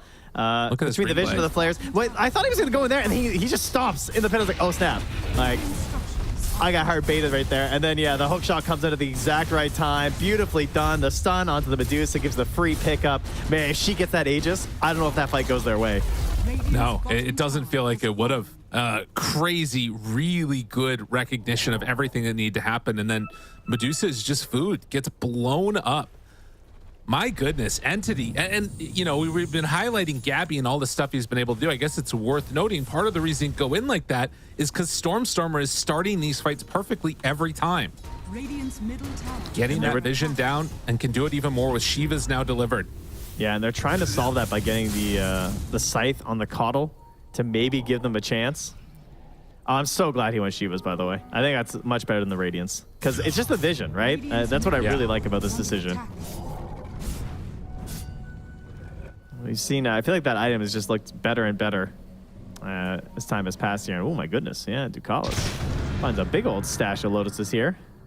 Oh yeah, everything's been happening down bottom. Nobody's going top. It kind of makes sense. Well, another Tormentor gonna be claimed for Entity.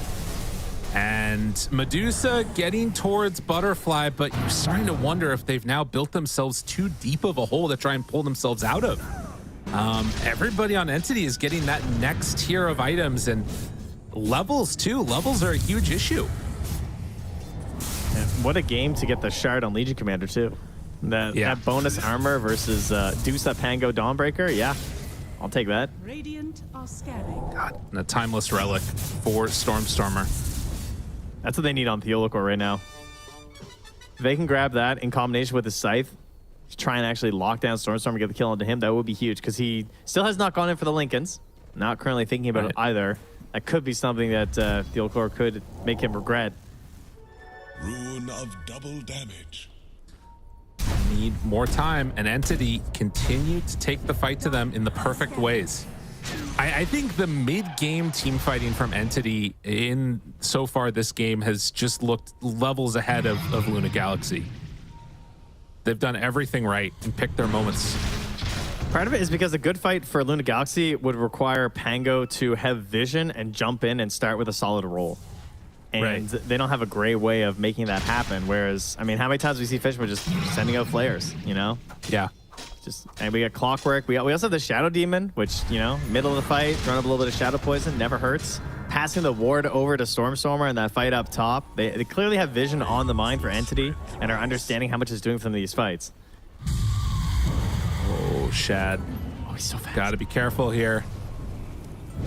Stormstormer just a couple of seconds late on finding that Medusa, and while she is about to complete the Butterfly, 50 gold away from having it done, it is already completed MKB on Gyrocopter.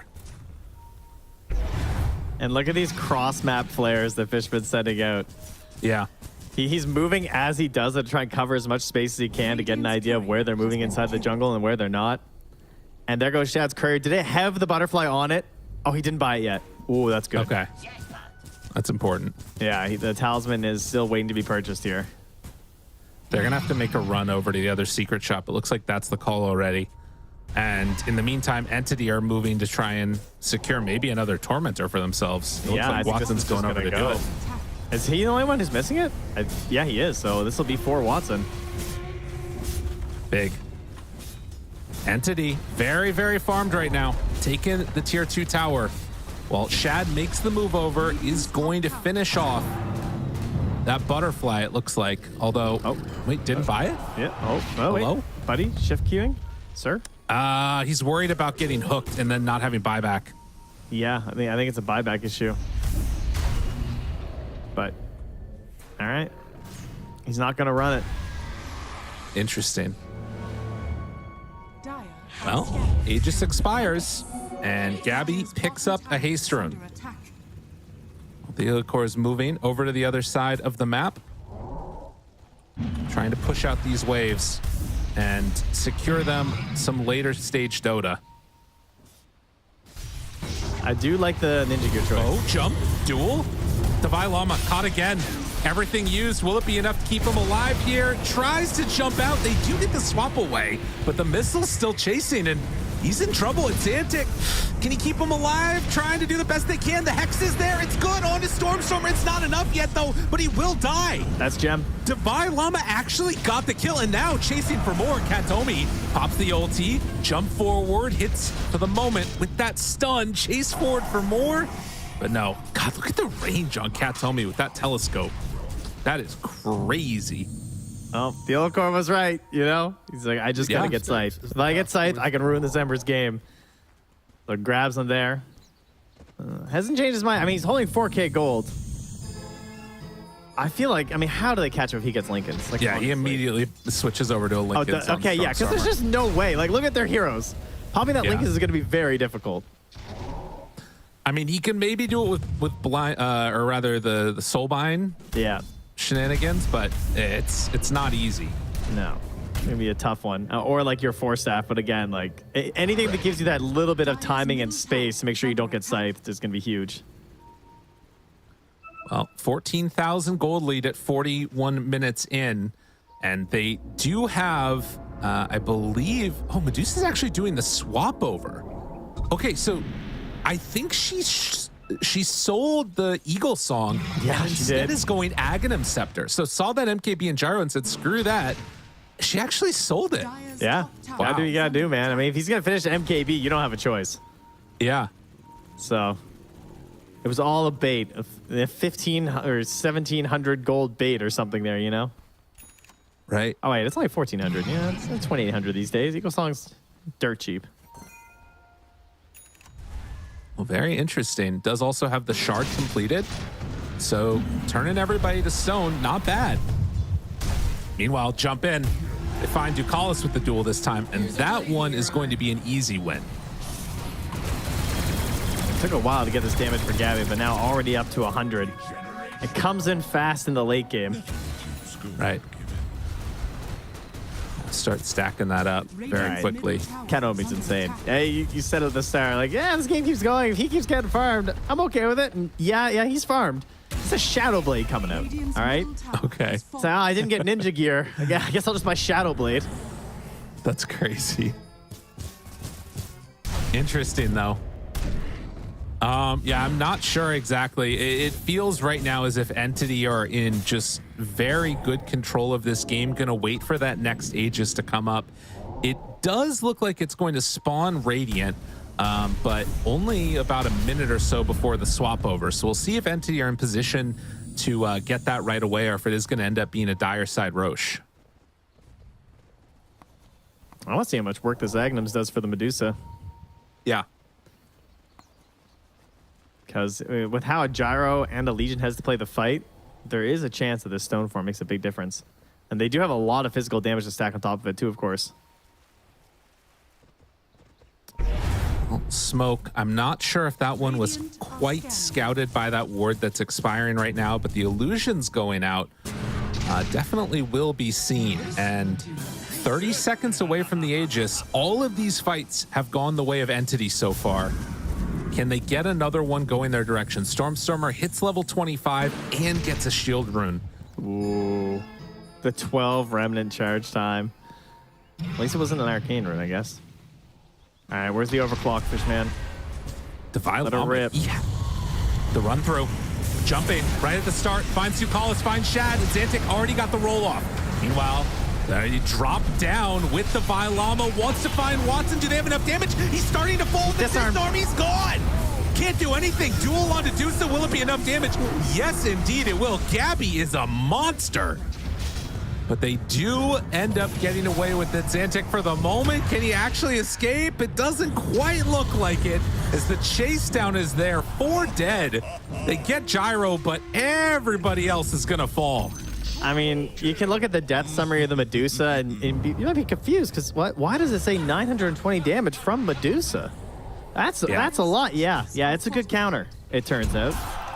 From the old Shadow Demon, so just got her again. Despite what looked like a pretty good start to that fight, Watson blown up rather quick. Didn't even get a chance to utilize all of his tools, and didn't matter at all. Katomi's doing a ton here. And now with everybody dead, I mean, yeah, Roche respawns, but Entity are trying to look to put some serious hurt onto these buildings. Gabby has definitely come online by this point. Another buyback, this time used on Dusa. It's a nice one for them. Can they get anything out of these buybacks, though, besides just defending their racks? It feels so bad if that's all you get. I'm thinking that's probably all they're going to get. They're going to TP over. They want to find Fishman, and they're going to catch him here with the Coddle. Jumps in. Hex. Oh, Hex doesn't break it, though. Doesn't matter. Still dead. And they're going to try and go in and secure the Aegis, maybe. No, Stormstormer's already there. Roche? Yeah, they're going to get it instead. Oh, he's got the remnants in. I was wondering why Roche was running in and out. The remnants just mindlessly burning Roche away. I mean, they ran down there, but it's a dire side Aegis. And so Refresher Shard going the way of Entity. They do have a quick little listen into that last fight, what ended up happening. Let's hear what they had to say. I think we keep it. Oh, I'm putting ops, I put ops. Where? Sure, I got Panga, hit Panga. I hide Relduza. Relduza. On me, help. Help. I'm on this. Kill him, Mendo. The tank. Oh, no, it's on. Okay. I got him. Okay. I can jump soon, Stormman. 1 sec. Oh. Back. Are scanning. You can hear all that emphasis put just on the Tusa getting that disruption off, and then the duel. They were single track mind, and once she's gone, it's all done. I like how they wipe 4 heroes and they just still so like serious and stone cold. Like there's no big pop off, and they're like, oh, we got them, or like let's go, like we won this. They're just so focused right now, knowing that anything is still possible. We've seen quite a bit. It is insane that it's still 30%. That is unbelievable. It's been like this all day. Every time we have these crazy long games, you look at the Dota Plus, it's like, I'd say I am like 30%. They're not like 40K. There could be like 2 rapiers on the other team. It's like, nah, they could pull it out, and it's been right several times. Yeah. People have managed to claw back these huge leads right now in this patch. Nothing is feeling very safe, and again, that's why once more, we're about to hit 50 minutes. We might just hit an hour again, guys. Yeah, it legitimately might happen. They're so far in the lead, but they do not want to walk high ground here. And likewise, all these gold, all this objective out on the map, it does mean that like sitting high ground feels a lot worse. And it kind of makes you feel like you have to get out there and do things on the map, but it's really difficult to do anything. It does also look like they got the double gem action going on right now between Pango and Coddle. So if they're out there, at least they're going to feel somewhat confident that they're not under vision, most likely. And yeah, immediately take that ward away there. But I've done my timetables here. Is Katomi going to get this wisdom rune? I think he is. Oh, he's on point, this guy. Oh, wait. No, he's not. Wait, remember. Do your times tables. There it is. School was 4. He's shadow blading in. Big play. Divine Llama is a monster right now. Has Abyssal Blade done in level 25. Yeah, that is true. Stormstormer is also making his way through there. Imagine if they could somehow lock him down with a bash or an Abyssal Blade. Ooh, Gabby. It's up top. Oh my God. Yeah, get out of there, Ducalis. You do not want to be messing around with those guys. He's just getting flared, man. He almost killed Ducalis with just the flares. Jeez. He had to dodge it. That was so much damage out from those. Oh, Fishman, can you relax? No. They take the Tormentor on Dire. No more shards to give out, but does get that golden experience. Man. And an Aeon disc now for Shadow Demon too. That is, he is really scary. Getting that Philosopher's Stone, all those stacks being built, and Katomi is just doing everything for him. There's just no way you don't get disrupted. Yeah. Between Shadowblade, Blink, Aeon, Telescope. It just feels impossible to escape from. I'm going to grab a Lincoln Sphere here as well into Fuel Core.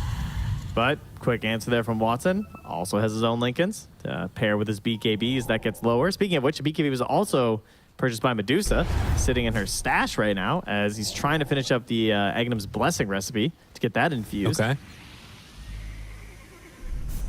I wonder if they're thinking they're just going to hold out for the next tier items on Luna. I feel like that's probably the play, right?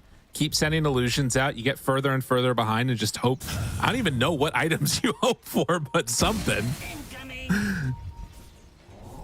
I think Entity had a bit of a window here that maybe they could have utilized, but 30 seconds left in this Aegis. It's going to run out soon. I do think that typically some of the heroes can be tough for high grounding, but because of how farmed the Ember is and the items he chose, it doesn't really matter because he's just going to Shiva's Guard, zip his way through while the triple flares are going, and they're going to have such good vision that I don't think high grounding is going to be much of a problem. They're mostly just going to try and kill you, which then opens up buyback issues. Currently, though, if they remember, Medusa has no buyback. She's still on cooldown for 2 more minutes. Right. Same with Dawnbreaker.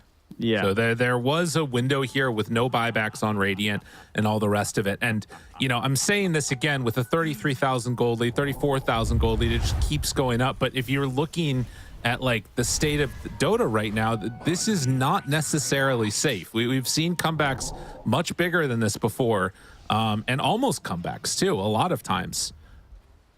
I feel like a crazy person, but it's actually true. Yeah, I guess. I don't know. I feel like that one was definitely high groundable, but I get it. I don't want to lose a game like this either. They might come back to regret it, though. I feel like you're just putting yourself in a more even situation by giving them a potential other chance at Roche. Totally. But no, I agree. My point was more that I feel like, you know, the safe play can sometimes not always be actually the safe play because you have to go high ground at some point or take a fight at some point. And I mean, maybe their thought process is just we're always going to be able to take that good fight, but they need to make sure that they're not giving up any free information around the map and not giving away one of those Aegises. The Elite Corps right now is out on the map, getting down some wards and trying to just secure this area, it looks like, although I believe that the next Aegis is going to be up top. Should be, at least. Yeah, unless it's like instant, right? Yeah, if it's like instant, there'll be 30 seconds. Right. Octarine Core Clockwork. Oh my God. Why are all our pro games just turbo? They're just like, everyone gets their turbo items. It just takes a long time. Look at his items. He has Yasha, Kaya, Octarine Core, Ags. This does so much damage. He's just melting creep waves with his level 20 talent. So we did get Agnum's Labyrinth. It's just in normal games. You're right. Exactly. Yeah, everyone just gets really farmed. It's fine. It is PvE for the most part. We only have 36 kills in 53 minutes. We've mostly killed creeps. We got 700 last hits, 650 last hits, 582 last hits. Oh my God, they see Katomi walking. He's just strutting forward. They immediately run away. Although Gabby smoke breaks. Everybody's afraid. They're so scared, dude. Everybody is so scared. It's crazy. That was actually a good choice. Man. That would have been a very bad decision to blink up there. I know. A lot of heroes. Everybody just is not wanting to fight. It's a spooky time to play some Dota, man. So is this where we talk about the long games now? This is what I'm talking about. Yeah, we'll come up with something for next game, guys. Don't worry. I'm gonna go on my SVG arc and just learn all the lore. I think like the kobolds and the rebellions and the Vools. I know he loves the Vools. The Vool assassin is sick. That's my favorite creep. That is your favorite. Yeah, you've always been all about that. Do you remember what the activatable or the thing is called? Is it Envenom? It's Envenomed Weapon. Oh, I was close. It's really strong. I love the Envenomed Weapon. I mean, we almost had Veno do that, right? I mean, we had that one patch where it was like, oh, it just reduces all healing. Is this good? Super nice. I liked it. That went away. I had like another mini AA, but it was too much. I mean, the Envenomed Weapon actually now is kind of insane, right? Because the duration for heroes is only 2 seconds, right? So it reduces regen for 2 seconds, but at the max level, it's 90%. So think about just like punching a Huskar with that, right? That's actually crazy how strong it is. Someday, someone will make the play. Doom's gonna eat the Envenomed Weapon. Did Stormstormer spot the other core there?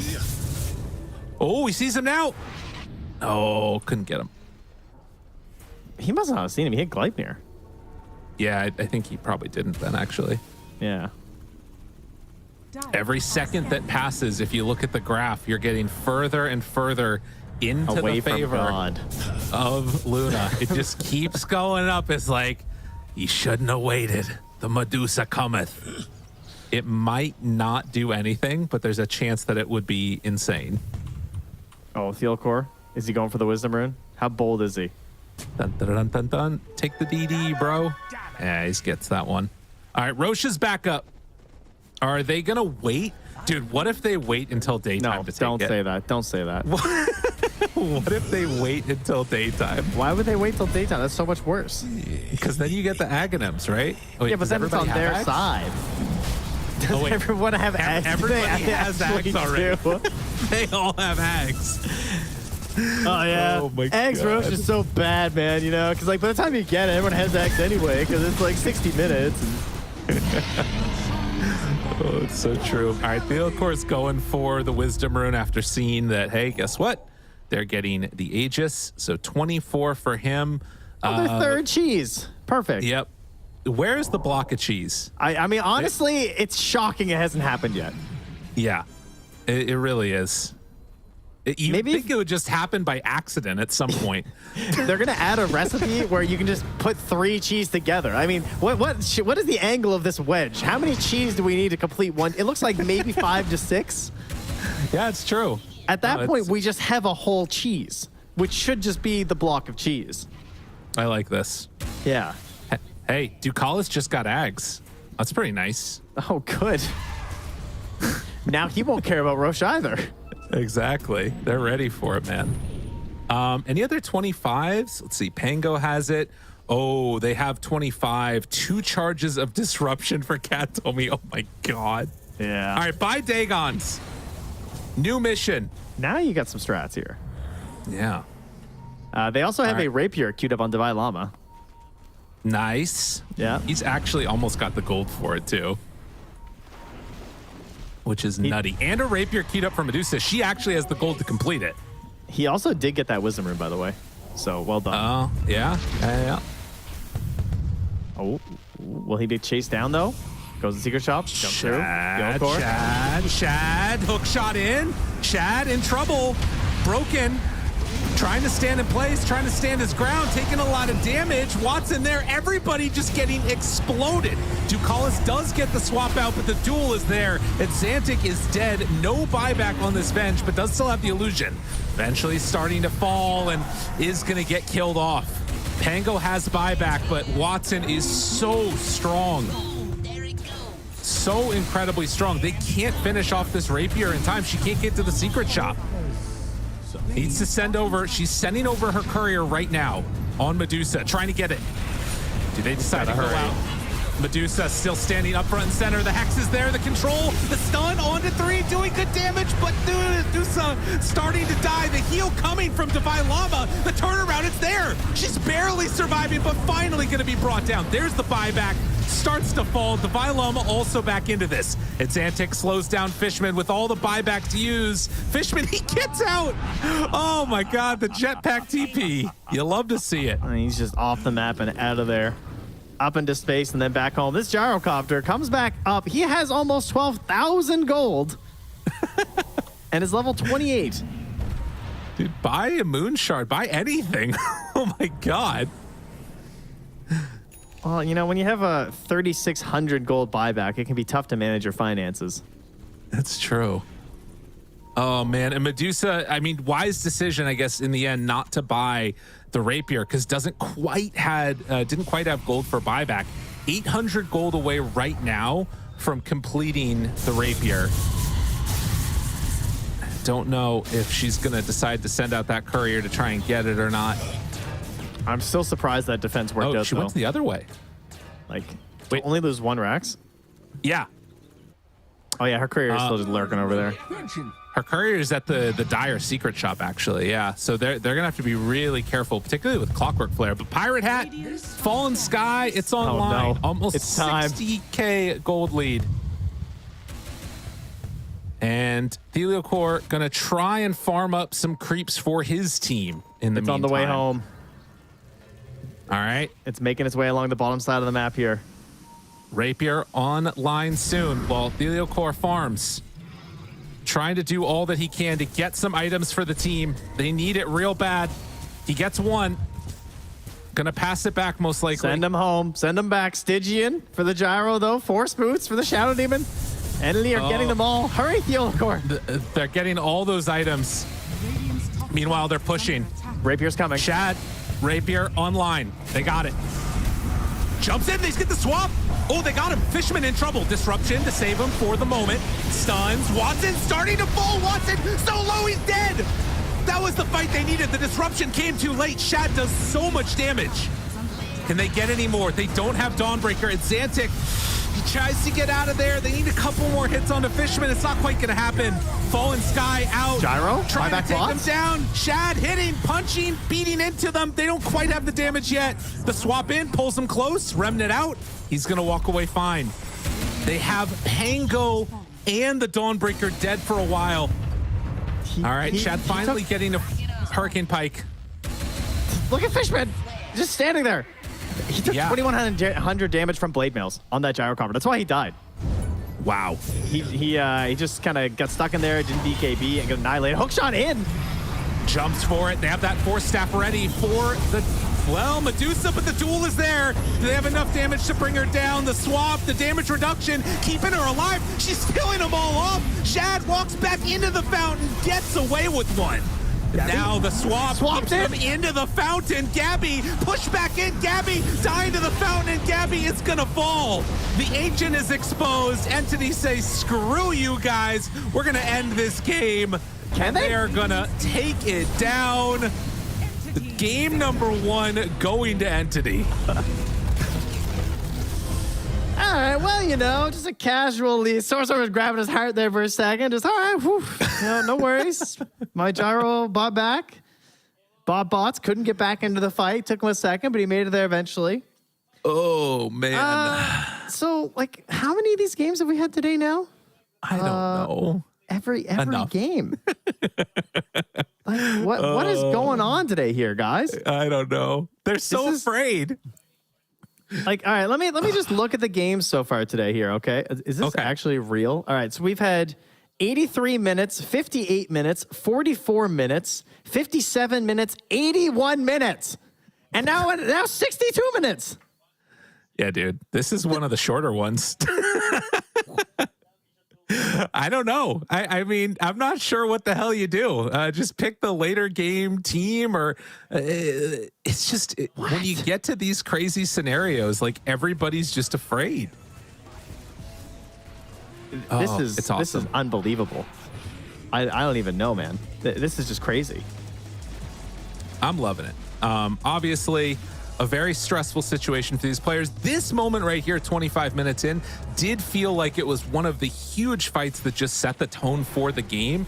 And as much as we can talk about all the craziness of Gyro late game, I felt like Stormstormer was the standout performer, because if not for like that ward that he dropped down that you're talking about, if not for his Aegis steal, I think that they probably run away with this game on Luna Galaxy. Gabby got the vision for the duels eventually from Stormstormer running in. He's my MVP at least. So to be clear here, this is actually a below average length game now. Okay, got it. If you add all the minutes up today, we're averaging 64 minutes per game. That's nuts. I've never had this happen while casting. This is unbelievable. 6 games that took 385 minutes to complete. It's been a long day of Dota, man. Sir, that's 6 hours and 20 minutes. Yeah, no, the below average game of 62 minutes. I don't know, like, so here's the thing. It's one of those weird situations where it's not guaranteed to happen every time though, right? But it is definitely possible that it could happen. Do you just plan for this now as a team, do you think? That it's gonna go late no matter what? So like, just choose a late scaling lineup?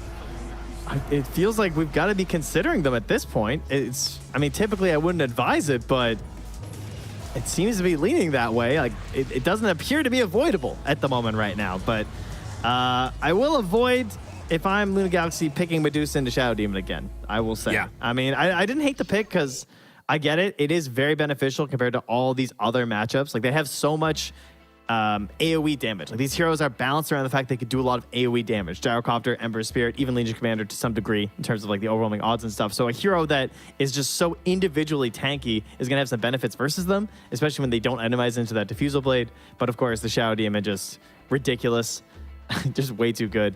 And then they're going to get themselves the win because of it. I love it.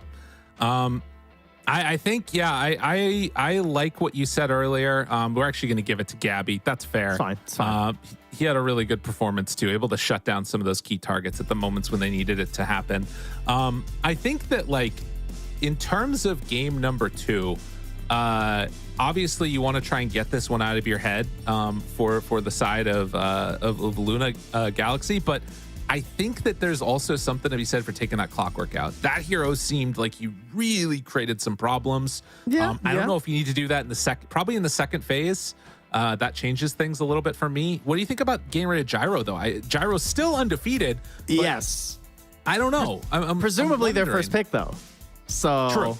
If you're Entity, True. I'm thinking they're probably going to ban Gyro. Seems like a safe bet.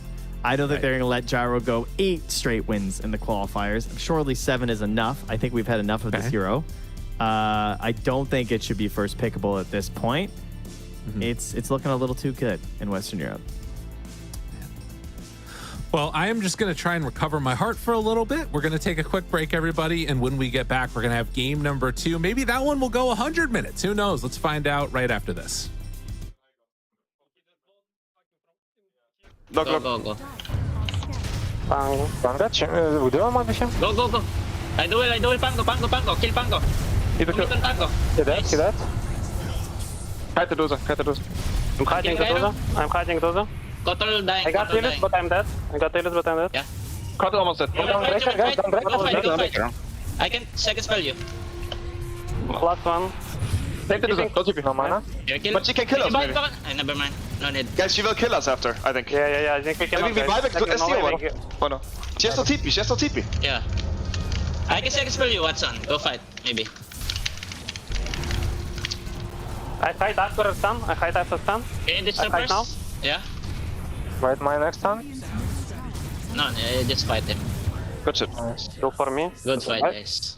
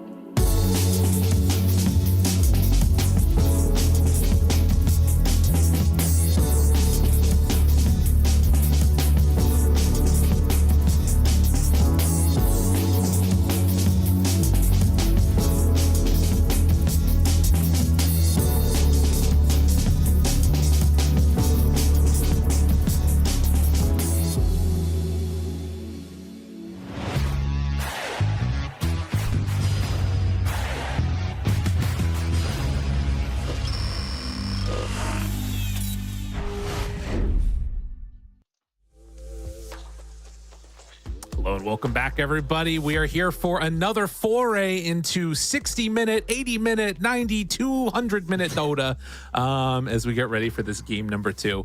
I don't know anymore. I'm not even sure how to handle it, how to process it. I feel like it's just the expectation now that we're going to get tier 5 items at the very least, not more. Yeah.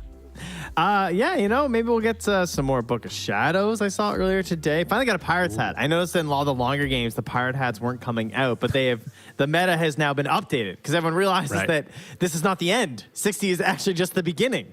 You're only approaching the game time average, so it's very important to make sure that you get the Pirate hat right now. Yeah, that's what we learned today. The other thing that we are just noticing right in front of us is that it is going to be that gyrocopter band off like you thought it would be, because Entity are the ones with second pick this time. So Luna Galaxy are going to get their pick of the broken heroes here. We'll see what they decide to end up taking. Yeah, and at least in our experience, I think across both regions we did in North America and Western Europe, I think every single game has gone one team chooses first pick. There might have been some exceptions, but almost always it's whoever is first priority takes first pick, and whoever has second priority takes Radiant. Virtually every single time. So it seems to be the two things that are most beneficial right now in Dota, in their opinion, with the more important one being that first pick. And I definitely agree. I think first pick looks way better. So we'll see what they want to leave open. Look at this. They don't want to give the clutch factor over to Shad, okay? Because if Shad's going clutch, it's Faceless Void, 100%. I love that ban. That is interesting. Yeah, and then they opt on the side of Luna Galaxy to take out that Shadow Demon. You saw Katomi give a little smile afterwards. Yeah. He was definitely feeling himself after that last match where he completely took over in terms of the amount of damage dealt and everything else. But yeah, this is going to be a unique one to watch to see what Luna Galaxy want to go for. Nature's Prophet, they take the Treant. Hey, if we're going late game, let's go late game, baby. All right, that's what I said before game 1. Pick tree and win, baby. Luna didn't want to give it up as first pick, so they did ban it in the previous match. Now that's available, they take it. They prefer it over the Vengeful Spirit. I think they'll probably ban that out, I would assume. So Entity don't get it. I would put that in one of my 2 bans right now if I was Luna Galaxy. 5 seconds. Seems like a decent plan to take that one away. What else? I mean, the Coddle also feels like it's pretty important for Entity if they can get it. Yeah. Running that with although actually with Dawnbreaker now, I mean, they could still do it, but it's still good. I 100% agree. Yeah. I mean, they already banned it. They're smart. You're smart. Yeah. No, thank you. It's the way to go. All right. We've seen how strong it is in the support and the core. Plus, you can still flex Dawnbreaker. They're up a game. I don't want to leave anything to chance here. Like, this Dawn could end up being like a 5 or something, and then they pull off this off-lane Coddle, or it could go 4. It could go mid or safe lane. You never know. Just get rid of these big mix-up heroes and try and keep some good ideas as to what's happening during this draft. As whenever you are the first pick, of course, you're not going to get that final say. They're going to get some certain core matchups that they get to counterpick you into. So, yeah, I like this. Coddle Avenge. Perfect 2 heroes to me. And for Entity now, because it's going to be first pick out of this phase for them, they can take away maybe one of those combinations. Ember and Pango both still feel like they're pretty high priority for these 2 teams. They're going to take away the Deuce instead with no Shadow Demon nearby for a counter, and instead they take the Grim. Oh. Right, this is how they started the tournament. They had that game where they went Grim with Doom and Razor, and it did not go well for them. That was the last time they lost. So back to the old me. Like the Grim. You don't like the Grim. Well, it's got Dawnbreaker, though. It's okay. I don't know. Grimstroke seems really strong right now. This ability to actually pop the Inkswell when you want. Everyone gets a shard now, too, which wasn't really a thing the last time Grimstroke was popular. I don't think he was popular when there were Tormentors before, so I think that's pretty helpful for him, too. Dude, you know what I want to see? Nasty combo. What do you want to see? Right now, I want to see Luna Galaxy just drop, like, PA Mag. Whatever they need to get it, I want to see a PA in this game, I think. Because I feel like that illusion, if the Grimstroke gets Aghanim Scepter, isn't as like scary to go up against in some ways as something like a, you know, a Morphlane or a Medusa or what have you. Like, yeah, it's still spooky a little bit, but you can, like, a lot of how that hero functions is with their spells, right? So it's less scary if it's the just the illusion. I think you're onto something here, buddy. I feel like PA and maybe Shaker might be coming out this game. And two pretty big dogs still left in the drafting pool. And speaking of the dogs, the master of the dogs, Beastmaster, this guy kind of been ignored a little bit over the past couple series. Yeah.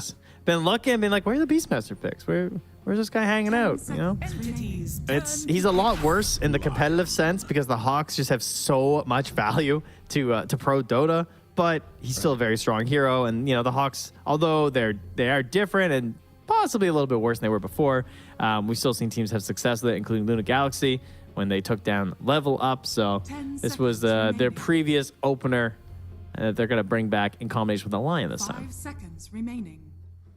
I mean, it does control and deal with a lot of those illusion heroes, some of the more maneuverable ones. We saw, obviously, last game, the court going for that Hex onto Coddle and how much that was able to do for them.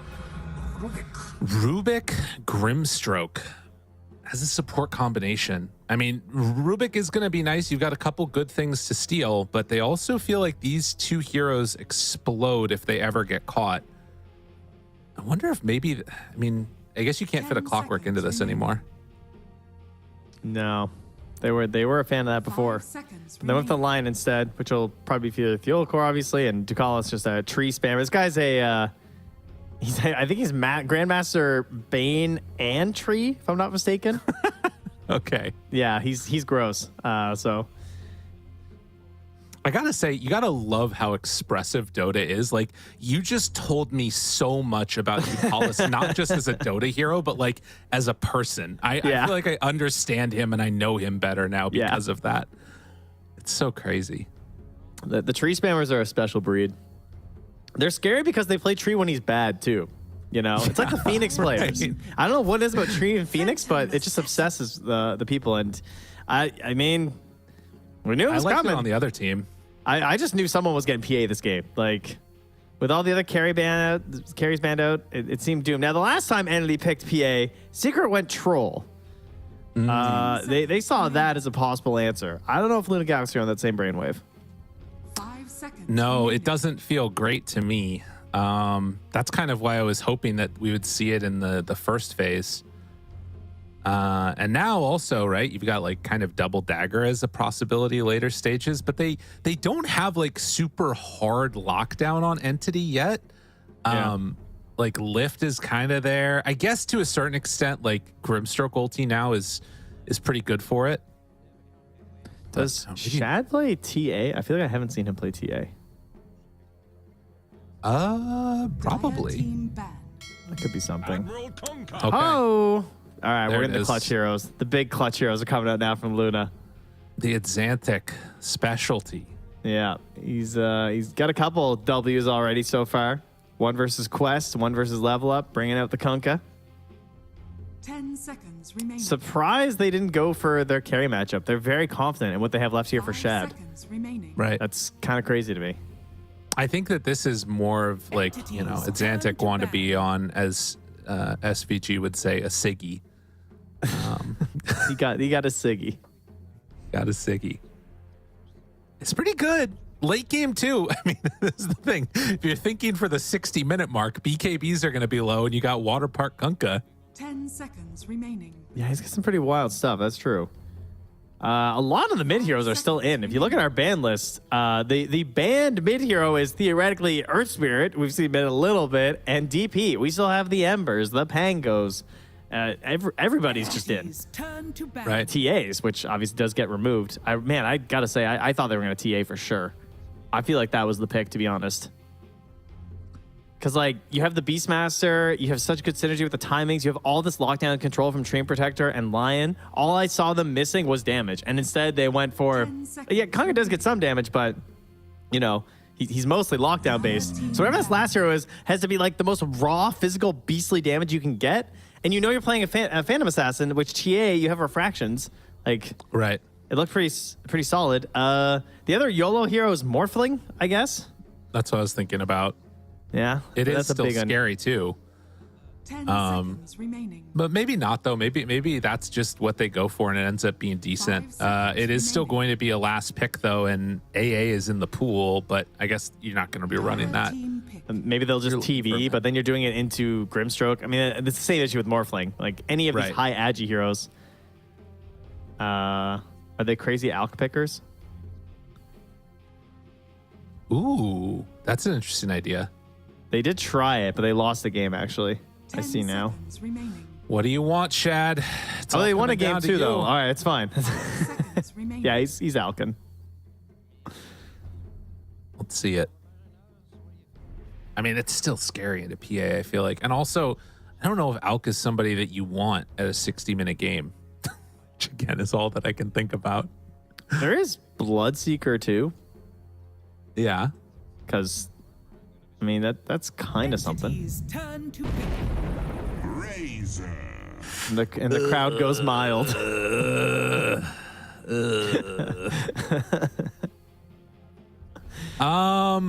Razor's like sunk into troll levels for me, where I just see it. I'm just like, what is a good Razor game right now? Because I just don't know anymore.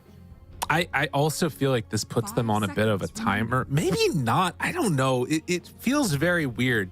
Like, I guess it depends on like how good their game ends up going. But if everybody's just like sitting back and farming, I feel like that's not where you want to be as a Razor. I feel like they need to get a lot of stuff done on Luna Galaxy. Look at this. 3 picks, 0% win rate on Razor. Yeah. I was going to bring that up. We actually had him in the very first 2 games of this whole qualifier, which was Entity versus Nigma. He lost the 2 games, got ditched for game 3.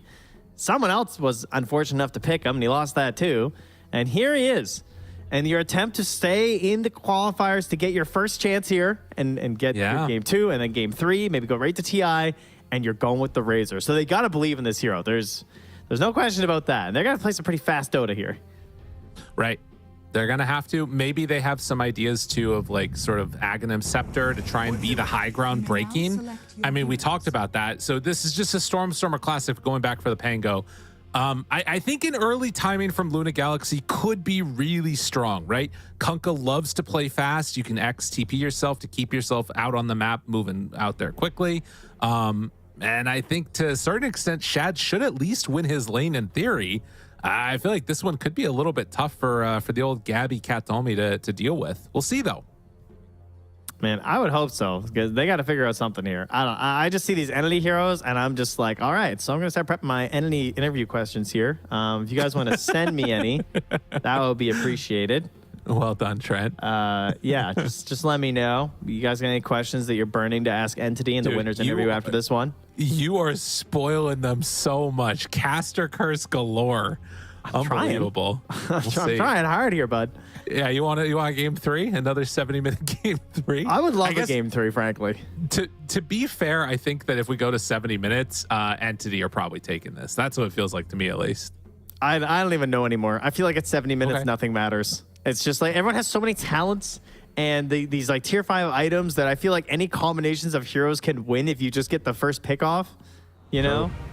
Dota's a little bit wild in that sense, but yeah, overall, through the vast majority of that first hour, I do feel like Entity are going to be in a better spot, but the speed, momentum for Luna Galaxy going to be clutch here, along with the Siggies, of course. We're just going to our physics class right now. Speed and momentum and Siggies. As we go into this game number 2, let's see if they have what it takes. Entity 1 game away at this point from going to TI. I'm sorry. If they can make it happen. I have to make a correction here. He's only a level 29 Treant Protector, not Grandmaster. Oh my goodness. I think the real tell of how much of a psychopath you are is how many games you play of a hero after you get to level 30. Yeah, that's true. It's like, you got to be a real degenerate to just keep doing it. In other news, have unlike 100 games of Darkseer after level 30. But it's a hero that's been gone for a little bit. Okay, into this one.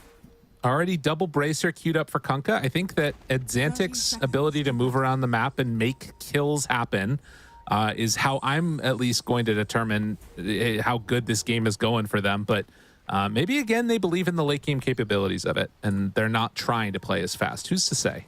Yes, the powers of the waterbender, as it were. That is the plan for the old Kunkka. I do really like the way that Kunkka's like evolved over the years. I think that him being like a little bit of a spell casting mid that can scale too is pretty neat. As opposed to just Armlet and Shadow Blade. Right. And critting off of Soul Catcher. Fishman, he's getting the treatment. A couple more hits is all he needs. And first blood taken by Devi Lama. He's another one that's going to need to be making a lot of movement happen early on here. Yeah, it is Devi Lama Beastmaster. That's true. Can't be sleeping on this. Certainly one of his better heroes that I have seen. Guy loves it. And new and improved at level 1 is another big difference. Like, the Hawk is a lot worse in the overall game plan, but you can see like that, those bounty rune fights, if you can't take down the Hawk, it's just kind of free. Just like constantly rooting. Easy chase down with the boar. See how much they can get done in this, but a classic matchup as well. PA versus the Beastmaster. This used to be picked quite a bit versus the hero because Beastmaster is working with physical damage throughout the entire game. You have Inner Beast, everyone's getting more attack speed. Well, I have a bunch of evasion. And then on top of that, you have the daggers in the laning stage versus the summons, can be very useful.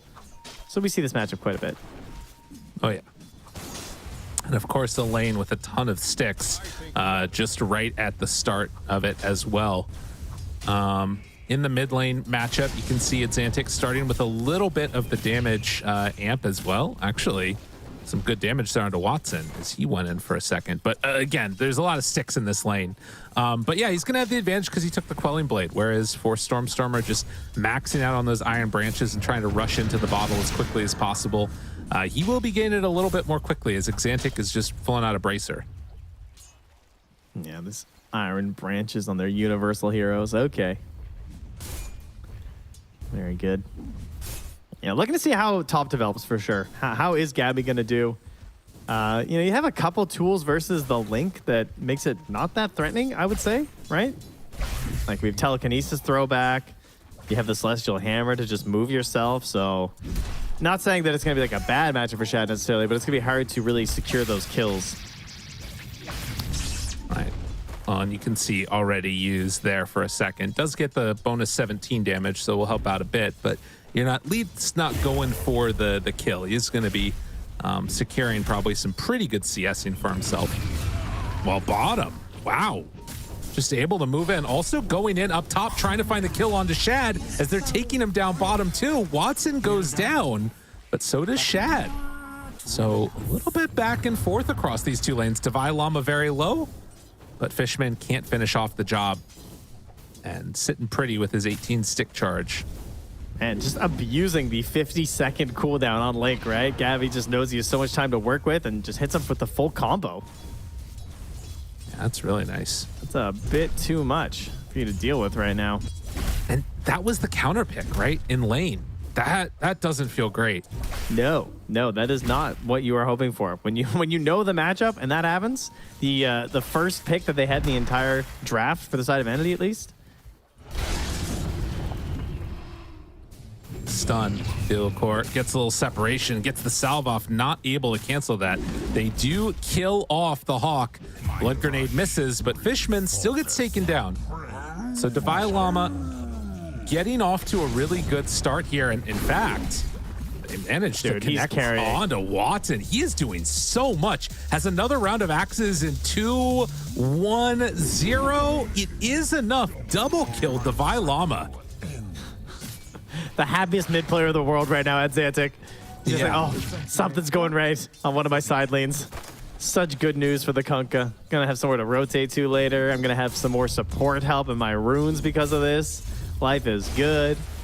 And the Helm build this game, talking about this Beastmaster, obviously the Ags and the Helm both viable these days. Helm looking pretty solid. Oh, yeah. That's really going to appreciate with their general idea when they want to play this game, the tempo that they want to hit, and just pushing it down with that early summon. Going to be the way to go here. As Shad hit again. Oh, he misses. Although he does have those stick charges as well as the Lotus, and with the stun not connecting, Shad able to dodge it out. They're in position. He gets away fine. Much needed.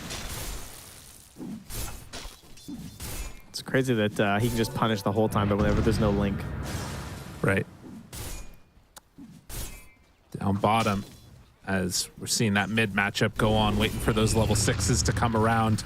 Divine Llama looking to get aggressive again, maybe. He has his Hawk circling, but won't be able to go for anything, it looks like.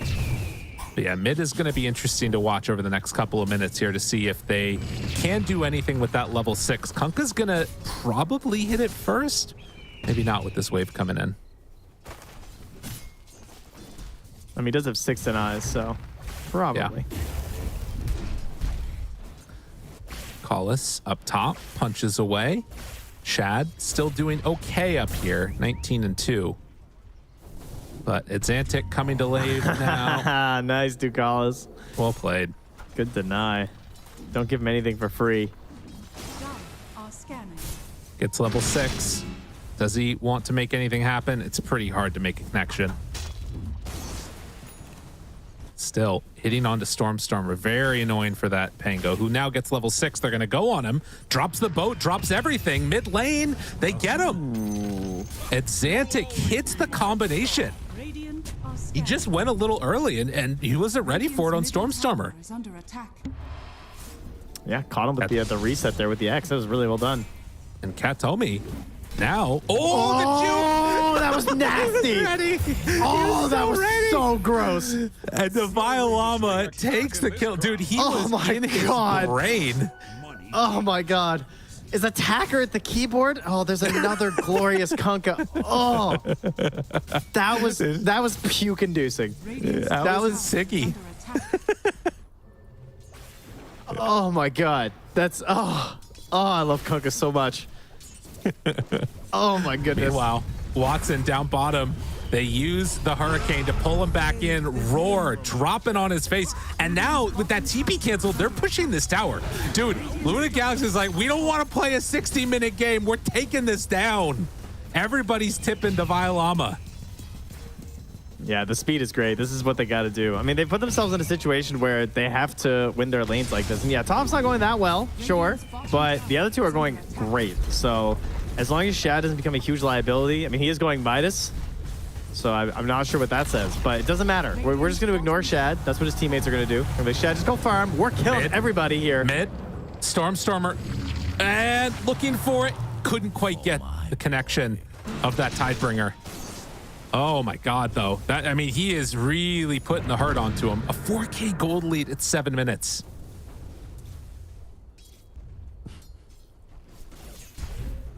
I'm still just thinking about that torrent. That's yeah. So good. Field Core finally goes back for the Wisdom Rune here. That puts him to 5.5. So looking for a smoke pretty soon to link up with his Edzantic. You want to be getting that 6 as well. Of course, the Roar back in 30 seconds. Already heading in towards this jungle. Yeah. The bird here after knocking down that tower. Divine Llama looking to steal some of this farm. Ooh, that's a big step. The other thing that I know you always talk about with Razor is the ability as Ducalis is going to get jumped on here. Wait a minute. Fishman moving over too. They will connect. Look for the kill. Core moving over. Dawnbreaker ulti. The damage, it's going to be enough to take down the tree, but with Divine Llama moving in, they might be able to kill off Stormstormer. And in fact, one more round of axes, he's gone. So they take down 2 for 1. Yeah, and they're pinging it for Kataomi. He's like, we need to farm this right now, man. Because if they come in here and take this, it's not good. This is just Rubik being selfish. He's like, please farm this for me. I don't want them to get it. Yeah, I mean, they have to do this because, like, yeah, tower's going down. They're farming up those ancient stacks, or rather, excuse me, the hard camp stacks. They're not matching the tempo that Luna Galaxy has given them. It's way too quickly coming online for Luna. And getting these kills, pulling all this attention towards mid, it's going to help out Shad. Yeah. Right? Like, now he's the gold for the Midas and just 200 more gold. That's going to fly out. It's going to feel better. Theo, of course, lurking around mid with ulti. Stormstormer doesn't actually have the jump out right now. And the Roar's still up, so they didn't need it for the kill. Finger he didn't do it. Let it rip, dude. He gets out. Wait, no. Axis? Oh my God, he sniped him. Dude, Divine Llama, who needs a Roar? This man, when the freaking chips are down, he steps up to the plate. He is ready to go. Oh, the caster curse is so powerful. It's working. That's unbelievable. Dude, I mean, they're playing perfectly. Like, Divine Llama absolutely crushed his lane, and he's just doing Beastmaster things, right? Like, no inner beast. I am the beast. Just throwing axes, summoning some absolute shenanigans around him. Connection. Gabby in trouble. Gabby starting to fall. Hex can't get the hammer jump away. Ducalis takes the kill, and another tier 1 tower to fall. Katomi, he's also in trouble. Everybody that shows up here is just getting walloped. And it's off the back of Devi Llama. This guy is a gamer. The holding of the roar, too. It's like he's playing Tidehunter, the way he's just running around this map. He's like, I'm not going to Ravage. I can still get this. I cannot believe he didn't roar Stormstormer. And then he still got the kill. That was absolutely ridiculous. Good news, though, for the Entity fans. He did get the Lance of Pursuit on Pango. So he does have quite a bit of extra damage thanks to that.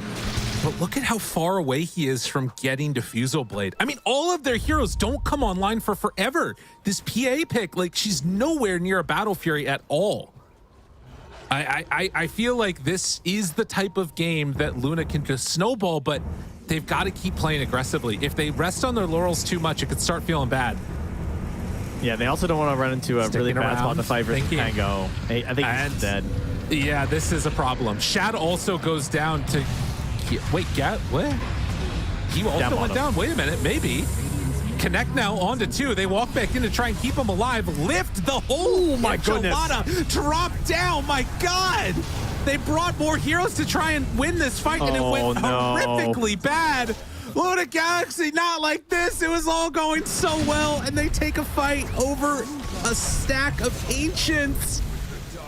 And then the tip on Devi Llama.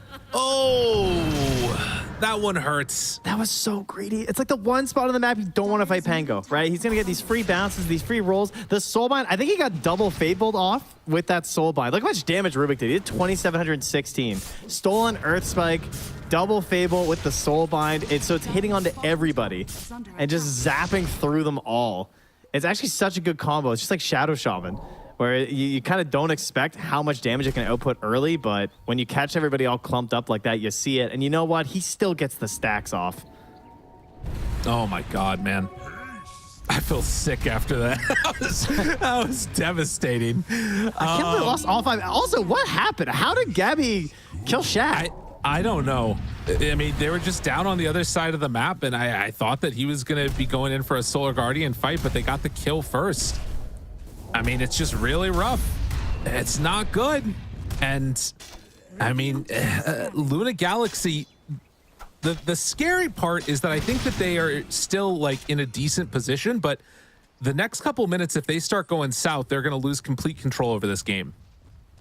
It's just crazy because this Pango has no right having a Diffusal Blade right now, and he's almost there, right? Yeah, absolutely. Fishman. Gonna get caught, finger of death, boat down, gets the kill. They are getting close to the Helm of the Overlord on Devi Llama. Yeah, and they can definitely just hit a tier 2 with that right now. Like going down bottom. We got a replay here. Oh, this is down bottom. So the PA was there as well, and then they tried to TP the Kunkka and had to just cancel it. Okay, thank you. Wow. They let us know. Deocor almost has a Blink Dagger, though. That'll be another nice pickup for them that allows them to take these fights a little better. But it's sort of some time that is allowing this PA to play catch-up. And, you know, what, about 1,500 gold away from Battle Fury at this stage? Not terrible. Yeah, if there's one thing we've learned so far in this qualifiers, do not underestimate the Phantom Assassin. Oh, yeah. God, it is just crazy. Like, now they're back in the game. Luna Galaxy were just snowballing, completely taking over, and now it's back to one of those games where it's like it could go either way. Off the back of just one move and then save your buddy syndrome. You just feel the difference, too, in the way they're playing on the side of Luna Galaxy, too. They're not crossing over the river. They're not following the waves in. I mean, they are planning up a smoke here in a second by the looks of it. They're going to smoke up with a Xantic as well as Devi Llama. And I think the old core, at least. Maybe I'm wrong. Maybe we're just jungling. All right. Perhaps we're not. We're just going for a Blink Dagger. Yeah. I mean, that's sort of the state that they're in. There is some interesting timings that can come out eventually. You know, Xantic and Theocor are going to try and go together. There's definitely kill potential here with Ghost Ship, even without the Finger of Death. And a pickoff on Stormstorm would be huge. He's in position. Xantic spots him there. I think he is going to jump away. Ducalis right on top of him. Did he see Takes him? the Overgrowth. Overgrowths. Finds him. Torrent connection. The stun is there. And X-Mark, he's coming on. No, he's still going. He's still good, yeah. Oh, that X could have made the difference. Dire's top tower. Ulti, too good. All right, so big long move. Doesn't result in the kill, but he takes over some space, stops him from farming. He's going to catch some camps and the wave, so it's not as bad of a rotation as you might think in terms of just like missing out on stuff. Plus, Divine Llama has the Dragon, which at 15 minutes is a very formidable foe. I'd love to see them try and push something with it, though. Now Theocor also has the Blink Dagger. And they still have a Wisdom Rune to grab, too, on their side of the map once they get a chance. Looks like Shad will probably grab it after farming up these Ancients as he closes in on his BKB, just the recipe to go. Right. I mean, this is, again, the window that they want to be hitting and pressuring the map. And it looks like that call is going to be to head in through the top side. Could set up to steal the Tormentor, as well as get that 21-minute Wisdom Rune. Oftentimes, that's something that we see. Shad I still does can't take believe that they other got one. 5-hero wipe. That was so insane. Yeah. And they're going to use it for the Roche. Okay. So controlling the map a bit, and in the meantime, Entity, off the back of that one fight and what's happened afterwards, have completely caught up. They're back where they need to be. It still is a very strong position to be in for Luna Galaxy, but these next couple of minutes, if they take another bad fight, that's part of the reason why they're playing so close together. It's going to be out of reach, it feels like, almost. And it's only going to be a strong position if they actually do something with this Aegis. I think this is not a farming Aegis. This is a, we need to go knock down a tier 2 Aegis. Yeah, absolutely. Well, they push in the top side and now start to make the movement through the Twin Gate to catch somebody. And Fishman, he is going to be the one that they run into for a moment. They didn't see him. Oh my God. They just happen to not see him. That's crazy. All right, Fishman gets out. He's fine. He is so lucky. All right, Stormstormer maybe not as lucky, but there won't be a follow-up stun. Ilkor caught. Roar is ready.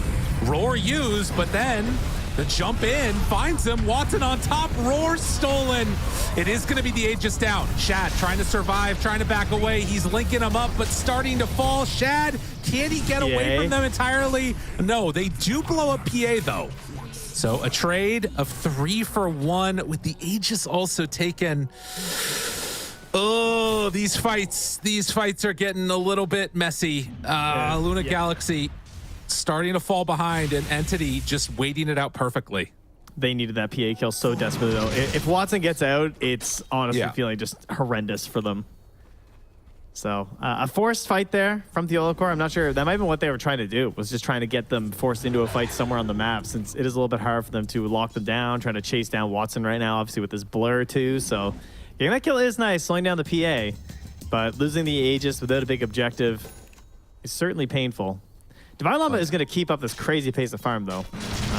We'll have a BKB pretty soon with having the Dragon. It's just, they don't really have a great answer to it. And he can just park it onto these waves right now, take it along with him. Very hard hero to still bring down at the moment.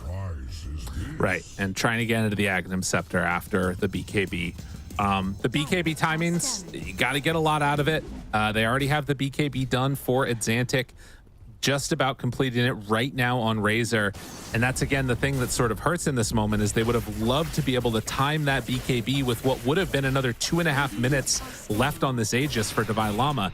Instead, they're now in this situation where, you know, do they want to play aggressive? Can they afford to sit back? It doesn't look like they feel that.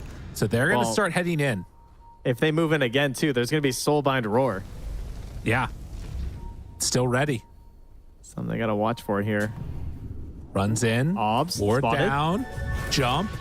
Told me he gets the blink away. Are you kidding me? And now Soulbind Roar onto both, rolling through, hitting them both, and the connection on the backside. This roll. And then it gets the BKB, but it's not coming in quick enough. The overgrowth is there. Can they outlast this fight? They don't have the Beastmaster for all of it. Shad can't do anything.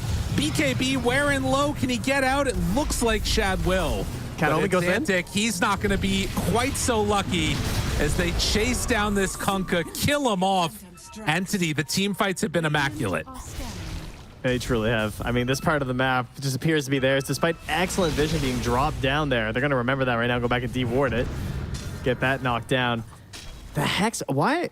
I actually don't even know why he went for the Hex onto the PA. I think he might have been able to catch Kataomi if he went for the Rubik, but obviously seeing the PA, Field Core knows that that's the person they want to try and knock down. Perhaps thinking, hey, if I Hex this Rubik, I'm just going to get blown up by Phantom Assassin, which was a real potential. What a roll from Stormstormer, though. I mean, this guy, like the Pango being left in so late in the draft, feeling kind of ridiculous. I know we're first banning his Invoker every single game.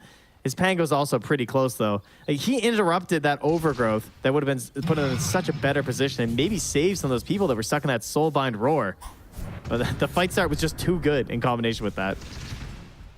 And, I mean, the things just start to become worse and worse. Right now, I believe they're going to catch the tree. Ducalis? No, he gets away, it looks like.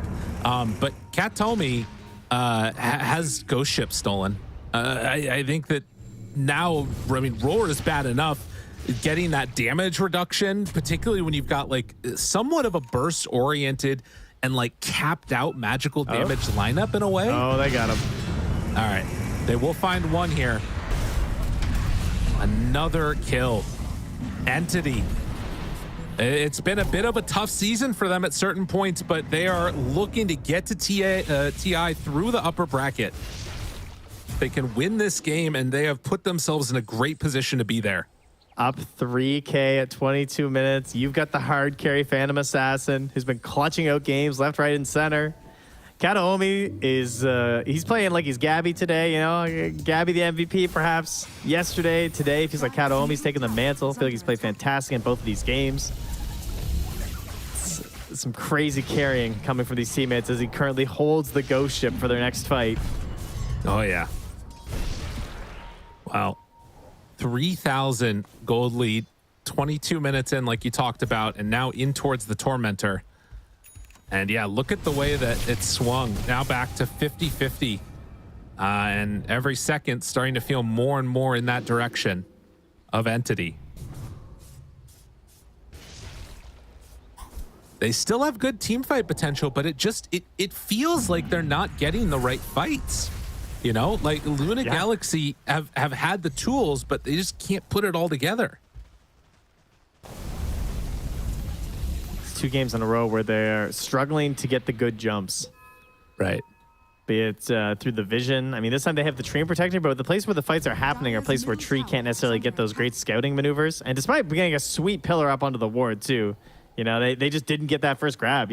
That fight could have been very different if the Rubik is hexed there. You know? And then maybe there's like a roar on the PA or something, but the reactions from Entity just a bit too quick, and then the clutch Soulbind roars as well.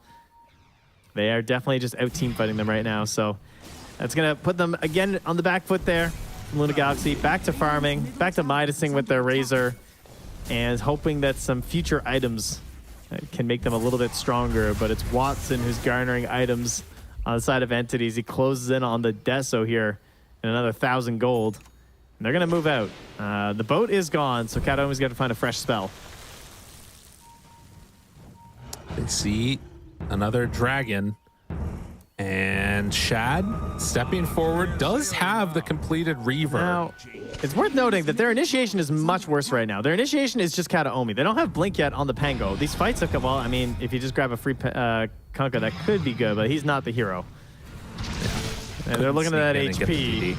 Yeah, there's like, no, this guy's got BKB. Because like all the good fights are because they're on the back foot. They know that Luna Galaxy have to come in and play offensively, so I like that decision not to just all-in commit on the Kunkka. There's nothing for you to gain there. Just got to get a good jump for once from Nigma Galaxy. They head back in. Dude, don't go up this hill. This hill has not been your friend. No. It has not been where you want to play. Mortador. Oh, can they do it? Can Don't they blink out. Don't blink out again. Oh, God. Jumps in. Stormstormer on the high ground now.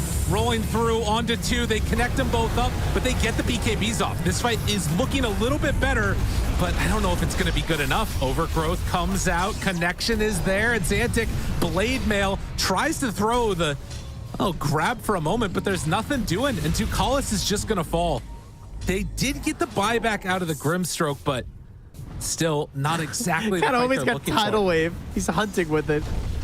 The hell? Kataomi's had a hell of a series so far. Hoping to catch somebody as he jumped in there, but not Look able how to grab far it. He is. Yeah, he is humongous. He's almost ahead of Stormstormer. And that was a fight where they really didn't get anything out of Watson either. You know, wasn't quite into the Deso, played it super safe, jumped back there. Did not want to mess with anything there on the side of Luna. And now they just head in towards the tower. Now the Deso is up. The Roche is a later spawn. Okay. Divine Llama's coming back in. He has the roar. Kataomi still has the tidal wave though. So he is going to send them back if they come in. And he blinked out again. Like, yeah. Stop this man. It's kind of nuts. This is maybe going to be the angle that they can take where things work out. Roche, what, a minute and 20 away. They see Gabby. Oh, they see a place. They have the off-center combo from the Radiant. They saw him place these wards. X, connection. Gabby in trouble, holding his BKB. Hold his BKB that entire time. Tukalis is dead. They might find more. The torrent comes out. They connect for the moment. Stormstormer rolling through. Connections there. Watson, though, dying to Blade Mail, but it's not going to be enough. They're already losing everybody. Has to run away on Xantic. He's not going to escape. 3 are dead for 1. Entity just cannot be stopped. And Kataomi doing it so many times here with all of these spells stolen. 6 stuff. Trying to find himself on an Earth Spike after, and was really hoping he dropped the finger, let's be honest. Oh, yeah. He's level 20 now. He's just...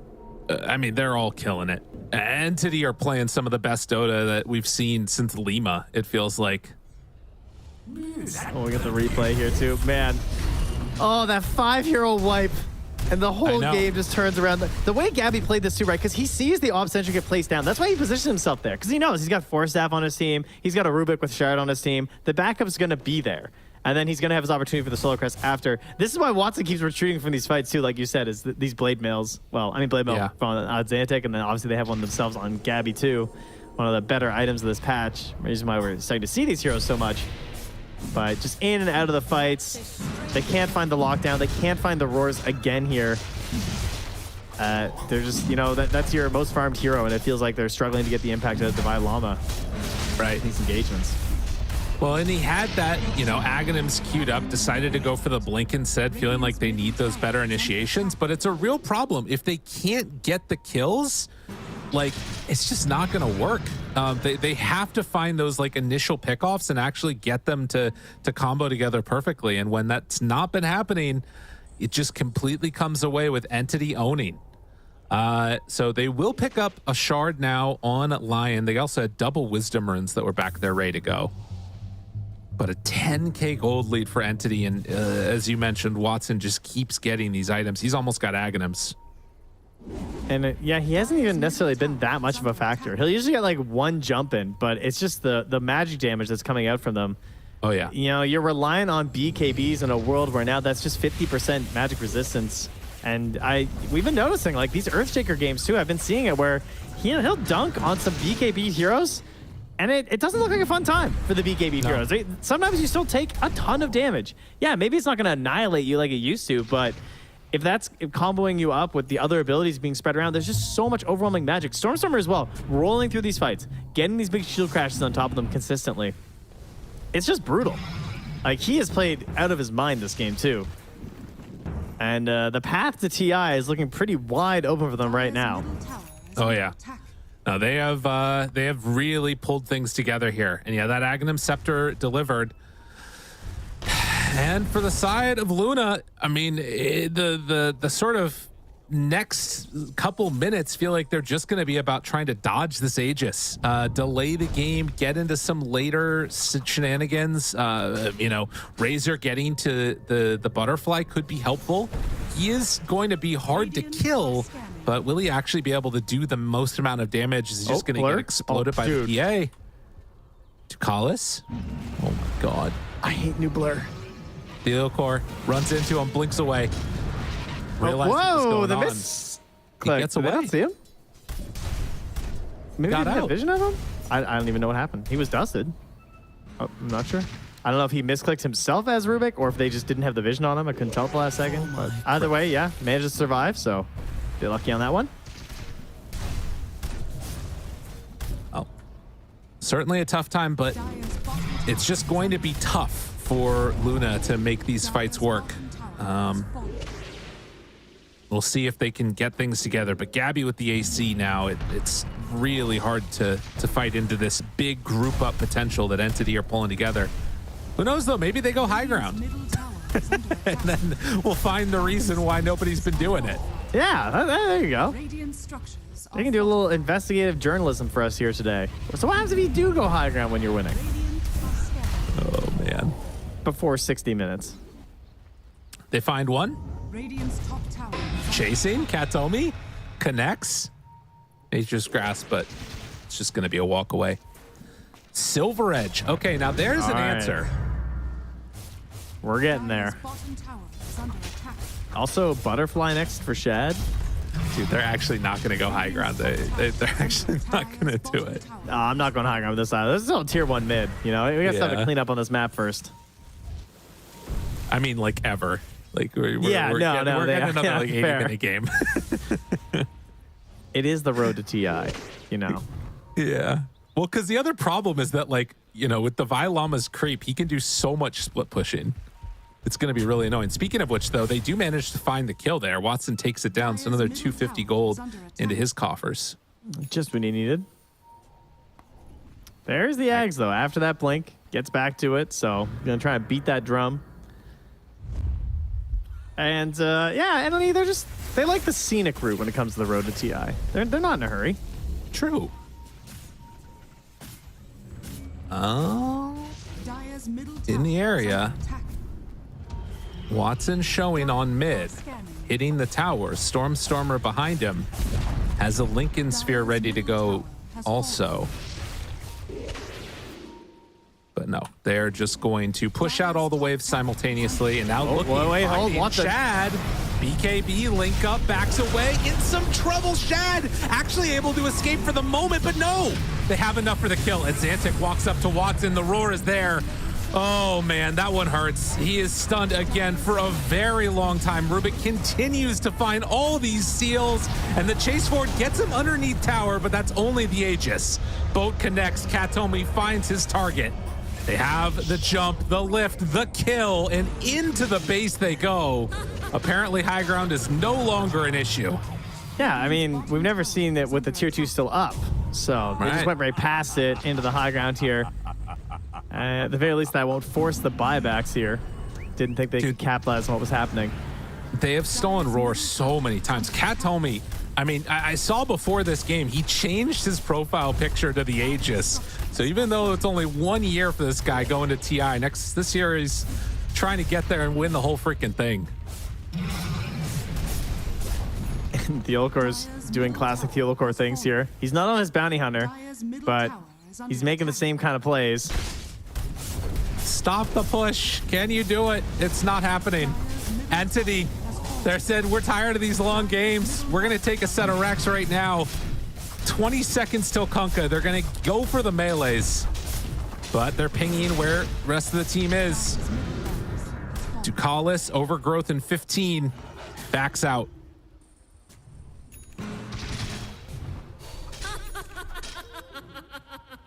Now the Basher. Every time I just click on Watson, it's a new item. Even has the Defiant Shell, too. Oh, yeah. He needs the greatest blade mail luck ever on Xantic. You know, he needs him to just like crit multiple times with the blade mail, and he's at a BKB or something. Everyone just buy blade mails. Maybe that's your best chance. Honestly. Feels like it's needed. Something's needed at this point. But I mean, at that point, how do you deal with Gabby then? I mean, this guy's 3,200 HP and a freaking AC. He's a monster. Yeah, why does he have 38 armor? He's Gabby. How's that fair? Yeah, he is really taking this team, I feel like, where it needs to be. He's been looking really good on this Dawnbreaker. And they're looking to keep this momentum going. Entity pressuring the tier 2 tower up top. Harpoon done now also. Almost level 25. He is huge. Whew. Oh, the drums of Slom. They're ready to be beat here.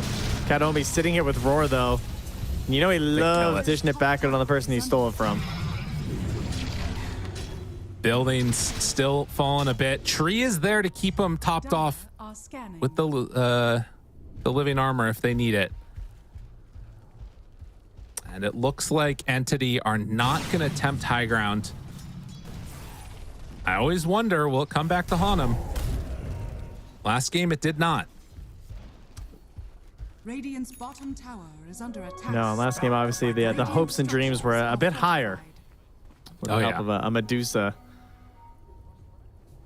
Shad's going to do his best Medusa impression here, though. By Rapier? Oh, no.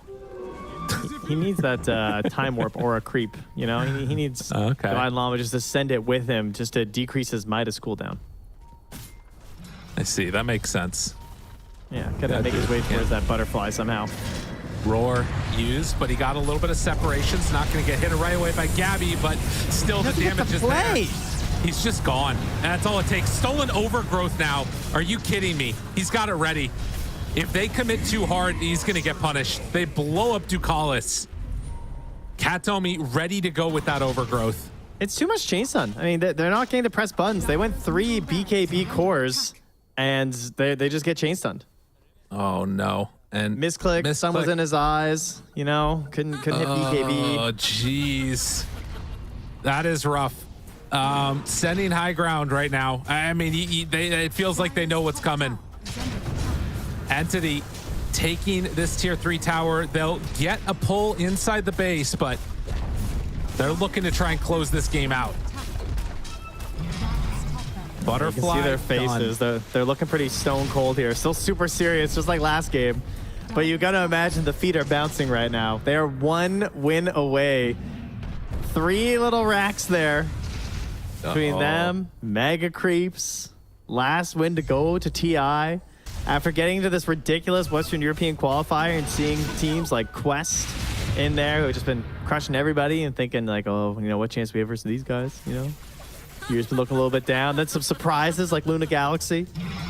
Probably not expecting to see them in the finals with them. They might be sending them right out of these finals down to the lower bracket finals in a second. Or in 50 minutes, sorry. Well, exactly, when this game actually ends. Yeah. I mean, we'll see. I feel like this next Aegis, they might break the rule and Entity might go high ground finally. Okay, Nigma Galaxy, they're getting together, gonna try and make a move. They go and call for the same thing that we saw before. And the other problem in Dota is, of course, momentum is a very real thing. If you lose one fight catastrophically, this could all swing around. They're finding a good hero right at the beginning of this, Gabby. They got him. Hex is there. Roar committed. That is about the best that they could hope for. Roche is now up. Do Entity decide to go for it? Stormer sees that the Roche is up, starts to hit it. They can't go for it, though. It's too scary. It is a little bit, but there is buyback here. They're definitely willing to take this fight with buyback. They want Blink back up on the Rubik. They want to go in with Overgrowth. They're looking, jumping, Blinks everywhere. Thelio Core finds one. The Grimstroke caught right at the beginning, but there's the buyback. Commitment's in. Can they kill the Grim? Fishman, he gets the ulti off. The control is there. They have enough. He lived through all of it. Fishman finally dies to the Triceratops, but they've already won the fight. Watson with the ultra kill, just cleaned up. He's trying to get somebody back here. Kaomi needs to hit some YOLO Sunny. Oh, they see him. He spots him. Is it going to be too late?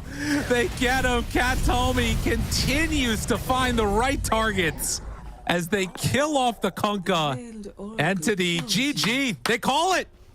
Entity are going to TI. It won't be a rampage, but you know what? I think he'll still be happy about it. Good luck next from Gabby.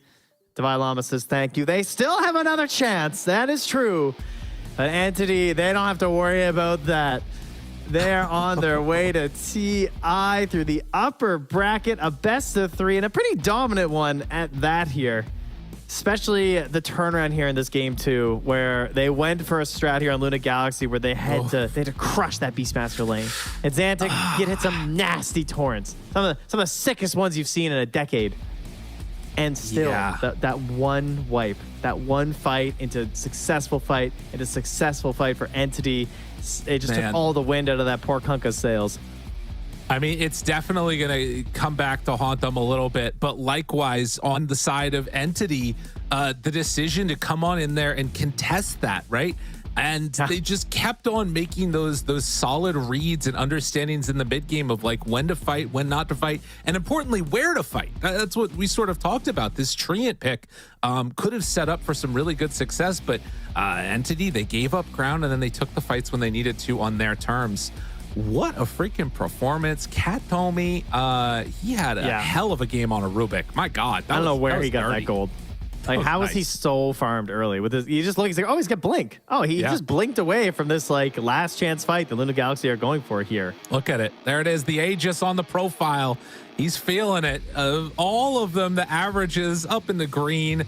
Level 20, that guy absolutely slayed it. And they are ready to keep this momentum going right on into TI. So it's simple. If you want to win the qualifiers, just switch your profile picture. That's what you got to do. Yeah, it turns out that's all it takes here. And 7K lead at 11 minutes. That's insane. Yeah. And this is where it was. This was it.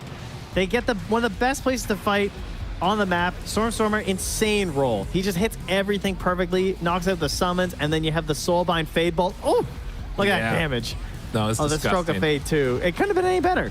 It really could not have been better for them right there. And that was, of course, after wiping out Shad down bottom. Then Gabby just joins in. And somehow they still get this pick at the end too. Oh, yeah. Well, and I think too, right? Like Rubik, he probably doesn't get that fight that way, that well.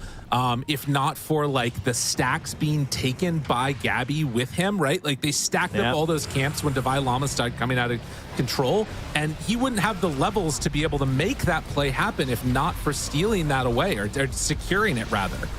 So, you know, it was that play, but it was also everything that led up to that play happening. Really, really well done by Entity as they finish that one off. I'm pretty sure he only roared 3 times on Beastmaster that game. Yeah. Whereas Kataomi roared at least 4 to 5 times looking at his damage breakdown. That's crazy. Like he was just outdoing his opponents at their own ultis. I mean, Rubik doesn't always look great, but when you have a good game, this hero just feels insane. And like even this fight right here that we're seeing with all these tidal waves push around and stuff, it just made things more difficult, right? It made it harder to try and get done what they wanted to get done. And I think at various points this game, you could have pointed to like any one of these heroes as being like the main reason that Entity were able to secure the win. For me, I still put it at Katomi, but Gabby I think also is a decent choice. They had a really good series overall. And Entity, this entire qualifiers looks like a team revitalized. I think you can go back to their games too, and like I remember watching both those games where we gave it to Gabby too. That Fishman I thought also has been playing fantastically, like you said. Like we really could be giving it to anyone through these games. You know, Watson to clutch it out at the end of this one on the PA. They gave him all the space, and he delivered. What more can you ask for my hard carry? But 11. No doubt, 100%, it is Kataomi this game. Like just above and beyond what you could expect, and man, just help bring their team back into it. So. The duo of Gabby and Kataomi, the 3 and 4, it looks like a perfect fit right now for Entity, and not surprising after seeing the play that is what takes them to TI. No, absolutely. I was kind of wondering if we were going to end up with some crazy scenario where Luna Galaxy wins here and then it ends up being like an Entity versus Quest matchup for one last spot at TI. Of course, Toby, the swap over there. But I think that there's a decent chance that that team could end up moving on as well. And as much as there's a lot of things to talk about with that, it feels like the change that was made ended up like helping both teams a lot because Entity were not playing this well beforehand. And it feels like Toby's found a nice home there as well, in at least for now, Quest. We'll see what ends up happening for them because as you can see in this bracket, still more games to be played. Secret Quest going to face off against each other, and then one of those two is going to move on to face Luna Galaxy in a best of 3 for TI. A second time in 2 days that Luna Galaxy is going to be put in that position. Can they defy destiny though? Like, can anyone stop Puppy's march to another TI? Would they dare ruin history?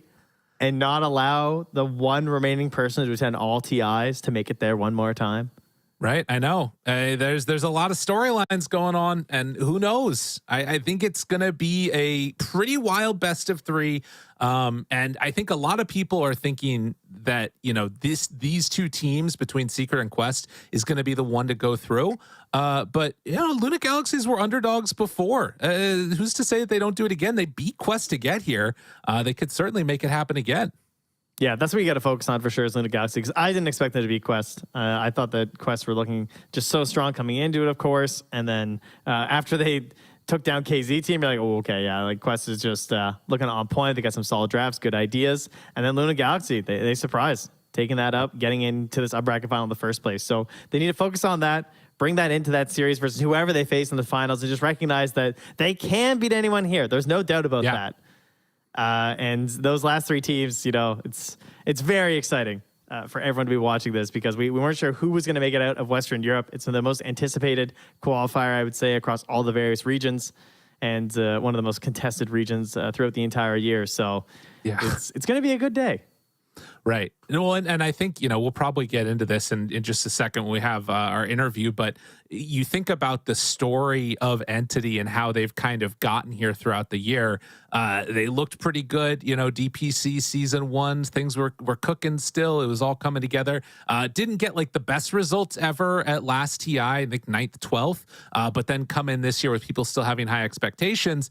And then after Lima getting top 6, kind of fell off the road a little bit. Things fell apart at the next 2 majors. I don't even remember if they made it to Berlin or not, but regardless, not the type of results that you were expecting to see. And finally, coming into this qualifiers, I think a ton of people took them as the underdog. Granted, Gabby was like this new addition, but it was a question of like, was that the real problem? Were they able to revitalize the roster? Questions. Did you have questions? I know who we could ask. Tell me, who could we ask? We could ask Stormstormer. Oh my goodness. Can we hear from the man himself? Stormstormer, welcome. Congratulations. You're going back to TI. How you feeling? Hey guys, thanks for having me. I mean, feeling great, of course. Like, holy shit, I don't know what just happened. That's great. You guys played a couple of games of Dota, and one of them was really long. Real quickly, before we're going to get into you guys at TI and all the greatness there in this year, but do you know what's going on? Is Western Europe started drinking different water where every game goes to 80 minutes now? What's happening? Can you tell us what you think is happening? I don't know. These games are wild. Like also game 1 against Luna Galaxy just played like holy shit. Like it's such high school Dota. It's crazy all over the place. And also of course if the stakes are high, people tend to like, I don't know, play even crazier and stuff. And games I guess are really enjoyable to watch. But when you play those games, you're like, holy shit, like what's happening? Just want to win. So I don't know. It's crazy actually that we also had like 65-minute game or something. But actually, now that you say it, game 1 was already completely out of my brain. Yeah, that's awesome. Trent, you got a couple questions for the man? Well, I mean, obviously, I know it's very raw right now. Obviously, qualifying to TI. Can you tell us what it's like having Gabby in the team? You know, we thought he's been... Like, we're happy to have him. Like, he's been such a great addition to this team. Like, he's a very vocal person and just enjoys talking a lot. So before we got him into the team, right, to tell a little bit of story, we asked a lot of people, hey, what do you think about Gabby? Like, what do you recommend him? Because he also, like, switched roles, of course, and everything. And everybody, like, said, yeah, he's nice and everything. But there was one word that always came out, and that was clowny. Everybody said he's clowny. And holy shit, like, I cannot describe it. Like, actually, like, you have to imagine that you play pubs in a boot camp, and all the time, like, from your right, like, he's playing pubs, and you just hear some oi oi oi oi oi oi, what you doing? Like, all day. That's Gabby to you. But no, besides that, like, he's been a really great addition. He's a super talented player, very vocal, makes a lot of calls in the game, and leads the game even in many aspects. So honestly, nothing bad to say about him. Just really glad that we have him. Great. That's awesome. I wanted to ask a little bit about, you know, you're coming out of this Western European region with so many good teams that are in the qualifier.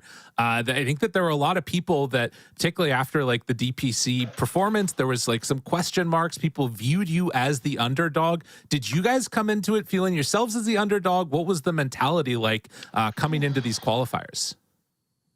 I mean, underdog for sure. I mean, I don't think anybody expected, like, let me put it this way, like, everybody was working really hard and had the ambitions to win this thing. Nobody wanted to go in there and be like, we just played for fun. Everybody was trying really hard, and honestly, I've never seen my team work this hard on all 5 players as before. Like, we just really grinded out, and you can see the payoff, luckily. Yeah. But yeah, I guess we viewed ourselves as underdogs because also the last tournament we played was Riyadh Masters, and that tournament, after like it beat us down quite a bit. We had some tough talks and tough times. Like, of course, like, our year was not that good, but on Riyadh we felt like we had a chance to redeem ourselves again, and that did not work out. So we were pretty like broken at the end of the tournament. So I'm incredibly proud that we actually made it here now. Looking back at the matches against Nigma, Secret, and now of course Luna Gaming, like, cool matches. How do you know, with that mindset and this idea of like, because you're right, like, things were looking bad, things were looking pretty broken. Like, what kind of stuff are you guys talking about to get ready for this qualifier? Like, how did you bring the team back into this and motivate you guys to play so well here?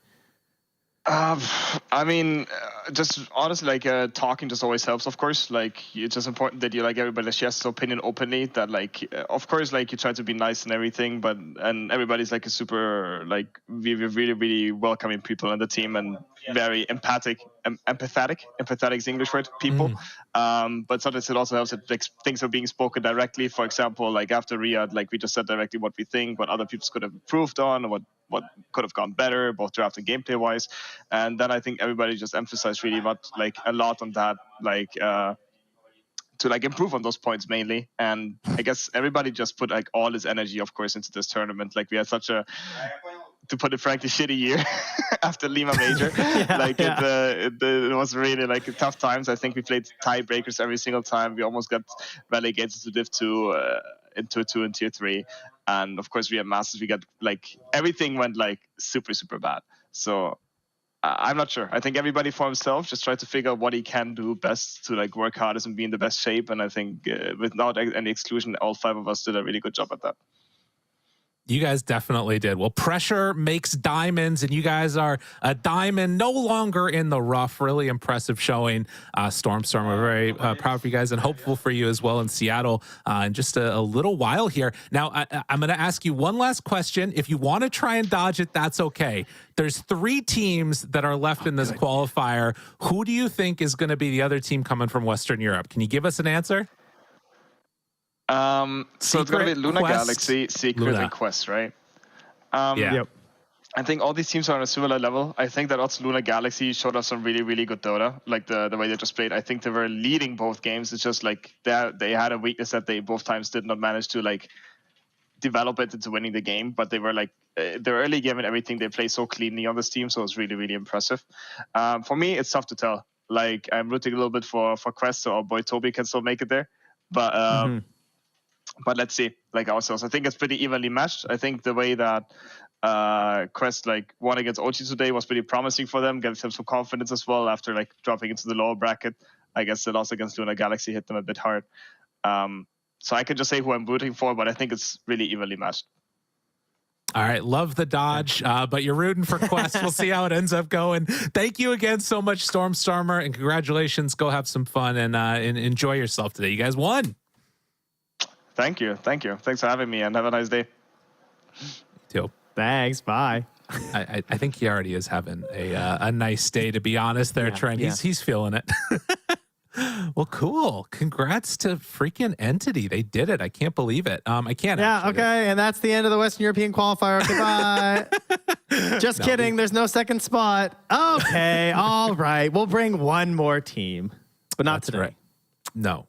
Today we are going to be done. Tomorrow the games continue. We've got more action to come, and look at this.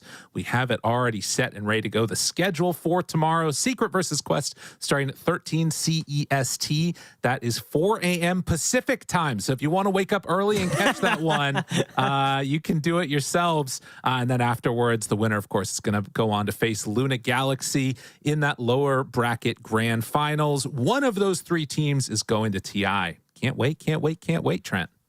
Yeah, that's right. And that is 2 best of 3s as well. So you just got to win 4 games as Secret or Quest, and you can find yourselves at TI. Will Puppy continue his long tradition of making it to TI for Team Secret alongside his allies there? And will Quest, a team who was looking like one of the favorites with some last-minute mix-ups, can they also do it? Will KOE's Phoenix carry them? I got to say, I'm feeling the Phoenix, if I had to say. And maybe Luna Galaxy get the revenge in that lower bracket final. It could be anybody, guys. Who knows? Like Stormstormer said. It could be anybody. What a great way to end the broadcast on that note. We're going to be back tomorrow. Have yourselves a wonderful day as we continue on in these Western European qualifiers. And, of course, congrats to Entity. See y'all tomorrow. Wart. Come. I poke them. Watch me. Oh, no, second spec laser, guys, come. I'm on Trent. I kill Trent. Guys. Yeah. Okay. I can loot you, Stormer. Shit. It looks good, guys. I'm on base. Stand, Fishman. It looks good. Yes. Quiet. Get the Conka. Kill Kunka. Careful, Watson. Lion watching you. Yeah. I have full still. Guys, you cannot fight me. Calling. Go. I got stun. Go. Good shit. Go. I'm too good. What's on?